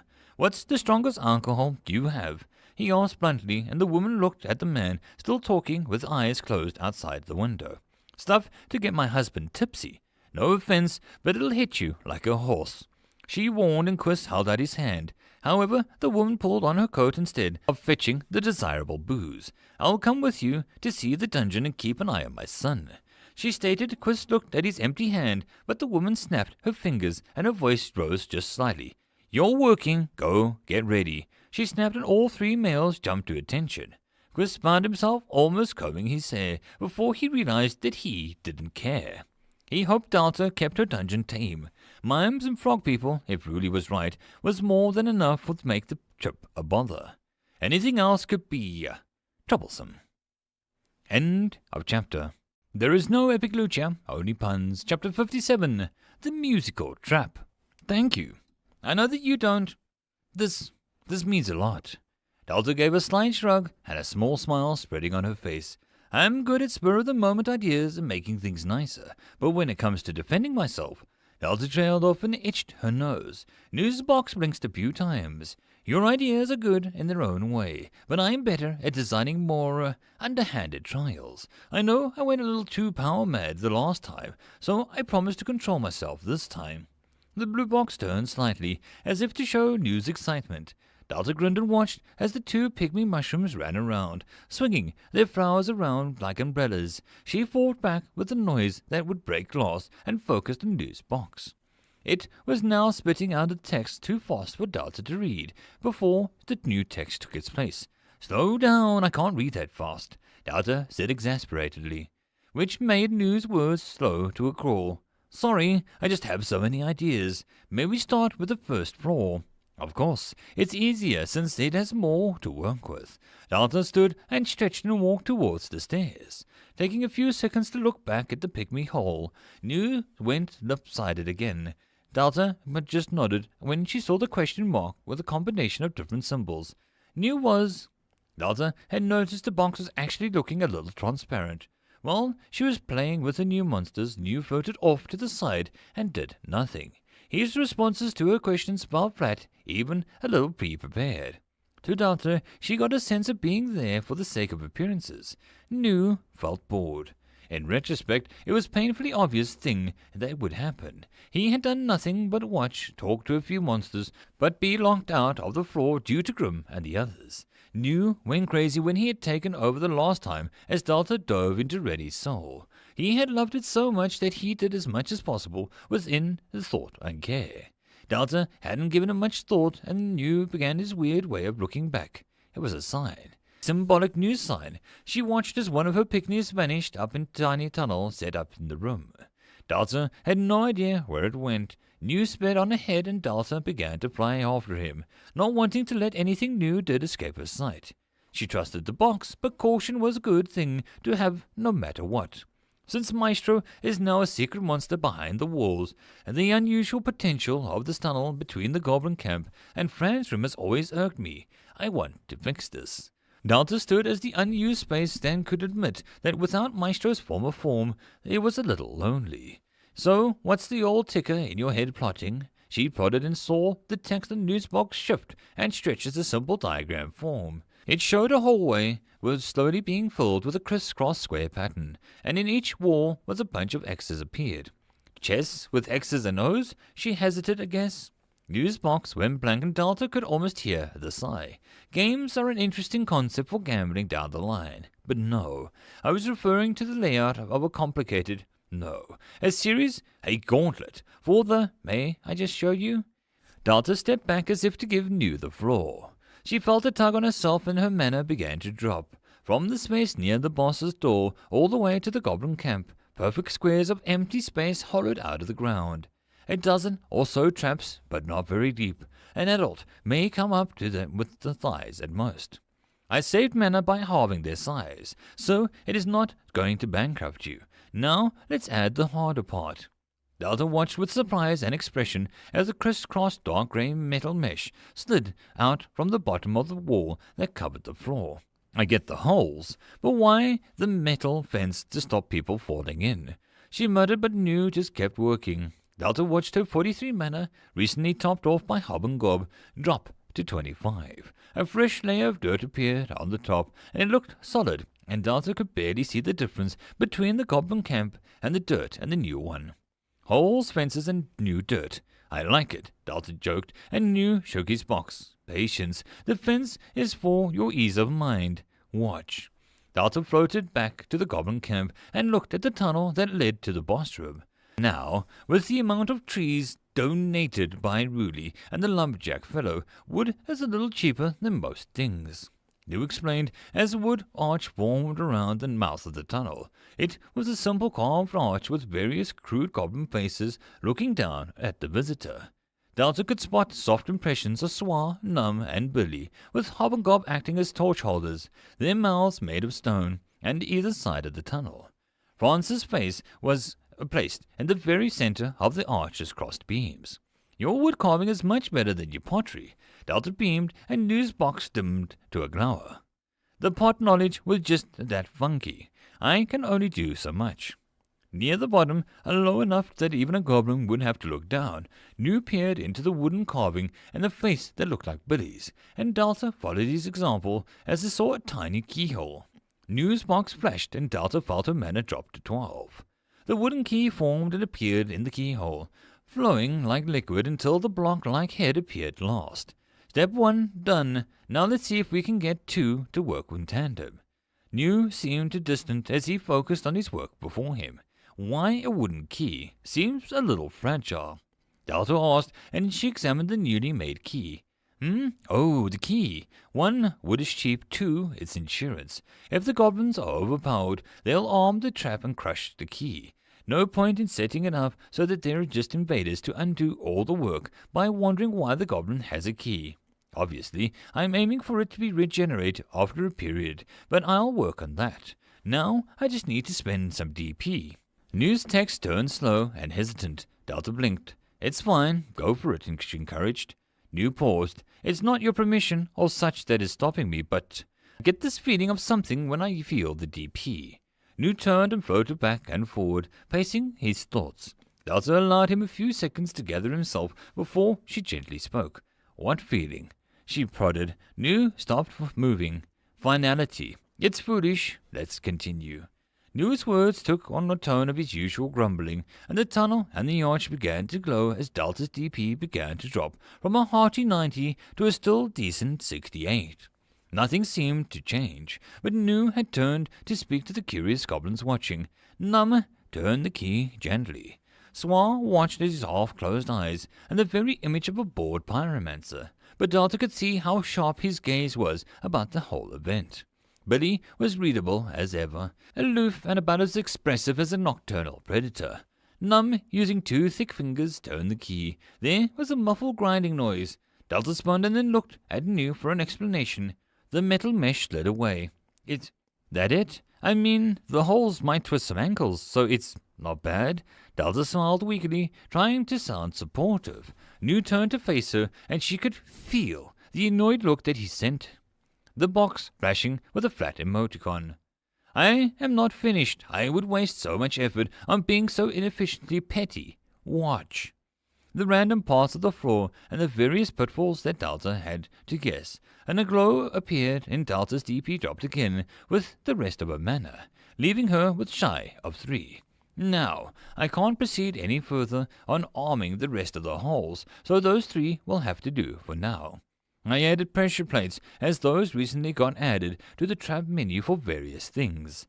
I didn't bother showing it to you, as your general vibe towards traps is lukewarm at best, downright illogical at worst. Now you'll see the result of proper planning. News box glowed with a pride, and a tiny hole appeared above one of the pitfalls with the trigger plate. Delta's DP dropped to 55, and the hole glowed. There was a beat of silence, and News box turned slightly paler blue, which Delta took as a slight blush. Num, go walk over to that part of the tunnel. Okay, boss. Num nodded, and body moving with the grace of a blind boulder.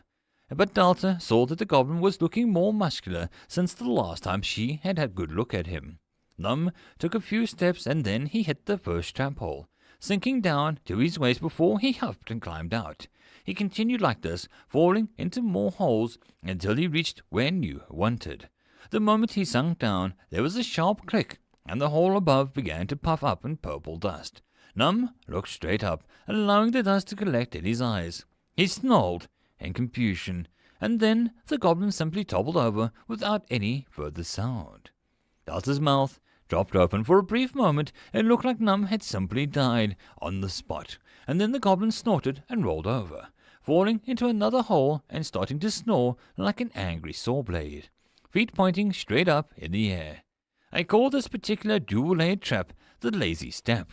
Saved for future uses, of course. It would cost far more to make the trap user-friendly in targeted department, and trying to make it the only affect certain people was beyond annoying to achieve. Hence, the mesh fence to close on traps off until the key is used. It saves time and effort, really. I have it set to reset both traps to regenerate the key on a random monster on this floor after destruction. I have covered all loose ends, made a trap that lives up to your moral code, and even made it look easy. New seemed to glow, and despite his bragging, Delta had to admit that he was right. New was really good at making the most of so little. He was like one of those old players at a game that somehow made the basic health potion kill the final boss through annoying logic and quick thinking. Delta paused. The game? Where had that thought come from? Delta put a hand on her chin, and something teetered on the edge of coherence. A thought or a memory. Now, follow me. I want to show you more. The gobs will be back soon, and I think that woman, Dabergast, has started to give them her apples for some of her fruit for very rich manna. Delta stumbled after New, a teasing thought slipping away from the forgotten dream. That's nice of her. I wonder if she'll come and visit again. She added as New rushed to the entrance. As on cue, 3 forms appeared. Delta looked at the shadow standing in the opening door. Gob hob, Rennie? Sure enough, the mime was walking in, looking very thin, though not quite as emaciated as when she was first found him. His body strengthened as flesh filled out in the weight and muscle. Gob and Hob bulked up as well. Rennie moved an invisible bag over his shoulder, making a lot of objects shifted. Quite a few rabbits, a few fish, and a couple of rocks with the bronze and silvery veins running through them. Delta supposed having only to imagine what tool you needed to make harvesting things rather easy. The fact that Rennie had grown up in a traveling circus might also explain why the mime was taking some trips outside. Great jump, guys! Delta beamed before she let the familiar cram flow through her. Who has the mushroom? Delta gasped, and Rennie pulled out a bunch of rot-gut mushrooms tied together in a bouquet of flowers, and then another, and another. No, she begged, but the mime heartily dropped them all with a flourish. Well, at least we have mana and DP. It's for the greater good. You can do it. Delta glared at the cheerfulness and, with a flash of annoyance, gripped the number power that she was growing familiar with and tried to focus on new. Much like Davina, when she first found Rennie, there was a moment of being in 2 places at once. It almost felt like a meditative experience. Until New started to curl his box in on itself. Oh God, that's vile! Spit it out! Dropping the connection, Delta felt the sweet taste of vengeance wash away some of the mushroom. Rennie looked like an angel with a demon smile. You're hilarious, she deadpanned as she glared at the mime before he checked her notifications. Common Durance hair unlocked. Silver material unlocked. Dusky fireflies unlocked. Juicy grapes unlocked. Mellow banana unlocked. Mana 65 DP 93. Delta nodded with satisfaction. Every new unlock brought something to the table. With the fish, spiders, mushrooms, everything had a use. Though she really had to wonder how Dabagast made bananas grow in such a climate. Delta talked it up to because she's damn well wanted to.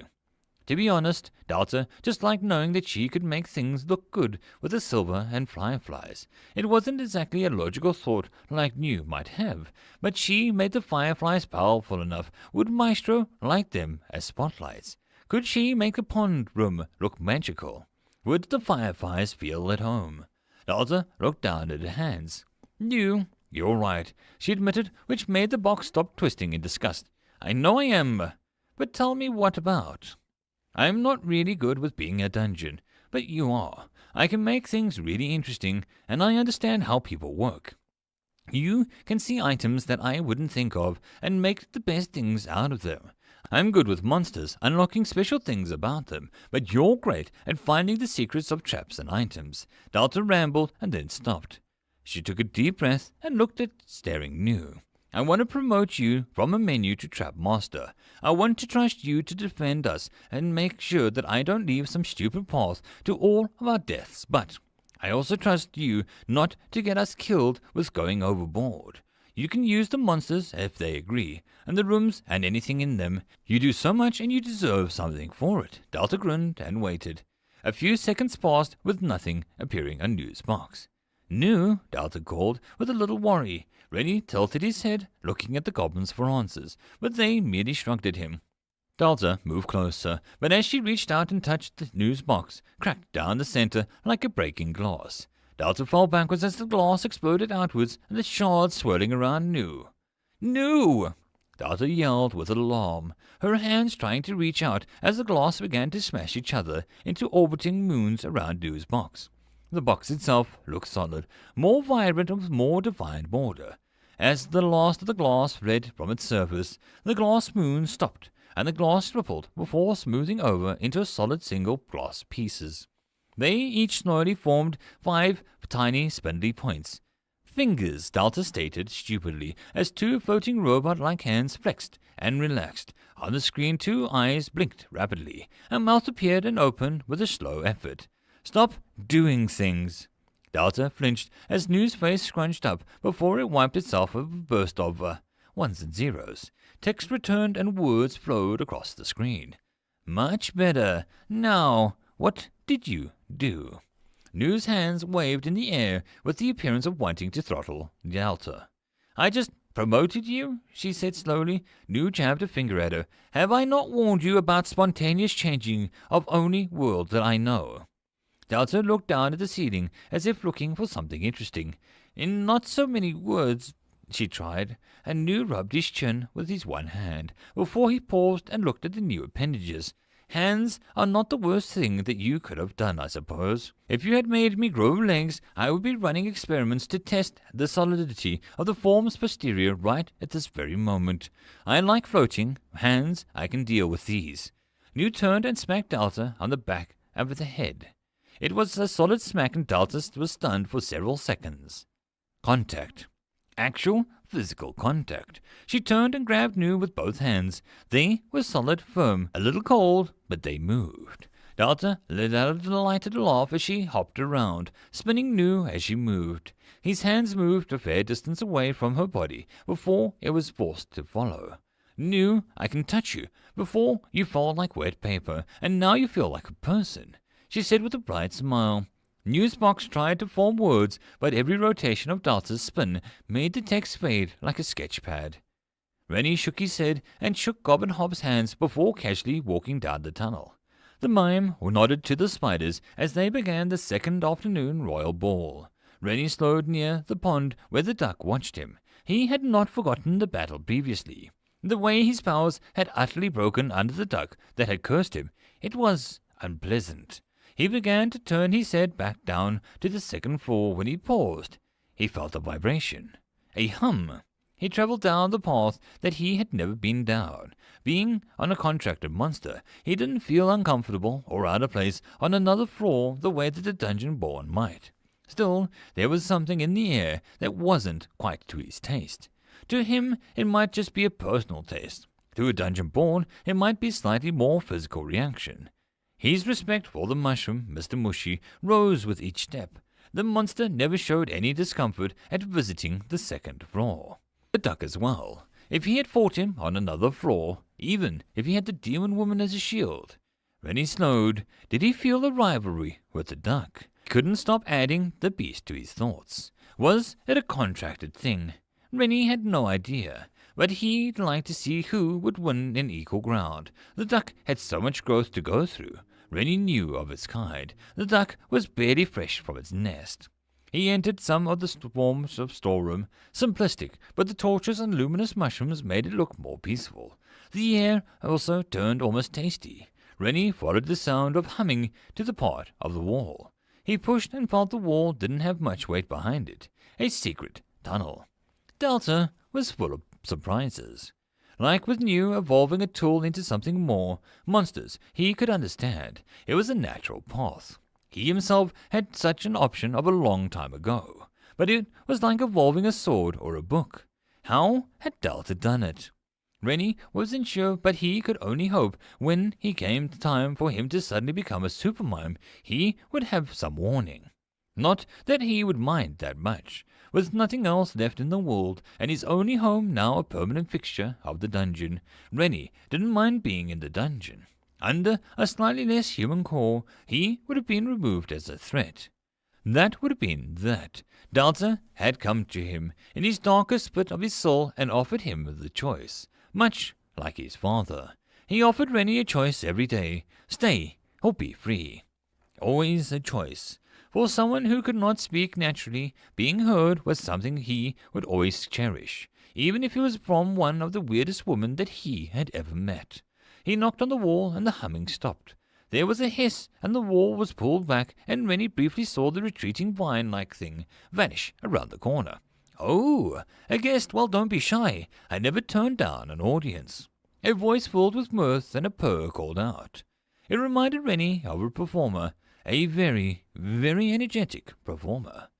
Turning the corner, he was surprised to see that the tunnel expand into the giant room with some stone pyramid-like structure, the stone itself covered in a viney fungal growth. Upon the top, like some growing figure of worship, sat a giant mushroom. Rennie really didn't know why he should suspect that it would be anything else at this point. It leered down at him, its face a thing of nightmares, but its eyes held a welcoming glint. Rennie, confident in his powers to at least escape, walked forward, noting as he did so that several tiny mushrooms which grew on each layer of the pyramid like a line of watches, and various odd fungal instruments seemed to grow from the floors and walls as well. As he climbed up the first step and past another layer, the mushrooms burst into a long choral hymn. The higher he went, the higher the mushroom's pitch went, until he stood before the biggest one of them all. It swept out one arm in a wide arc, and every mushroom went quiet. Now, look at this. Delta has let some cats in before, but I don't think we've met. Now, I am just dying to hear all about you. He tapped one long needle-like finger against his chest. Rennie tilted his head in an unusual creature. The mushroom seemed to blink and then snapped his fingers. Of course, how rude! Let's talk about me first. Quite wise. Well, let me introduce you to the little mushrooms that goes by the names of Maestro. Please, no autographs until the end of the tour. Maestro winked, a joyous solo piano sounded out and accompanying the action. If Rennie hadn't already seen his own face reflected in various lakes when yawning after a bad night's sleep, he might have been disturbed. Rennie bowed in a smooth arc. Oh, the strong and silent type, eh? Off to save a princess? Just a jest. Forgive me, but bring such a gentle mime to my little slice of heaven. He asked, and Rennie shrugged and looked around at the room. The vines and fungal growth seemed to vanish down into the ground itself, as well as into the walls. Curiosity melted the cat.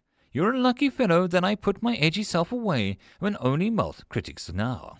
Maestro purred, and Rennie walked around and saw growths of drums, a thin film growing across the surface to act as a drum head. Out of habit, he mimed an action of drumming, and he produced no sound, but he felt Delta's part of now rested inside of his soul buzz in reaction. Maestro paused. Interesting, he murmured for the first time. Rennie felt his weary of his turned his back to Maestro. The giant creature held out two hands, and from the ceiling something dropped into them. It was a metallic instrument covered in yet more mushrooms. You got the power, honey, but have you got the touch? Maestro asked, voice turning serious. I've got a case of lonely blues, and a fellow player walks into my little room. How can I turn that down? Come now, don't be shy. Bare your soul and show your moves. The maestro pointed dramatically at Rennie. Rennie itched his chin, thinking about it. He could just go home, play with Wilhelm, annoy Davina, sleep, tidy up the statue, sleep, go on another gathering trip with the goblins, or he could stay a while and listen to the odd talking mushroom that seemed to be able to hear his musical abilities. Rennie itched a little harder, and he brought his full smile to the surface. He stretched out his hands and brought them down across several surfaces. He only knew how to play some instruments, a habit one learned when a circus music for the show was all homemade. The thumps and drums buzzed his soul, and Maestro let loose a mighty laugh as the very tiny mushrooms echoed it, making the room sound like a bustling, entertaining hall. Maestro brought the metal instrument to his lips, and the sound Rennie had never heard before blasted out of a wide mouth of the thing. It was a wondrous that Rennie decided that he could just stay for a while, before Delta did something else and changed everything. This was his home now, and Rennie didn't mind it so much. End of chapter. There is no epic lucha, only puns. Chapter 58. Thorn in the Side. Holly Davagos set her hot pie on the table. It was a pie that Holly made a dozen times with dozens of variants, but with just as much love put into each one. One of her children, Yiga, the eldest, walked past with a hungry expression. The flowers that she had braided into her long, dark hair looked to be full bloom, despite being cut from the stems for a short time. Holly cut a piece of pie without a word. Yiga was going through a very important part of her life. As a natural-born druid, Holly could be no prouder. Yiga picked up the pie, and Holly saw that her skin had a hue of fresh tree bark. That did not speak because Holly did not want to force her to do such a human thing. Her husband slipped occasionally, but the man always directed his questions quickly to the nearest inanimate object. Yiga sighed with joy as the pie slice disappeared very quickly.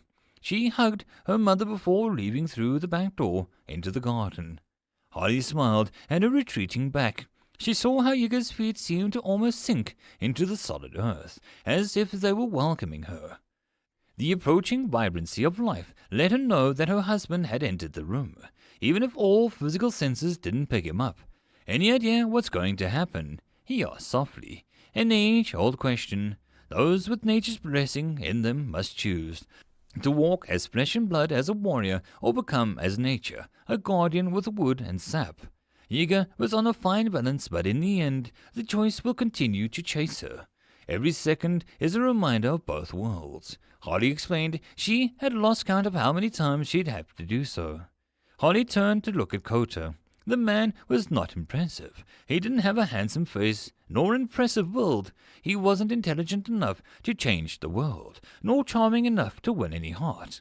But he loved, and Holly couldn't ask for more. The fool had loved her even when she was ready to remove his head for insolence. Holly smiled at the memory, her round cheeks flashing as the thought about how rash she had been.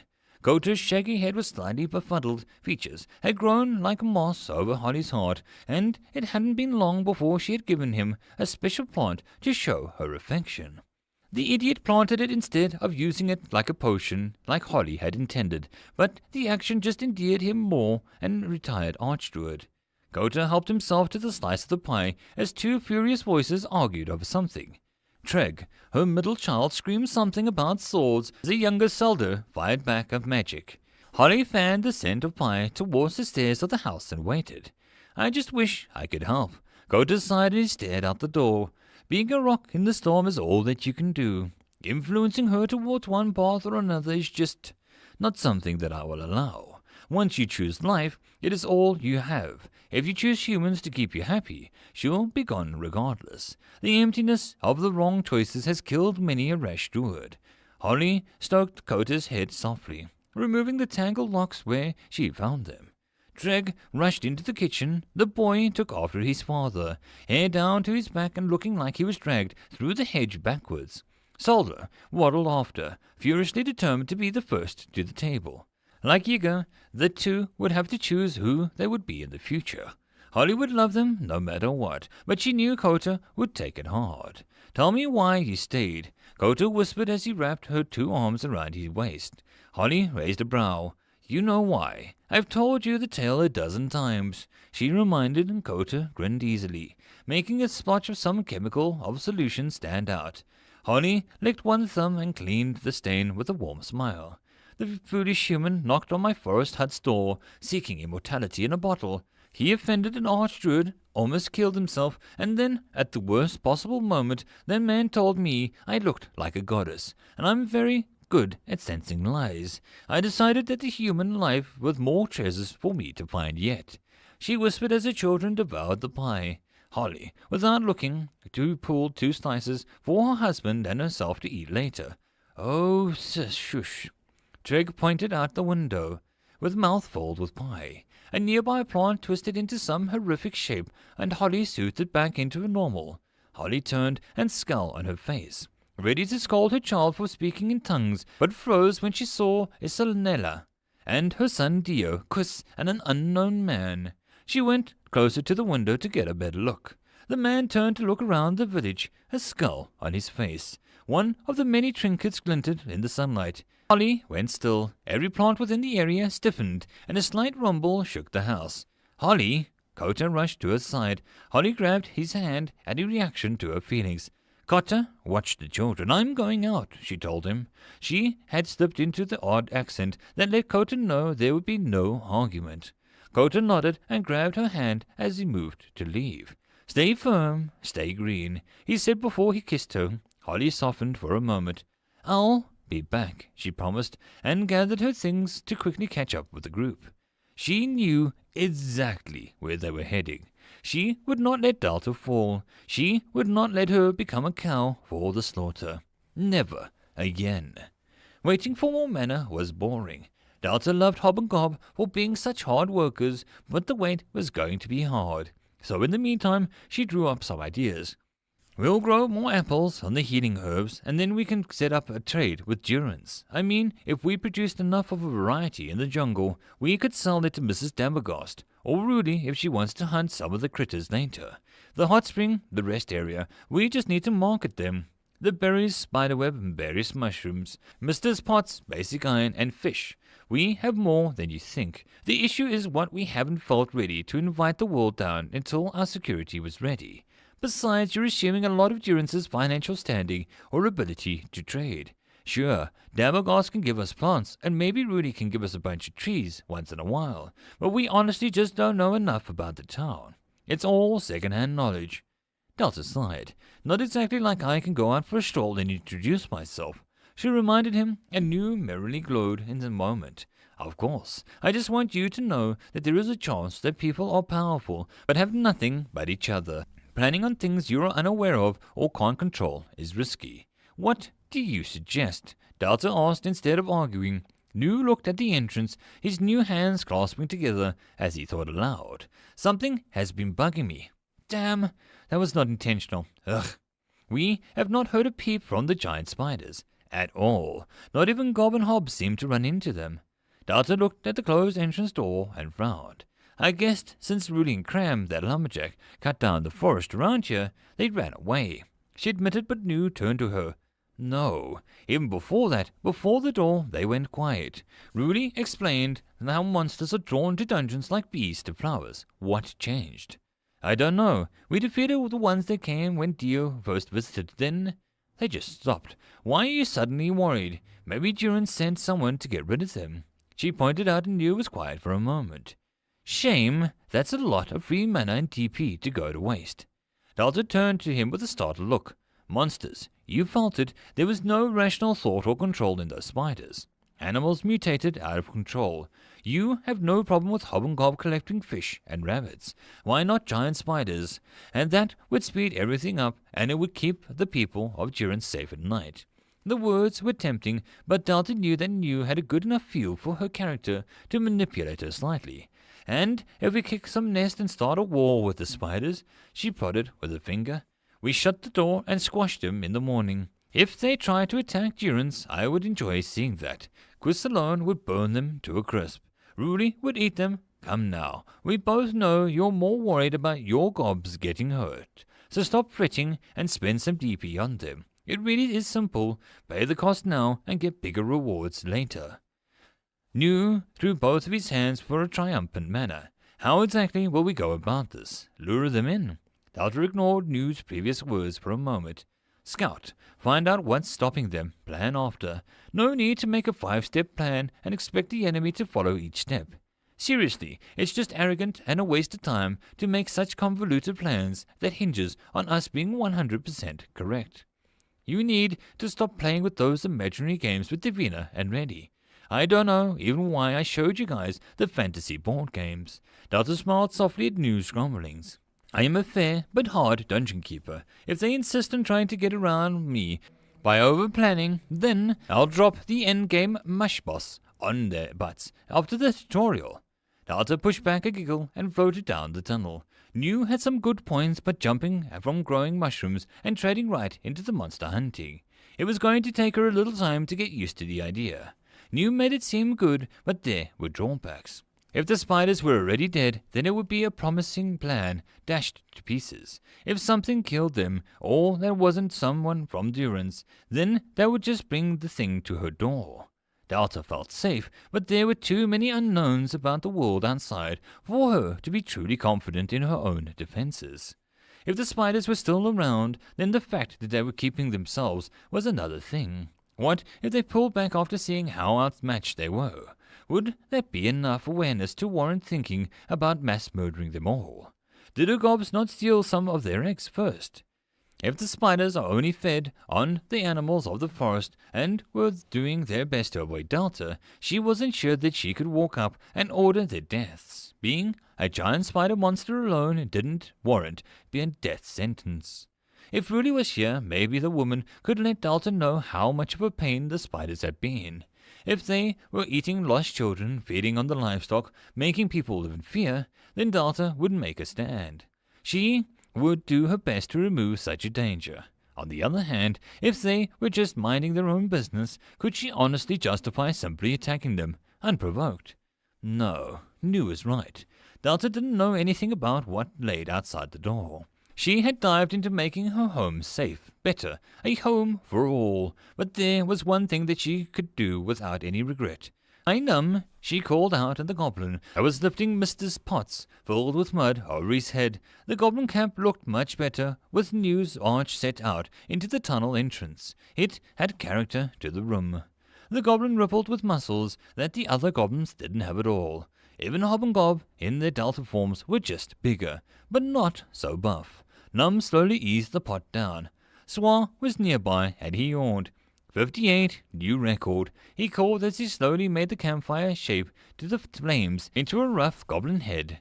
Num grinned, the wooden key around his neck worn with pride. "How can I helps?" Num saluted, sweat dripping from his face. "I was just thought that it was high time that you guys were due for a checkup. See what's appeared in your menus," Delta explained as she began to pull up the windows. She saw Billy slink out from the shadows, his curiosity piqued. Swa snapped his head. "More fire!" He cackled, and Delta pursed her lips. "We'll see," she answered non-committally. She looked at Num's menu first. Goblin Thug, Num, available options. Evolve into Goblin Fighter, a goblin with excels in physical combat, natural evolution 20 DP, cheapened by Ruli's library. Evolved into Goblin Juggernaut, a goblin that has learned to take damage and come back fighting, natural evolution 25 DP. Evolve into Goblin Disciple, one who has learned to focus on the wildness of a goblin into the source of strength. 30 DP, cheapened by Ruli's Diary, a special evolution unlocked by studying with Rail. Delta stared for a long moment. "Num, that's so cool." She beamed and Num laughed with a proud grin, and then slowed until he was just blinking. What'd I do?" he asked, confused. "Nothing on purpose." Billy commented, and Num seemed to take that as a compliment and beamed again. Delta bent down until she was face to face with Num. She hadn't noticed it before, but as she was kept building the second floor, her monsters had slowly become able to see her more clearly. Num looked straight at her. "Num, would you like to evolve? I don't know what you'll become exactly, but—" She trailed off, but Num had gone wide-eyed. "Me? I can evolve!" he whispered, and clawed, his hands clasped tightly at his sides. Delta nodded gently. "Only if you want," she promised, and Num looked down to the ground for a moment. Willie smirked and looked away. Even Swa was silent for a moment. "I worked really, really hard, and I really wanted. I trained with Rail and a big wow worm." Num spoke quickly, not looking up. With some effort, Num met Delta's eyes. She had never seen the goblin in tears, but Num looked soft. "Please," he begged, and Delta gently put his hand on his head. "Of course. No, hold still." She winked. Why let Num's hard work go to waste? Sure, it costs more, but if Delta had one bad habit, it was taking risky choices. She hit the Goblin Disciple option. Num was surrounded by a corona of orange light, like the sun-warm cocoon. It whipped up a gust of wind, and the energy encircled tighter and tighter before it suddenly broke apart with a thunderous crash. Num stood before her, but it was not the goblin that she had known. The rough fur pelts were gone. The spiky club was gone. The slightly goofy expression was gone. In its place was a goblin that gave her a soft smile. "Mother," he said, his voice flowing like a soft breeze. He flexed his hands. They were wrapped in a red cloth, but his fingers didn't seem restricted. He slowly began to flex the rest of his body. The muscled torso that looked far more straight than a human that had hunched stance of a goblin. The face, once slightly goofy, now looked firm and serious. Num had hair now, and pulled back into a ponytail. His hair looked coarse but long. She looked down at the long flowing cotton trousers. He was barefoot, but even his feet looked like they'd pulsed with energy. He moved forward, and the air seemed to tense and flow around his body. Num closed his eyes, and there was a slight glow around his hands. "Num, you look," she trailed off, not sure what to say. Num grinned, and it was both comforting, but also that made Num look like his old self, the sweet being that she knew from before. He was still himself, but there was so much more now. There was the result from Num's hard work. a box appeared. Num has unlocked physical energy. System will name it PE. Delta watched as Num did a soft strike into the air. There was a soft ripple. I mean, that's pretty. Interesting, but don't hit me or I'll burn you. Swar sniffed and Num gave him a look before a grin reappeared. I would never harm a brother, he promised, and Swar gave him a sour look. What makes us brothers? Please, I am a magical leader. Swar sniffed back. Num raised one eyebrow before he bowed slightly, one hand pushed into a palm. Oh, do forgive me, oh magical brother. I do believe your campfire is burning your mushrooms. Num commented. Swar screeched as the blackened mushrooms crumpled before his eyes. Delta giggled as Swar stamped towards the mushroom grove, muttering to himself. How do you feel? Delta asked brightly. Num looked at his hands.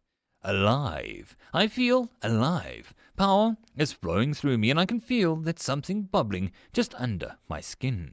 Power with a cost, but it is so much of it. I could lose it all in a moment, but I know that I need to stay in control.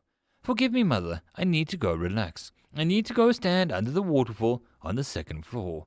I need to thank another brother.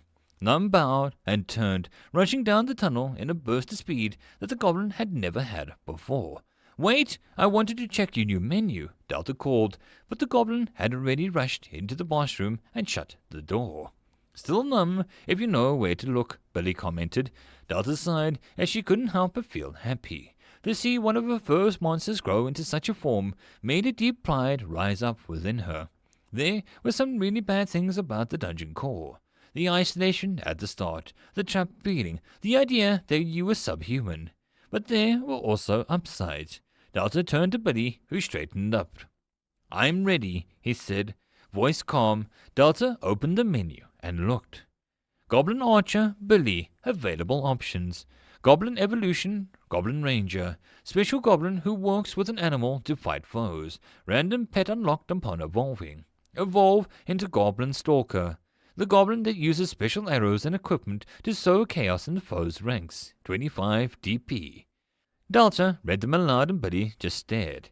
She eyed the options, and the words teasing her like a temptress of the night. Random pet. Random pet.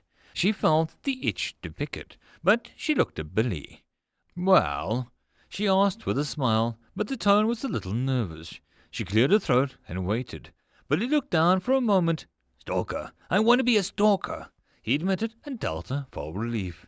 Random picks had been interesting for her heart, and it would be good to have a stable choice for once. Hold on to your hat, Delta cheered, and hit the option. The light swirled again, and the orange was much darker this time. It didn't shatter like before, but instead flaked away like the autumn leaves. Billy looked cute with his little green hat and arrows. Now, Billy looked like a nightmare that lived in the darkness of trees. A dark hood barely showed two red eyes. The two shadows hid most of his face. The thin mouth was licked by the black tongue. The two large thin ears pierced through the hood, and both were pierced with two iron rings. The form of the hunched over, it was ready to launch into a sudden burst of speed. Cool arrows of dark metal filled his quiver, and the dark bow made from some odd wood was the tight string. The hands that held it was dark nails, showing the power that could fire an arrow at unseen distances. Billy stood straight and Delta squeaked at how he almost reached the same level as her chin. Lanky, but so tall. Billy pulled back the hood, and the skin darker shade of green than before. The face, now fully shown, was almost the same as Billy's previous form, but it was more angular. It made the smile wider. This is nice, Billy stated. His voice was much deeper. Delta laughed nervously and almost wished that she had convinced Billy to spin the random wheel. Billy ran a hand over a series of pouches and items on his body. Rope, vials, folded nets. Billy was decked out for war. How do you feel? Delta asked meekly, and Billy pulled out a wicked dagger. He began to flip and catch it as he was done so all his life. I feel like I've made the right choice. Mother, I thank you. Billy bowed and pulled the hood over his head, and Delta stopped closer and looked him over. You look scary. She had let him know. Billy laughed. Even better. Excuse me, I need to go test this body. I want to scare the ever-loving crap out of Swa. Billy grinned, his expression enough to give small children nightmares. How did the excitable Num become serene while the calm Billy became creepy? They were her gobs, and like any good parent, she would support them in any phase that they went through, but it didn't mean that she had to be calm about it. Have fun! Delta waved and Billy stalked off. It took her a moment to notice that Billy had escaped before she could even check his menu. He was only going down the hall, but Delta needed a moment to herself. I swear, if I evolve Mr. Mushy and he turns into something like Maestro, I will scream, she muttered to herself, and then she paused. If I evolve the Pygmies, will they still be cute, she whispered. She was starting to have a minor panic attack when suddenly a loud arguing filled her head. People had come into her dungeon, and two of them were screaming at each other. She was at the entrance in a blink. You are a dog of the kingdom that grows fat off enslaved creatures. Holly Dabbergast snapped, her usual cheery face white with anger, a man Delta had never seen before, turning redder than was healthy. They're hardly innocent. Monster attacks, manner infections, and fluctuations draw people in with treasures and eat them. Yes, innocent. The man drawled with sarcasm. Holly narrowed her eyes and the necklace round her neck glowed green. Quiz strode in between them. Holly, calm down before I send you home. Noland, shut the hell up, he said bluntly, and they both looked at him. Quiz, he's here to size Delta up for the rest of the world. This is the beginning of it all. Dabbergast snapped and then took a deep breath. She looked around the entrance hall and read the signs. Suddenly she looked sad. Please. Delta doesn't deserve this. She looked at Quiz. The man met her eyes for a long time. Dabbergast looked at the Peacekeeper badge on his chest. Of course, you have no choice. She nodded, and Nolan just sniffed and looked around. I must say, I'm not impressed. He was cut off as he was knocked out of the way as Dio tripped into the dungeon with a yelp. Dio, sweetie, please be careful. A beautiful voice called. Delta had to clear away the slight fog of a moment as the woman's voice bounced along the dungeon walls. Delta stared at the party that had just come to her dungeon. It was a weird one. A fire mage, a druid, Dio's mother, and some jerk. Welcome to my dungeon. Delta tried to sound confident. All of them seemed to feel something as Delta spoke. Dio waved. Hi, Delta, I've come to do my homework. He called, and Delta had a feeling it wouldn't be quite so simple. End of chapter. That, my friends, concludes this episode. I hope that you enjoyed. If you wish to support the author of the story, there will be a link below. If you wish to support this channel, there are multiple ways to do so, which will all also be linked below. But the easiest way would be to subscribe and share my videos as much as possible. And until next time, I hope you all have a good one. And I'll see you all in the next video. Cheers. Greetings, ladies and mental gents, and welcome to my channel, where I like to make audio narrations of stories from across the internet. In this series, we'll be focusing on a web novel called There Is No Epic Lucha, Only Puns, from the website Reupload. And in this video, we'll be doing chapters 59 to 61. I hope that you enjoy. There is no epic lucha, only puns. Chapter 59, Diolicious. Quiz watched as the stone door closed behind them. The lack of sunlight, the fading of the isolated world, and the darkness of the dungeon always made new adventurers pause for the first time. In that crystal clear moment, a person knows for a fact that they can live as a dungeon explorer. A single moment of basic bestial panic that showed the true strength of your character. Some choose to ignore it. Some burned out fast, if they didn't die first. Because he wasn't sure that the same feeling would be happen to any newcomer in Delta's dungeon. Warm air flowed around them. The entrance hall felt more like someone's home than a pit of challenge and death. Quiz paused and nodded to himself. It was a home. It was Delta's home. Rather basic entrance hall. What age are we looking at? Nolan asked bluntly as he began to jot down notes on a clipboard that he had pulled out from his bag. Quiz could see forms, references, boxes to be filled, boxes to be ticked. How did one clipboard hold so many damn forms? Not long, moving on to week 3, he stated. Chris wasn't sure exactly how much to tell Nolan. The man was only doing his job, but Dabagos was correct. Nolan was a tiny pebble that began an endless avalanche of new faces and new problems. Dungeons attracted just as many monsters as they created. It also, Chris had to admit, let true heroes rise, people worthy of the mantle. They just wouldn't be allowed to test their blades on Delta. Chris was going to make sure of that. He just had to make Nolan see how Delta operated. How many confirmed deaths? Nolan moved on as Dio dropped some gum into the offering bowl, while Solana placed some handmade cookies as well. Chris grumbled and fished in his pocket for something. Dangerous curse stone, Dragon Fang of Elstar, unstable dimensional amulet for storage connected to a bank across the world, keys to his shack, something that hissed. He tried the other pocket and found a report that he needed to hand in to the elders. He debated on it, knowing that he would have to rewrite them all with inside, and he opened up his jacket and placed his mostly full flask of local brew. Enough to make his fingers tingle, but not enough that he would be hiccuped spells.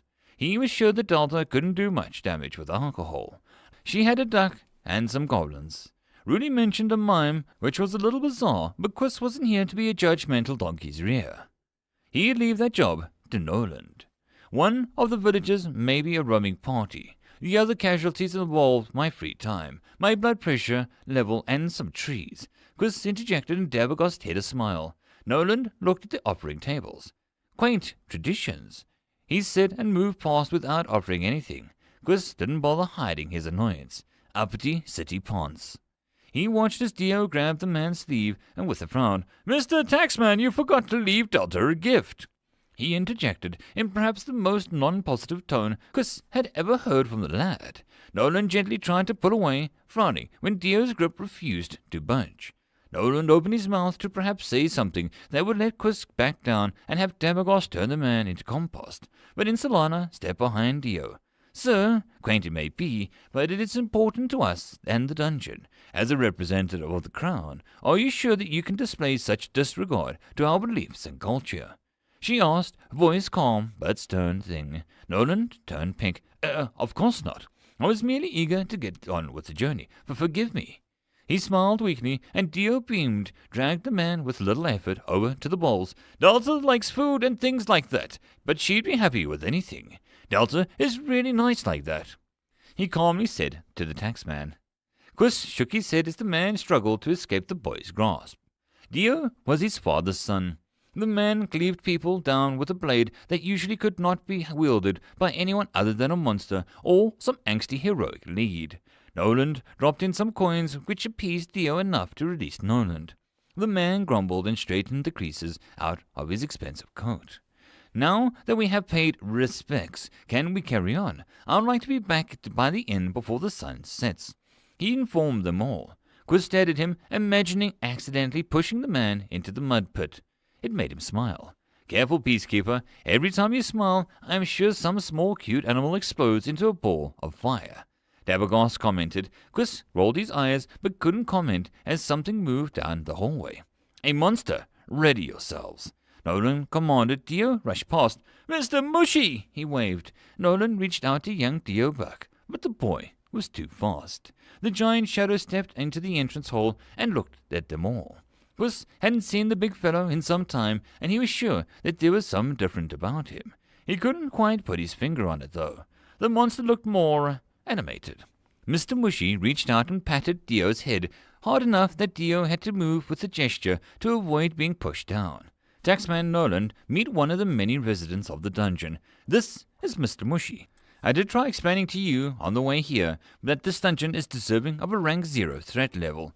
Chris used a stunned expression on the man's face as a chance to push his agenda. "Zero? No such thing. What is this creature?" he asked, his dagger held between his two fingers. "A wonder, a beautiful gift of nature." Dabagos moved forward to greet the mushroom. Nolan ignored her and eyed Chris. "Generic monster of the first floor. I am led to believe that it likes making pottery now," Chris remarked. "Like. Monsters do not like. He must be in contract or developing a mutation variant for that to happen." Nolan dismissed with a glare. Chris honestly was not going to spend the whole trip like this. You asked me for my expertise in Delta's dungeon.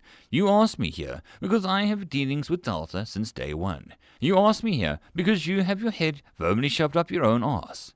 Call me a liar again, and I will remove you from this dungeon as per my duties, he warned, then a lick of fire curling out of his nostrils as they flared. Nolan looked up at him. Remove me? On what grounds? He asked, more interested than threatened. For causing intentional chaos to an establishing system of a dungeon.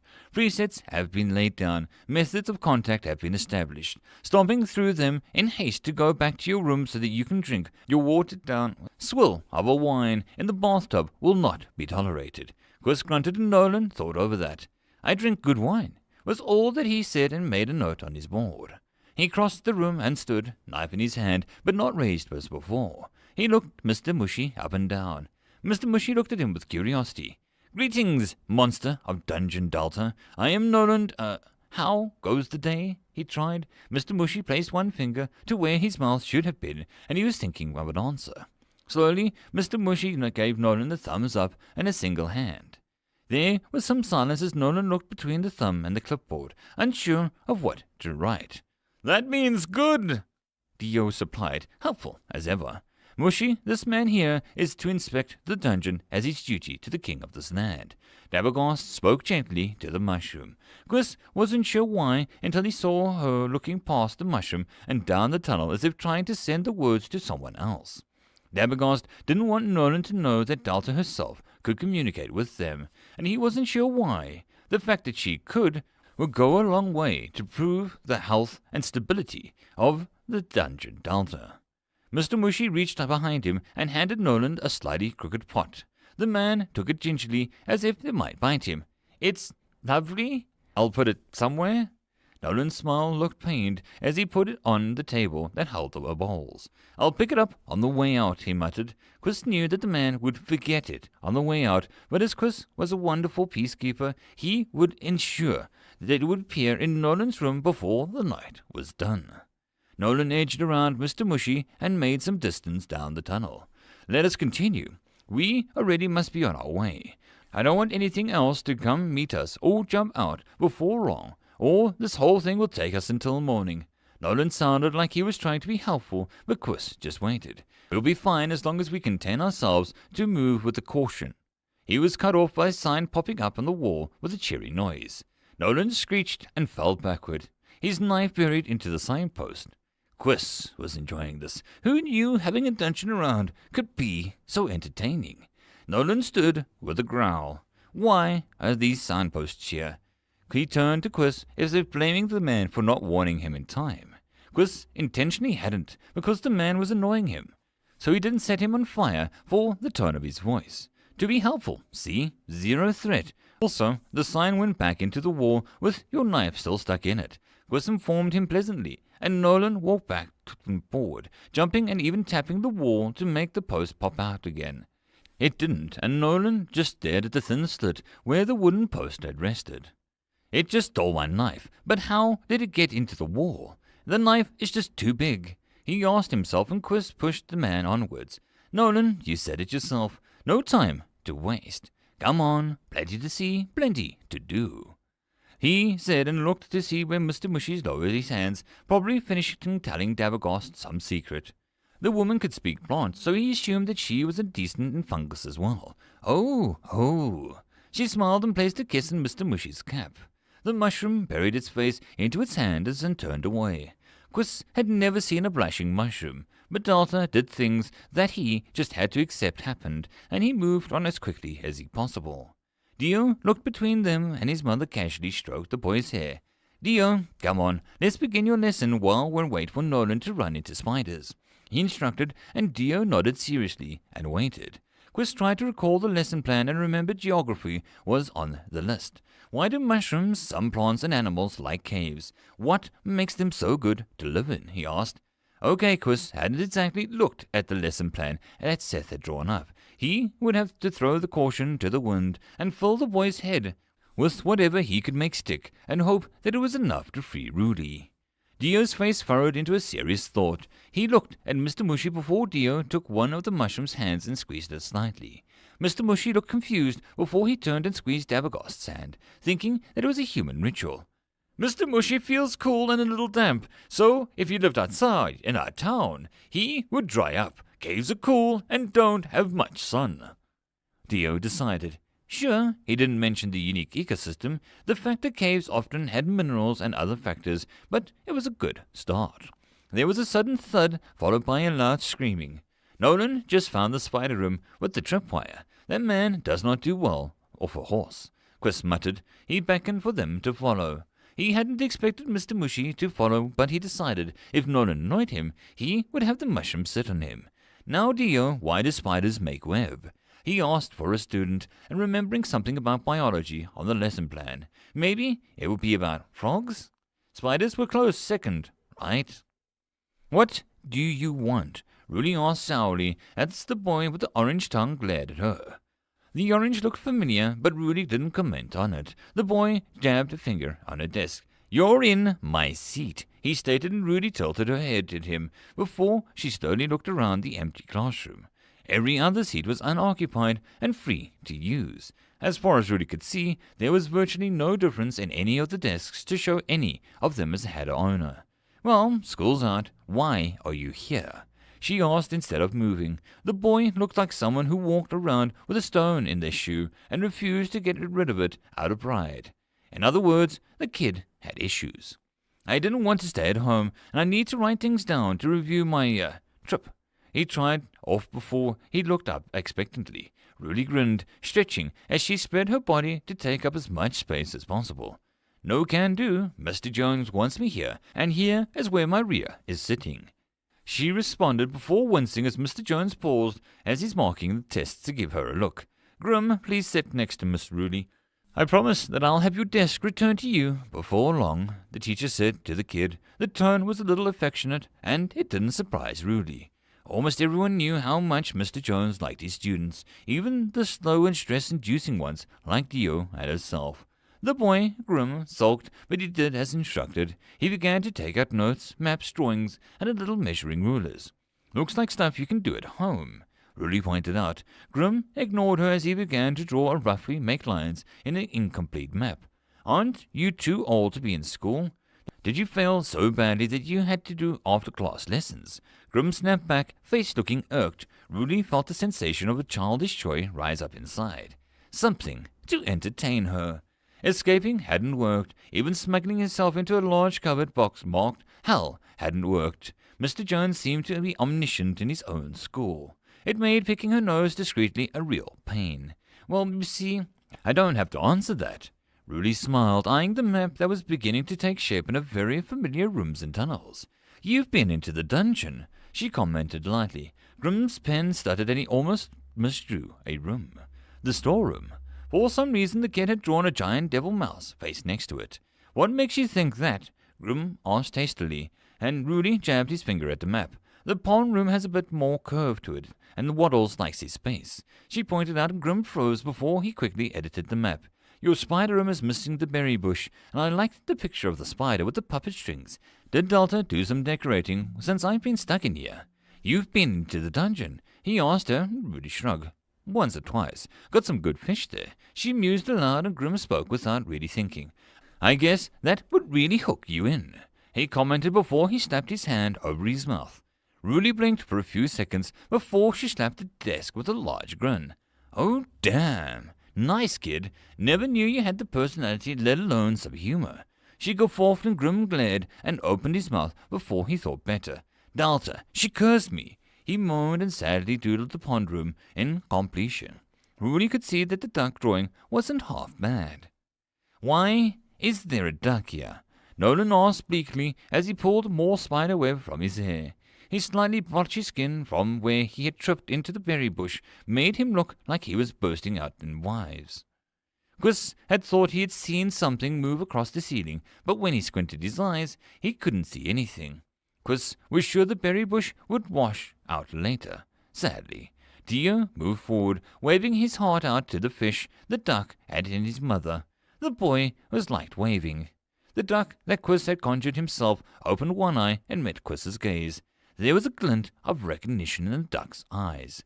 Quist knew that most of the ducks he summoned knew of him, and he had no idea where they came from, but if left to their own devices for too long, the ducks ended up overthrowing the local power. They did vanish after a while, but this one apparently managed to keep one ducky foot in the world. At least Delta had this mostly under wraps. He only hoped that she could close an eye to it. Nolan peered around the pond. A thriving fishing spot, a rarity. I'm seeing a lot of species and no monsters. This doesn't make the dungeon a good point for some unique fishing. He nodded to himself, and as Solana bent down, Dio pointed. I'll call that one Goldie, and that one Silvery, and that one Horatio. Dio said, and Quist wished that he could bottle just a fraction of Dio's spirit and use it in an emergency. Well, he liked being an utter recluse and rude as possible to people. He'd like to have a very nice day off once in a while. Maybe if he had chanted a spirit medium spell onto an object and rubbed it hard against Dio, it might work. Stealing spirit or will was not his intention, but seeing if he could make an object like Dio never ended enthusiasm.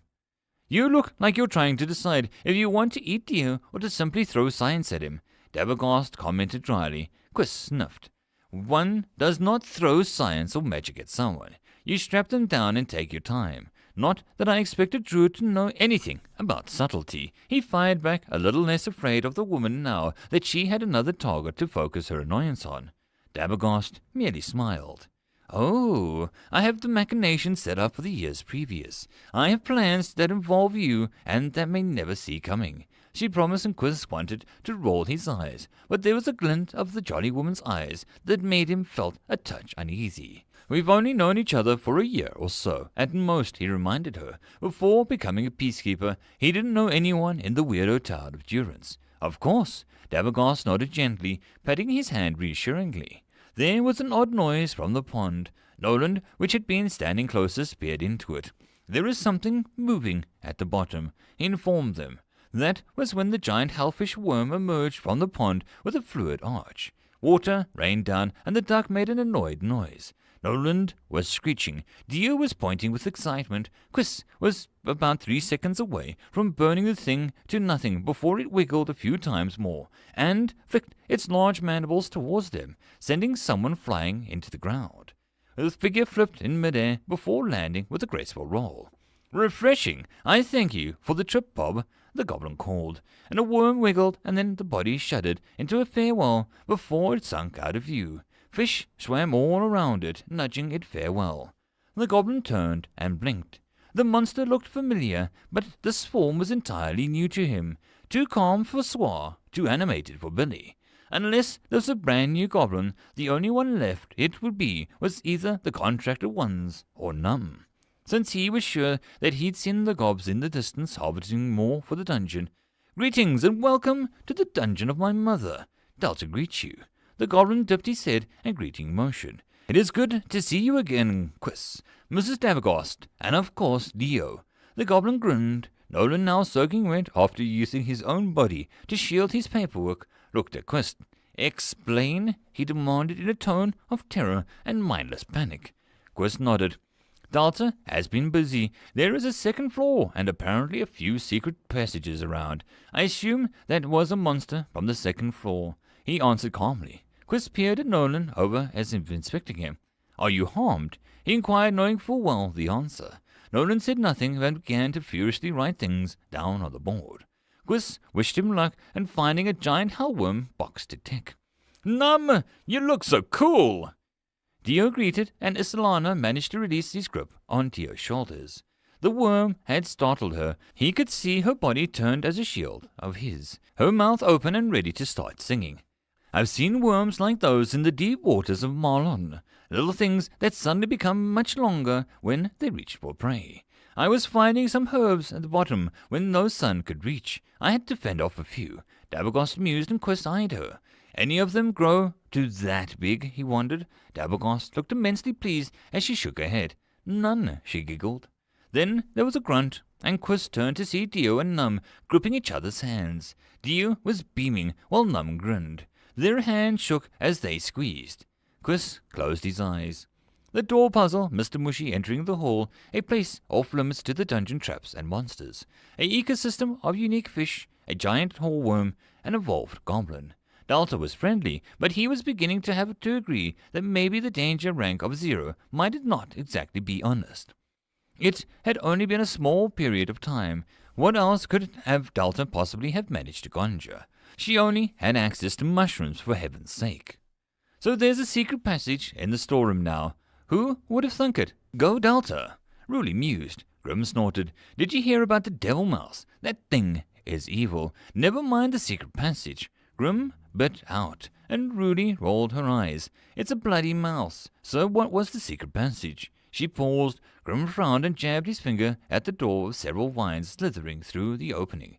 Never saw, but whatever it had vines, acid, and definitely didn't like me. He shrugged and Ruli thought about it before she snapped her fingers. Greater Mushy, a sour thing. Mr. Mushy's brother. Not seen the guy in a while, but I guess Delta moved him. Didn't like people from what I saw. Ruli mused before grinning. I wonder what the fella's up to now. Delta's dungeon does things to people. Sour mushrooms are not exempt.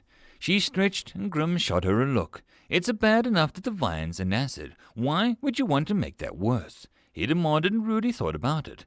Course Delta could always use more mushrooms. Kind of her unspoken motto. I mean, I'm sure her little pissed off mushroom is fine, but what do you think it's guarding?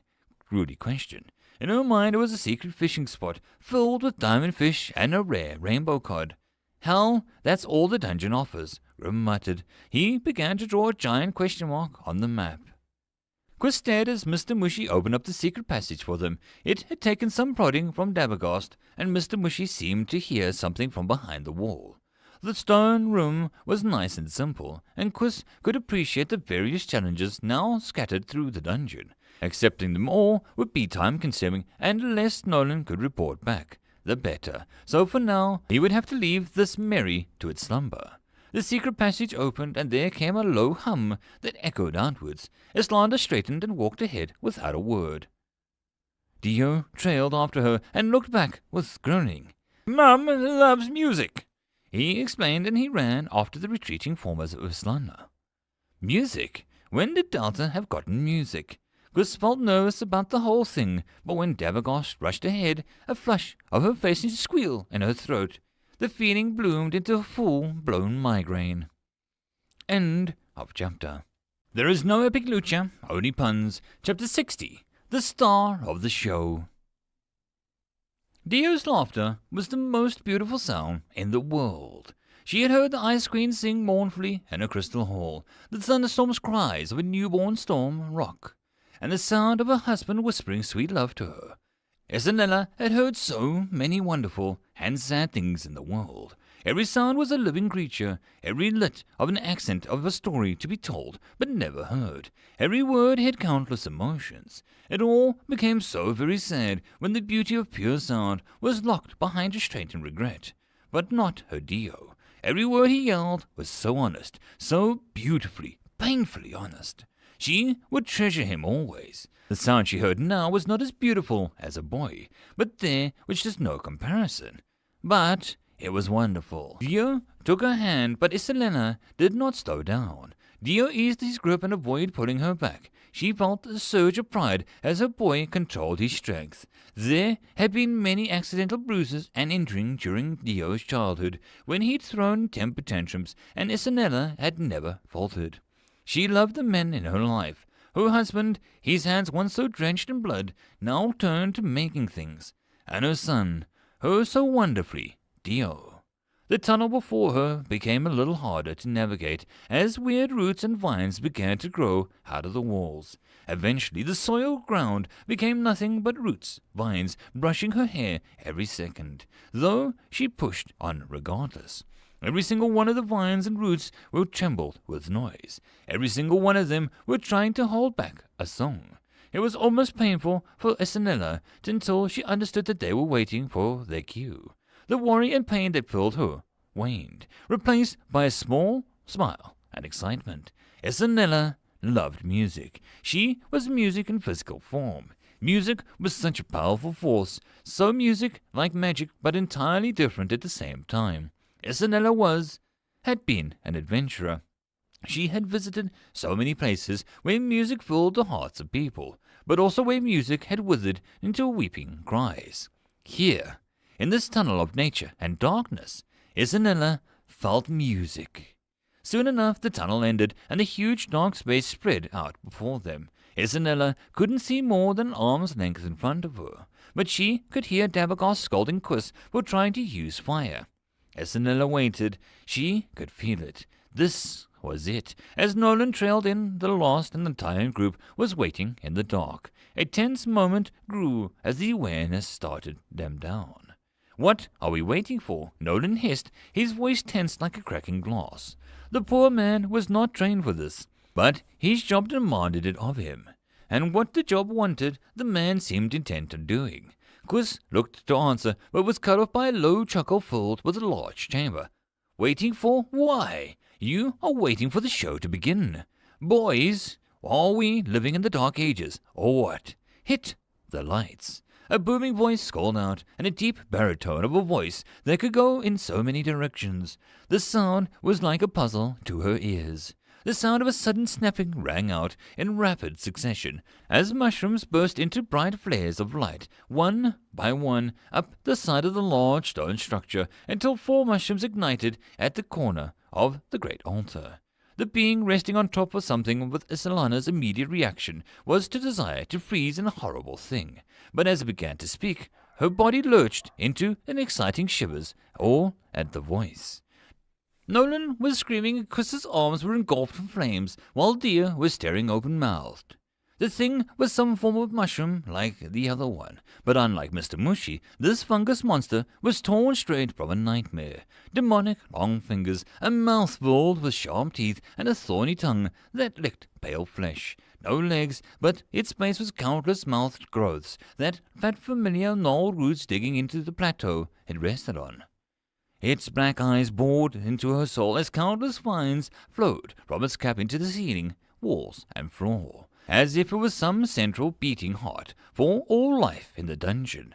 Nolan's terrified high-pitched screaming suddenly cut off as Dabagos pinched his nose, effectively strangling Nolan's screaming, making the being laugh. "Looks like the sir went from an opera to a flap.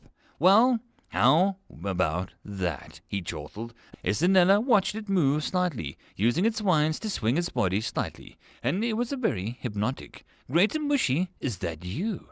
Dabagos called, her cheeks flushed and a smile wide. Her eyes roamed his form and the room with such tenderness that Isanella was almost convinced that the woman had fallen in love.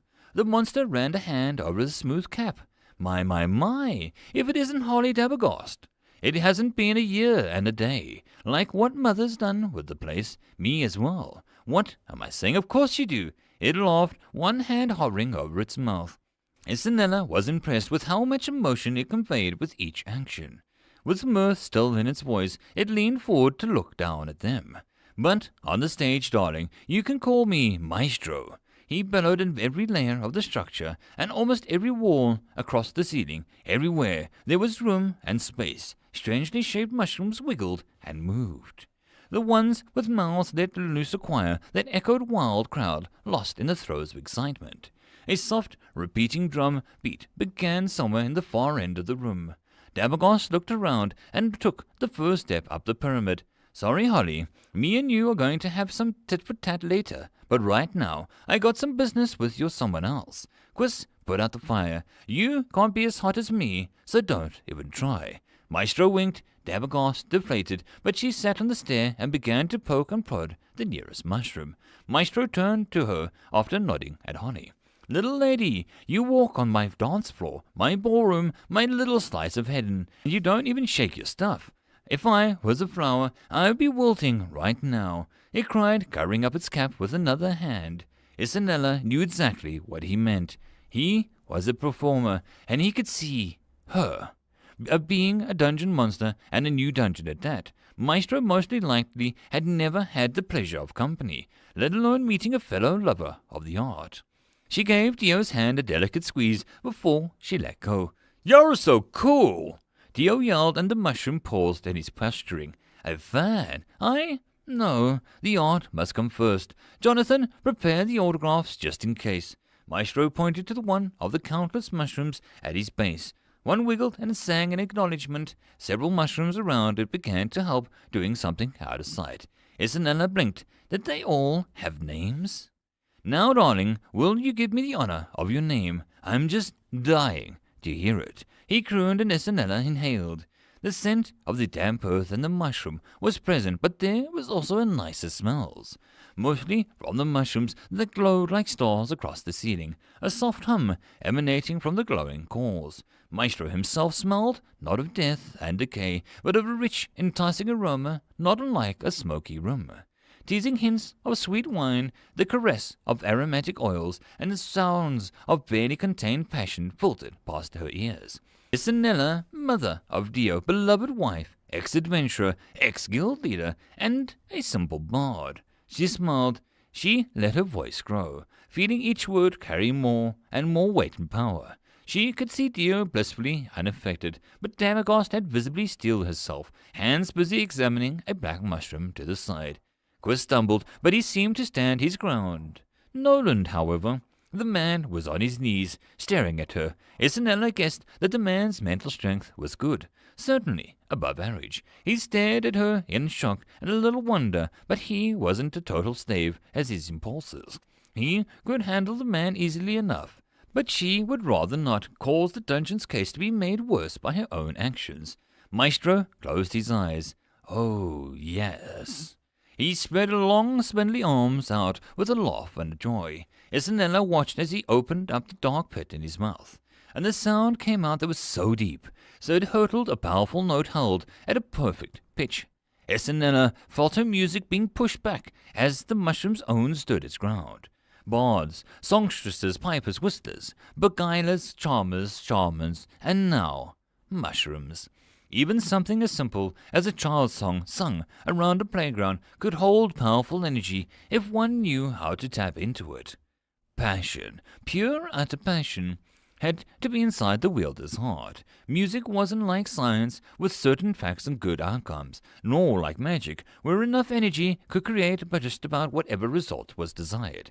Music was a gift, and you had to love it for it to have the power. Even just a spark was enough. Maestro had more than a mere spark. Isanella felt a bonfire of power being projected. It wasn't being used for anything, but if she had to guess, Maestro mostly likely didn't even know what he was doing. He was just moving the music, and Isanella could not help but be let out of delighted laughter. The people who had sought her out and demand her art of music, all powerful warriors, or magi, or even some great engineers, they all lacked the very thing Maestro had developed: simple enjoyment of the art. Isanella spread her arms out and looked over her shoulder at Quiz. The man paled and began to direct Nolan out of the room the way that they had come, the man not putting up much of a fight in his current state. Dabagost sighed and also stood. "I'll be back," she promised Maestro with a wide smile. He bowed to her. "Always welcome, my lovely Holly." She smiled, and all of his teeth. Dio's eyes quizzed and looked unsure. "Go on, I'm going to stay here and sing some songs." Isanella gently pushed Dio towards the retreating group. Dio frowned but then smiled. "Let me hear them later, where you make the song go inside my heart," he begged, and Isanella made a show of thinking about it and then smiled as how Dio's face began to fall. "Always my little sunshine." She kissed him on the forehead. The boy laughed and ran after Quiz. "Delta likes him very much," Maestro called, and Isanella turned and tilted her head. "Dio likes Delta. I'm beginning to see why." She moved forward and put a foot on the bottom of the stone steps. The air seemed to change in an instant. The almost casual overtone of Maestro had been projecting now felt charged. "Now, I've been hearing you speak and speak, but honey, I want to hear you sing. This place has been too calm for too long. Ready? It's showtime." Maestro flexed, and the mushrooms around him room began to flash in a series of patterns and colors. "Take a bow, human. The King of Soul is here to show you his stuff." Maestro clicked one finger, and various odd-shaped mushrooms began to twitch, and the music erupted around the room. Isanella took off a cozy sweater and dropped it to the ground. Her arms were compact and covered in scars. With ease, she removed her hair tie, keeping her long hair tied up. The beat was electrifying, and it should have sounded harsh, like a metal in a storm, but it carried such a need to make her dance that Isolana loved it. Techno is a little harsh, but if we start off slow, then I'm just not respecting you, sugar. Maestro pointed down at her. I accept your challenge, but please call me Isanella. She requested and began to climb the stairs. However, to her surprise, the row of mushrooms blocked her path. The trio of mushrooms looked at her and loosed a series of sounds. Come now, Nella. If you want to reach the king, you must get through those vassals. Show me your heart, the maestro cried with joy. She looked down at them, and with one note made them bow in defeat. The next row held 5 mushrooms, and Isanella strode towards them, confidently. She was having an immense amount of fun. She would have to bake so much when she got home just to keep her emotions under control. Her husband's waste was going to regret marrying her at this rate. Isanella giggled and let the music take her. So, you got through the mudroom. Not bad. I mean, pretty simple, but that's really the beauty of it. Rudy watches Grim mark the fake platforms and the real ones from memory alone. I'll have to check if the fakes change position or the like, but it was an easy room if you use logic. Grim boasted a little. Easy. For now, you do know Delta makes everything better soon enough. Just watch, it'll be something to make it all Delta-ish. Rudy defended and the room. From what she had figured out from Delta's character and the passing words between Delta's monsters and that brief appearance of her avatar when the mime appeared, it was kind of lucky that Delta had defenses at all. But then again, there was that snot-nosed brat New that appeared once in a while. He seemed to have his head up his rear, at least if it was going in the right direction, though Delta maybe had to keep New from decking the place out in sharp spikes and evil overlord thrones. Evil thrones were so last season. Grim sniffed. Only an idiot would struggle with this, he stated. How can you not know which is the real one? Did you not cross this yourself? Nolan asked with exasperation. Dabagos lingered behind to talk to Dio. They diverted into the pond room for a quiet moment, saying something about the plants at the bottom of the pond. Quiz opened his mouth but didn't feel like telling the man that he had been pushed in and just climbed out on the other end.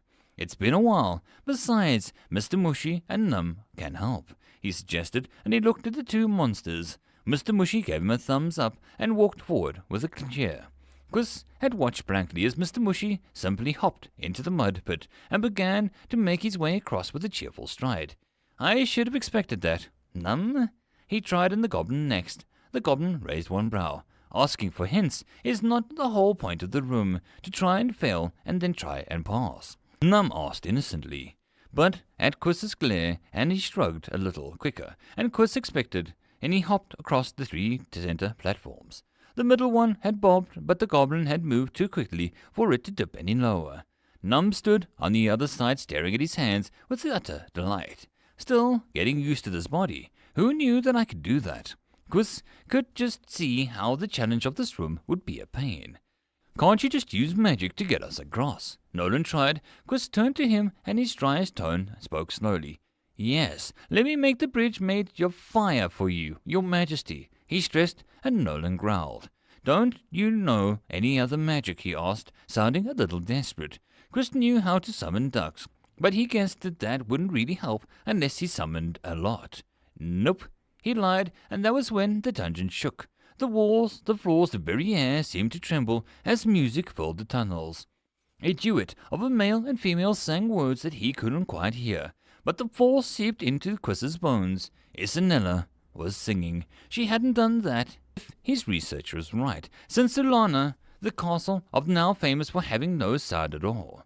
Those who lived there and those who passed through experienced no sound. They weren't deaf, but sound just didn't work. The ingredients for music and song were now gone, removed by Isolana.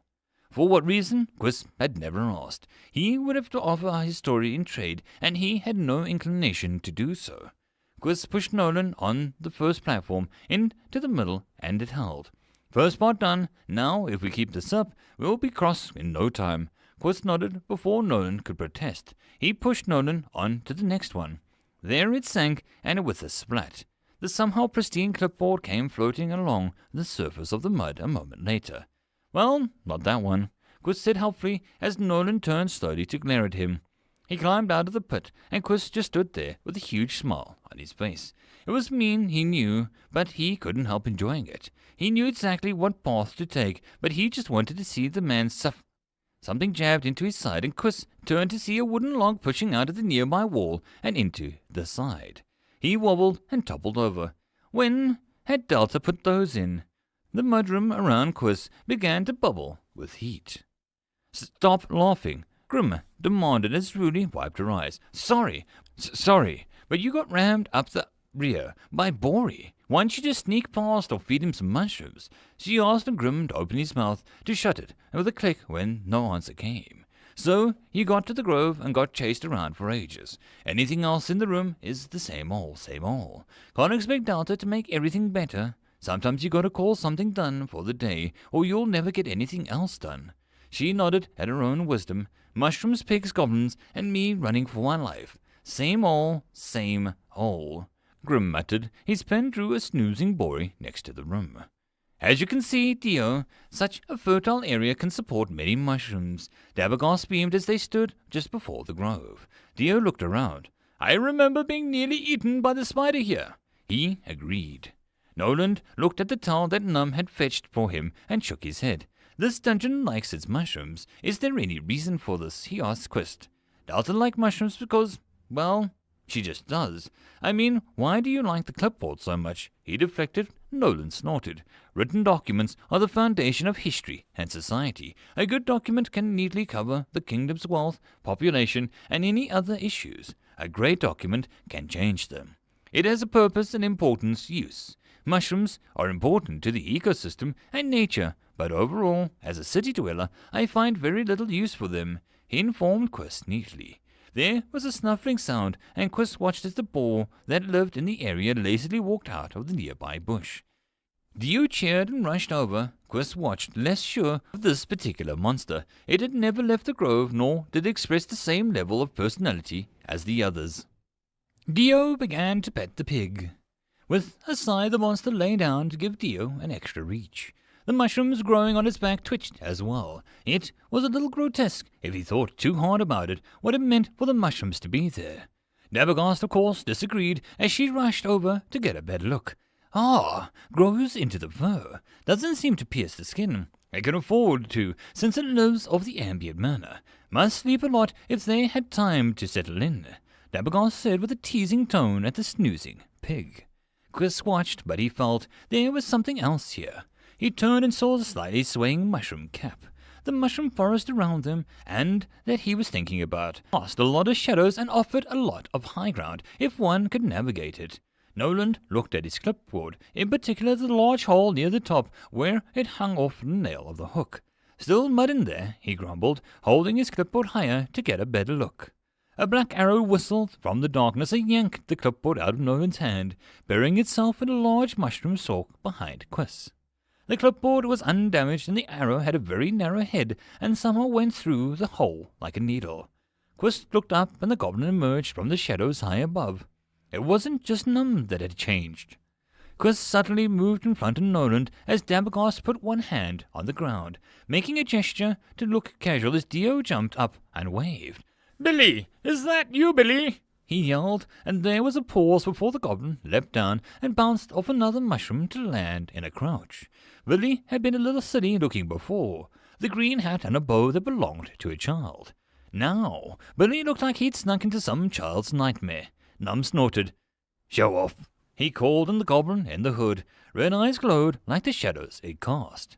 Claws casually brushed the belt of items. A black arrow filled his quiver. "They woke me up from my nap. A gob can get a little angsty." Billy's tone was a little warning rattle of a snake. Each word was barely held back laugh. Num went to stand next to his brother as Dabagast removed her hand, a glow of green fading. She had been taken by surprise as well. She was a druid, but Quist guessed in a dungeon, even she could be tricked by the local nature that had suited the dungeon. Quist counted 2 goblins. Now where was the last one? "Oi, you people done making a ruckus!" The snooty voice called, and Quist's migraine came back with a vengeance. Swar stomped up to Quist and Nolan. Nolan took a few steps back, but Swar eyed him. "Who's the git?" he asked bluntly, and Nolan's eyes bugged out. "Excuse me?" he demanded, fear forgotten, and his pride became a little too bruised. Swa pointed a sharp claw at Nolan. "You, dressing like you're off to a ball. You got a silver spoon so far in that mouth that you're scooping whatever is left out of your brains. You, who are you, you buggering git?" Swa's nostrils flare. Billy itched his nose. "Pretty sure he's a guest. Mother said that we had to be on our best behavior around," he commented, and Swa paused. "Is he?" he asked Billy in a displeased tone. Num grinned. "You're going to be stuck tasting new mushrooms for ages at this rate," he informed Swa as the music thrummed, and Swa growled. "Who set off the preening fool?" he called, but no one answered. Swa turned, but choked on gurgles as Dio picked him up to hug him with both arms. "Swa, how are you?" he said. Swa, an alarmed shade of purple before Dio loosened his grip lightly. Quiz was developing an unhealthy habit of enjoying watching other people's suffering. "Release me, child, I command you," Swa warned, and Dio did so as the fiery goblin adjusted himself and made sure that his staff hadn't been crushed. "What do you want?" Swa asked Nolan. "I'm here to examine the dungeon under the kingdom law. I am here to look for danger, threats, opportunities, worth of operations, and how much potential this dungeon holds for the kingdom at large." Nolan quoted perfectly, and Swa narrowed his eyes, but then suddenly smiled. It was not a nice look. Quiz almost told Nolan to run, but something held his tongue. Swa walked forward, claws behind his back. "I was almost a diplomat in another life," Swa stated almost casually. "I could never tell," Nolan muttered, and Swa ignored that and sat in a low mushroom, gesturing for Nolan to take a seat across from him. "I like the way you think, Nolan, and I can appreciate a man with a good eye for business." Swa tried to look benevolent, but the expression came across as bloodthirsty. "As you said, you want to see what Mother's dungeon can do for your kingdom. Great, love it. Now in return, I want to know, for good old curiosity's sake, what can your kingdom do for the dungeon?" Swa's tone turned into a sharp weapon that Nolan did not be prepared for. Quiz took a step back. Nolan's expression was suddenly guarded, but interested. This was more his domain than mud pits and mushroom monsters. Quiz curled one lip at the scene as a political battle began. A battle that was the most important thing Delta had ever fought, as all she had was Swa. He hoped Delta had something else up her sleeve. Nolan was a jerk, but he was one of the finest taxmen in the country. Dabergast neatly planted herself slightly behind Swa and smiled at Nolan. Well, now, that was just unfair. Chris watched as Num and Billy rushed off with Dio into the fort room. His incoming double migraine warning began to signal, and he had to choose. Business meeting that may start a war with the kingdom, or a small mischief caused by Dio. Which one to stop? Chris turned and moved after Dio. Dabergast was an adult with an agenda that aligned with his. For now, she could handle this. If not, Chris could always just hide in the shack for the next few years. It wouldn't be the first time. End of chapter. There is no epic lucha, only puns. Chapter 61. This dungeon belongs to Noland. What was a dungeon to someone who had no wish to set foot in one? Dens of danger, taker of loved ones, stories to amuse oneself with, shapers of every facet of your life and culture. Noland did not like nor did he dislike dungeons. On both hands, he was rather uncaring about the whole business. Maybe 100 years ago, or so, when telling dungeon goods from natural resources was nigh impossible, his opinion would have been different. Without a tiny sliver of dungeon embedded in objects, every coin, bar of metal, roll of fur's value would be so skewed that it would be like living in a world where the value of life's joy was equal to how many levels of a dungeon that you could conquer. Sure, Nolan could go into a dungeon and get the copper sword to sell. But everyone and their father's father had sold 10 copper swords already.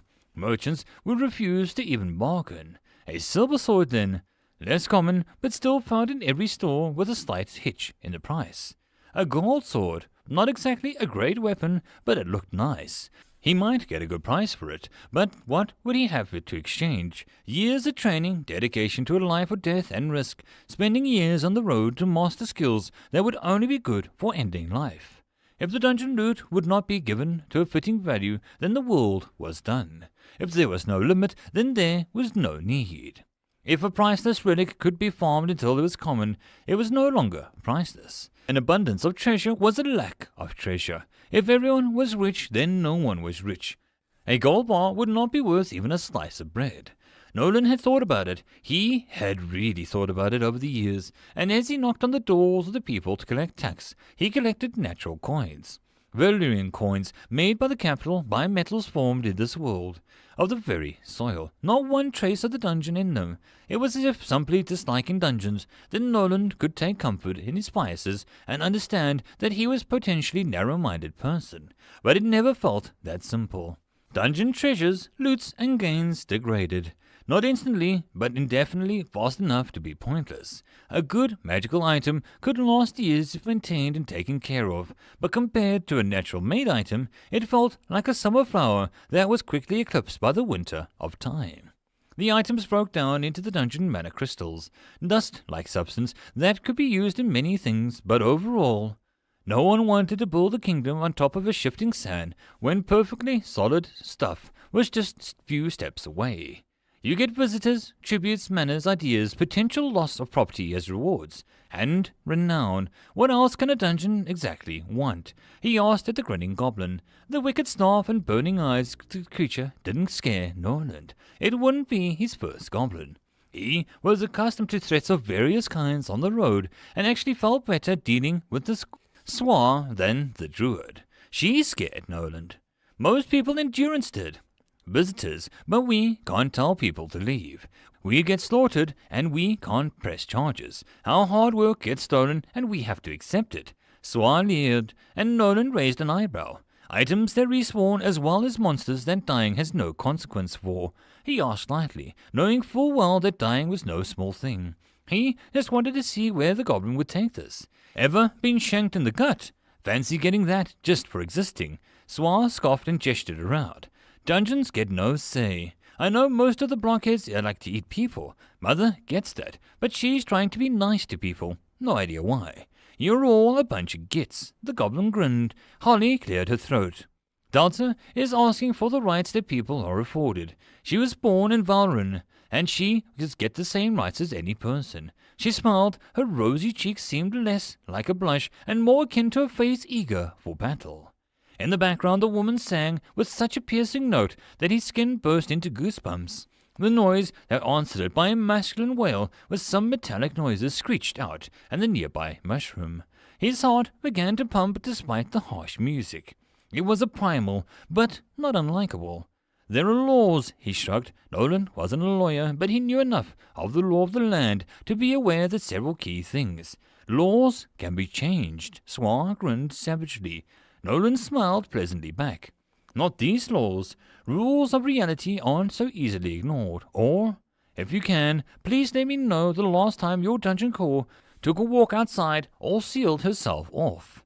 He inquired in the same tone. Dabbergast wrinkled her nose. Let's seal your throat shut and see how long you can last. That is biology more than any magical law, she countered. Then there is the fact that normal people don't lure in monsters from every direction, infect the environment with mana, rapidly change any local economy, gather an army, have the potential for snapping and becoming a threat to the entire country. Nolan began to list with his fingers. People snap just as easily. Your royal knights are hardly saints. Durance alone has enough stories to show that people are just as dang. Dabbergast seemed to be gathering speed before Nolan cut her off.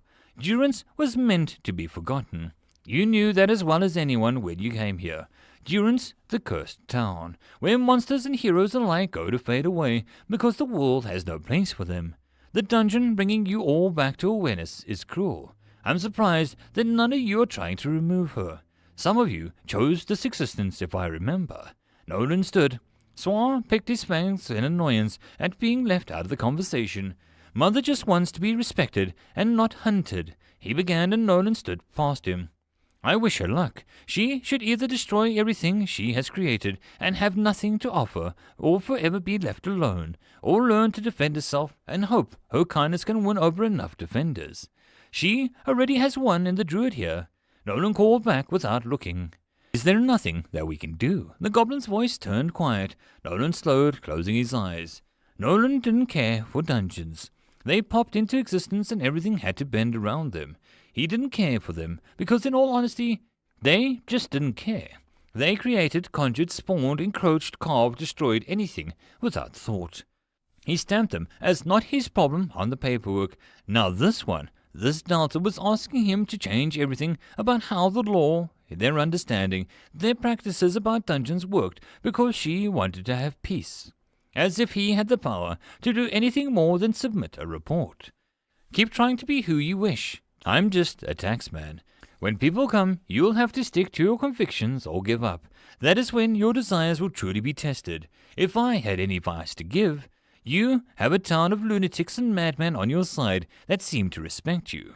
It would be good use of your time to fully open yourself to them. Learn all their names, their needs, their passions, their secrets. Learn how to sort them into the right places, where to push, where to submit. Learn to be an asset that they cannot live without. If someone endangers you, be it physically or spiritually, then they will risk the wrath of the town. Nolan looked at the high ceiling. People avoid this place due to the lack of mana and the stories told. One is fading, but the other one is still here. He shrugged and walked on. Dabbergast, may we continue? He gestured to the door at the far end of the room. There was a beat of silence. Of course, I would be delighted to see more of the dungeon, and to show you more as well. An arm slipped into his, and Dabbergast began to escort him, blinking down at her. The woman merely smiled ahead. Simply a taxman, she quoted to herself, and Nolan fought a blush creeping up his neck. I think that is a bit more of a lie than truth. And after that rousing speech, I'd like to find out just how much more. Ever consider moving to Durance, Nolan? Lovely this time of year. The dungeon is in full bloom this spring. She giggled, and Swar fell into the next step, next to them. Smell of cooking spiders on the barbie adds a flavor to the air. The goblin grinned as he began to beckon Mr. Mushy to follow. Nolan needed to escape this town fast. It was beginning to creep towards him in an unsettling manner. Dio watched as his friend showed off a giant arch of the goblin camp. Num bragged about what had changed in the camp. Dio couldn't exactly understand Num. His fangs and inhuman face made it difficult to exactly make out what the goblin was saying in terms of words.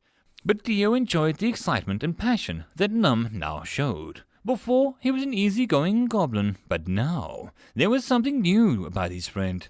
Like he was more alive than before. It was odd, but that was just what Dio felt.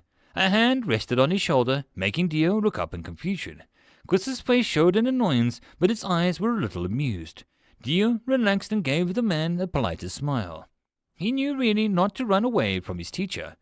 Yes, art is on the schedule. Chris pointed at the arch and began to gesture at an array of colors, which are the primary colors that are used as the basis for all others. Chris' mouth formed the question, and Dio had to repeat it several times to himself to make sure he understood. Primary. Mr. Jones had said something about it in between demonology and poetry periods. Red-blue, he listed calmly and hesitated as his mind went blank. Behind Chris, Num slowly pointed to the part of the arch with a wink. Yellow? Dio said quickly. Chris raised one eyebrow, turning to look at Num, but the goblin had already begun to pick his nose in boredom. Correct. Chris nodded and faced Dio again. We shall continue in a moment. I hear Dabbergast's laughter, and I assume the debate is over. He frowned. Dio liked Mrs. Dabbergast. She gave him free apples and tasted delicious. He would have to give one to Delta soon for helping him learn stuff. He closed his eyes as a tremble ran through the ground. His mum was singing her heart out. Dio had never heard her do this for so long with so much gusto. She must really be having fun. It was a good thing. Besides, cooking and take caring of Dio and his dad, his mum never seemed to leave the house. His dad once told him that the world was too sad for her, which is why Dio was trying to make it a happier place so his mum could go out and make some friends. One person at a time. If he happened to win at dungeons and become a master swordsman in the meantime, all the better. Mr. Lowland appeared, escorted by Mrs. Dabbergast. The man looked a little pale, and Swar said something. Num twitched an ear as if listening to someone. Dio was guessing it was Delta. The goblin reached into his pants pocket and pulled out a wooden key. He took the opportunity to slide the key into the unseen hole inside one of the goblin's mouths, while everyone was busy watching Swar brag about something. The floor shuddered. Num gave them a thumbs up. A trap? Delta actually took some advice. Quiz asked with a dubious look on his face. Dio agreed. Delta would never make a trap on purpose. Num grinned, and Dio was beginning to see the words a little more clearly. New instead of mother, better for all of us. He nodded. Dio peered into the tunnel that didn't see any obvious traps, but Num strode ahead as Dio fell in line with him. Anywhere Num went, Dio trusted him enough to follow. He felt his heart begin to race as the boss door loomed ahead. It looked even more awesome than before. A glaring ball and a goblin stared down at them, rubies for eyes. He almost wanted to ask if he could fight Sir Fran again, but he held back as he knew that he wasn't here to goof off, but to learn, to help really. Still, even seeing the night would be so cool. Dabagoss and Quiz seemed to be admiring the ceiling with some tiny holes there. Maybe it was something that would leak chocolate milk or cool water in case people got thirsty. Delta was kind like that. The boss door slid open and Swar knocked on it a few times. He turned and Dio focused his hand and he could understand him. Fran knows to get a freebie. Doors are unlocked on the other side. Swar grunted and walked inside. Fran was so awesome and nice. The large room looked almost the same bar a few changes. The ring of torches that ignited one by one and the cave opening that Fran rode out of and Bacon was new, but Dio was beaming from the memories of when he was last here with Amminster and Poppy. Spiders, goblins, bacon, farts. Good times. The second floor that Rooney had found the secret tunnel to was also just as awesome. Dio couldn't wait to see what Delta had done with it. Maybe she had some mushroom tigers, or some giant elephants, or maybe the mime had some mime friends. As Dio pondered this, he barely noticed Fran's challenge, the scribbling Nolan to a duel in which Quiz hastily deflected. He watched as Dabagoss seemed to whisper to the wall while Nolan was distracted, her face turning serious as she mouthed something almost too quiet for normal folks. Dio guessed that it was a good thing that he could read lips. The wine tree, you cannot let Nolan see it. It's beyond rare, and it will encourage some very unsavory folks to come after you. You must hide it at all costs. The woman urged before she straightened and walked towards the suddenly staring Nolan. Her face was a picture of innocence. Dio itched his nose and decided that it wouldn't bring it up. His mother always told him to be more tacky. Speaking of, he wondered how his mum was getting on. Esanella stood atop the pillar. Sweat coated her entire body and her heart pumped like a wild bird that she felt alive. The beats before her were panting, remaining upright, mostly due to many roos, but Esanella could see him trying rapidly. No encore, she taunted, unable to help but the old habits of her adventuring life. Maestro harumphed and straightened to his full height. Encore, the main event isn't even over yet. After all, it ain't over until the fat fungi sings.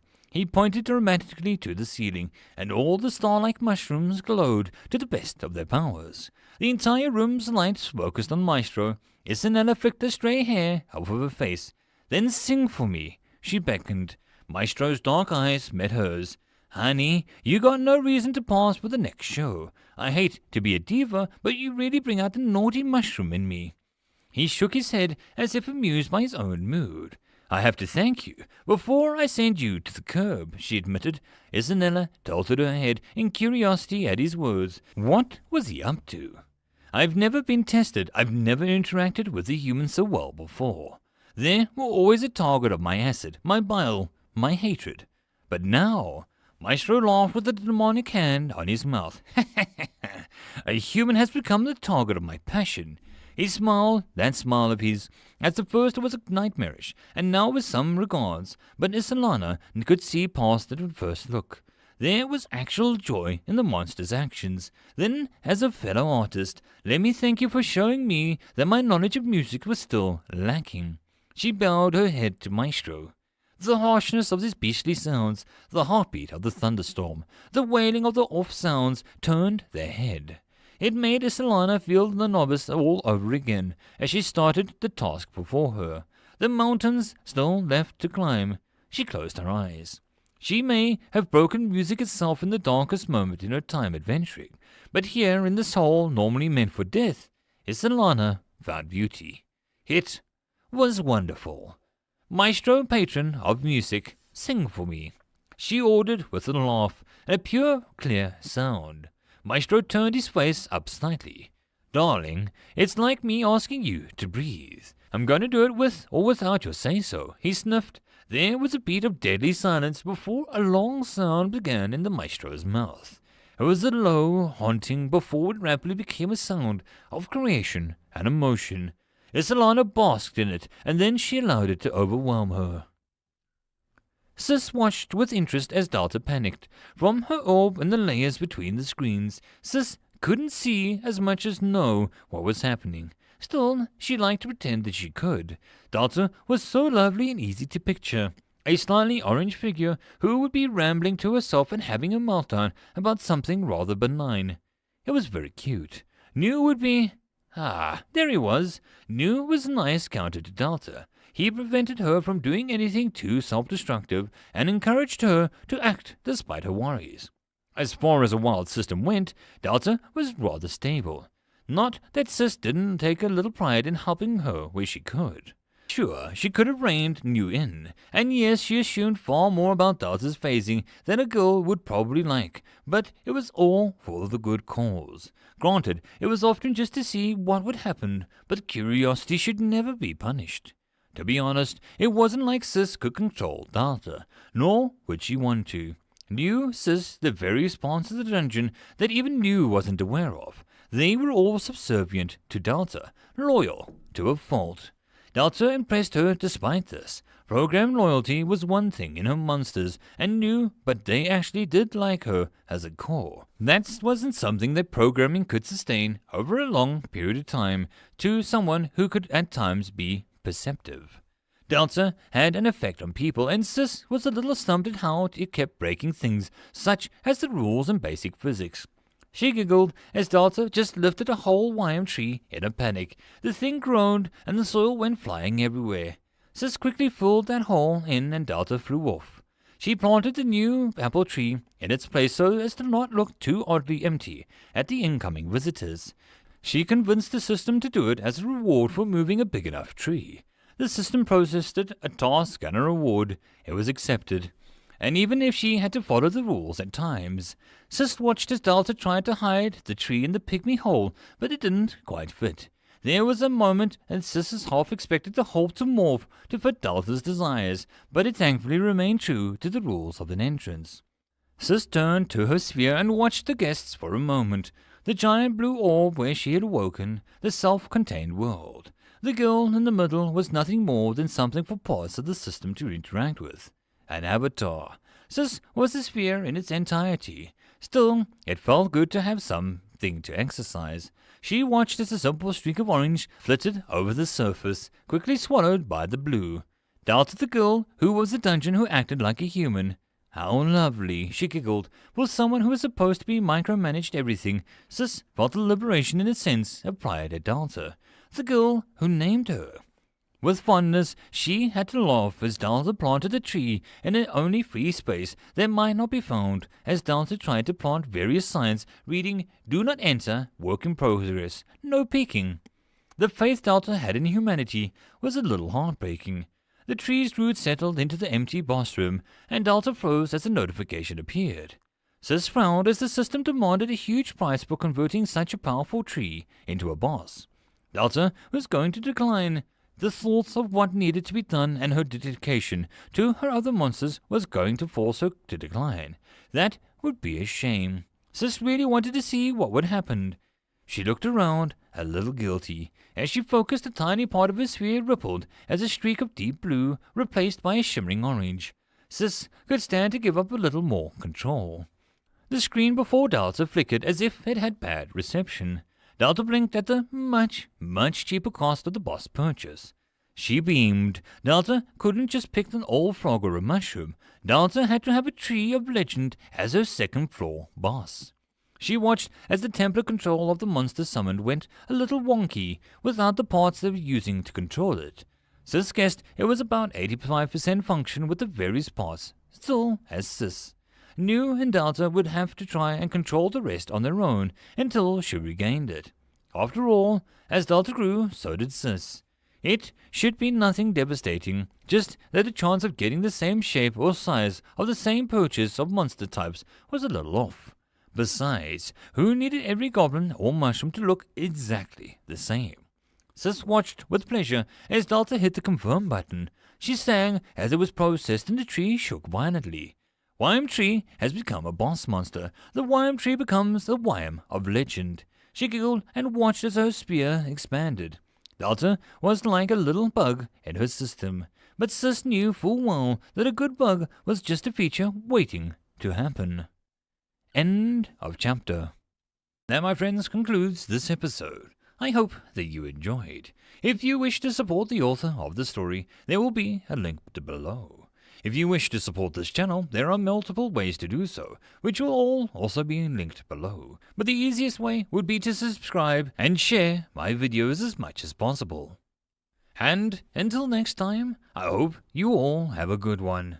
And I'll see you all in the next video. Cheers.